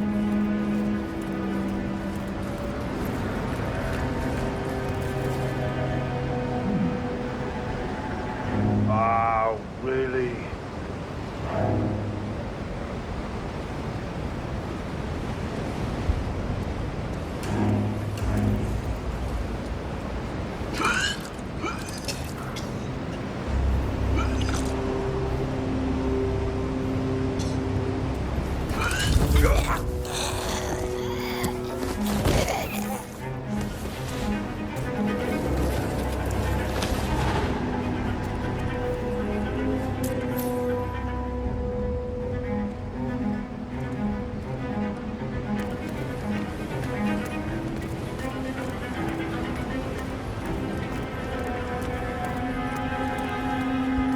So, brain uploads, huh? Living forever as a string of code. Yeah, I'm not doing that. Not in a million years. What did they offer you? For your services to the Order?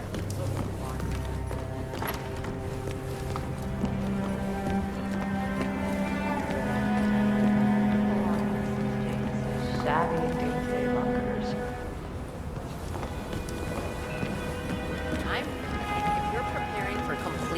global collapse with a bunker in your backyard and a bunch of MREs, you're not seeing the whole picture. Okay, I hear you. But consider the cascade that even one... The thing I am a little worried about is daylight vision. I read somewhere that people go mad when it never gets dark. I really think we should push for that tinted UV dome. I'd pack up and leave tonight if I could.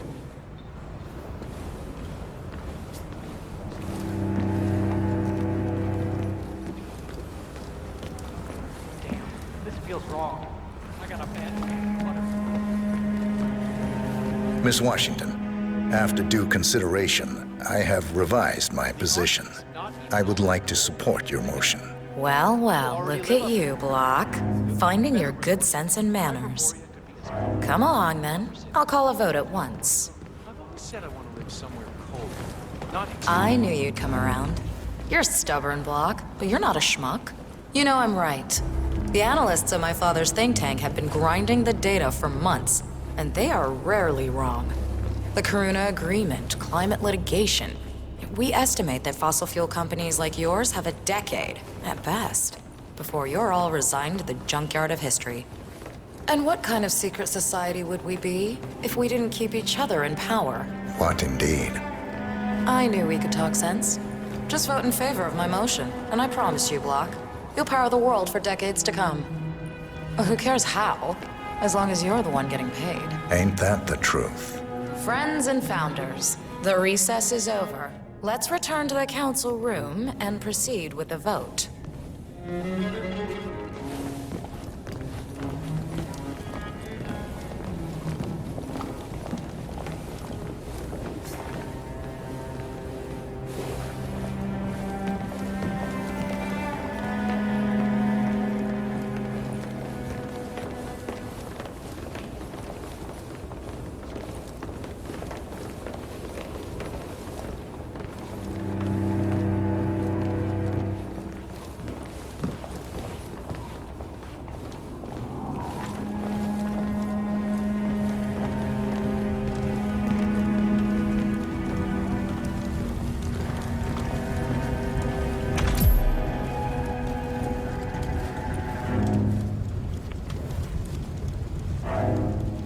Let's reiterate.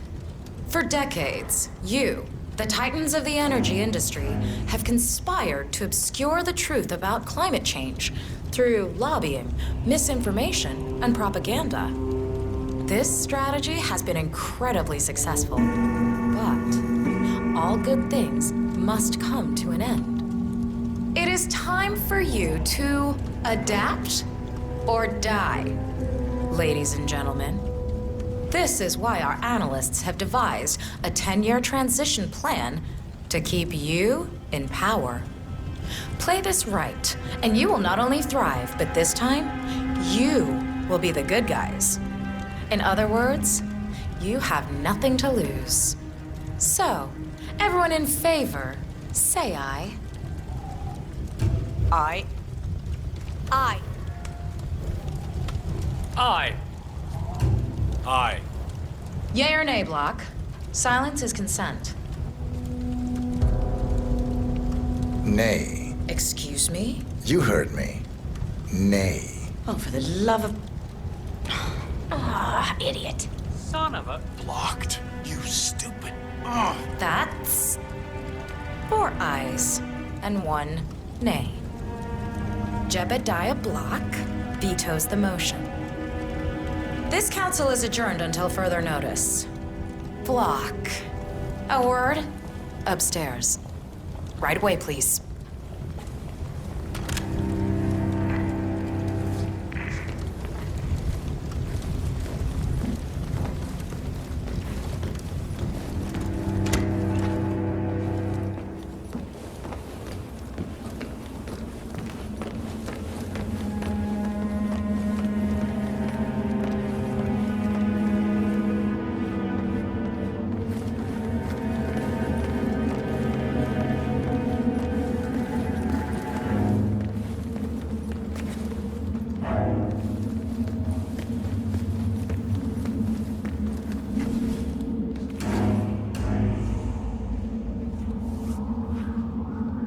So, Are you gonna tell me what the hell you're playing at?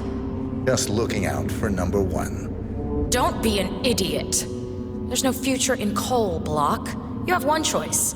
Go green or go extinct. Now, personally, I don't give a shit if you go the way of the dodo, but you are one of the Ark Society's biggest contributors. We'd hate to lose your business. Besides, if terrestrial coal goes under, who will pay for your children's survival? Your grandkids.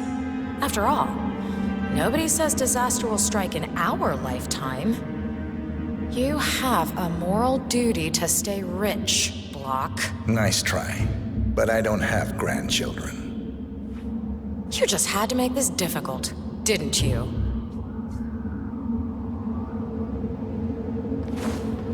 Here's the deal, Block. My family and I, we serve a group of powerful individuals who prefer to stay anonymous. Letting the climate go to hell in a handbasket has served their interests well, but only up to a point. You see, they are sitting on some patents that'll knock your socks off. Weather control systems, recycling pollution as fuel, cold fusion, you name it. And they plan to make trillions protecting the world from the very threat they worked so hard to create. But to do so, they need you guys to quite literally stop fighting windmills. Huh. The truth at last. And what's in it for Jebediah Block? Gentlemen, please give me and Mr. Block a moment.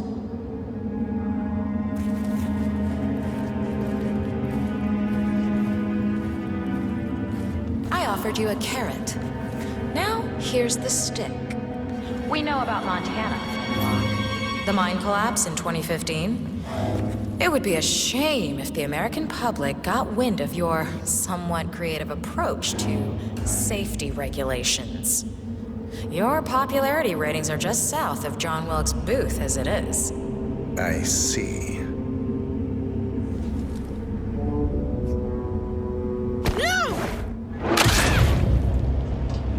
Both targets down.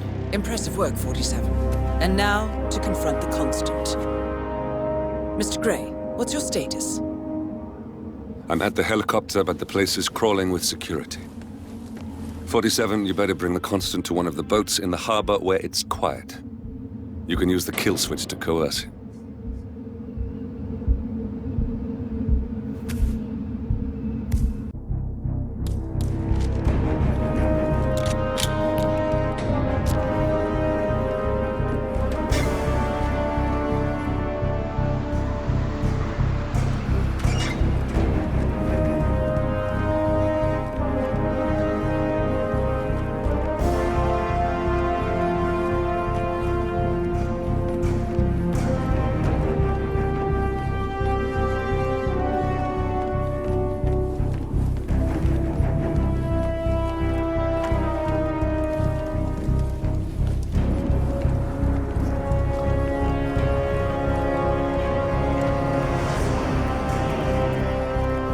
Washingtons are dead. I have the kill switch. What did you say? How could you know about that? You will head towards the harbor. No sudden moves, no signs or warnings. I will trigger the device if I need to. I know you. The boy in the picture. You have his eyes. You're Burnwood's assassin. Move.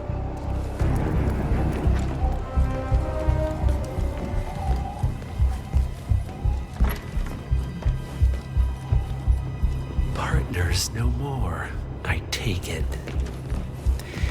I had a notion something didn't sit right with my mentor's betrayal. You murdered him, I take it, to get to me. Not just that. He had it coming. Interesting. It was my impression that you were cured of such sentiment.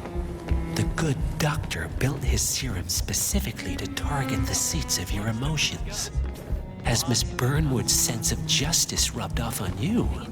I wonder. Just keep walking.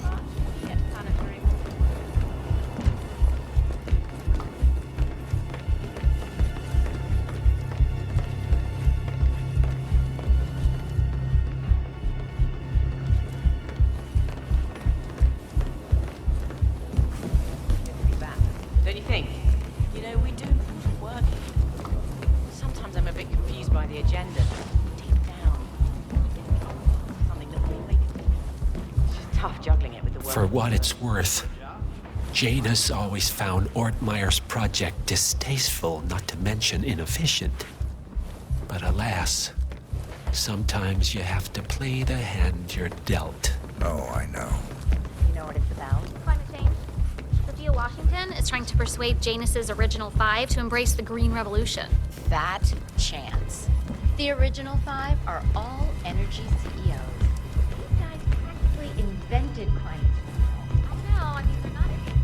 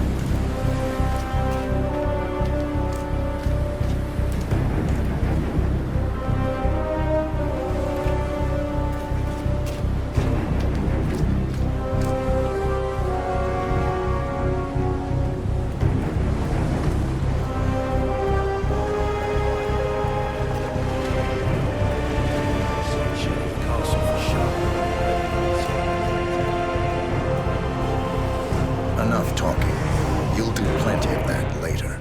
We're here. Get on the boat.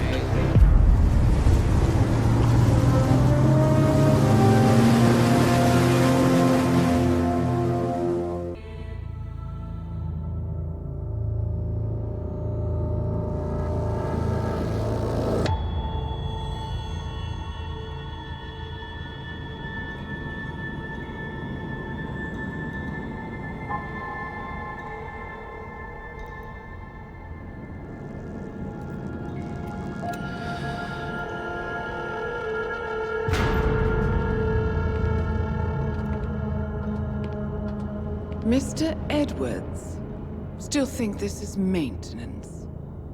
Oh, Miss Burnwood, what have you done? Changing horses midstream? Truly unprofessional. You know what we want. Where is the carrot? No carrot. You're useless to the partners. Compromised. Even if we let you live, you can never return. Why die protecting them? When I can drag them down with me. It's a bad hand, but it's all you've got.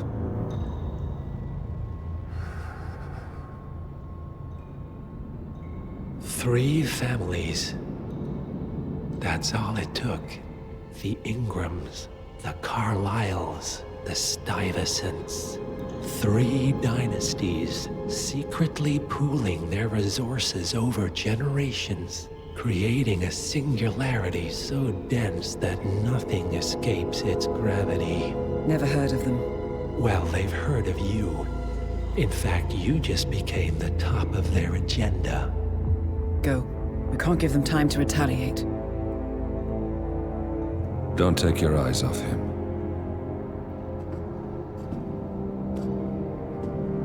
Be careful. Well, here we are again. I must admit I am disappointed, Miss Burnwood. I had such big plans for you. Save it. I know the truth now. You're outplayed. You have nothing left to bargain with. You were so certain, so sure of the people closest to you.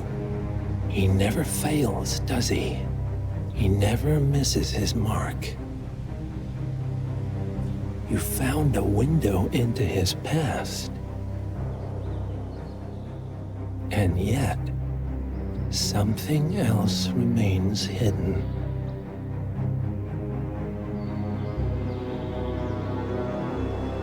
A simple truth you learned long ago. Diana!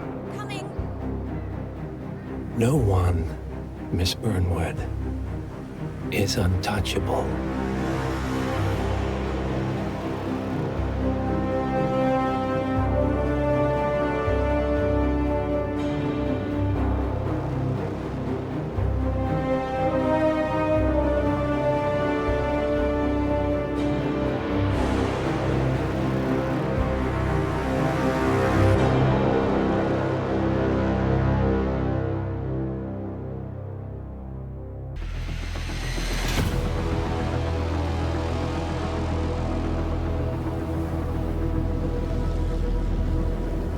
Three families.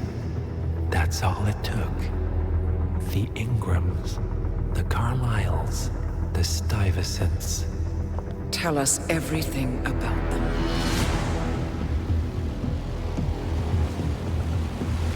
The ivory towers are about to fall. And when we're done... Let's cross that bridge when we get to it. For now, the partners are all that matter. There's an issue. Of course there is. Olivia's tracked the names mentioned by the Constant, and they're dead ends. How dead? Obituaries for all 3 have appeared online. Accidental death, heart failure, lung cancer. They're covering their tracks. Faster than I thought. A contingency plan of sorts. The Constant wasn't aware of it. Seems they didn't tell him everything after all. Something this big will leave traces behind. The Constant says to follow the money. Milton Fitzpatrick. The investment bank. It's a key Providence asset. Which you worked for. The director of the New York branch is a Providence operative. It's our best bet as a way in. I'll tell the pilot to turn the plane around. Right, gentlemen. Here's what we've come up with. The partners are transitioning between identities, but everything is so recent, the Milton Fitzpatrick bank records will still be intact. We've confirmed that the partners have active accounts there. However, the bank's records are remotely updated on a frequent basis. We may only have hours before any leads that could get us the new identities of the partners are gone forever. The data we need can be obtained in two ways. The bank's data core can be accessed through the basement vault, but getting inside the vault could be challenging. Alternatively, Bank Director Athena Savalas, Head of Security Mateo Perez, and Head of Accounts Fabian Mann each carry a partial backup drive with the data. We'll need all three drives to get the full data. Now, we cannot risk the partners discovering the data breach. Eliminating the bank's director, Athena Savalas, would sever the last remaining Providence tie to the bank and keep our activities hidden. Okay, one more time. We break into the vault, extract the hard drive rack, and eliminate the director on the way out. We. You. Good luck, 47.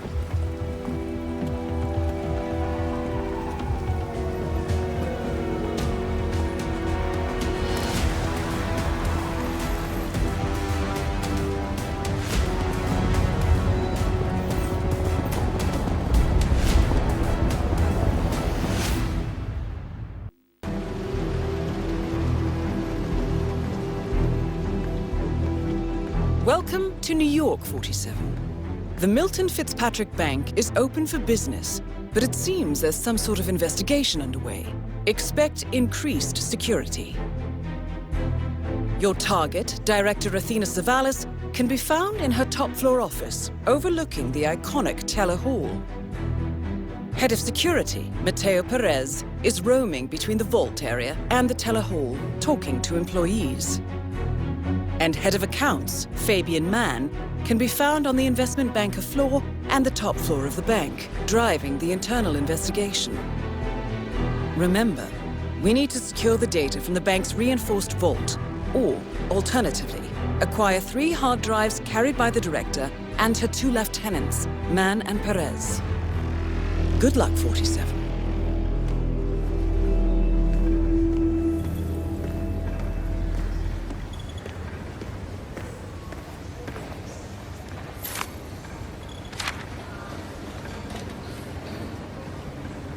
Yeah, hi. Sorry, been running. Did you see Dave's of the tweet? Yeah, I tried the cash machine, but for some reason, my card didn't work. Listen, I'll call you when I'm done, okay? Clearly, this is a mistake on your end. Check again. No, I will leave.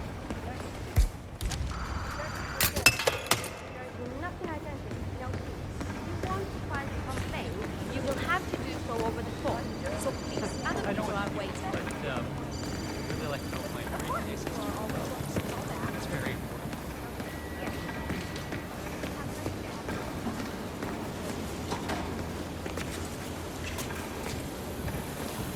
Just a quick pat down, sir. Nothing to worry about.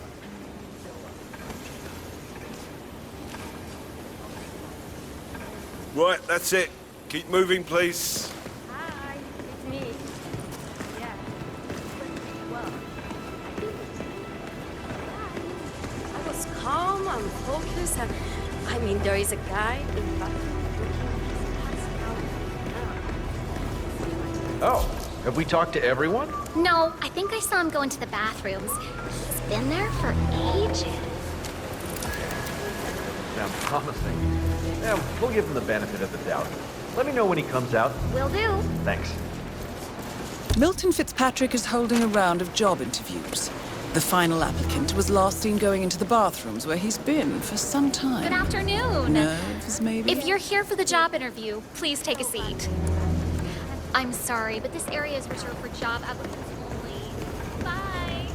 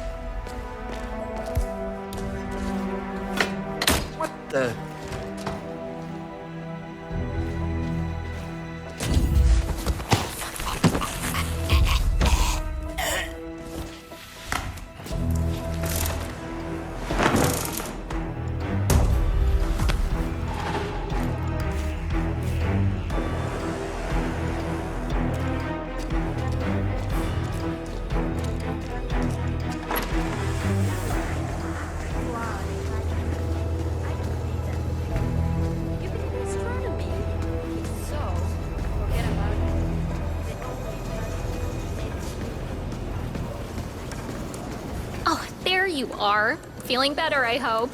Should I let HR know you're ready for the final interview? I feel like a new man.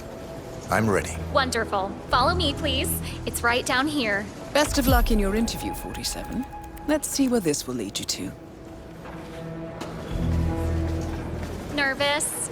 Don't worry. You'll do fine.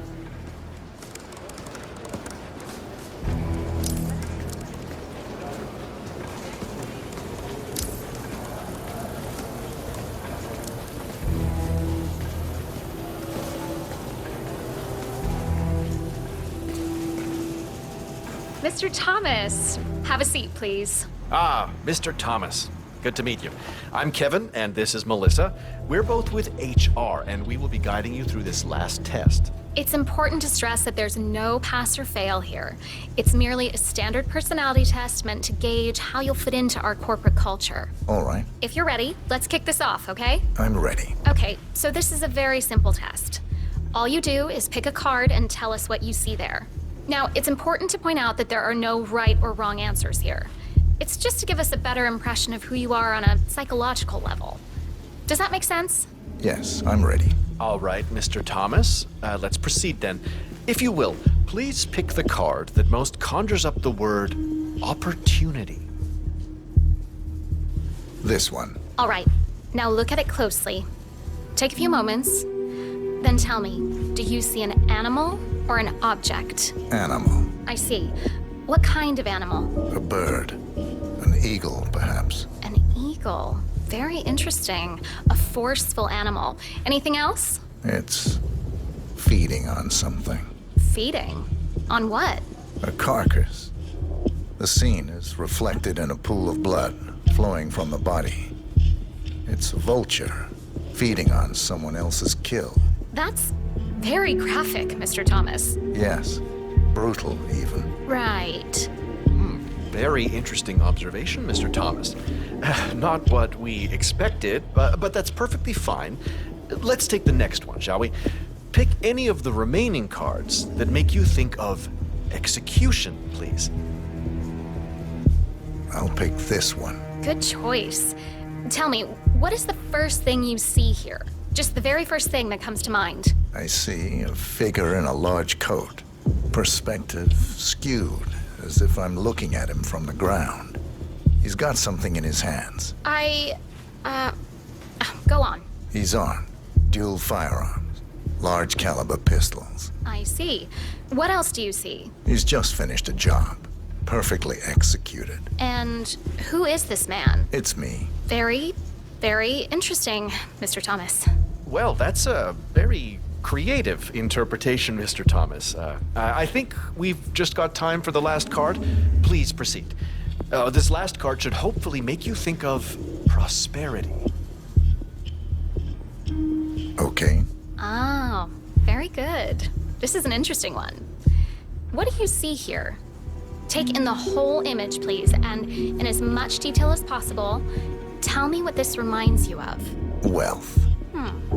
Can you elaborate on that? I see a big pile of money earned performing questionable actions. And how do you feel about that?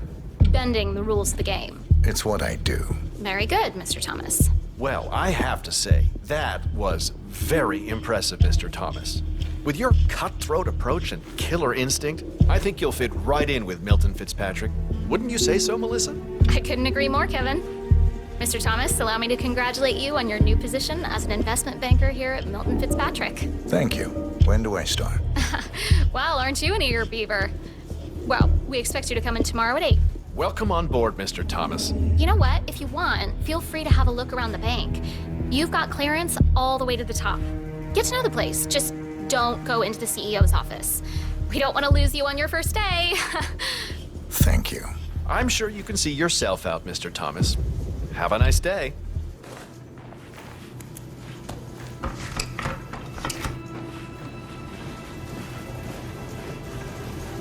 Hello and welcome. Please.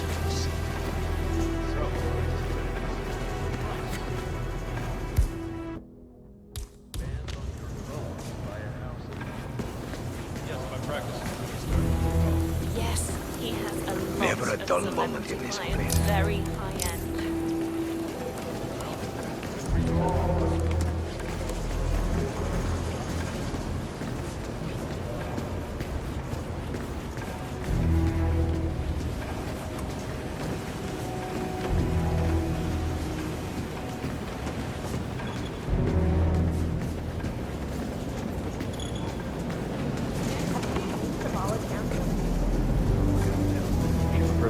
over all of us in that watchtower of hers. Weird approach to leadership.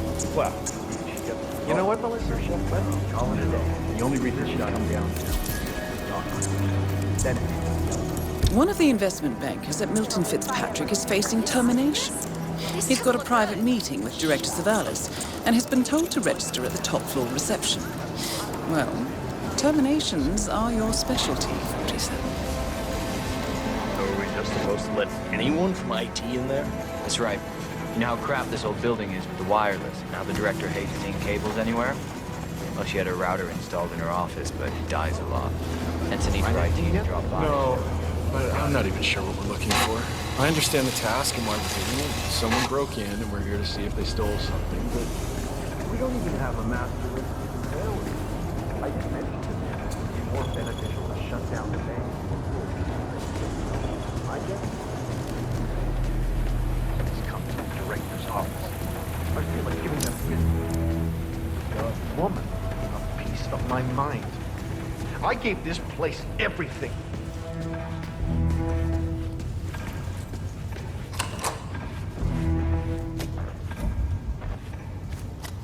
Wow.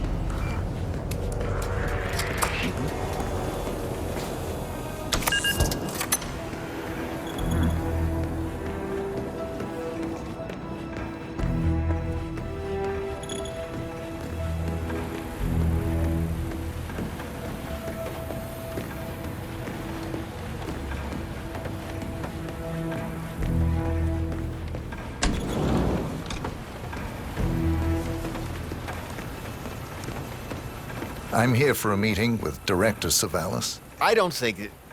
Oh. Yes, of course. That's right. Go inside. Thank you. Excellent, 47. This should be a termination Director Savalas won't forget.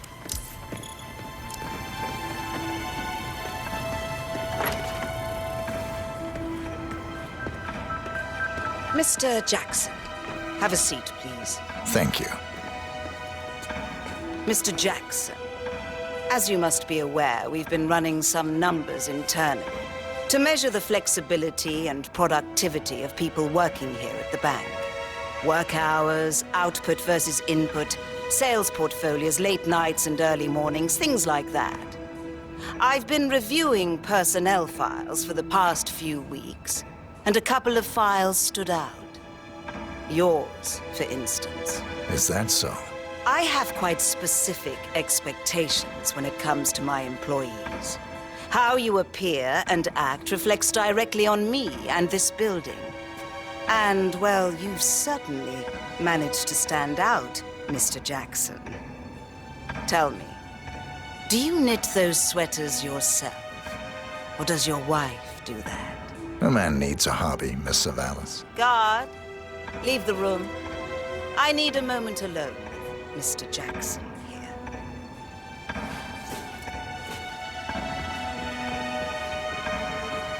So, Mr. Jackson, I'm pleased to inform you that you will be able to explore your hobbies in even greater detail in the near future. We're letting you go, Mr. Jackson. The bank appreciates your contributions over the years, but we feel it's probably best to part ways at this time. This may upset you, but let me assure you that eventually you will come to embrace this point in your life as an opportunity.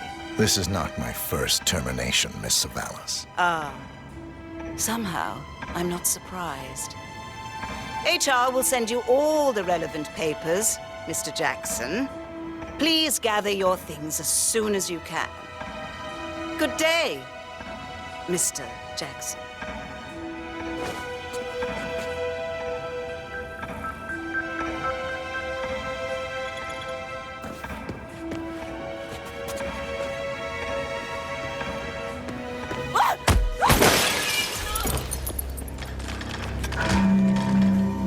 Director Savalas eliminated.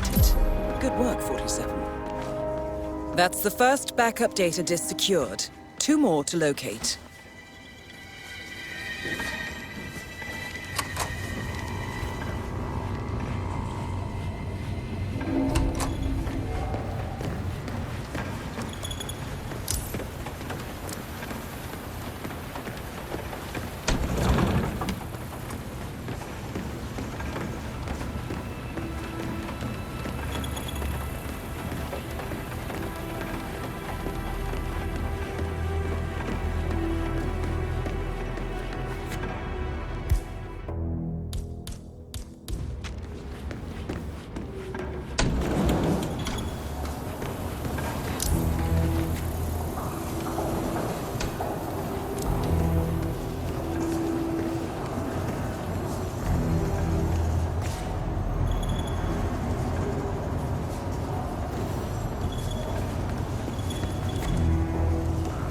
How's everything looking up here? Nothing new to report, sir. Expected.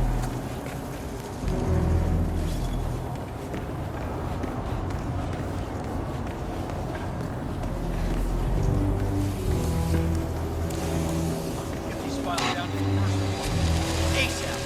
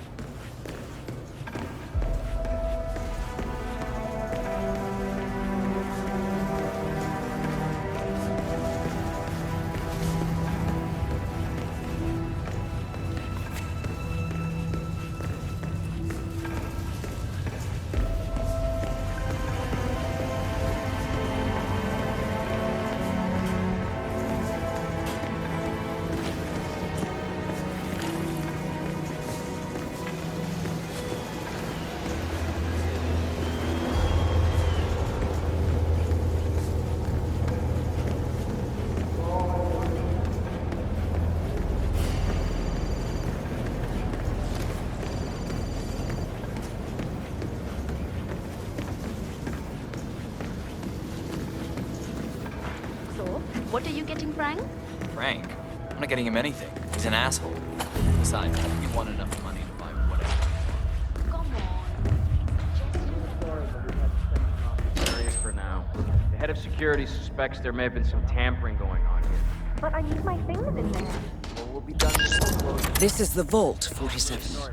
The data core should be behind that large steel Turn door. on the AC. It might be a little warm in here, but those exhaust fumes are just horrible. I know. Who the hell decides to put an AC in a basement garage? Someone who doesn't work here.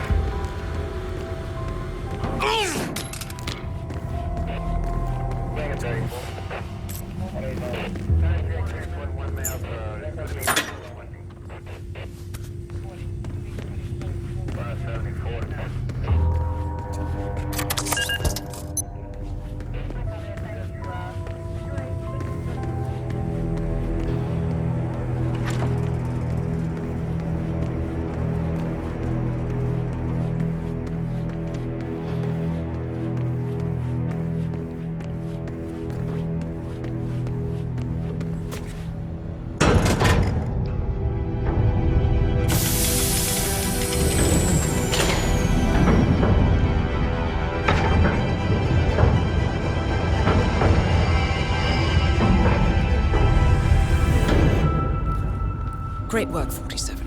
You now have access to the vault.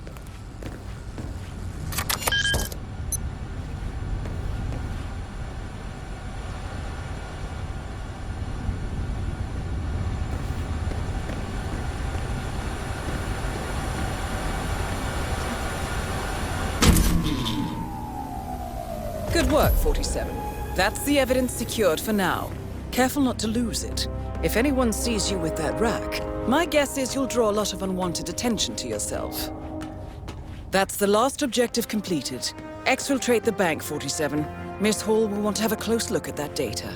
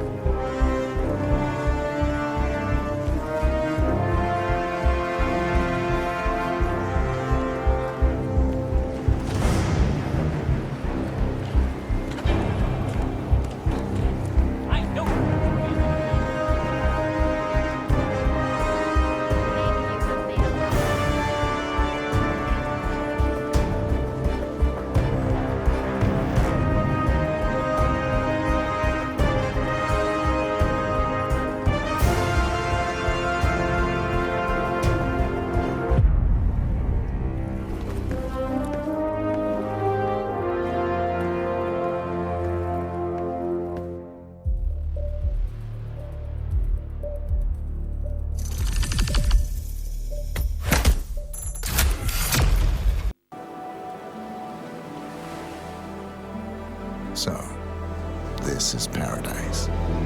If you can afford it. Gentlemen, glad to hear you made it out of New York. Where are we? Olivia decrypted the data 47 recovered from the bank. We isolated 3 transactions from Providence partner accounts, all made out to Haven, a small corporation operating out of the Maldives. What does Haven do?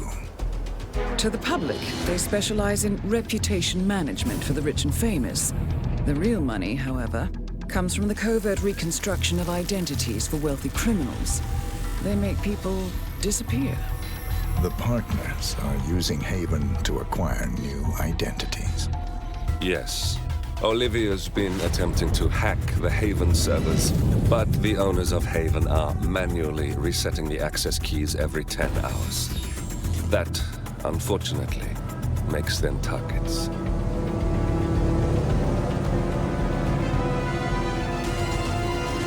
Haven Island is a true tropical paradise. Owned by the company's founder, Tyson Williams, the island is used by Haven as a combined headquarters and client entertainment center. Current and potential clients are ferried to the island and treated to the very best the Maldives have to offer. Michelin star chefs, a full massage spa, private huts, exercise facilities, and all the comforts of a luxury island resort are made available to them. 47.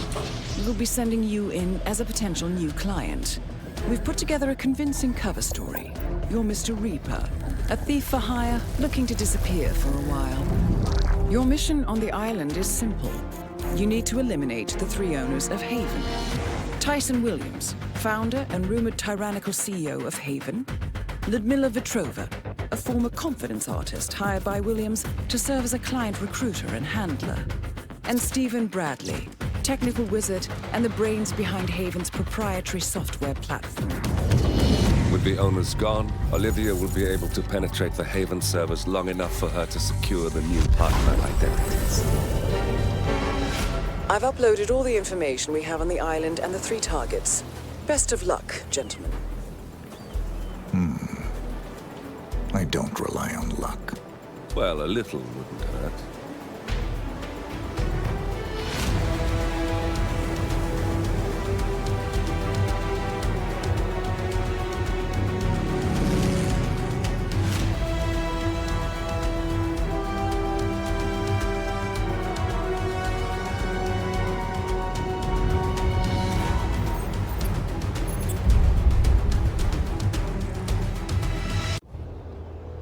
Welcome to the Maldives, 47.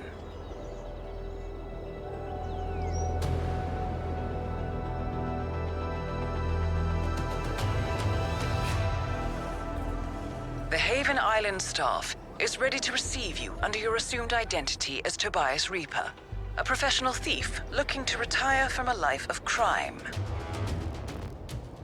Ludmila Vetrova can be found in the public sections of the island, primarily tending to client needs. Stephen Bradley alternates between looking after a strict training regimen and working on a small private island, while Tyson Williams roams his large villa estate at the back of the island. This is it, 47. Eliminating the 3 owners of Haven should buy Miss Hall the time needed to do a full penetration and retrieval of the Providence partner data.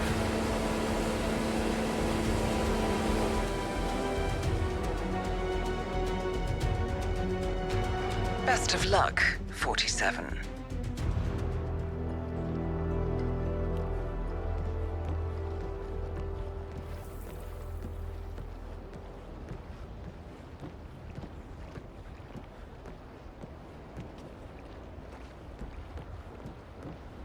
That is Ludmila Vetrova, English-born former confidence artist of Russian descent and current client handler for Haven. Careful with this one, 47. Well, simply just go to the welcome center. Can I help you? You're kind of inside my personal space. Mr. Reaper, is it not? Welcome to Haven. Thank you. Are you one of the owners? Yes, indeed. I'm Ludmila Vetrova, co-owner of Haven, and your gracious host for the stay. I suspect we'll be seeing more of each other today. Oh, I'm sure of that, Miss Petrova. Wonderful. Your late booking has me intrigued. In the meantime, our staff will take good care of your needs. Thank you, Miss Petrova. Come find me when you're ready, Mr. Reaper. I think we have lots to talk about. If you haven't been to your hut yet, I highly recommend it. There's a letter there for you, which you may find interesting. Thank you, Miss Petrova.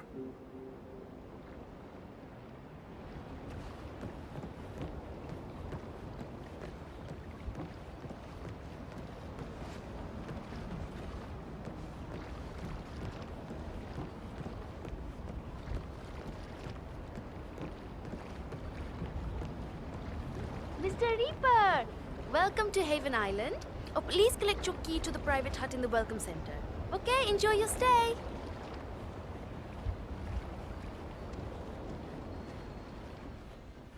Mr. Reaper, welcome to Haven. Here is the key for your personal hut. It's the one behind you on the right. Oh, and Miss Petrova asked me to tell you that she has left a personal message for you in your hut. Have a good day, sir.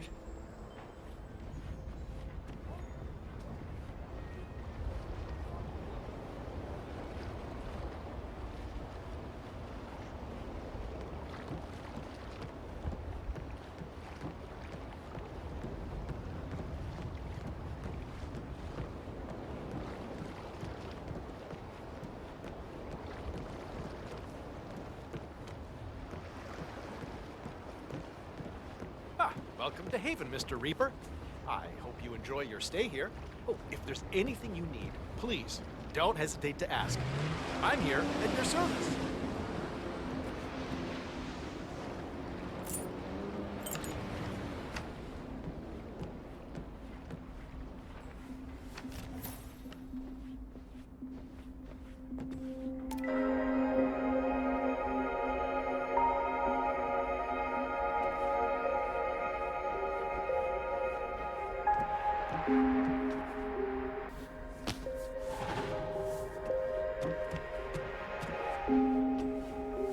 A note from Ludmila Vetrova. I wonder what she wants from you, 47. Regardless, it would be a shame to keep her waiting. Stole my concept and my code and made millions on it. I'm really not my latest empire. Perhaps if you looked at it like this, Stephen has been unable to construct anything remotely resembling quantum leap and much talk. Your work is clearly superior to his, which is why we're offering you $500 million. I suppose. Look, Jason, I feel like we're very close to making an agreement here, and, well, you did come to us with your particular needs. How about I set up a nice session over at the spa for you? Release the tension a bit. I don't know. I have to think about this. That's perfectly fine. I'll come by later.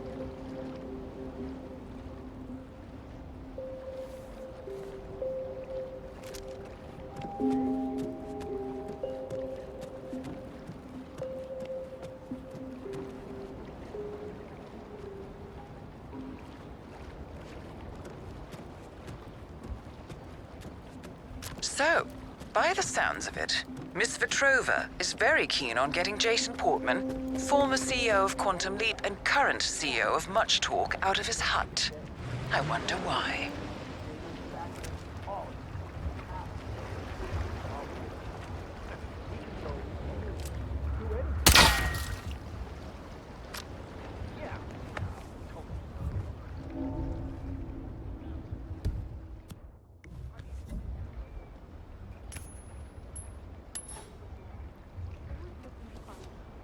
What's going on?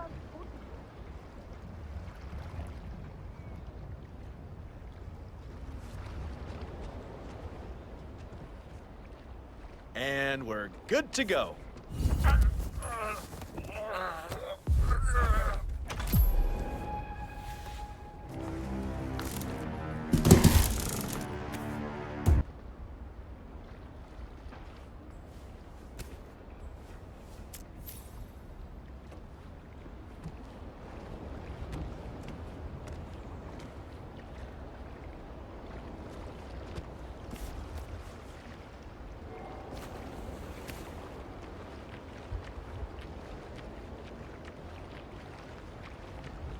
Petrova. Mr. Portman appears to be away from his hut now.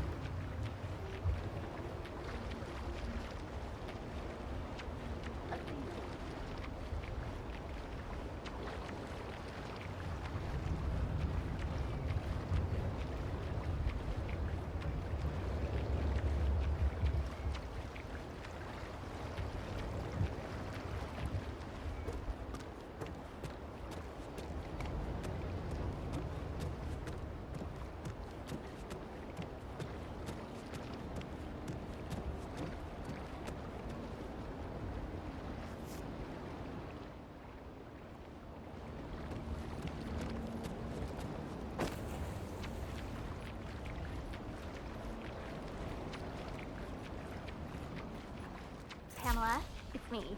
You're never gonna guess where I am. Yes, he did. I'm here now. It's amazing.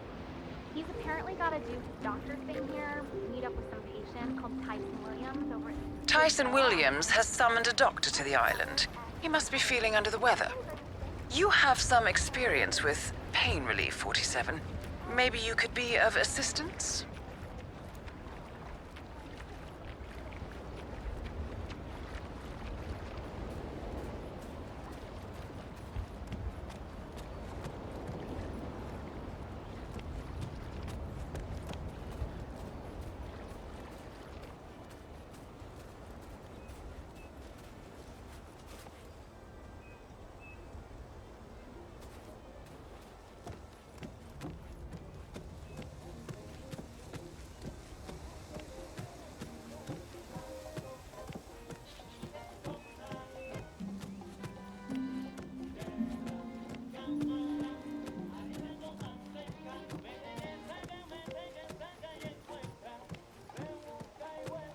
As I just said, you know, if you ever need anything or feel unsafe, just let me know. Thank you, but I'm fine. I haven't felt this safe since my husband... Well, we're all here for a reason. Yeah, but hey, you never know.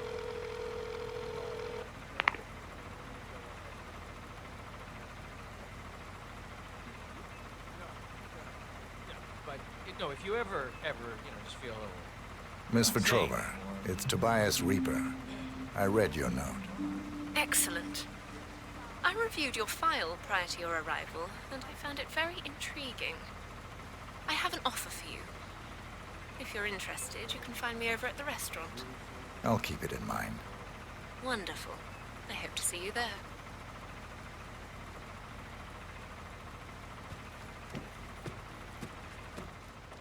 Hey, give me a double hurricane. Lots of rum, no lime. Sure thing, Doctor. Coming up.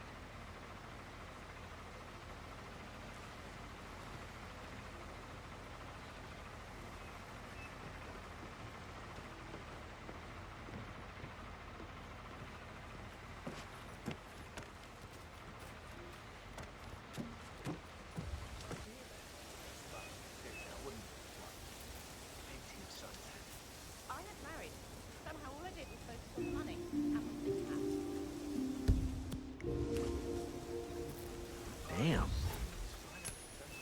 Wow. I heard that.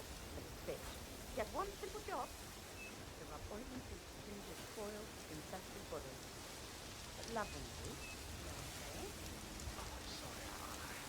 Oh, cool.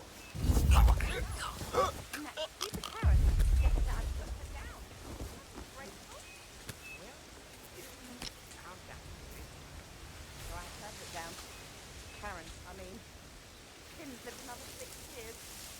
Excruciating pain. Which then you can make. Well, this is the life.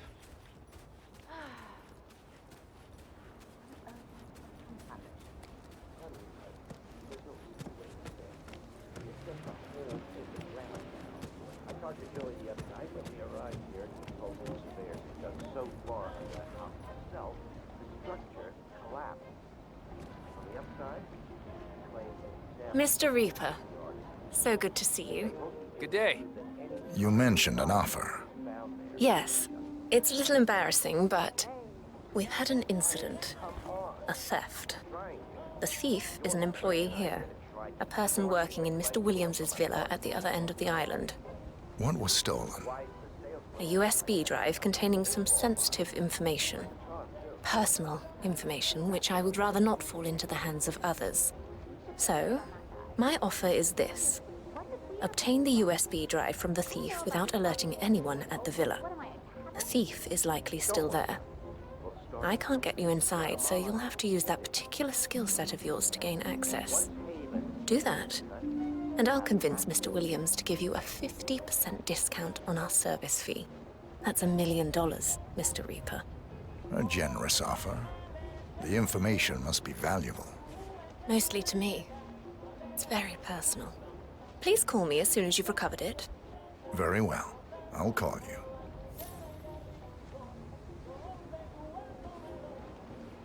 A thief in paradise? Someone's stolen a USB from Tyson Williams, and now the entire security squad is looking for it. Perhaps you should look closer at those security tapes, 47.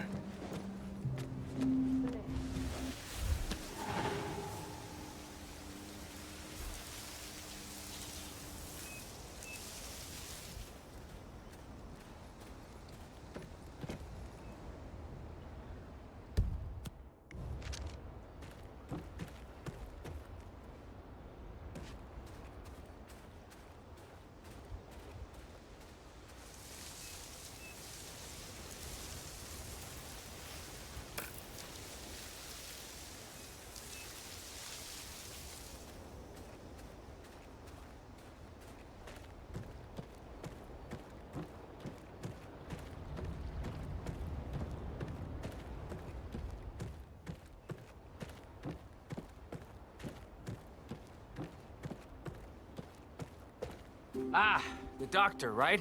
Mr. Williams is expecting you. He's in the house. If you want to pass through, I gotta pat you down. Yeah, let me take a look. Just like the movies, right?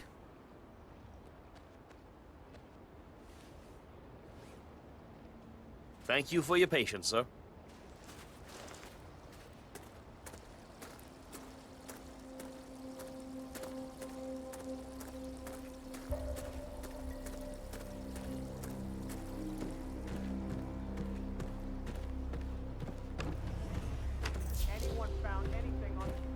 I'm the doctor. Yes, well, I guessed as much. Follow me to Mr. Williams's room, please, and don't touch anything. We're cleaning the house today.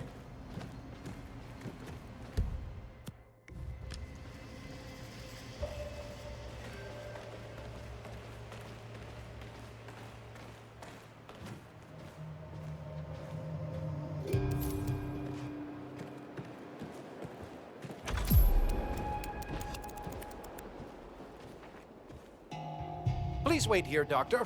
I'm sure Mr. Williams will be along shortly.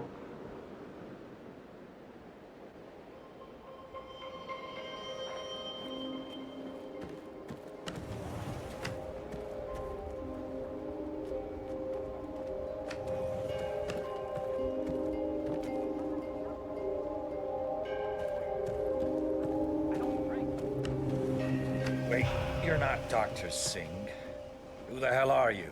Dr. Singh is tired. Long night. He asked me to fill in. I knew I shouldn't have allowed him to bring that mistress of his here. I'm running a bad fever here, Doc. Burning up. I can't go outside. I can hardly stay inside.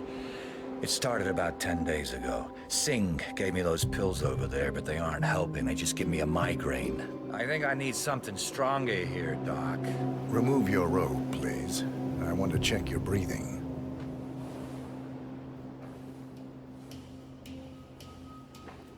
Long time no see.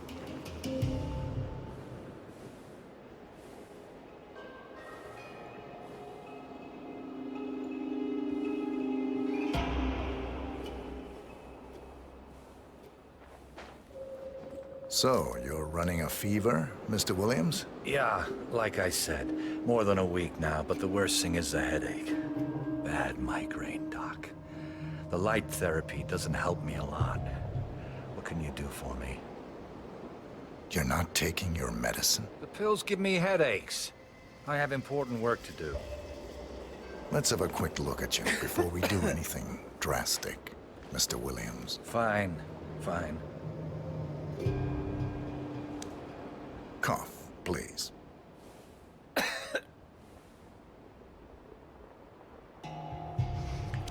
Look, tell it to me straight, Doc. Is it bad? I got some very serious business to attend to, and I really don't have time for this shit. We'll be done soon. Turn around for me. Oh, hell! Can't you do anything to strangle this cough, Doc? I have a few ideas, Mr. Williams. That is Tyson Williams, CEO of Haven. A reputed paranoid tyrant, Williams is known for his bad temper and heavy-handedness.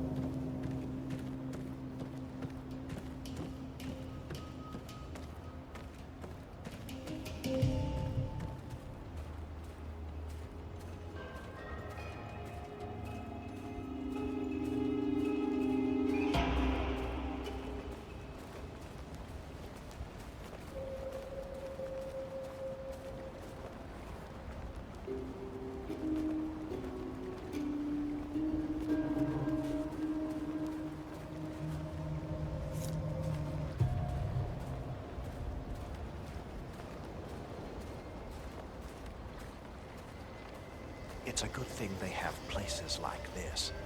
I didn't know about them. Not until one of my last victims.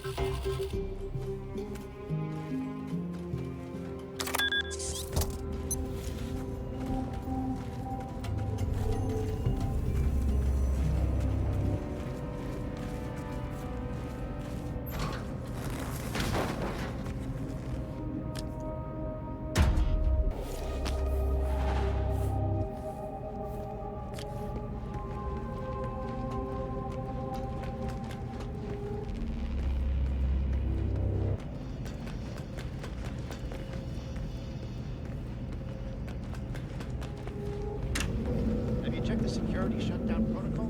The numbers check out.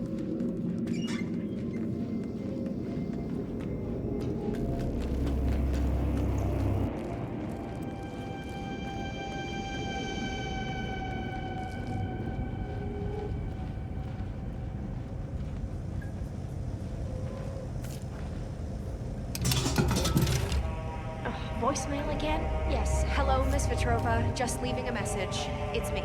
I have the item you asked for. I mean, it's not on me, of course. It's in my locker. Anyways, please come by the villa and pick it up. I really don't feel comfortable with this. If Mr. Williams discovers that I've stolen...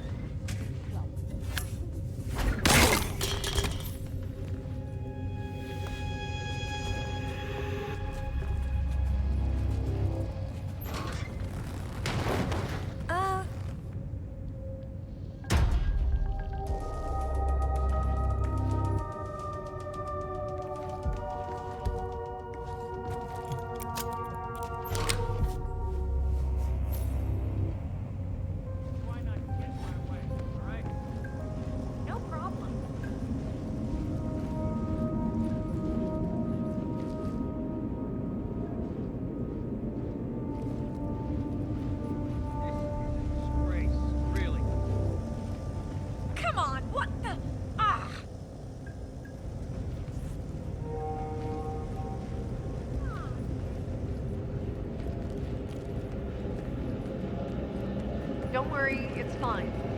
You're new. We just need to make sure Mr. Williams never hears about what you did.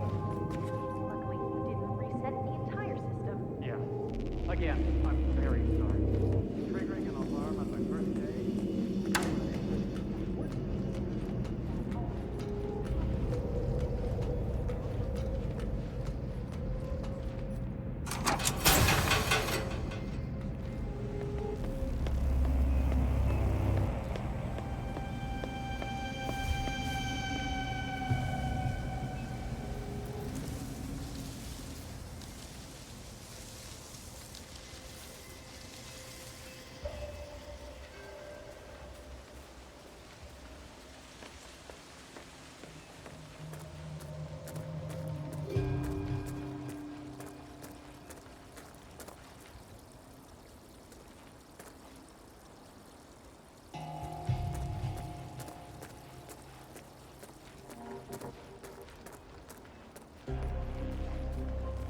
Jeez.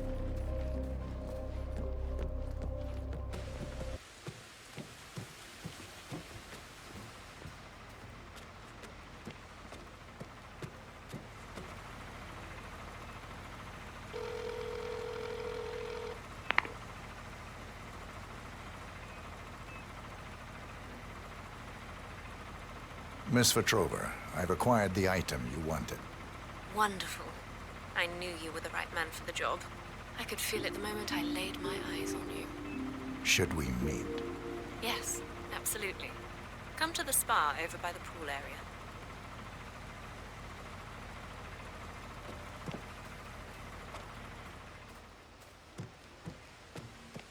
I mean, honestly, Charles, I've been curating those handbags for the better part of a decade. Problems in the food, Charles. I'm sure you remember this. It's hard to forget this. What reminded me about life.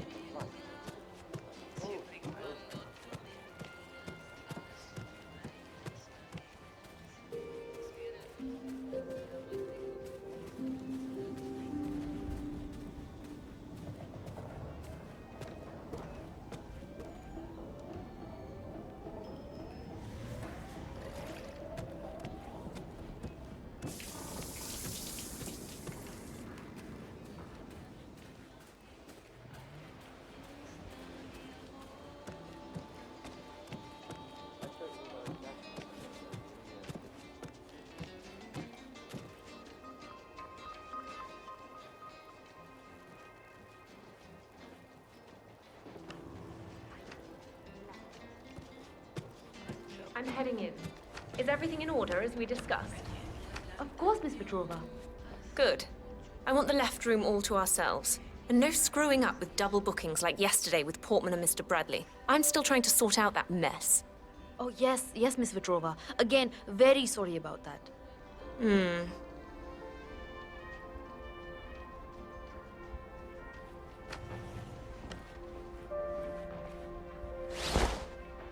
I'm Mr. Reaper. I have an appointment. Ah, yes, Mr. Reaper. You can go right in. Miss Petrova is waiting for you inside. Have a good time. Ah, Mr. Reaper. So good to see you again. Follow me, please.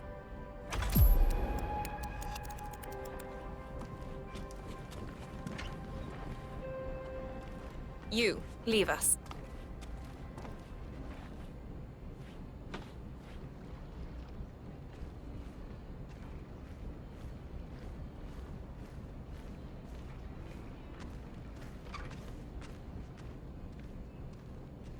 You have the item with you. Can I have it, please? Here you are. Ah, thank you so much, Mr. Reaper. I can't tell you how much this means to me, Mr. Reaper. I'm afraid things aren't quite as serene here as they may seem on the surface. I'm slowly beginning to understand that. Tyson, Mr. Williams, he's not well. Hasn't been for some time. We used to be together, but his illness... I couldn't take it anymore. I don't know why I'm telling you this. He monitors my every move. I think he asked that girl to steal my information because he wants to... I don't know. Punish me? Kill me? Who knows anymore? Sounds hard. You have no idea. I sometimes wish he'd just disappear, you know? Vanish from the face of the planet. And then I'd be free. Anyway, I shouldn't bore you with my personal problems. You've been very helpful, and I will honor my promise and make sure that you get the discount. Perhaps we'll see each other at dinner one of these nights. One-on-one, maybe. One-on-one sounds ideal. Excellent. Well, if you'll excuse me, I have a few calls I need to make. Good day to you, Mr. Reaper.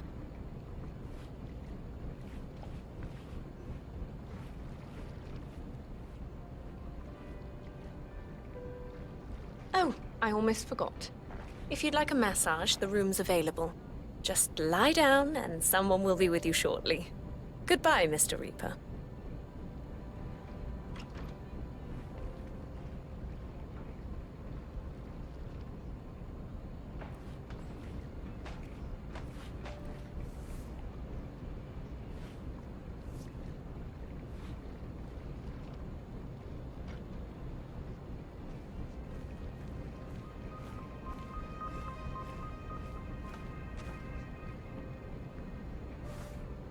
Stephen, I recovered the USB drive, and I think I found a solution to our mutual problem. Yes, I just need to get that idiot Portman out of his hut so I can access his computer. Once that's done, we're ready. Ooh, I can feel your muscles are very tense, but just relax. We'll have you fresh again in no time.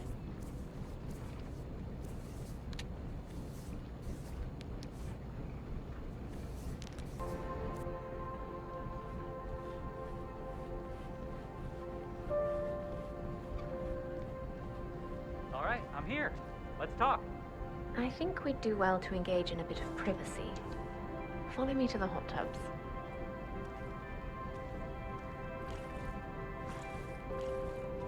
You, leave us.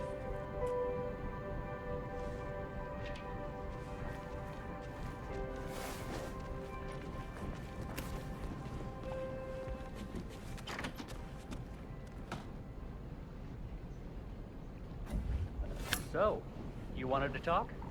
We have to expedite our plans. Tonight. It has to be tonight. What? Why? Stephen, we need to leave. I've never seen Tyson this paranoid. He's monitoring my every move now. It's just a matter of time before he finds out about us. All right. Well, then that's what we do. I guess I can trigger the money transfer from my laptop. Just burn it afterwards. And the database wipe? Did accessing Portman's computer do the trick? That idiot gave us everything we needed to disappear from every online database in the world. Sure, we'll nuke every hospital and criminal record in the U.S. in the process, but, you know, it should work. Wonderful. In case it doesn't, there's a guest here, Mr. Reaper. He could possibly help us get rid of Tyson. Reaper? Ah, yeah, the late arrival. Bold move, Mila. I don't think we'll need it, though. The worm should work just fine. You know me, darling. Always make sure there's a contingency plan. We can activate him once we're off the island. Okay. I'll get the last thing sorted out. Tonight, Ludmila Vetrova and Stephen Bradley say goodbye to the world. Good riddance, too.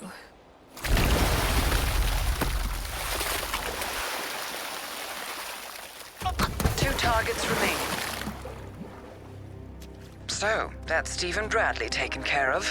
Well done. Just one more target to go.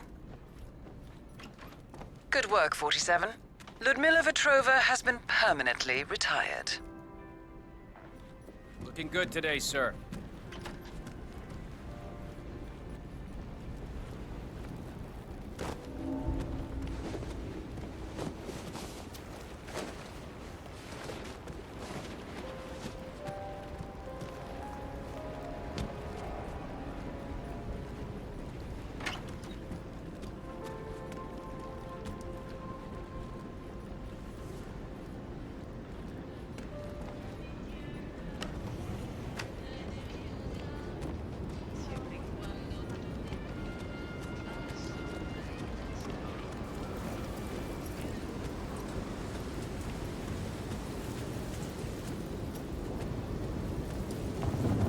Yeah, keep it real.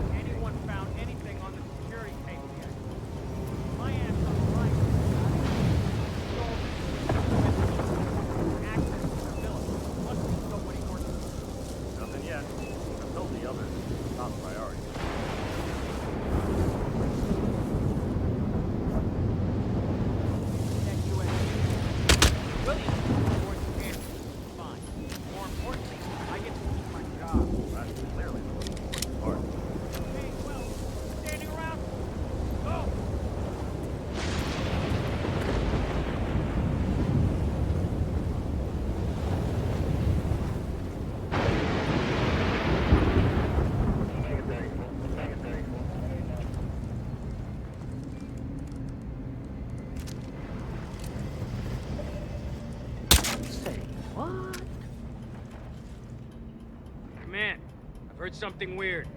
I'm gonna go check it out.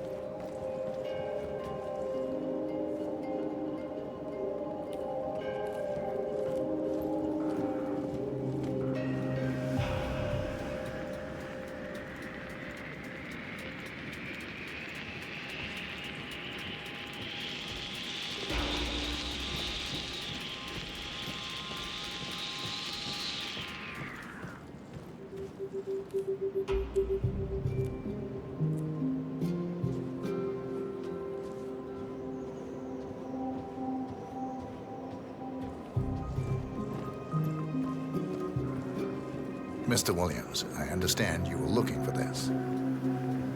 My USB drive. Finally, some good news. And the thief? Taken care of. Good. Good.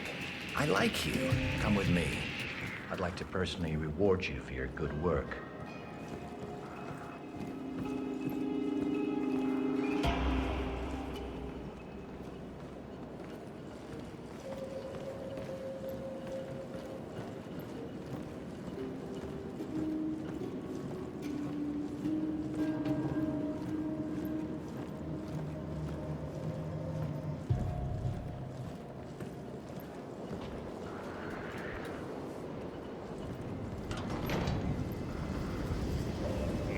Good day.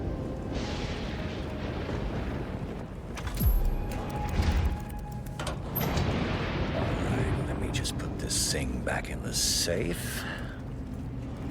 Change the PIN code. Alright. That's that. I'll wire a handsome reward to your personal account, my friend. Or maybe... You know what? I have a better idea.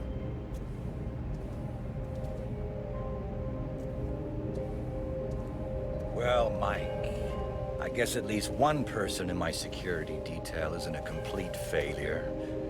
This man just brought me my stolen item. You got anything to say for yourself? I guess he got lucky. Lucky? You get your things and get out of my sight!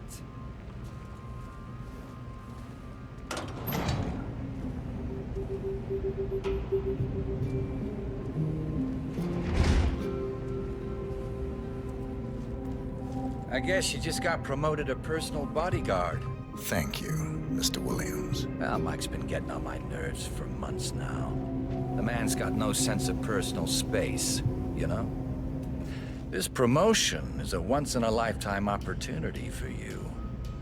Make the most of it. Rest assured, Mr. Williams. I will. Good man. Your new outfit's in that locker behind you.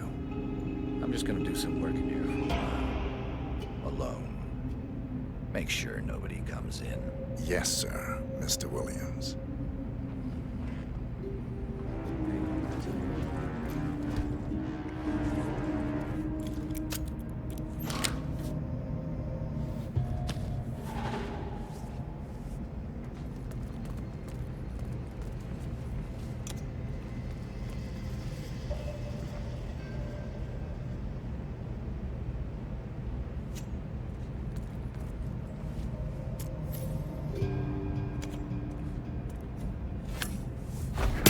Tyson Williams eliminated. Excellent work, 47.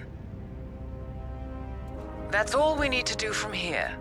Miss Hall should be able to extract the information needed from the Haven servers. Good work, 47.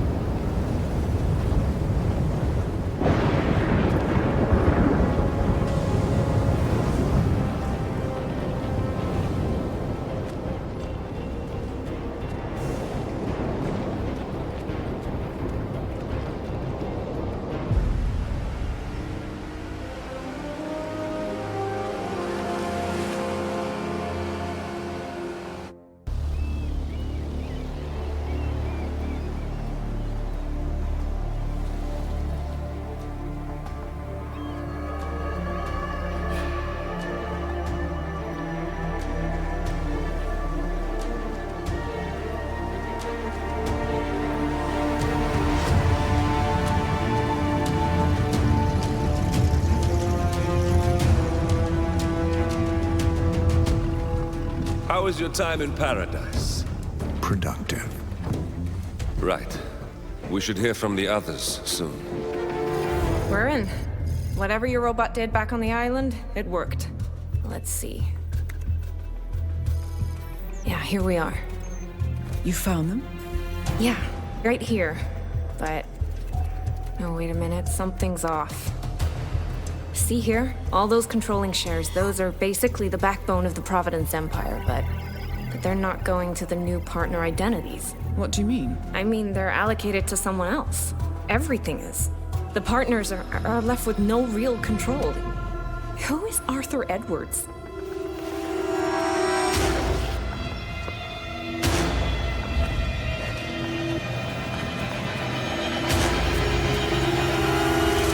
The Constant.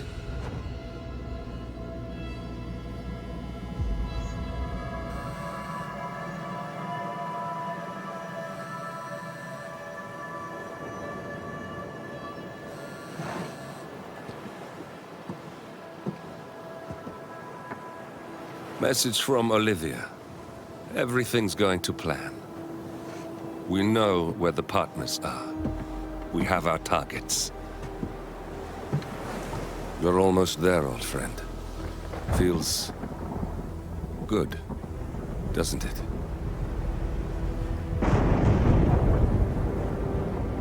We should head out before the storm hits. Time to fulfill our purpose, 47. To take them all down.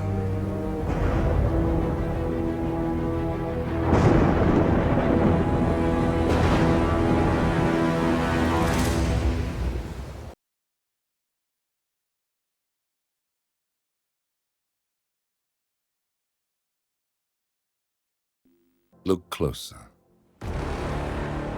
In the shadows. Behind the everyday world. Beyond the headlines and the seats of power. A hidden hand.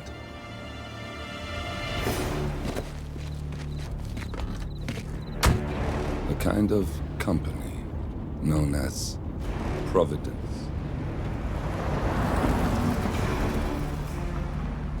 To it, we were just assets. To use and throw away. To do the unthinkable. The unforgivable. And it never gave us a second thought. Until now. After decades in the shadows, we are fighting back. Me and 47. Much has been lost, but we are closer than ever. We trapped the Constant, Providence's chief controller, and finally learnt the names of its 3 partners. In their downfall, we lay the past to rest. And, just maybe, look towards the future. 47. It's time.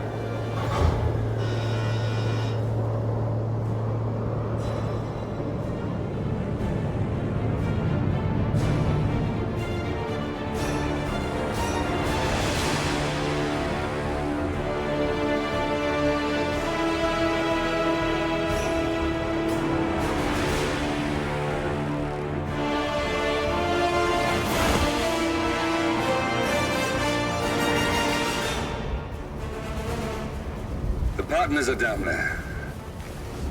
You know, I never planned this far ahead. You never do. I see someone got his memory back.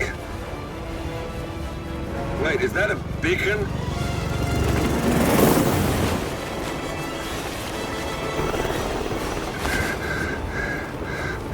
What the hell? Base. Alexa Carlisle's helicopter just took off. Confirm target locations, over. Diana, what's the status? Right. We have a situation. Carlisle has left the building. And I think I know why. The Constant has escaped. He persuaded one of the sailors into setting him free. And since then, he's been seizing control of Providence assets and resources. I can only assume Carlisle is rushing to contain the damage. If she slips away again... We'll keep track of her. Make sure she doesn't. Meanwhile, the plan stays the same. Your destination is the Scepter, the world's tallest building where the partners are laying low, courtesy of their host, Sheikh Omar Al-Ghazali. Marcus Stuyvesant is 5th-generation old money. His family made its fortune in real estate and banking, and were at one point the chief landowners in New York. Carl Ingram is a powerful Washington kingmaker whose family grew rich selling gunpowder during the American Civil War and later established a globe-spanning empire in oil, coal, and steel. Both families long since retreated from public view, but their quiet dominance endures to this day. Now, the partners likely suspect that we're coming, so Mr. Gray will infiltrate building controls and disable all electronic doors and elevators. Stuyvesant and Ingram are about to find they have nowhere left to run. Right.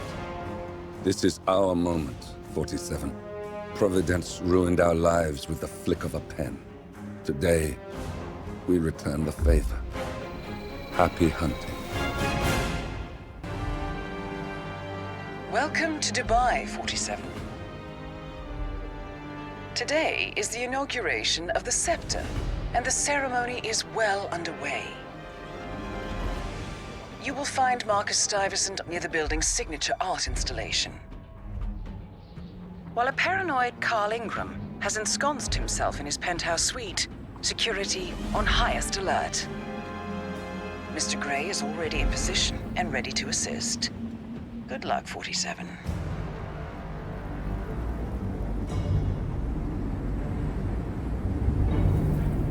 47. Come in. 47, do you copy? I'm here. Are you in position? I'm heading towards the point of entry. Good. Get back to me when you're there.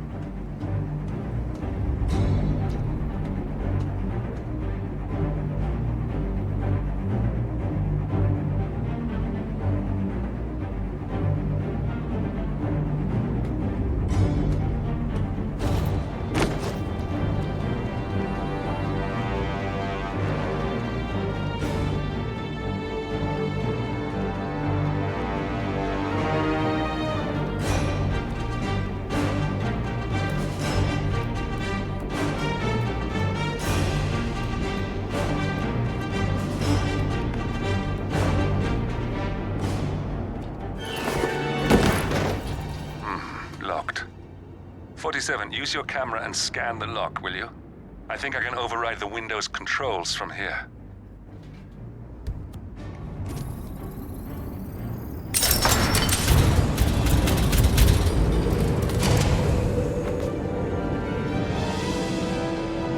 I'm in position. 47, the inauguration is taking place close by. Once you've infiltrated it, get your bearings. I'm sure there must be floor plans somewhere. Understood. We need absolute focus on this one. If Ingram and Stuyvesant are alerted to our presence, we may lose them for good. We are so close, 47. Don't worry. They're not going anywhere.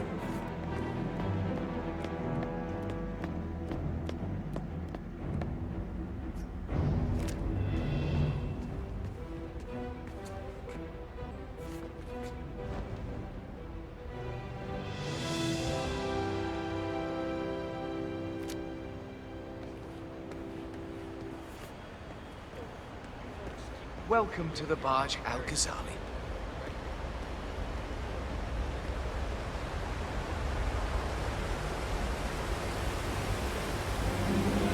Welcome! Welcome. Hello! Good to see you. How lovely to see so many familiar faces here today. Now, this has been a dream of mine for a great many years. And as all of you know, I am from one of the less privileged sides of the respectable Al Ghazali family. But with a small loan from my father, I soon built up a construction empire that was worthy of the great Al Ghazali legacy. So, I would like to thank my cousins, without whose friendship, Look, it's just a precaution. I've been personally invited by the Royal Highness Omar Al Ghazali. I should have clearance to remain in Zaina Kazim. Sir, I understand, but you can't enter without being searched. It's standard procedure. This is ridiculous. Well, that's how it is. Think about it, and come back if you want. I'll be waiting upstairs in the reception.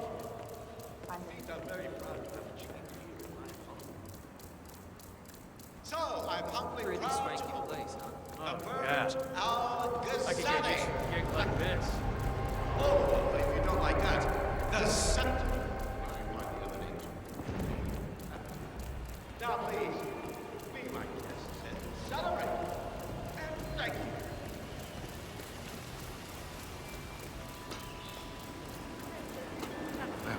waste of time.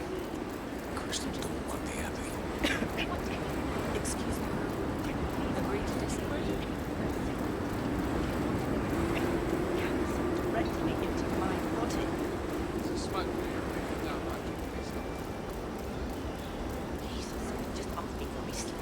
Oh, you were being a bitch. Now go away and binge eat some celery or whatever it is like.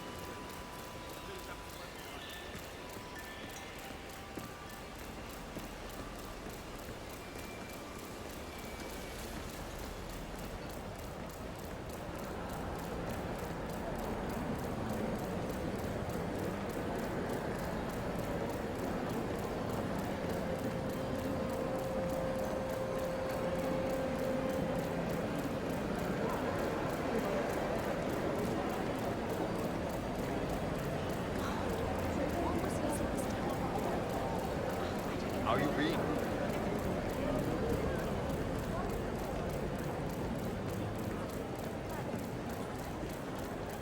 I would love to chat, but Marcus Stuyvesant was a god to struggling artists.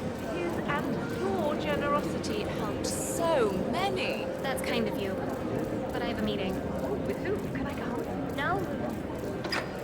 The private matter.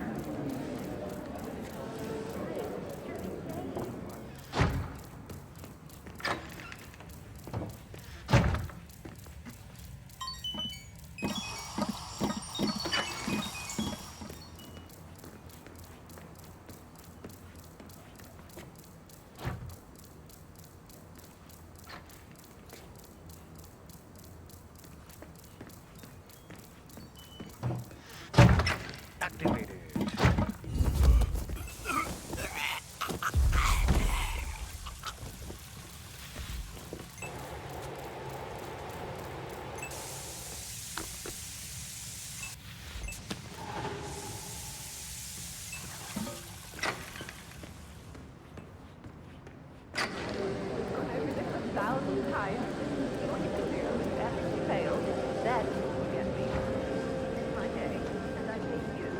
Sure I can enjoy it. Understood? Yes. Good. Now off you go. I haven't.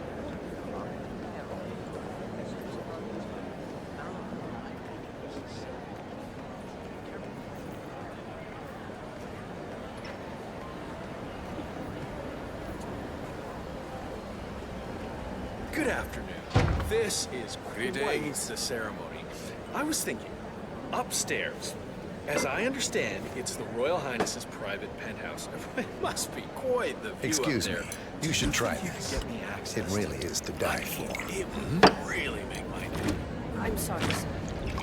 Even if I could help, that kind Much of information appreciated. is beyond my Sure pay. thing.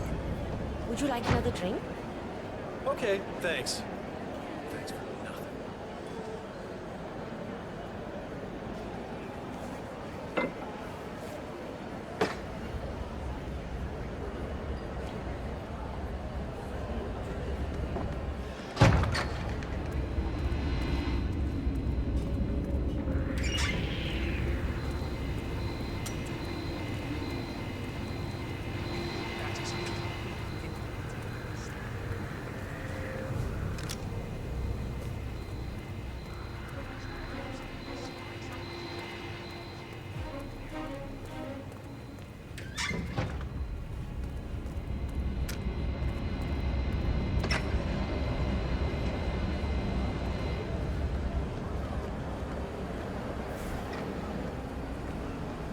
Hey there, big guy.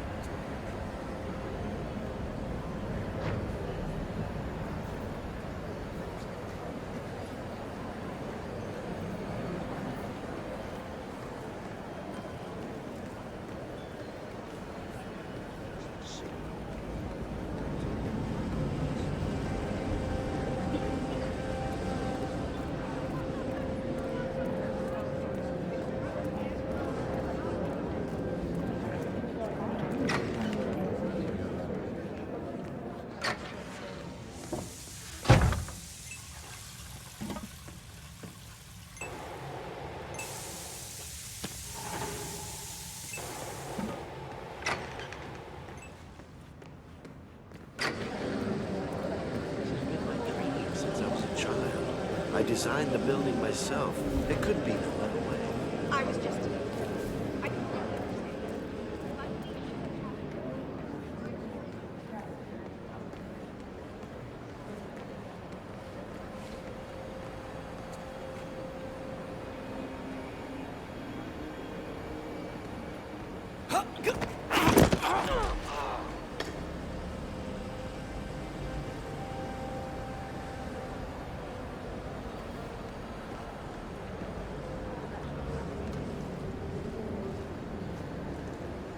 You gotta be. Seriously, who just leaves their toys lying around like this? No respect.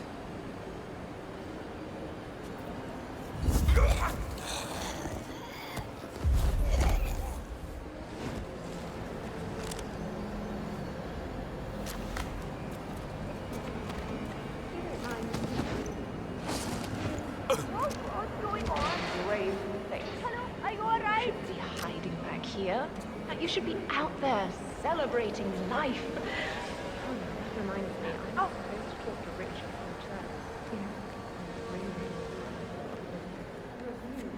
Any news on the new guard assigned to codename Piggy? I got word that he entered the building, but he hasn't reported. Huh?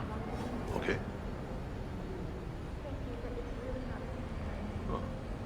As long as you know I'm here. I got word that he entered the building, but he hasn't reported for duty.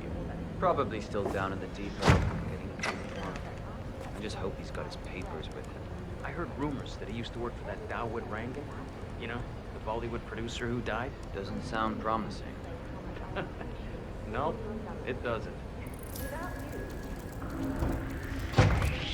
Got him!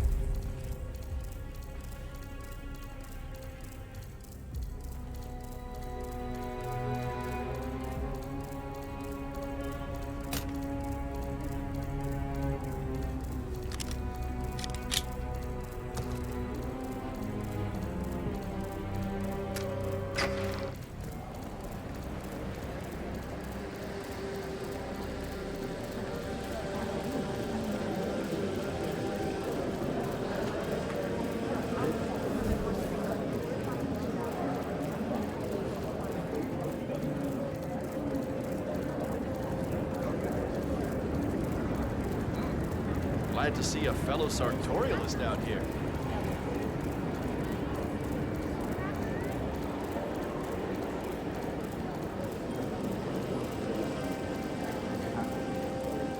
Listen, I want to talk to the partners directly. Make them understand why all of this is happening. And that terminal gives me an idea. There's a server room near the Sheikh's personal reception. If you can gain access to it, we might be able to recover useful intel from it. We'll have to work together to hack the system, but it's our best shot.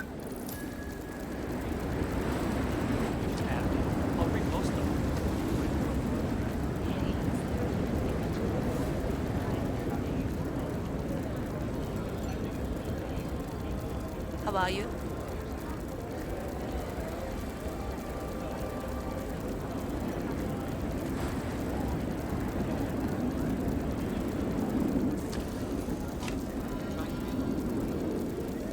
Right there.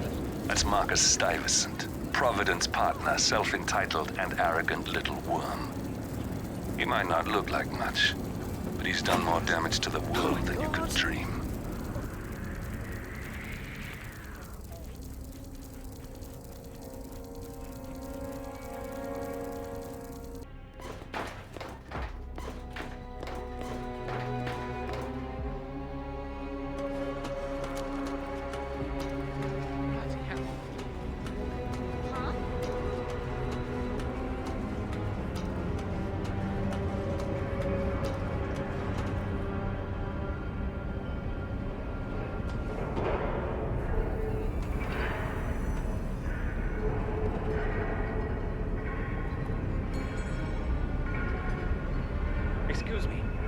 I've talked to one of your people inside the exhibition, but I think she's kind of slow.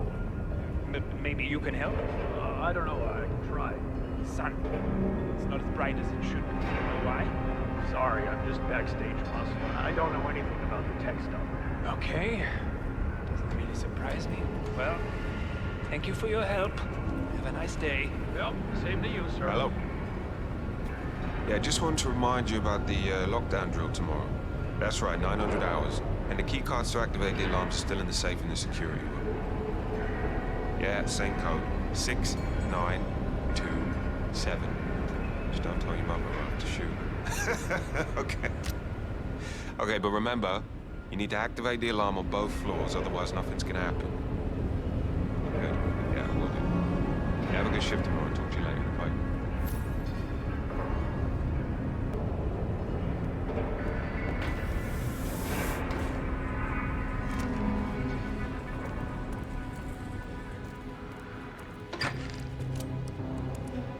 What the shit? You just stand back. I'll go see what the hell is going on.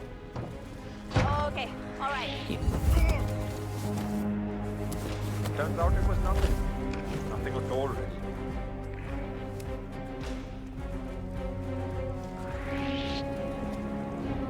Hey, what the hell are you doing here? Oh, shit. You can't be here, asswipe. No! Help! We need a doctor here right now! Hey, pay attention, idiot. You've got a death wish. Good. Good.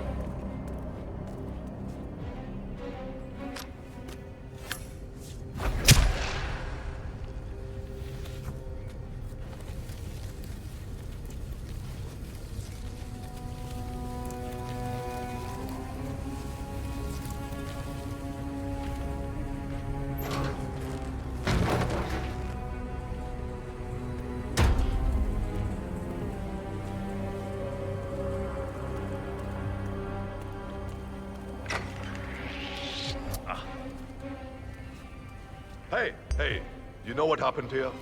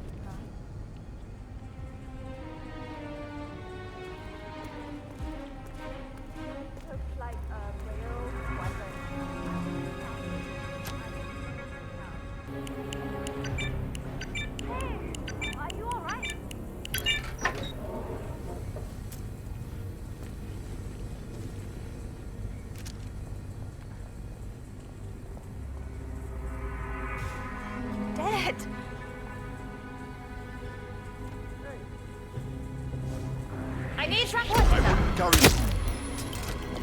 I'm not going to beg you if that's what you think. I have a little thing called integrity. So I'm just going to politely ask you not to kill me.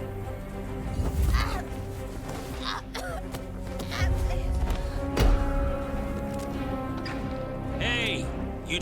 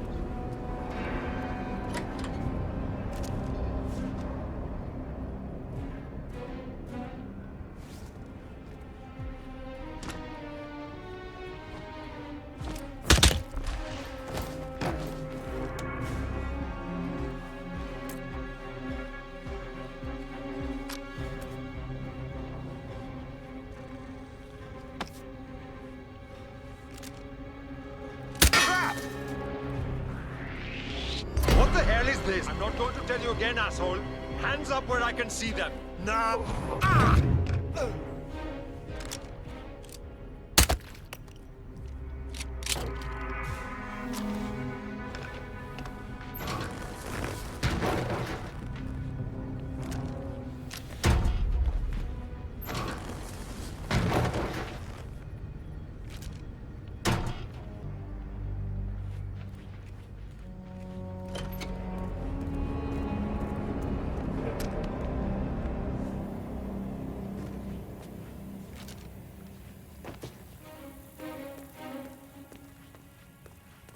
What the hell?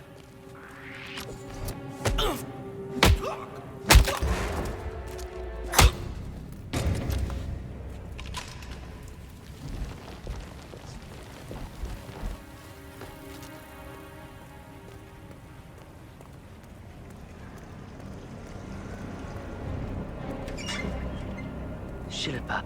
What the? Look, you can't just wander in here. Don't!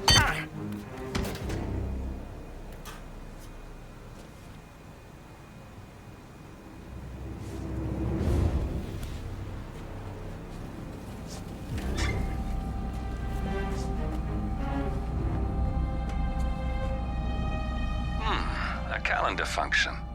We can use this to summon the partners to a fake meeting, 47. All right, I'm no hacker like Olivia, but I think you need to pull one of the racks here to gain access to the terminal. Damn it, a silent alarm has been tripped. Security is on its way. Hide, 47.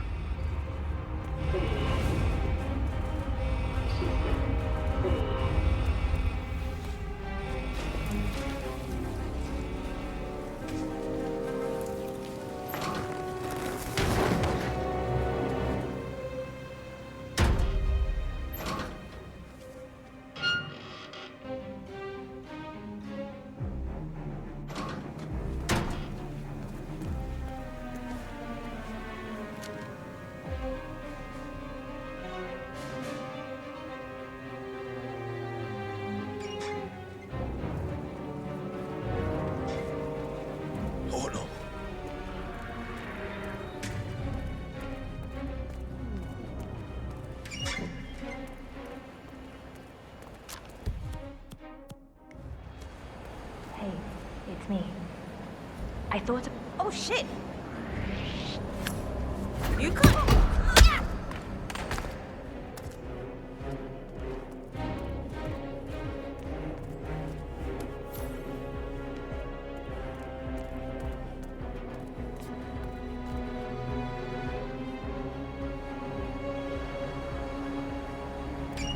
Yes, sorry about that, 47.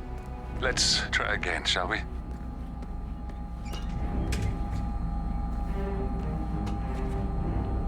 That must have done something. Can you see anything different in the room?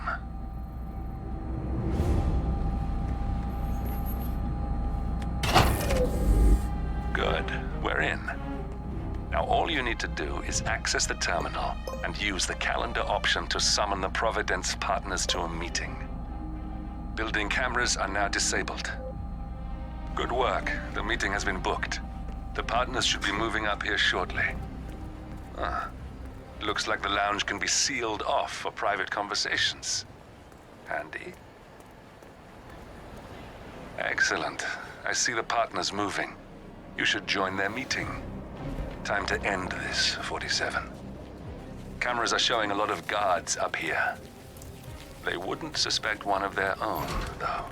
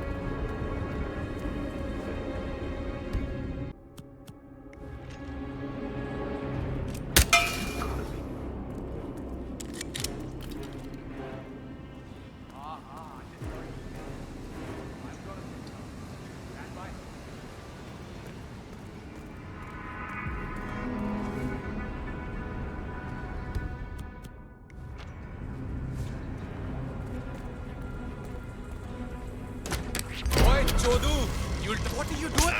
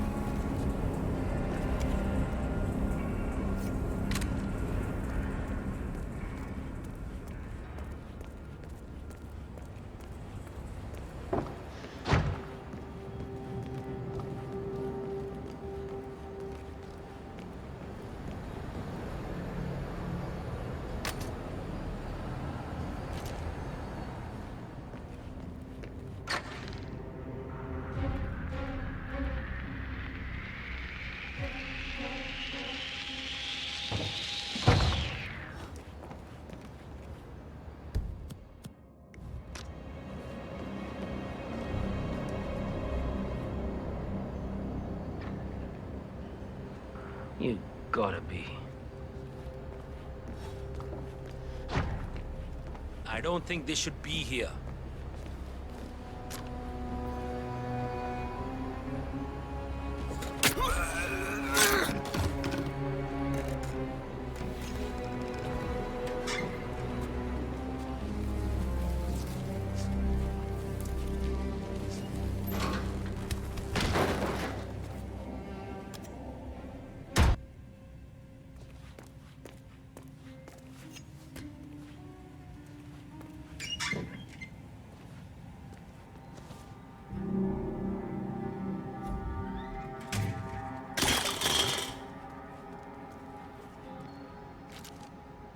I just heard a strange noise. I'm gonna check it out. Stand by.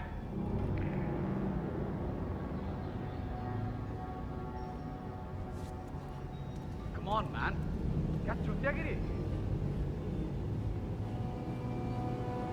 The partners are alone now.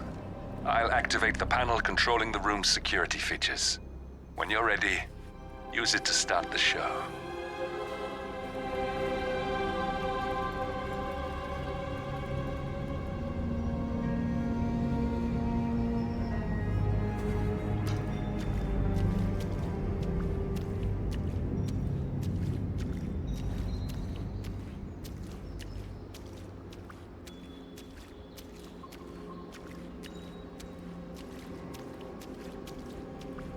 You know the guy's grumpy one who always wants peace and quiet. Yeah, I haven't seen him playing golf today. He must be in a good mood. Don't tempt fate. I don't think I've ever worked with a man who could get to such a state. See, my neighbor always complained about noise. He pissed me off big time. What did you do? I kicked his door in, put a gun in his face, told him if he didn't like noise, he can pack his shit, move out to the desert. That was a bit brutal. Did he move? Nah, he's my brother-in-law. My wife persuaded him to stay. He hasn't complained since. Sounds cozy.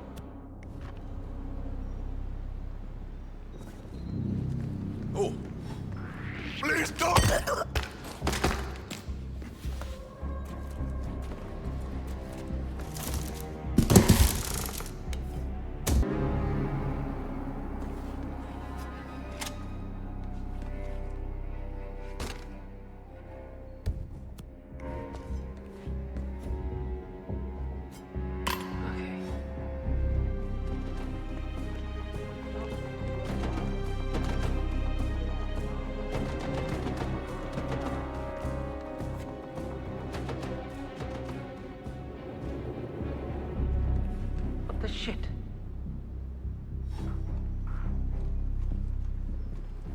Seriously, who just leaves their toys lying around like this? No respect.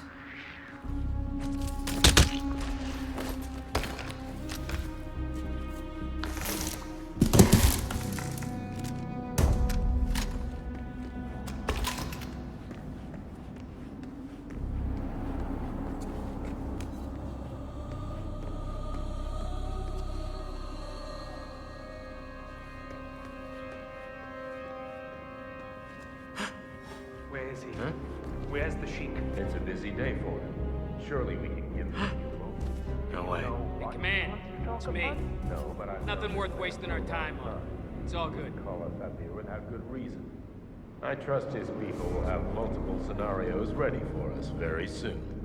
Which reminds me, we need to discuss Alexa. What's there to discuss? She left us. At the most critical moment, she abandoned ship. That family has never been trustworthy, and Alexa just proved to us that she, and indeed any of her heirs, isn't up to the task. I agree. She displayed extremely poor judgment. I hope Omar is able to step up. At this time in particular, we need a solid foundation to rebuild from, and someone to help us hit that traitor Edwards where it hurts. Oh, he'll get what's coming to him. When I get my hands on Edwards, I'm gonna wring the little bastard's neck myself. The beatings my loving father administered will be like gentle strokes compared to what he has coming. I think it's safe to say this situation has revealed some structural weaknesses in our organization. We'll deal with them as swiftly and as harshly as we've been taught by our predecessors. Now, what's holding up the Sheik?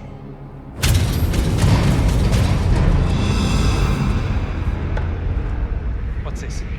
Carl, did you do that? I certainly did not. I have no idea what's going on. Gentlemen. What's the meaning of this? You're the one responsible for all this. Gray, what do you want? Something that has been a long time due. Revenge. Revenge? How banal. You killed Cobb, Navikov, Caruso, the Washington twins, everyone at Haven. You broke into our bank, and you outed Providence to the world.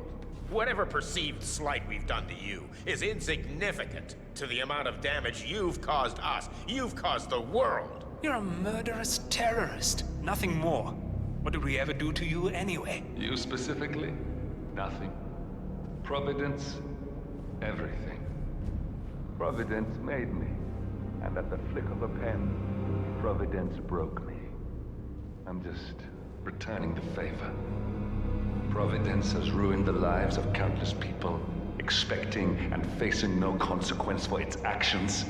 You take for yourselves and those who support you, and you burn everyone and everything else to the ground from the comfort of the shadows. No more. You're delusional. Exposing us achieved nothing beyond moving a few pieces around on a board much more complicated than you can fathom. The world believes we're dead. What more do you want? Me? Nothing. My friend, however, well, let's just say he's a bit of an expert. I'm just here to watch you die. 47. Finish it. 47. Finish it. Get out of here. Where the hell is that security panel?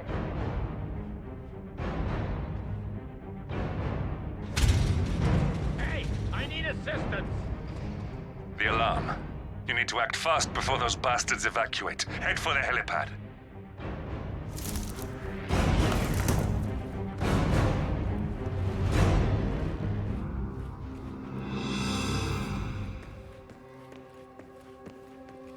Get the package out of here! I hear you.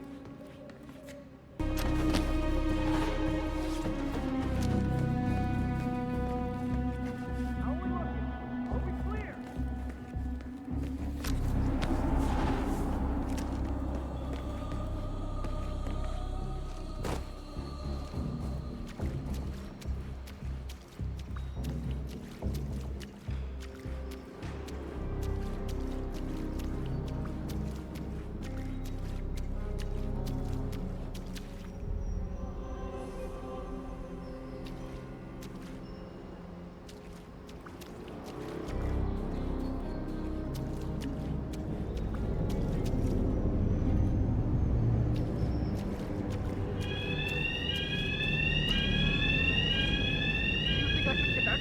off the helipad. Their last chance is by parachute. Make sure that doesn't happen. This area has been locked down.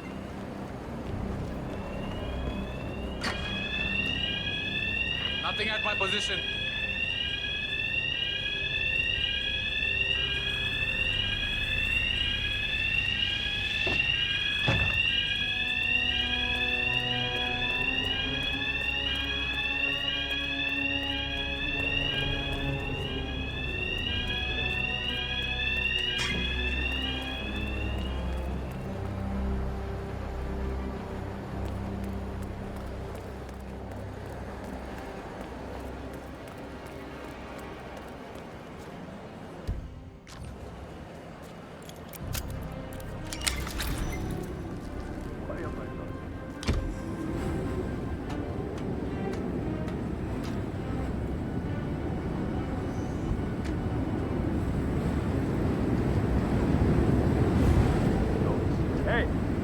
Good here.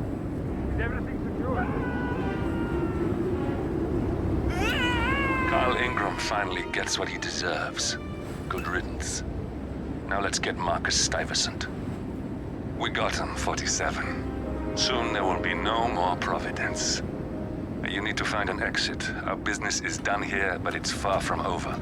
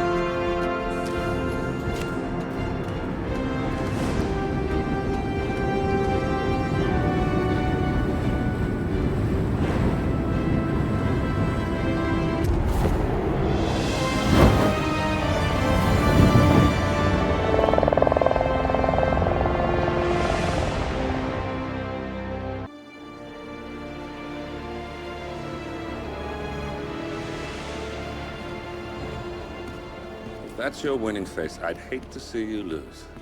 We underestimated the Constant. Yeah, he's a glorified desk clerk. He's not just after the money. He wants it all. We caught him once, we can do it again.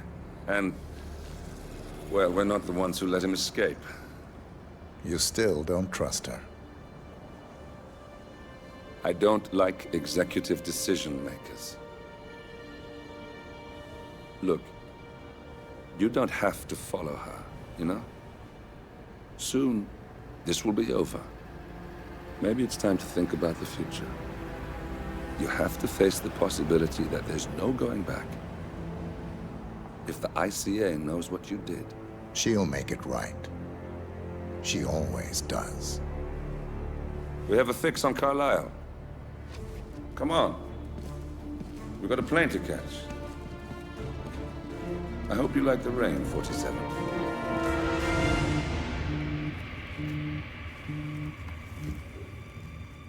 Miss Burnwood. How did you... I have everyone's number. You really ought to know by now. You planned this? All of it? Don't be silly. I just played the hand I was dealt. We'll find you. You had me. Where'd that get you? We handed you an empire. It's for the best. The partners were complacent, set in their ways. But power is more than just security. Providence can be an agent of change. Surely you understand. Or you will. Soon enough.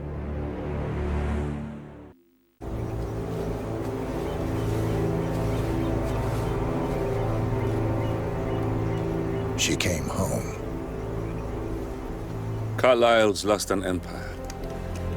You fall hard enough, you tend to be reminded of what truly matters.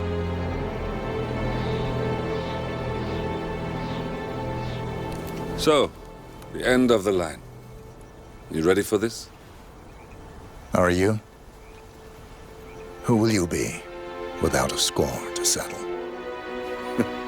I guess the world's most wanted fugitive will have to do.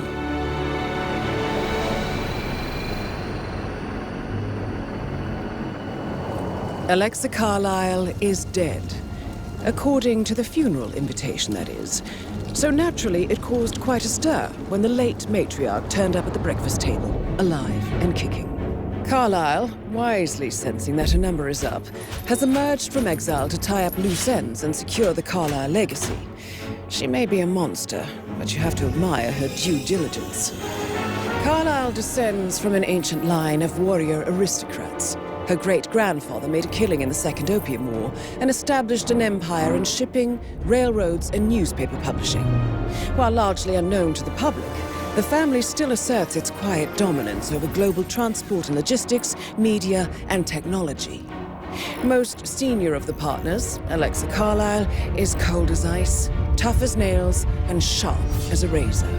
Incidentally, it was her late father who first brought the three families together after the end of World War II at this very house, meaning that this gentleman is the birthplace of Providence. It began here, and it ends here. Talk about poetic. One more thing. According to our intel, Carlyle keeps a case file on the Constant, information that may be helpful in his recapture, so don't leave the estate without it. Right.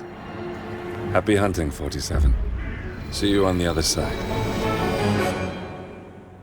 Thornbridge Manor.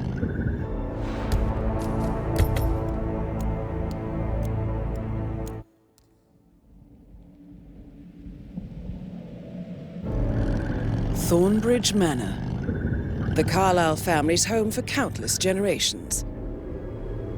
The Revenant Alexa Carlyle and her 3 adult children, younger brother Zachary, grandson, and daughter-in-law, are all gathered to conduct Carlyle's sham funeral. Curiously, Carlyle summoned a famous London PI soon after arriving this morning, but his purpose at Thornbridge is yet unclear. Now, the target knows that you're coming, and her guard detail is top-notch. So Mr. Gray will secure their nearby field HQ and intercept all calls going in and out of the estate. Any appeal for backup is going to fall on very deaf ears. Good luck, gentlemen.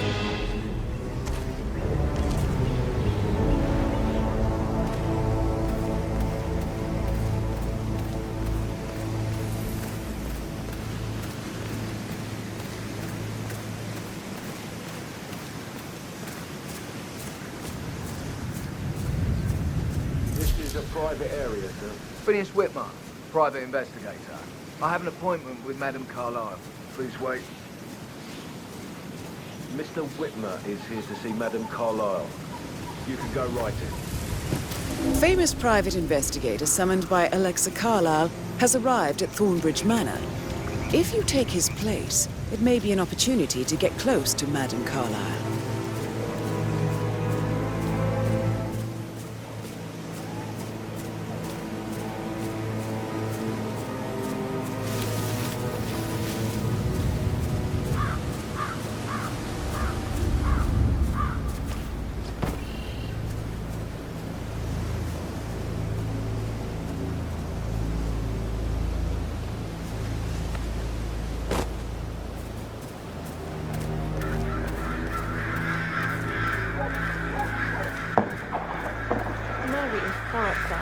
She's never seen a dead body before. Poor thing. Alexa back from the dead, a make-believe funeral, a murder mystery. Oh, it's all too much. Yeah, we'll all need a vacation when this is over.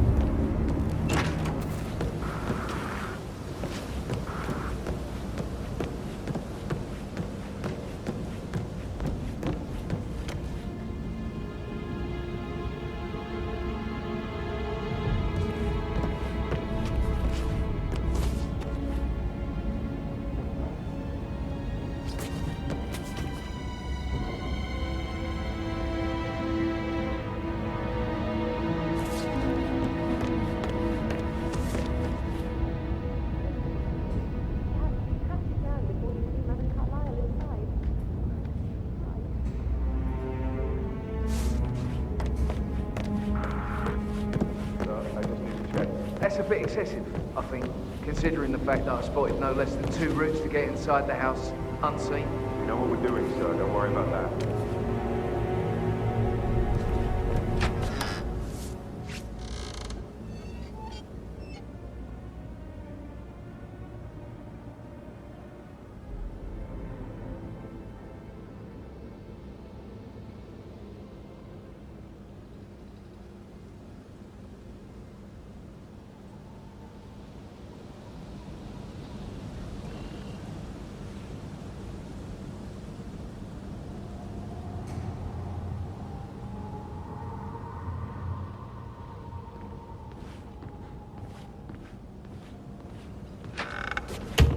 That is Phineas Whitmer, the famous private investigator hired by Madame Carlyle this morning. I'm curious why he's here. Maybe you should do some detecting yourself, 47.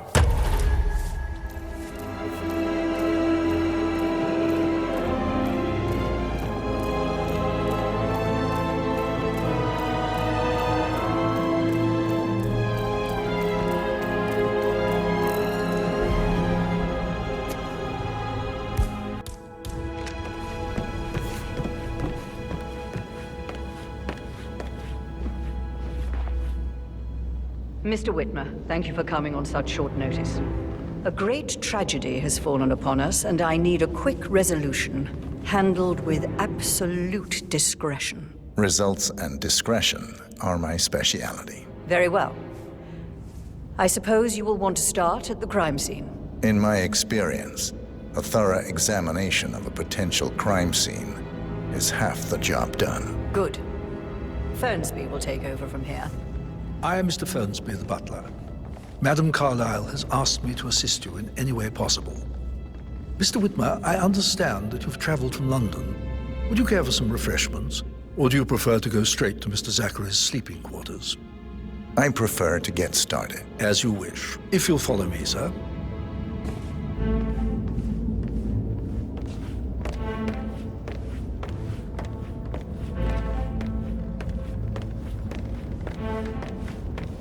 I feel obliged to point out that current affairs surrounding Madame Carlyle are of a delicate nature. You may be familiar with the recent announcement of her death. You will probably learn that a staged funeral is scheduled to take place tomorrow. Madame's children were not informed until this morning that their mother was in fact not dead at all. So please bear with them if they seem affected by the rather unusual situation. I trust I do not need to remind you that there will be consequences if word gets out that Madame Carlyle is still alive. I'll consider her dead when I leave. Before you inspect the crime scene, I will tell you this. The case concerns the death of Mr. Zachary, Madame Carlyle's younger brother. He was found dead in his bed this morning. The door was locked from the inside, and a suicide letter was found in his room. However, Madame Carlyle suspects foul play and will not accept that he took his own life. I've prepared some information for you, so please do come and see me when you've finished your investigation of the crime scene. This is Mr. Zachary's room, to my right. A locked room murder mystery, 47. I trust you'll get to the bottom of this.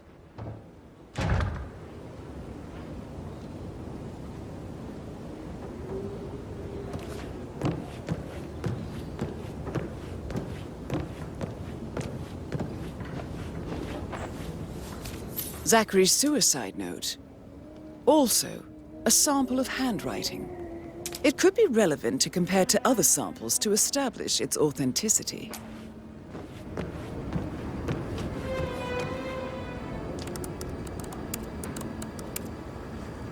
Zachary was shopping for new Wellingtons last night. Not exactly what you would expect from someone suicidal.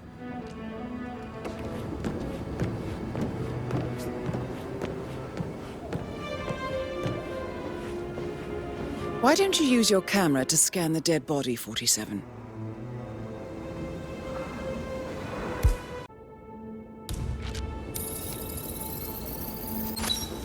Throat markings indicate a rare, short-lived plant poison killed him. Spread shows time of death at around 10 o'clock last night. You do know your poisons, 47.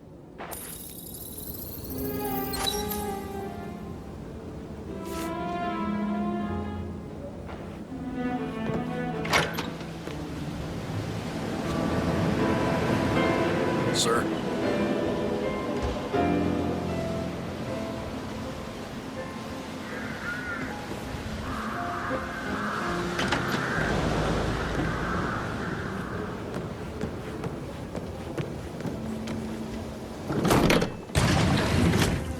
A hidden door. It's a secret passage. This could explain how the door was locked from the inside. A photocopy of the floor plans. Somebody's been researching the secret ins and outs of Thornbridge Manor. I believe you've done a thorough search of the crime scene, 47. Maybe it's time to see the butler. I'm curious about the information he's prepared for you.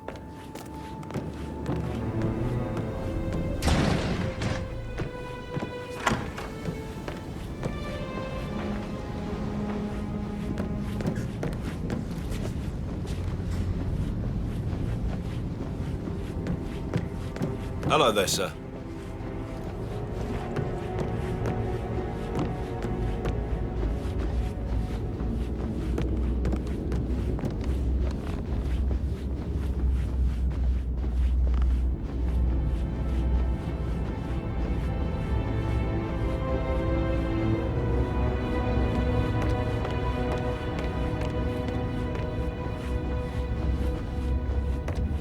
Mr. Fernsby, I'm done with the crime scene. Did you establish a time of death? Zachary died around 10 o'clock last night. Well, that means the staff were off duty.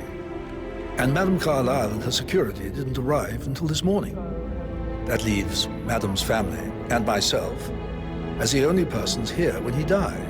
And before you ask, no, I do not have an alibi. I was alone in my office at the time of death. Here's the material that I prepared for you. It's a list of the possible suspects and their quarters. Hopefully that will help you keep track of your findings. Please come and see me when you've solved the case, and I will take you to Madame Carlyle.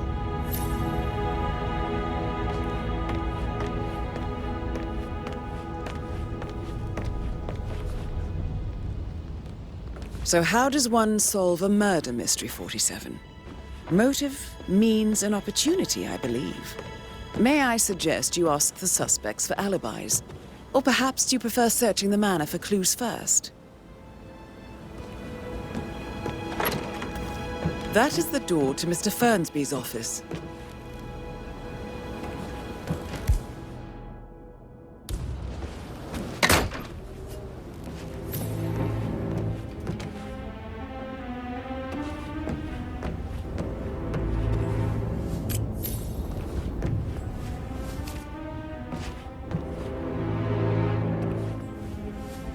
Zachary's diary. This is big. He was about to confess to the world that he and Alexa murdered their older brother Montgomery 46 years ago. And apparently, Mr. Fernsby helped make the murder look like an accident. And 47, the handwriting doesn't match the suicide letter in his room, proving he didn't write it himself.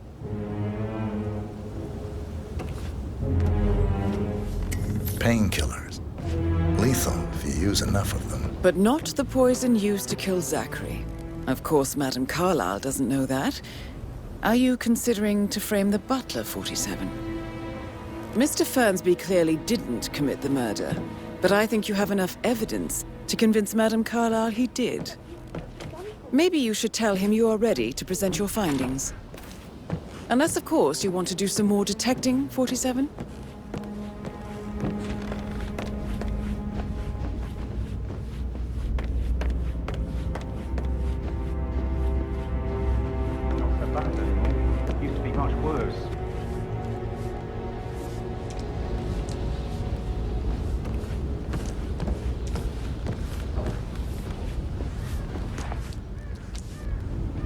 Yo, Anne, what's up? Relax, man. I said I'd get you money. It's just gonna take a little longer. Jeez, and how's that my fault? Come Calm the fuck down, Ant. You know I'm good for it. I'm a Carlisle. I'm made of money. Just lean back and enjoy the interest. Meanwhile, go and have some drinks on me. No, Christ, I'm gonna hang up. Let's talk when you've calmed the fuck down.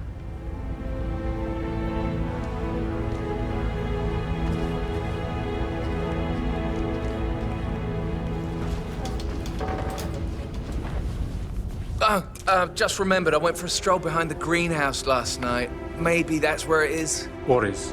My lost button. The one you couldn't find at the graveyard. Wouldn't it be a good idea for you to go look for it now? A good idea. Yes.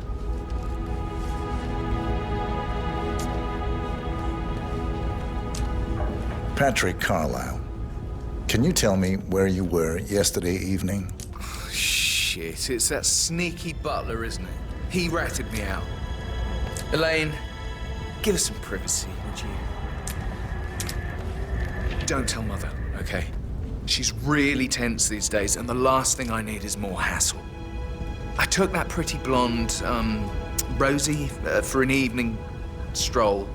I mean, how the fuck am I expected to cope for an entire weekend in this shithole? I'm bored out of my mind. So, is that it?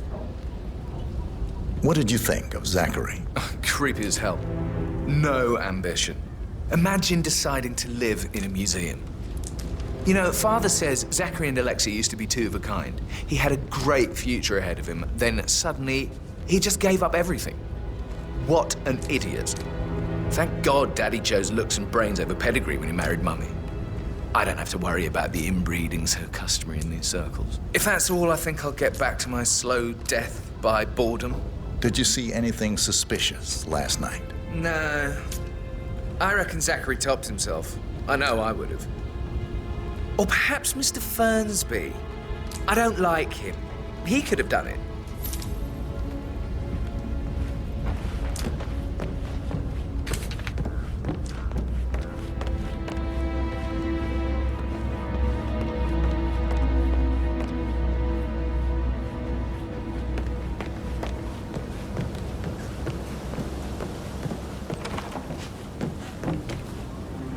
The 41 guests will attend the funeral tomorrow.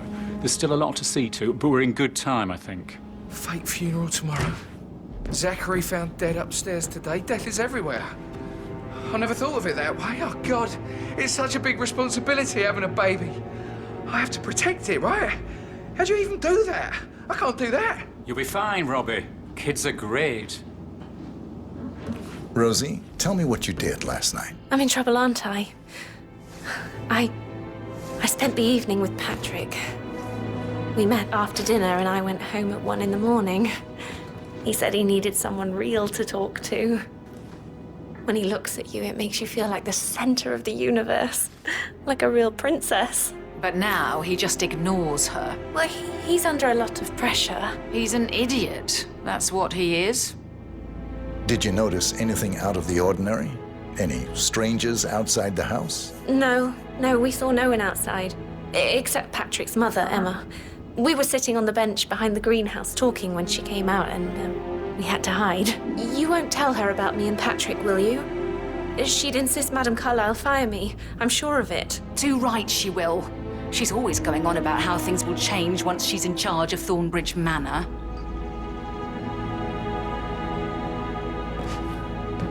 How are things coming along inside? Is everything ready for tomorrow? I can't deal with it.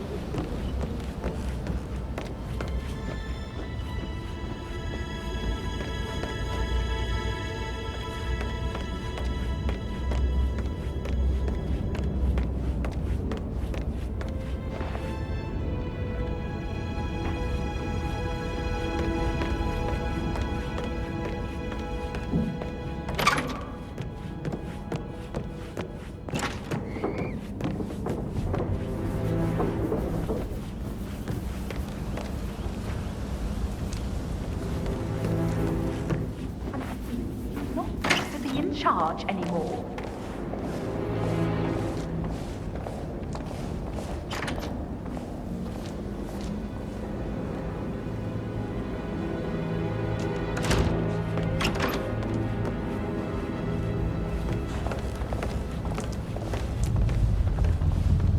Rebecca Carlyle, can you tell me about yesterday evening? We don't really see much of each other, my brothers and I. I suppose it takes our mother's funeral to bring us together, and even then, it's not like we sit on each other's laps. Now, let's see. Patrick, Gregory's son, disappeared straight after dinner. You know, I think he might be in some sort of trouble. Edward wanted to go as well, but Gregory convinced him to stay for a few drinks before they went off for a pint at the local at 9:15. I swear Gregory enjoys Edward's discomfort over staying here. I had a conference call with my New York office at 9, so I spent 3 hours on my laptop in my room and went straight to bed afterwards. I don't know about Emma. She did act a bit strange. You know, I bet she was making lists for changes needing to be done once she gets her hands on Thornbridge Manor. Quite the shock she had when Mother arrived during breakfast. Is that everything, Mr. Whitmer? I do have... Tell me about Zachary. Did he act strange last night? You know, now you mention it, he was a lot more chatty than usual. He wanted to know about my connections in the publishing business. Apparently, a friend of his is writing a book, which strikes me as very peculiar. I didn't think he had any friends. Is there anything else you want to ask me? Anything else you feel like mentioning? I may be wrong, but I saw Mr. Fernsby, the butler, leave Zachary's room early this afternoon. And he seemed a bit startled when he saw me in the hallway. It's probably nothing. Oh, and one more thing. Please be kind to Edward. He can only take so much.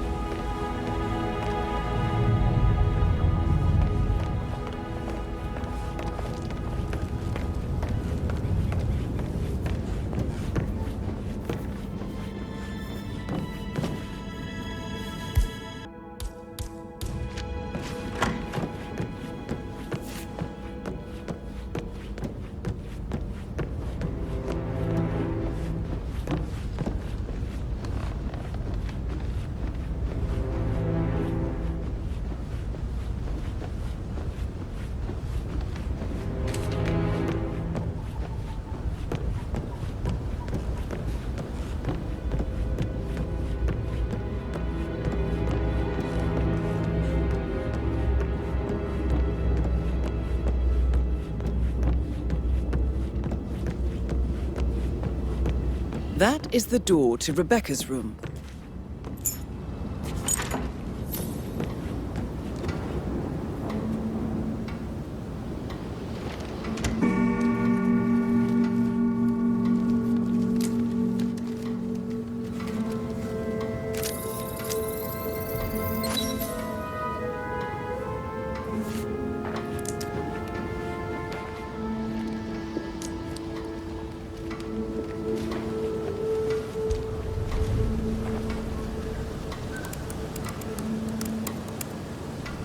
I can see from the log that Rebecca was in a conference call from 9 p.m. to midnight last night.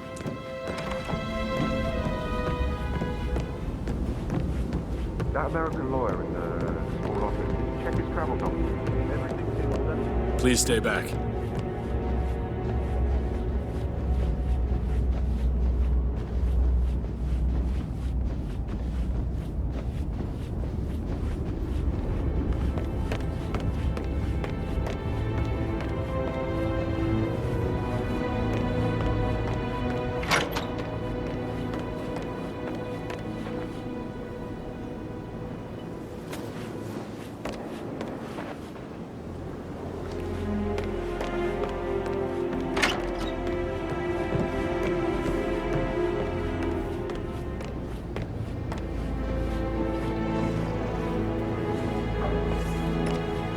Professor Edward Carlyle, can you tell me your whereabouts for last night? Oh, yes, this dreadful business with Zachary. I stay at the local inn. You see, I prefer not to spend the night here at Thornbridge Manor. My brother Gregory came along for a nightcap. He'll never admit it, but I think he understands that I find this whole thing upsetting and wanted to provide some comfort. I believe we went to the Stag's Head around 8:30. Anything else I can do to help? Can you tell me about Zachary's behavior last night? I certainly didn't expect him to commit suicide. Sure, he was upset by Mother's supposed death. We were. But he seemed more engaged than usual. You should ask Rebecca. They had a long talk. Did you know that he hadn't left Thornbridge Manor in nearly 50 years? His plants, Mother, and the staff are all the company he had. If that's all, I have a speech to write. Did you notice anything else out of the ordinary? You mean apart from the fact we came here to bury our mother and she shows up alive and kicking? Zachary found dead in his bed this morning? Or perhaps that the planned funeral is still taking place and I have to do the eulogy? And Mother will surely have a strong opinion on it afterwards. I can't breathe. Excuse me.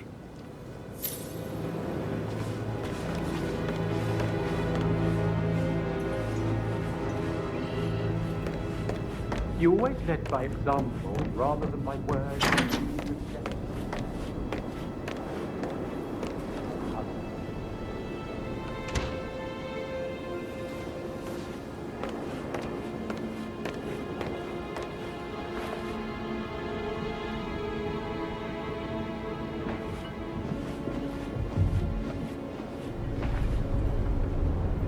Gregory Carlyle, can you tell me where you were yesterday evening? Oh, you're wondering about my alibi, Mr. Detective.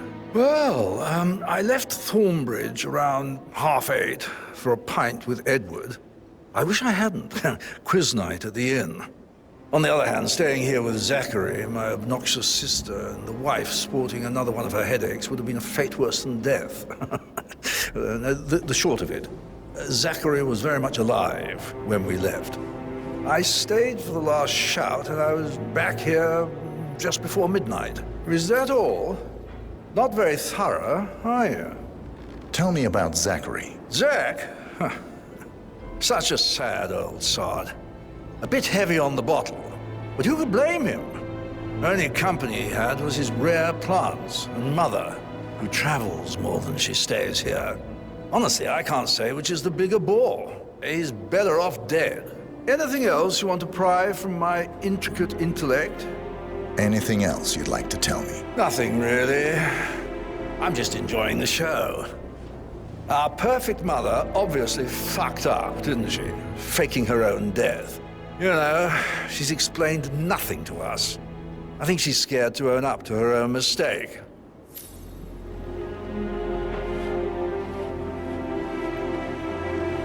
Emma Carlyle, can you tell me where you were yesterday evening? Surely I'm not a suspect. I need to account for everyone. Well, I spent the evening with my family, but I got an awful migraine and had to take to bed. Everyone can attest to that. I believe I went up when the boys sat down for a drink around 8 o'clock. Anything else you want to know? How did you feel about Zachary? I might as well be honest. His presence was always awkward. But how do you have a meaningful conversation with a man who only cares about plants? In my opinion, Alexa bears some responsibility for how this ended. She supported his self-limiting behavior by letting him live here. Is that all? Have you noticed anything else out of the ordinary? Nothing special comes to mind. Except, perhaps, I did get a feeling that Zachary was depressed, not just sad. I suppose he realized that he had no one with Alexa gone. Even Alexa must feel the pangs of guilt over that one, letting him believe she was dead. Then again, guilt isn't her strong suit.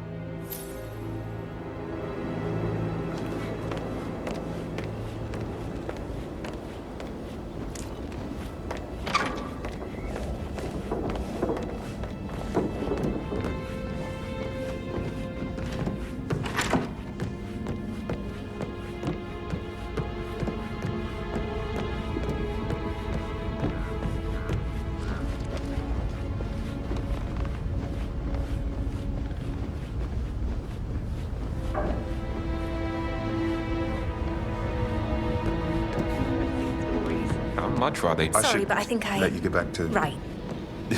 Yeah.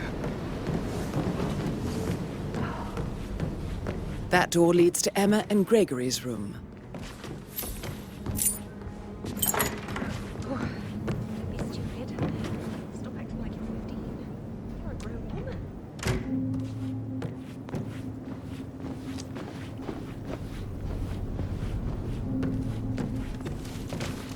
Now this is interesting, 47.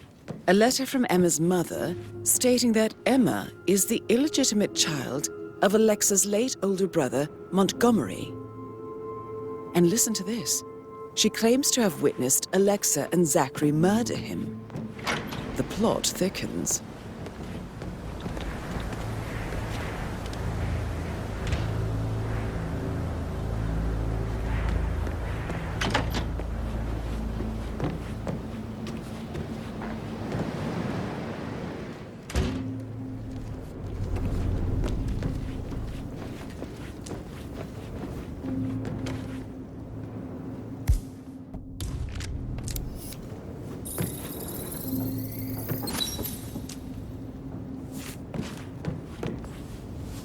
A keychain pendant for the greenhouse. What's that doing in Emma and Gregory's room, I wonder? And why is the key missing? Right, Mr. Fernsby might... All right, yeah. Later.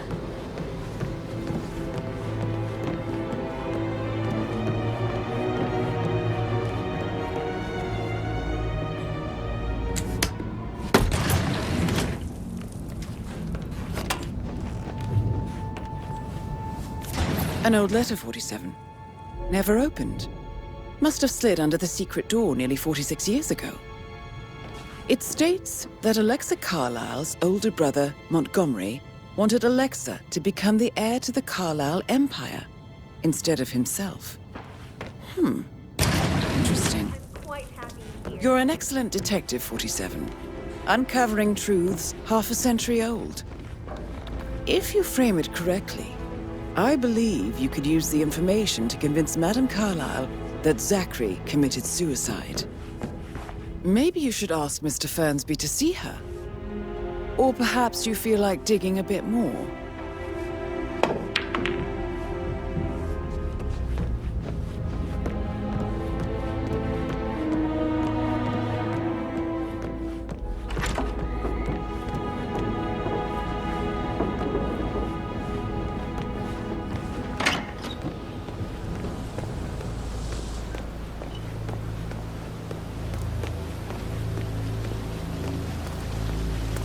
Bad news, I'm afraid. We don't have any extra fuses. Ethel looked everywhere. You've got to be kidding. No power, no portrait. Oh, madam.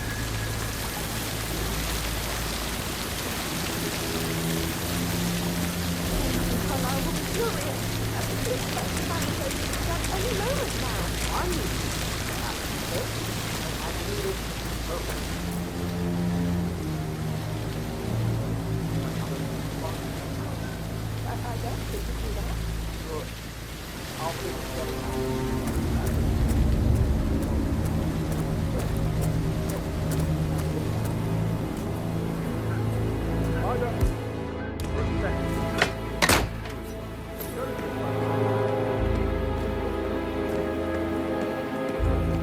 Broken lab equipment.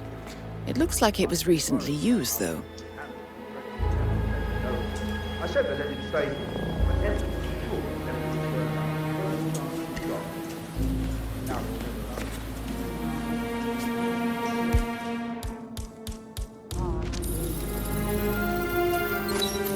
This is a table showing lethal dosages for the poison used to kill Zachary. Something is circled, 47. Female, age 65 to 79, 60 to 64 kilograms. I'd say Madame Carlisle is next in line for a poisoning. You have uncovered enough evidence to tell Madame Carlisle that Emma is the murderer. Quite the detective, 47. I'm impressed. I suggest you go tell Mr. Fernsby.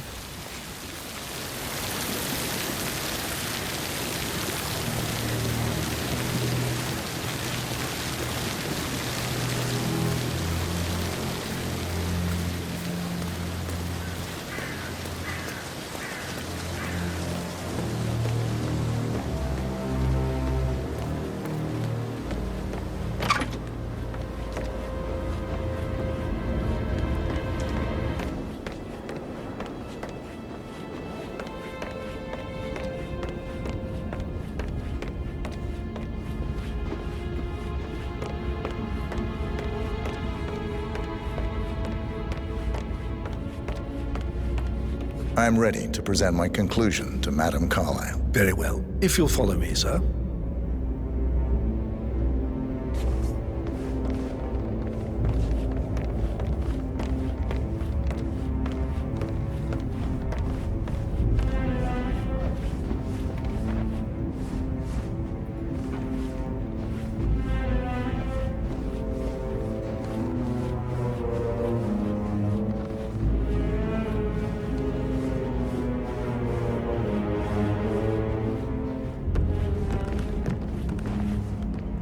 How are you, sir?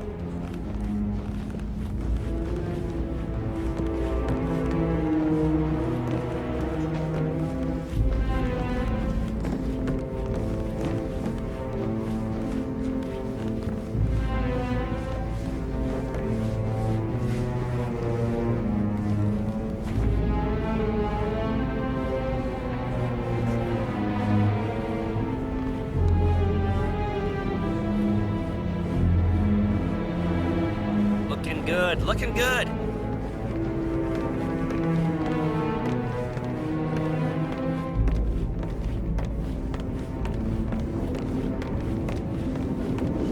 This is Madame Carlyle's office. On today. Please step inside. Can't be too careful.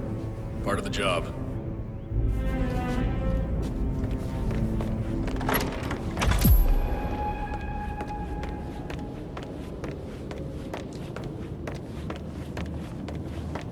So, Mr. Whitmer, you've reached a conclusion. Take a seat. Please, go ahead. Your niece, Emma Carlyle, murdered your brother Zachary. My niece? Emma is not my niece. She's my daughter-in-law. And your niece. Emma is the illegitimate child of your late older brother Montgomery, who you and Zachary killed 46 years ago. That's preposterous. You asked me to find out what happened to Zachary. Would you rather not know? No. No, go on.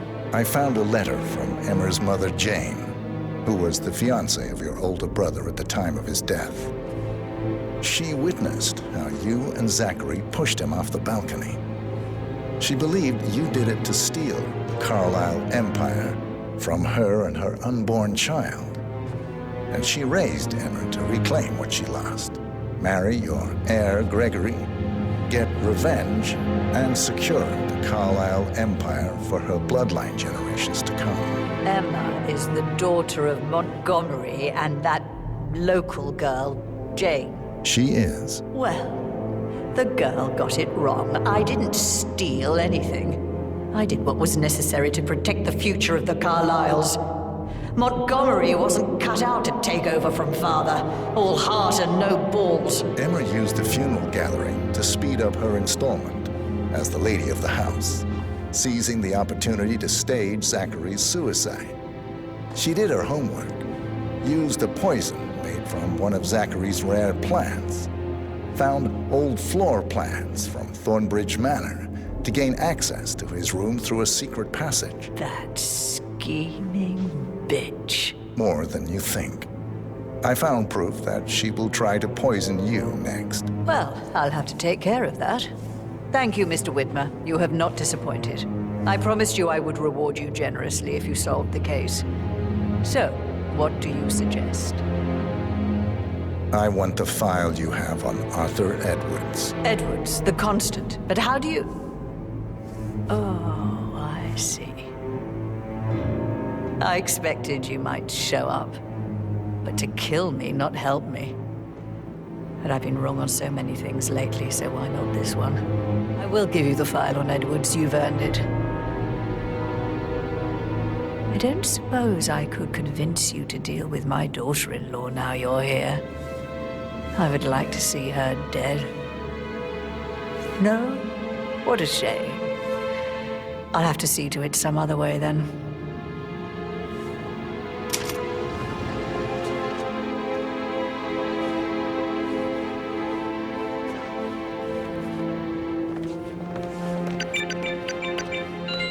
The file you want is in the safe. God, Brilliant, I sir. hope you get Edwards and make him hurt. I need some privacy. Thank you.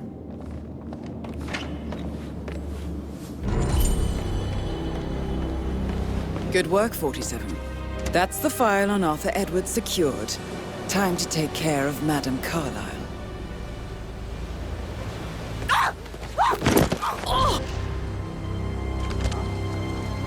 Mission complete. Well done, 47.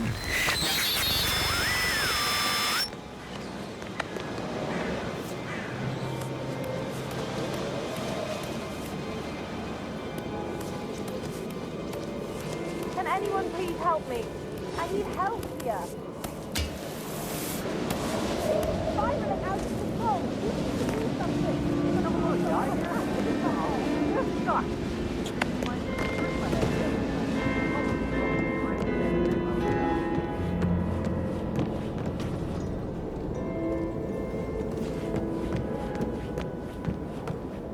You are 555 Echo Foxtrot, come in. Looks like we had an unfortunate accident here.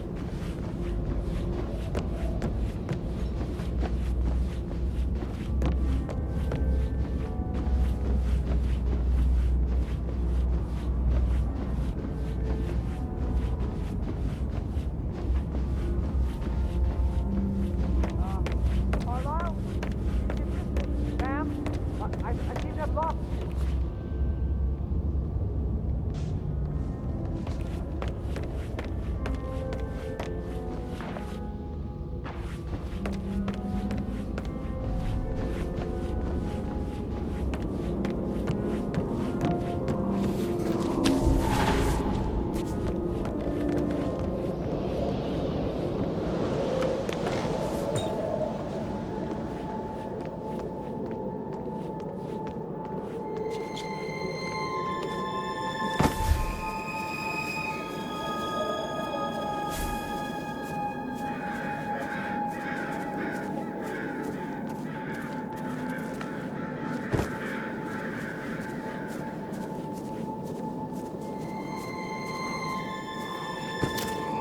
Glad I wasn't there when Madame Carlyle showed up this morning.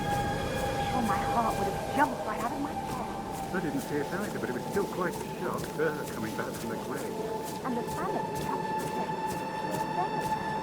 Thomas was not Madame Carlyle.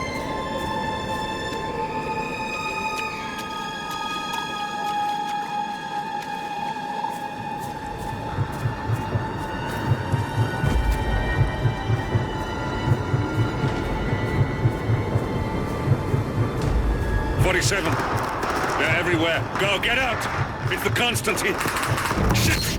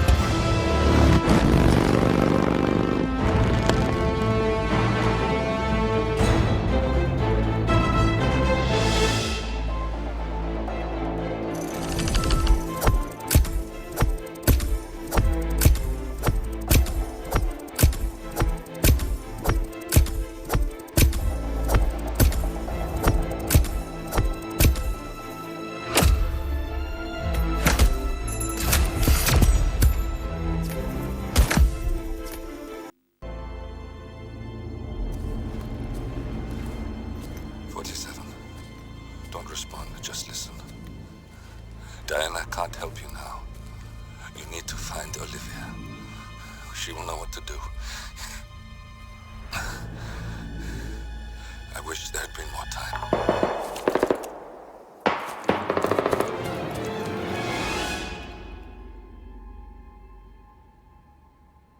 And then there were none. Thank you, Miss Burnwood. Now, it's my turn.